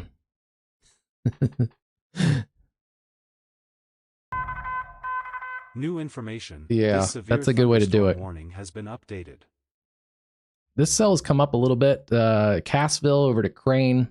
Some areas that got hit pretty hard. There's a brief, I think, spin up tornado near Hurley, QLCS a little bit ago. But things are behaving themselves right now. I'm concerned about the flash flood threat across Missouri. And we're watching, anyone new here in the chat, we're kind of watching to see the storms along the cold front and see how they're upscaling. We are seeing more development along this line from Bartlesville down through Hominy. And taking a look at our Tulsa cameras. Not a lot of lightning showing on those yet. And then the models earlier this evening showed some development here in south central parts of Oklahoma. Those have verified a little bit. Quarter-size hail near Duncan and coming up towards Elmore City. But nothing too severe at the moment. Also keeping an eye on eastern Oklahoma. 4 a.m. This tornado watch goes until 4 a.m. So it's a late night for Oklahomans and also into northwest Arkansas. And it's been a loud night with rounds of storms. This storm is also one I've been watching. It's in pretty rural terrain out here in the state game lands, but hail has come up, I think, on this one. And yeah, there's a little bit of a hail core showing there near 10 Killer Ferry Lake, Cookson, Dry Creek, some pretty small communities, but there are people that are out here. It's been kind of a weird day. Stormfront, are you still in the chat? It's been a really kind of weird day that there hasn't been like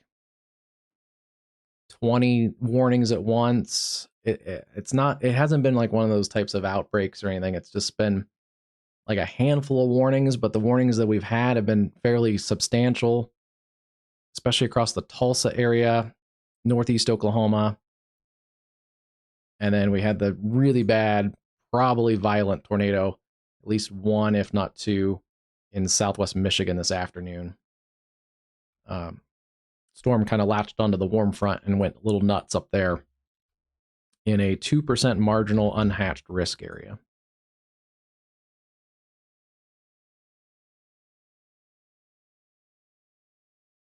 Thanks for the raid, too. If anyone's new here, we do mostly live storm coverage. Keep it pretty low-key. The chat's been a little quiet tonight, but it's a good community. Really not a hype guy. So if you're looking for a pretty just solid assessment of storms, that's what we're doing. There's no funny bots or jokes or anything much, but yeah, it's pretty much just a low key meteorological discussions. Some good questions every now and then. The chat's been quiet, but a lot of good people that ask some good questions. And then when things are quiet, we can also, if you have a location, feel free to put in a larger city near you. You don't have to put in your exact location, and we can give you a little look ahead at the severe weather coming up for the next couple days.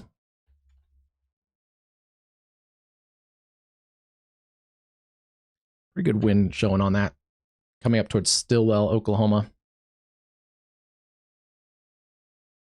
And then, yeah, we've seen some upscaling storms in this area around Cassville. Hey, Sarah, how's it going tonight?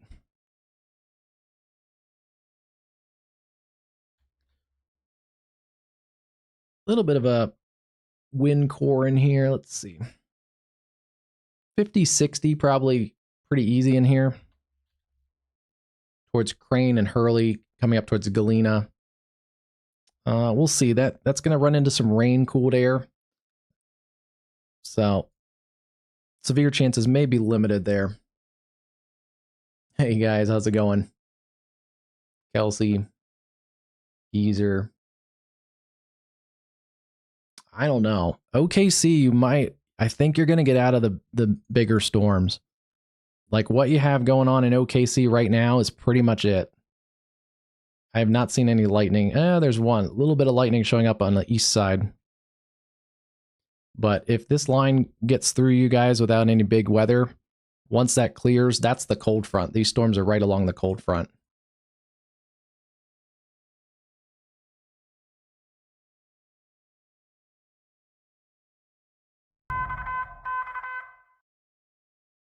Yeah, and you can see that here. There's northwest winds, El Reno, northwest side of the metro, up towards Guthrie. These are northwest winds. Out here, out towards Ada, there's still south winds. Shawnee, south wind. So yeah, these storms are right along the cold front. I know this area needs the rain, but whatever you get here in the next little bit, that's going to be pretty much it.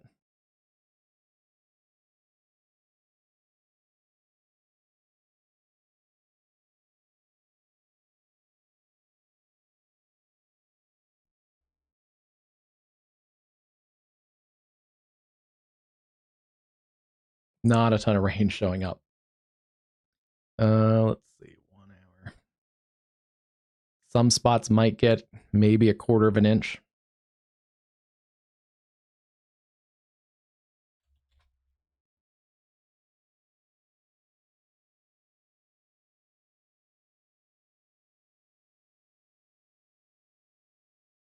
You're south of Oklahoma City. I think there's a better chance of, yeah, these storms are starting to line up a little bit here.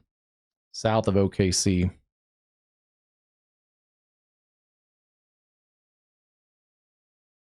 They dropped the severe warning, but this kind of corridor, Pauls Valley, Wynnewood, maybe up towards Seminole, I think is a better chance of getting some heavier rain at least, and some embedded gusty winds and small hail.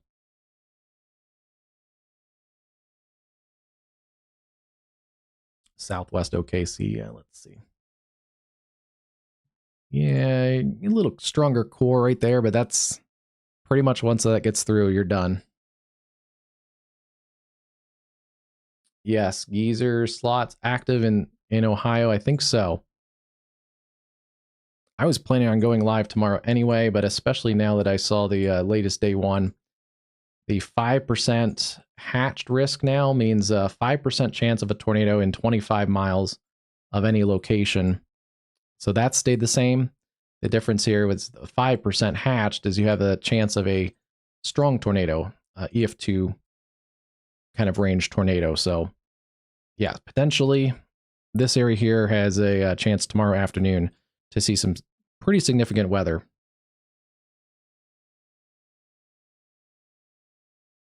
Small hail. You must be in that little core Yeah, this little area right in here has a little bit probably of hail.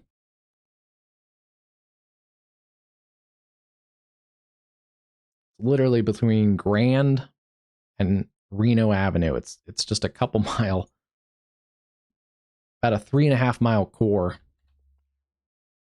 And yes, likely a little bit of hail in there.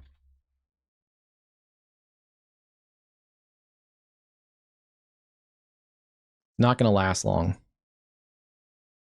3.5 miles long by about 1.5 miles wide of a little core of that cell. Thanks everybody for stopping in here.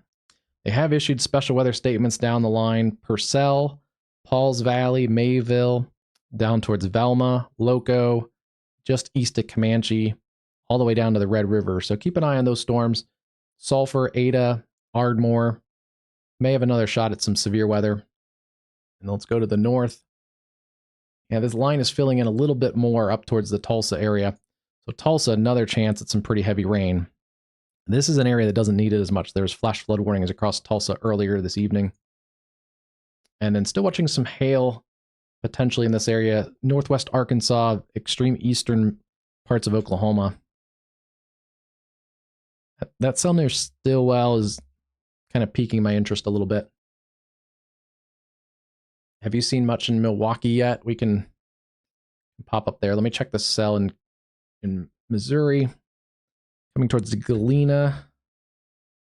Yeah, mostly just a wind pocket in here near Crane and Galena. Some small hail also possible in those severe storms. And Kansas City clearing out.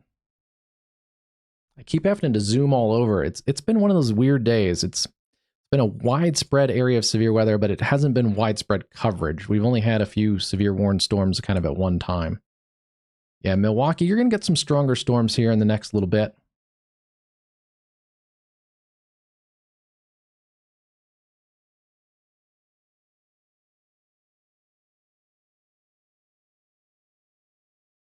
Let's say there may be about 40, 45.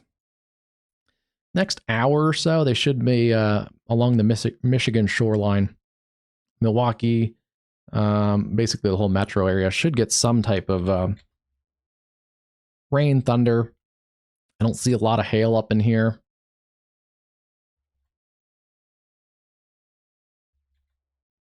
Yeah, not a lot of hail showing.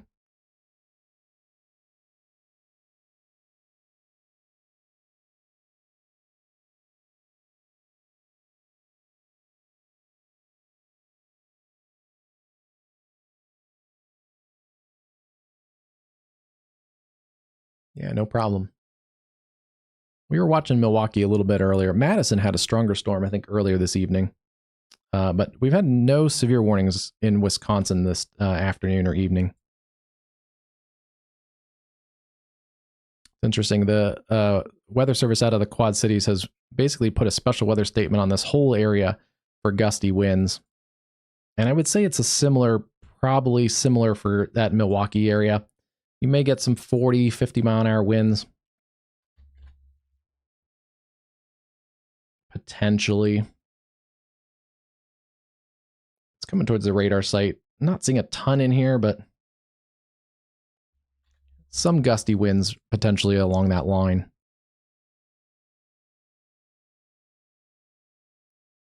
It's been a pretty electrical day. A lot of these storms have been highly electrical storms, even up into the cooler areas.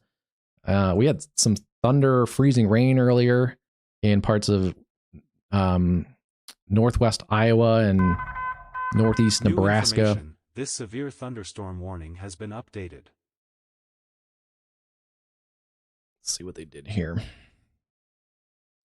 They got timing thing.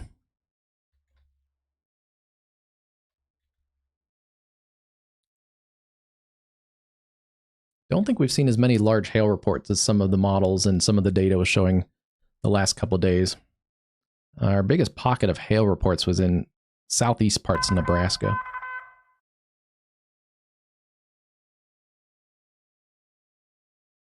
Okay, that answers that.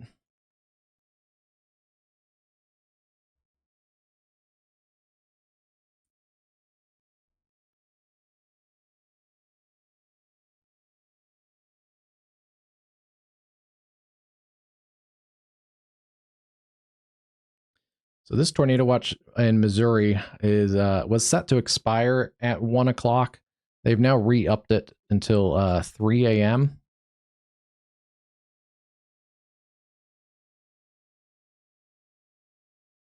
So there is still a chance here. This is not a full one and done sort of situation. There's a chance that the National Weather Service thinks that there's a potential here, the Storm Prediction Center, that some of this line could get a little feisty.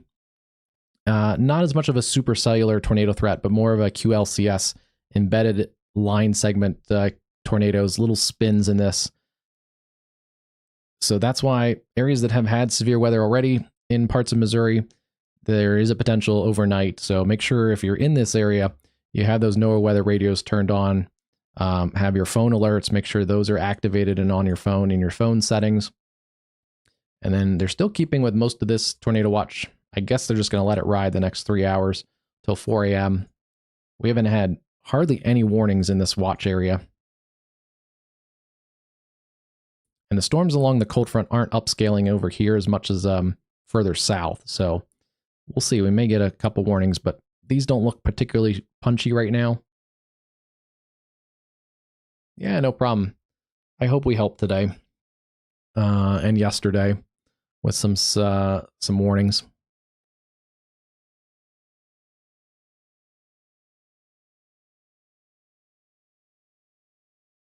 If we can spread some awareness and answer some questions and calm some nerves, I think that's the main goals, but have a little fun on the side, a little entertaining too. Not gonna lie, it's not entertaining, but yeah, the main idea, entertainment is kind of secondary. The main thing is public safety awareness and helping people understand our atmosphere a little better. Because also when you understand stuff, it's not quite as scary too. So now we have people that pop on every now and then that have storm anxiety and things like that. And it helps just to kind of know what's going on.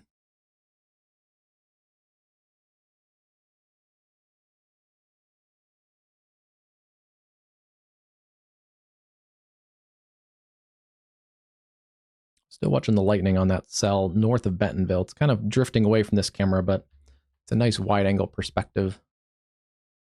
I'll blow it up a little more too.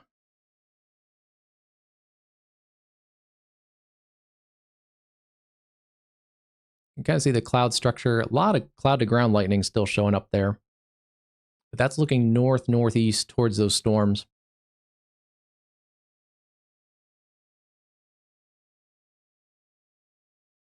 It was. Let me check the temperatures already here. It's warmed up a little bit. Warm front looks like it may have lifted to the north, but earlier, if I draw it right, that warm front kind of nosed in, kind of like that. There was it was in the 40s. It was like 48 in Ann Arbor and like 43 or something in Detroit, but it was about 63 out here where the tornadoes were, and I think it was even a little higher. It was like 68 back here when that was starting, and it was down here like 72 in parts of Ohio and Indiana. So this basically rode kind of along the warm front as the warm front lifted a little bit towards the north, just tapped that extra little piece of energy right along the warm front. And luckily that warm front kind of held right over this Jackson, Michigan. Yeah, Jackson, Michigan area. Like Spring Arbor. The warm front basically held along here. So when this storm kind of crossed that boundary, it kind of faded out. Otherwise, if the warm front would have kept lifting towards Detroit and Ann Arbor, that storm probably would have had the juice to keep going because it was in beast mode for a while. I'll have to go back and look at real analytics and stuff, but that's kind of the rough and dirty is this little bit of cold air stayed around the Detroit area, southeast Michigan long enough that it kept that severe threat away from the Detroit metro. Because yeah, this was basically beelining for like Ann Arbor and those western Detroit suburbs, you know, after Jackson, Ann Arbor, Northfield Township, those types of areas. Has been updated.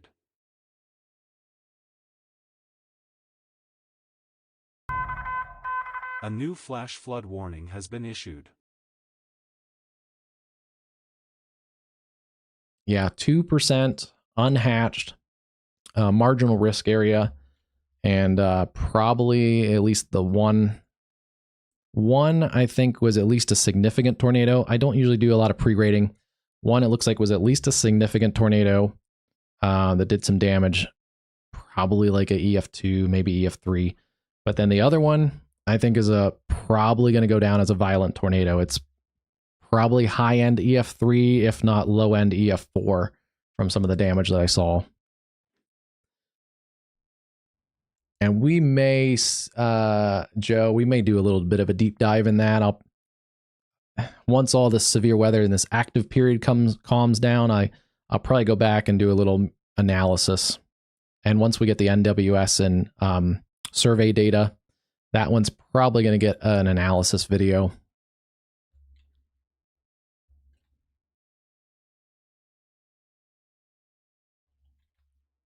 Lost the severe warnings. That's a good sign. Lost the severe warnings in northwest Arkansas.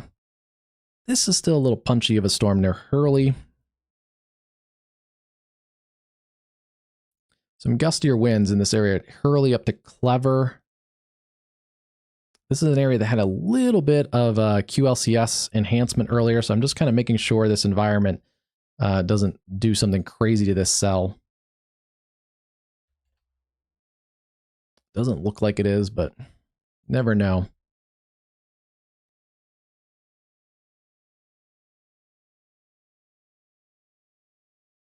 There's a little spin right there. Nothing tornadic, but I can just see it on the reflectivity too. There's a little bit of an inflow notch right here. A little bit of a surge out on the southern flank. And it's in an environment, it's almost in the exact spot where we had a QLCS spin up earlier. A very brief one, but it's a similar environment. I tend to kind of pay attention to it a little extra.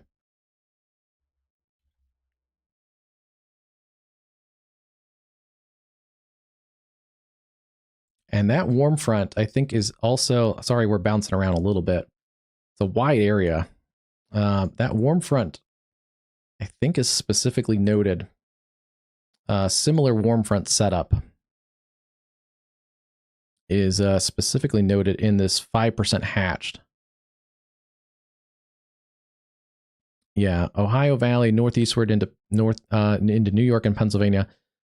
Lift and low-level shear will be accentuated along the warm front, possibly supporting a few supercells with the tornado risk ahead of the cold front. So they are specifically noting kind of that triple point.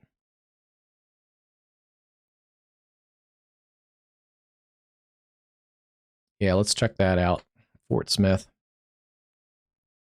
It's been kind of quiet down there. Yeah. A little bit of hail in here. Fort Coffee.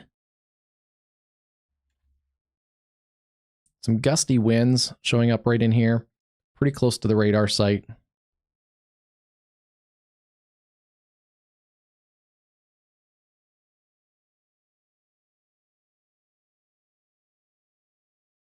And lightning.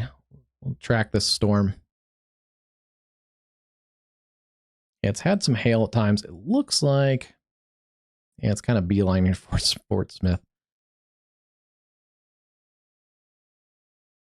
Probably another 10 or so minutes to get over towards Fort Smith.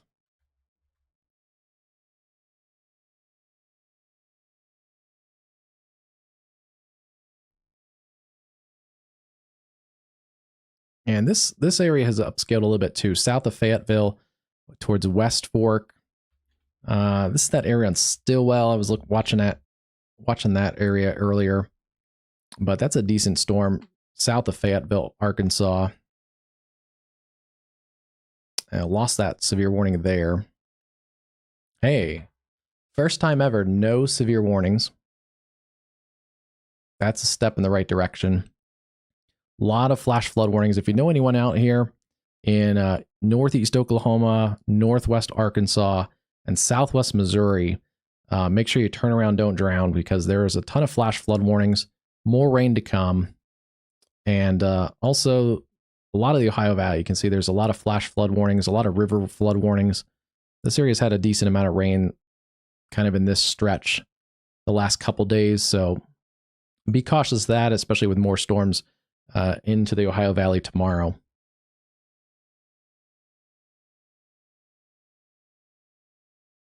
And then I do see there's some Oklahoma people in the chat. It's going to calm down a little bit. The rest of the weekend for the Midwest should be decent. Severe chances stay down, pushed down to the south tomorrow too, down towards Dallas, down towards the Arklatex, and then out east. But for Oklahomans in the chat, potentially back into the severe threat for Tuesday. So Tuesday, they've had this risk for a while. It's been a day 7 risk. It's now down to a day 5 risk. And then all the way up to the I-70 corridor, St. Louis, Kansas City, back through Little Rock, Northwest Arkansas, and then down into the areas in central Texas. So we'll see. That gets shaped around. It's been adjusted a little bit here and there, but in general, they've held pretty strong in this kind of central states, Ozarks, up into the mid-Mississippi Valley area. Yeah, let's see. Without any warnings right now, we can turn our attention to the flooding.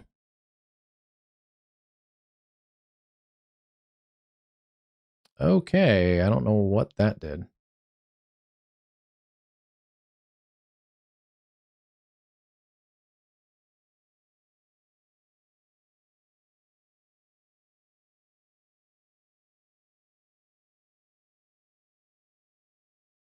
Okay, bear with me here. That's doing something weird.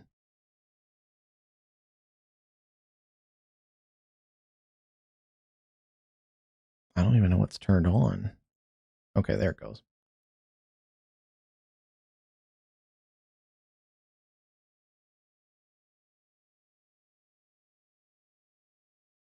Okay, so this is our NDFD forecast. It's a mosaic made by the different National Weather Service offices all put together. It looks like, at least according to this kind of model forecast type of thing, most of the heavier rain goes into the south. Some does get pushed towards the east, but yeah, I don't see a ton going that way. I think the one good thing is this should progress through the Ohio Valley fairly quickly, so it's not just going to hang around. But some maybe beneficial rains down here into Texas. This goes out 3 days. And yeah, for our Oklahomans, not much in the way of rain after this line clears you.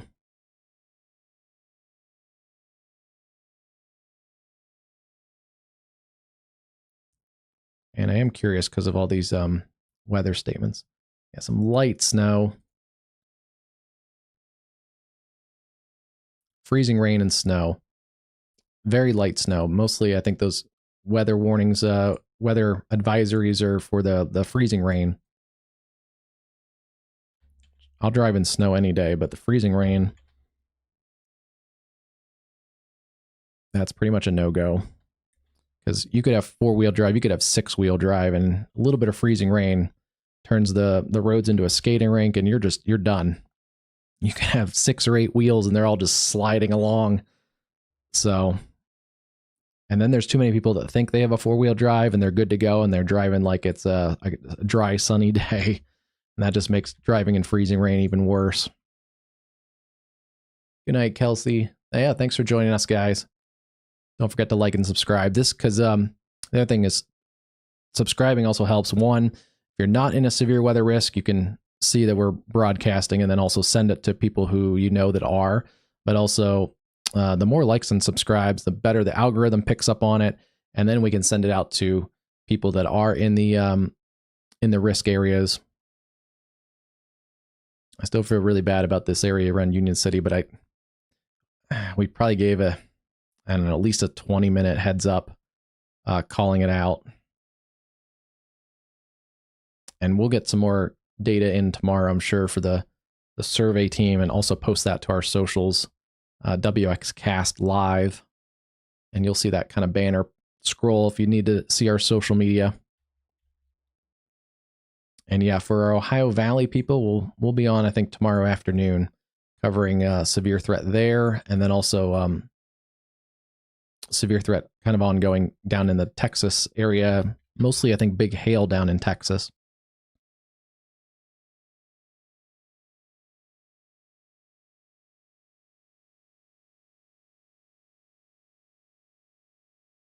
Strong storms in Missouri, but none of them are severe right now.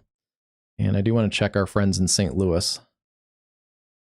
Yeah, storms are finally pushing into St. Louis, non-severe at the moment. And probably less of a tornado threat. I can see there's an outflow boundary showing up on the radar right in here.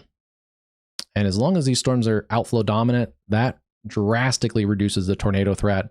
Tornadoes need the inflow with a little bit of outflow to get that spin. That's a very simple way of explaining it. But without that strong inflow, this is this outflow boundary is kind of like a offensive line. It's blocking the inflow from getting in here, the warm, moist inflow from the south, as these storms are crashing in from the west, northwest. So without that inflow, tornado chances are going to be pretty minimal for at least now. That could always change because the storms can kind of surge out and catch back up to their outflow boundary. Then they become not as outflow dominant. Yeah, St. Louis definitely needs a break. Last year was a very bad tornado year for, and severe weather in general, but for the mid-Mississippi Valley. This area here got hit really hard for a lot of the severe weather season last year.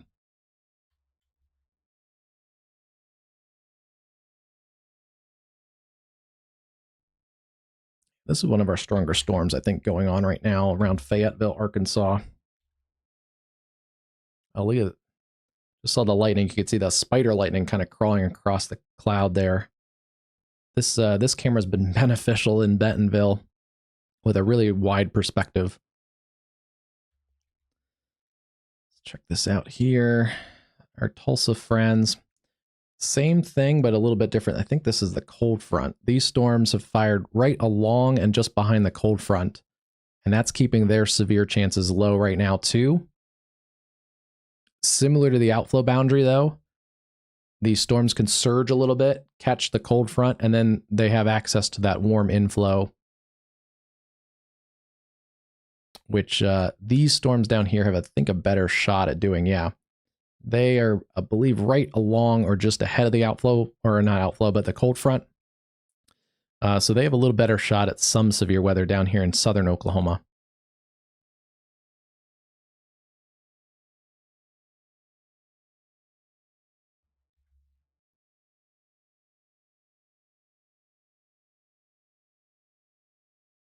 A couple stronger storms still going in central Missouri along I-70 there around Kansas City, points east. I should say not really around Kansas City, but well east of Kansas City. It's getting late. We're up to probably 14 hours of broadcasting in the last 24, something like that.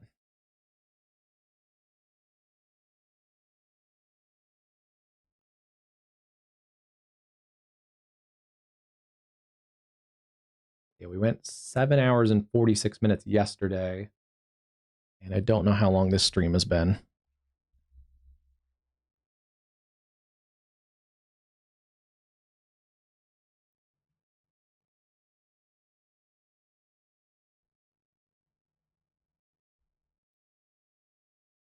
Oh, 8 hours and 15 minutes, yeah.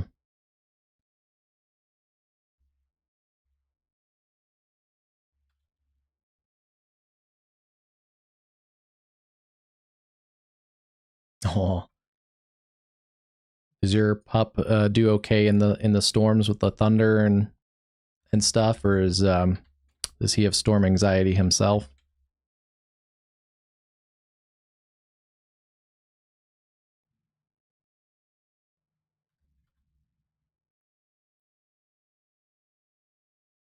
Still watching this storm here near Stillwell. Yeah, Stillwell up to West Fork, south of Fayetteville. That's a decent storm. Wouldn't be surprised if we got a severe warning out of that one.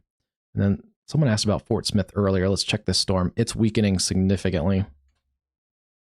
Yeah, the wind has come down. The hail core has come down. Not an imminent threat there for Fort Smith. And the lightning, seeing a lot less lightning than we did earlier in that storm.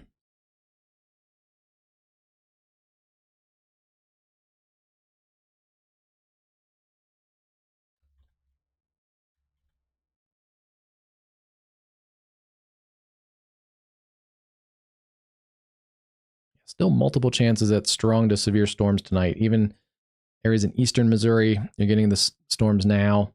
Kind of another cluster back here again, kind of pushing towards central Missouri. And then still these storms in southeast Kansas. Oh, yeah, that's the way to go. Just try and keep them calm. Same with kids. If kids see you're nervous about storms, they can kind of pick up on that energy too. And speaking of that, Kansas City, clear. Your tornado warning has been, or tornado watch has been dropped around that Kansas City area. So they're trimming that tornado watch off quite significantly, down through Paola, down to Independence, Tulsa. That area has all been cleared of the tornado watches as well. And then all of northwest Missouri, St. Joseph, Chillicothe, Maryville. Oh, and they've taken a bite out of this. So basically along I-35, your tornado watch is gone from Des Moines all the way down to Kansas City. And areas like Waterloo, Ottumwa.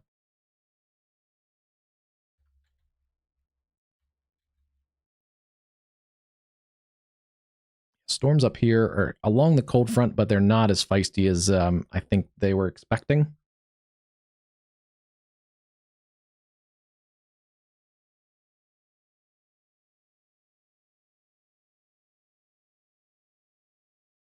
About 20 minutes ago, 1-inch hail reported in Oklahoma City. Train spotter.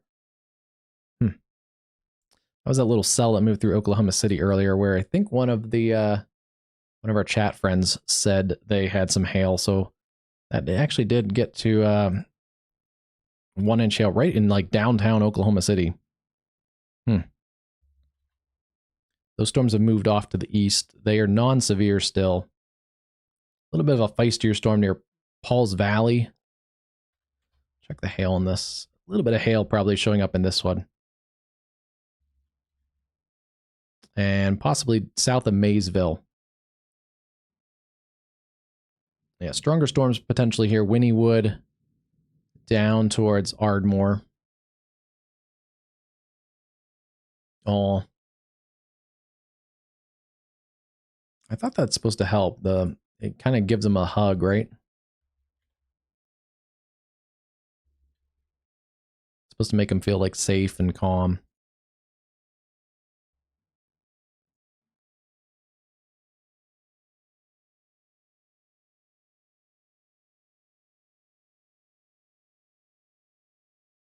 New special weather statement for this area around Brunswick and Salisbury, Missouri.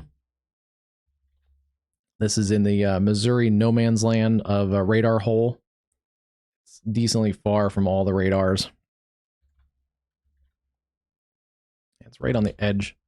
It's going to be hard to see what's in that storm.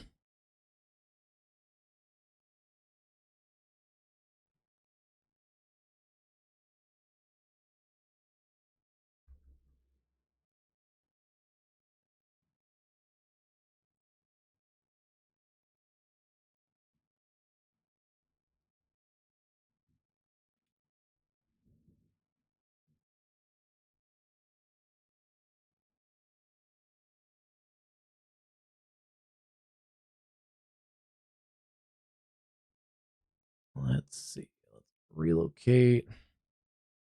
New camera here. This is in this area south of Fayetteville, actually looking back towards Fayetteville.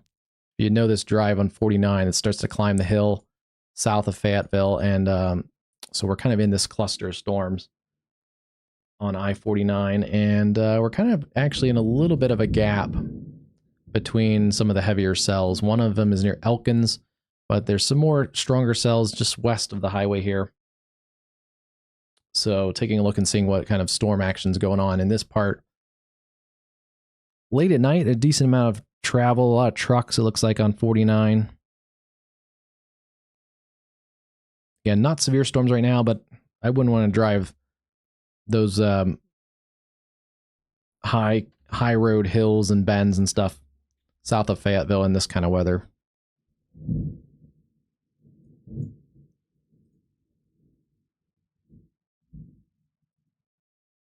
And good news here, the storms have backed off a little bit on the entry into Tulsa.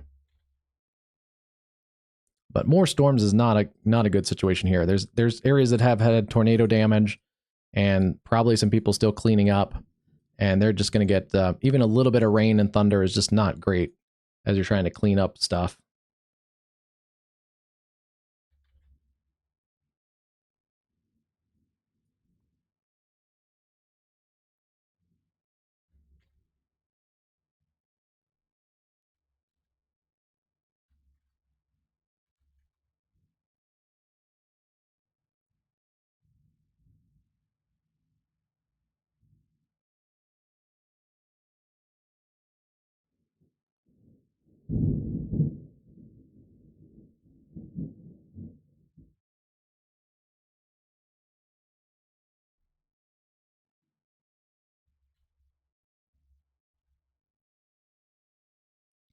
Bit of a downburst. This is winds going away from the radar in the red towards the radar in the green. Not a tornadic circulation. There's our radar out of the OKC area. So these are all pushing, surging out. And then these are surging out kind of the other way. Yeah, a bit of a downburst. That could bring some of the hail, potentially some gusty winds also to the ground near Asher, Oklahoma.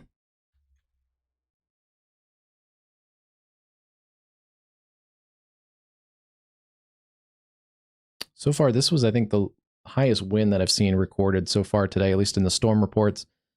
Storms trackers reported 80 to 90 mile an hour winds in Pryor, Oklahoma. That was at about 9 o'clock. They were, I think, on the outside of wasn't a tornado, but it was a mesocyclone, and likely still producing some damaging winds as that came through. Joplin, low water crossings covered. So yeah, turn around, don't drown. Seeing if there's any new reports here.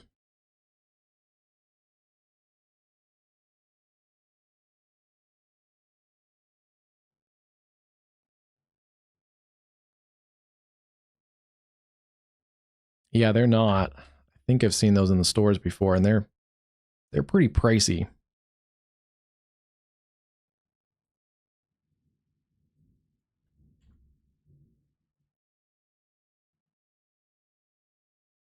We have a little guy, and he was a little bit more scared of storms when he was little. We got him a snood. I think it's called a snood. It kind of goes over his kind of like earmuffs. So it's not the thunder shirt, but it kind of like just covers his ear area in like a nice way, and it that seemed to help when he was younger, and now he's like not scared of storms anymore. So I don't know, that fixed him, I guess.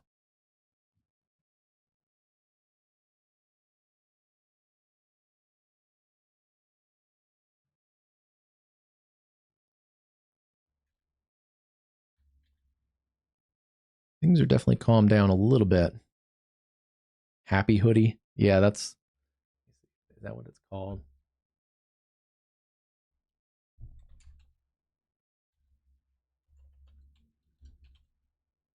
Oh yeah, happy hoodie for dogs. Yes, that's what we got. It looked kind of like that.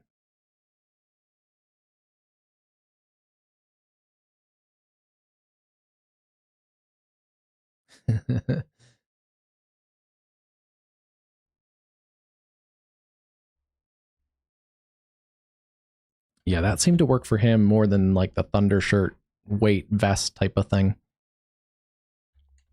And I think it was a little cheaper too. Storms upscaling again in southern parts of Oklahoma, into Texas too, south south of the Red River. A couple stronger storms still down there too. And I'm seeing some new storms going up East Texas towards Texarkana, so we'll keep an eye on those. Things are definitely calmer than they were though.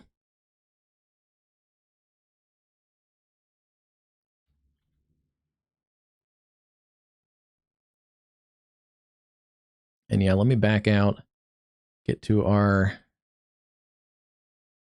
next couple day risks. So we were talking about that right before I think a lot of the current chatters joined, and Stormfront sent you guys this way.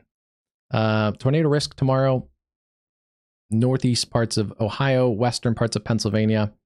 They did have a 2% risk kind of down in this area.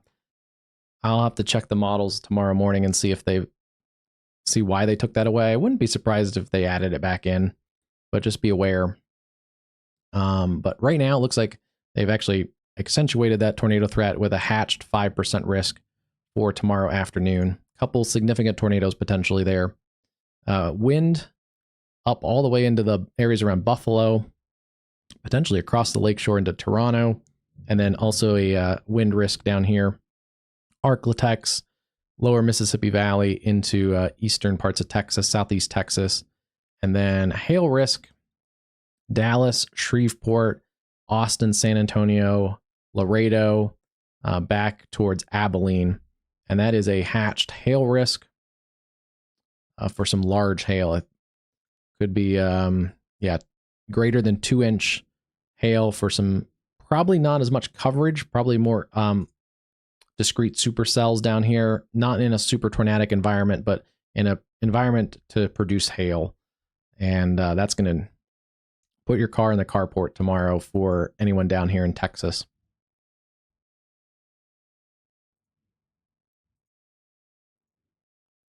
And a large marginal risk that we've seen can verify and produce strong to violent tornadoes. So a large marginal risk covers basically the rest of Ohio, Indiana, almost all of Kentucky, all of Tennessee, much of Alabama, the Atlanta area.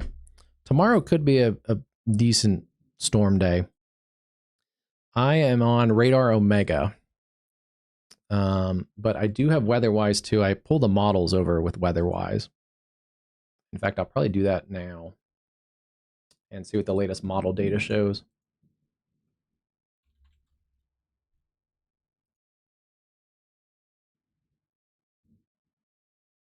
One of the reasons I use, well, I'm just used to it. Number one is probably the biggest reason why I use Radar Omega, but I do really like, and I think some of the developers for Radar Omega are now at WeatherWise, so some of the features are the same, but I do like their tracking tool that I can draw pretty much a custom track, just like you can at a weather station. You can draw a full custom track, and it kind of wiggles along the storm. So I can kind of curve out, especially if it's like a gust squall line or something that's curved. I can kind of track it out. And they've improved this quite a bit. It's one of my probably favorite and useful features, but while the track is out, I can reset the speed, and it automatically adjusts. So if I'm talking about cities, I can kind of recustomize, redraw, redo that. I like that, especially on the desktop version, and for streaming to for you guys. I use some different apps more heavy on my phone. So if I'm out in the field or just out in the town too, looking at storms, just seeing what the weather's like, I use different apps generally on my phone. But on the desktop, I like this one. Now, weather-wise, I do like that they've added a ton of free features. So if you're looking for a lot of features and you don't want to pay, which is probably a lot of people, weather-wise is really great for that.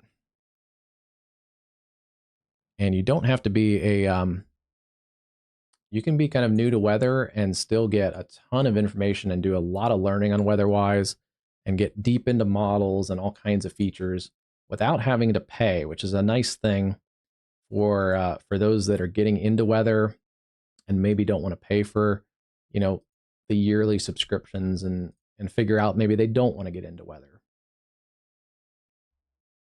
Or for you can send this to your, grandparents, parents, folks that are on a budget, and you get really vital weather information without a subscription. So I like a few different apps for kind of various strengths. And yeah, this is one of them. I can pull the models, see how everything's initializing.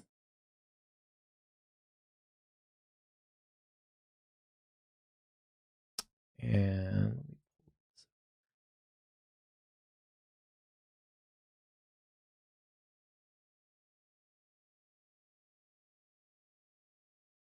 yeah, this is why I'm worried about that flood risk, especially across the Ozarks. If you watch this area, it kind of the round of storms it's working through now fills back in with more storms through 7 a.m. It doesn't start to really clear out. And then also, this whole area from eastern Oklahoma and western Arkansas really starts to slow down. The line does not progress. HRRR latest run has more storms forming around Mena, Arkansas, and into eastern parts of Oklahoma. Some of those could be severe, but also just a lot of heavy rain. And it doesn't really push that line through Little Rock until 7 a.m. kind of time frame.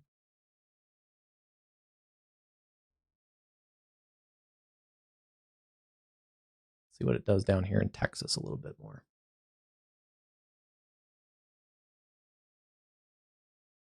Yeah, it does fill in a little bit more storms down in Texas too. And the Arklatex.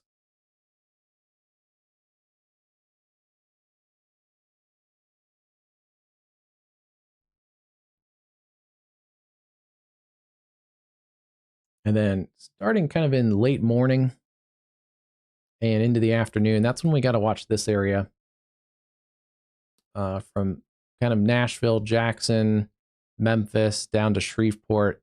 It wants to kind of then reinvigorate the line of storms as we get some daytime heating and as some moist air evacs back towards this line. Any kind of rain-cooled boundaries may accentuate stuff. So that's why there's a slight risk down in here for at least wind and hail, maybe an isolated tornado or two, but mostly a wind or hail threat.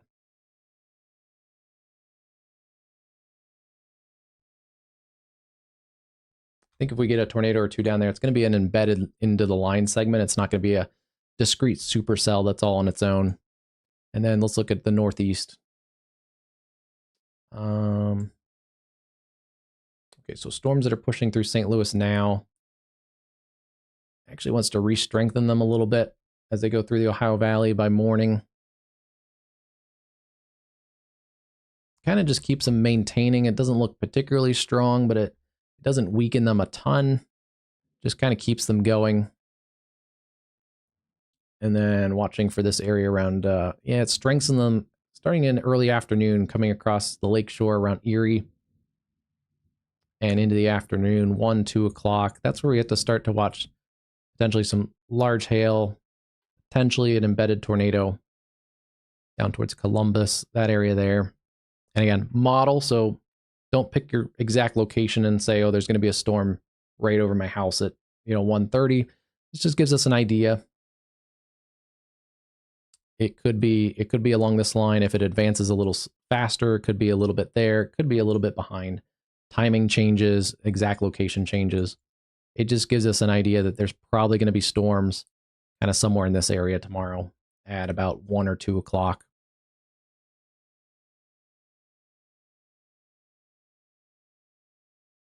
And then, yeah, that works towards Pittsburgh around 4 o'clock.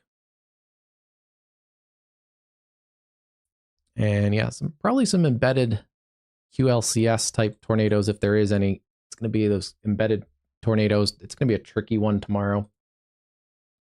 And then likely some wind by evening. Not a lot of hail. I don't see a lot of hail across this area. Isolated large hail, but not seeing like softball size hailstorms up here.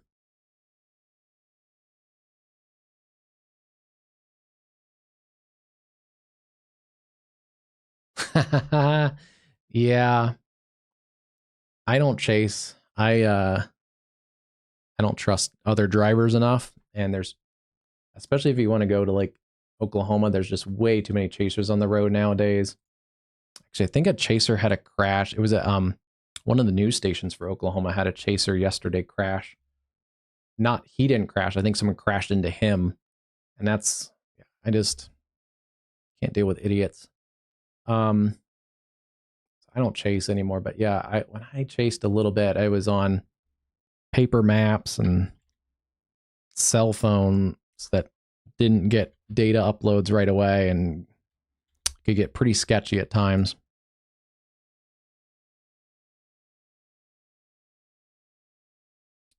Still no severe. We haven't had a severe warning in about a half hour.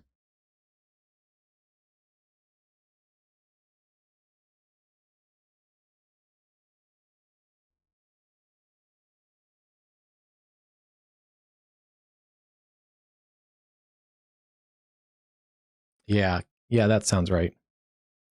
Actually, I didn't check on it today. I don't know if they updated it. I don't know if they have any. Let me look here.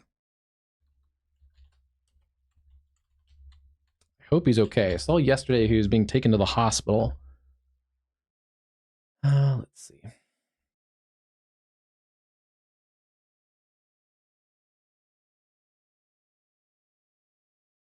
don't see any new information. He was injured, taken to the hospital, T-boned by a driver who reportedly ran a stop sign.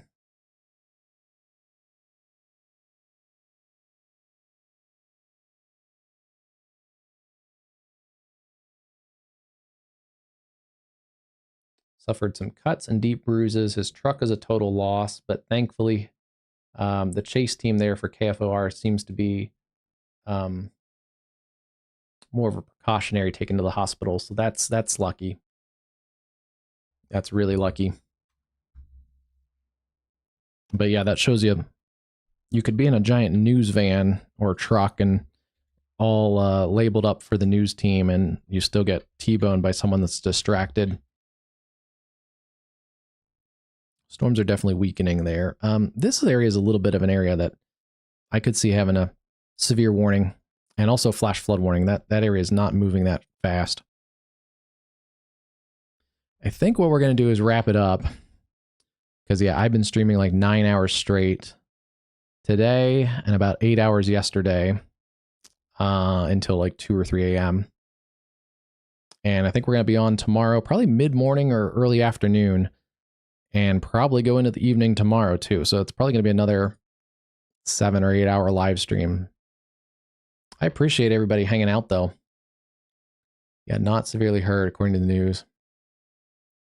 I hope they'll give an update later. Yeah, I'll have to watch that. I'll look for that tomorrow, see if there's any more updates on that too. And tomorrow we'll probably have some storm surveys to also share. So if there are some downtimes where there's not a lot of severe weather, we can go over some storm surveys on tomorrow's stream too. On and off rain in Milwaukee. Yeah, Milwaukee. I said that about an hour ago. I said you'd be getting storms. Oh, they lifted kind of the north. Looks like they went a little more north of Milwaukee. Yeah, they kind of fizzled west of town. Looks like it's really kind of downtown and points north. Strongest storm just over the lakeshore right around Sheboygan, Wisconsin. And then a little bit of a line of storms also showing up on the west side of the state.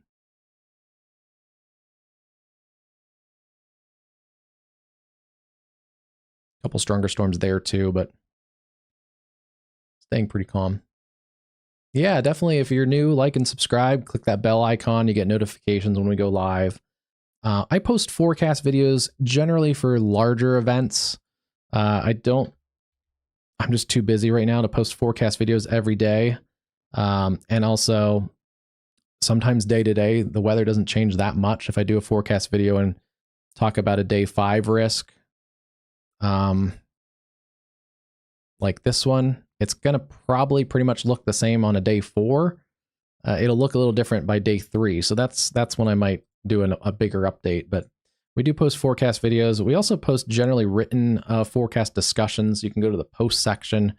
I know some of our regulars do like to read sometimes, so I do post generally a forecast discussion in the mornings, usually mid mornings. A period like now where we're in some really active patterns and getting ready for live streams, there may not be as in-depth of forecast discussions while I kind of prep and plan for a live stream, but on especially the lower weather days, you get a nice little forecast discussion too. So yeah, click that bell icon, get notifications, and we'll see you on the next one. Thanks everybody for hanging out, and I'll have to send a shout out back to Stormfront the next time we're on and he's on and stuff, and raid him the other way. So have a great night, everyone. Stay safe, especially if you're in these areas. No weather radio. Make sure your phone alerts are turned on. And yeah, tornado watches still in effect till 4 a.m. Parts of eastern Oklahoma, western Missouri, extreme northwest Arkansas, and then up into parts of Iowa. Again, tornado watches till 4 a.m. And a couple isolated severe storms are possible down in Texas, I think, tonight too, and southern Oklahoma along the Red River. And yeah, we'll catch you on the next one. And yeah, we'll be live tomorrow too. Have a good night, everybody.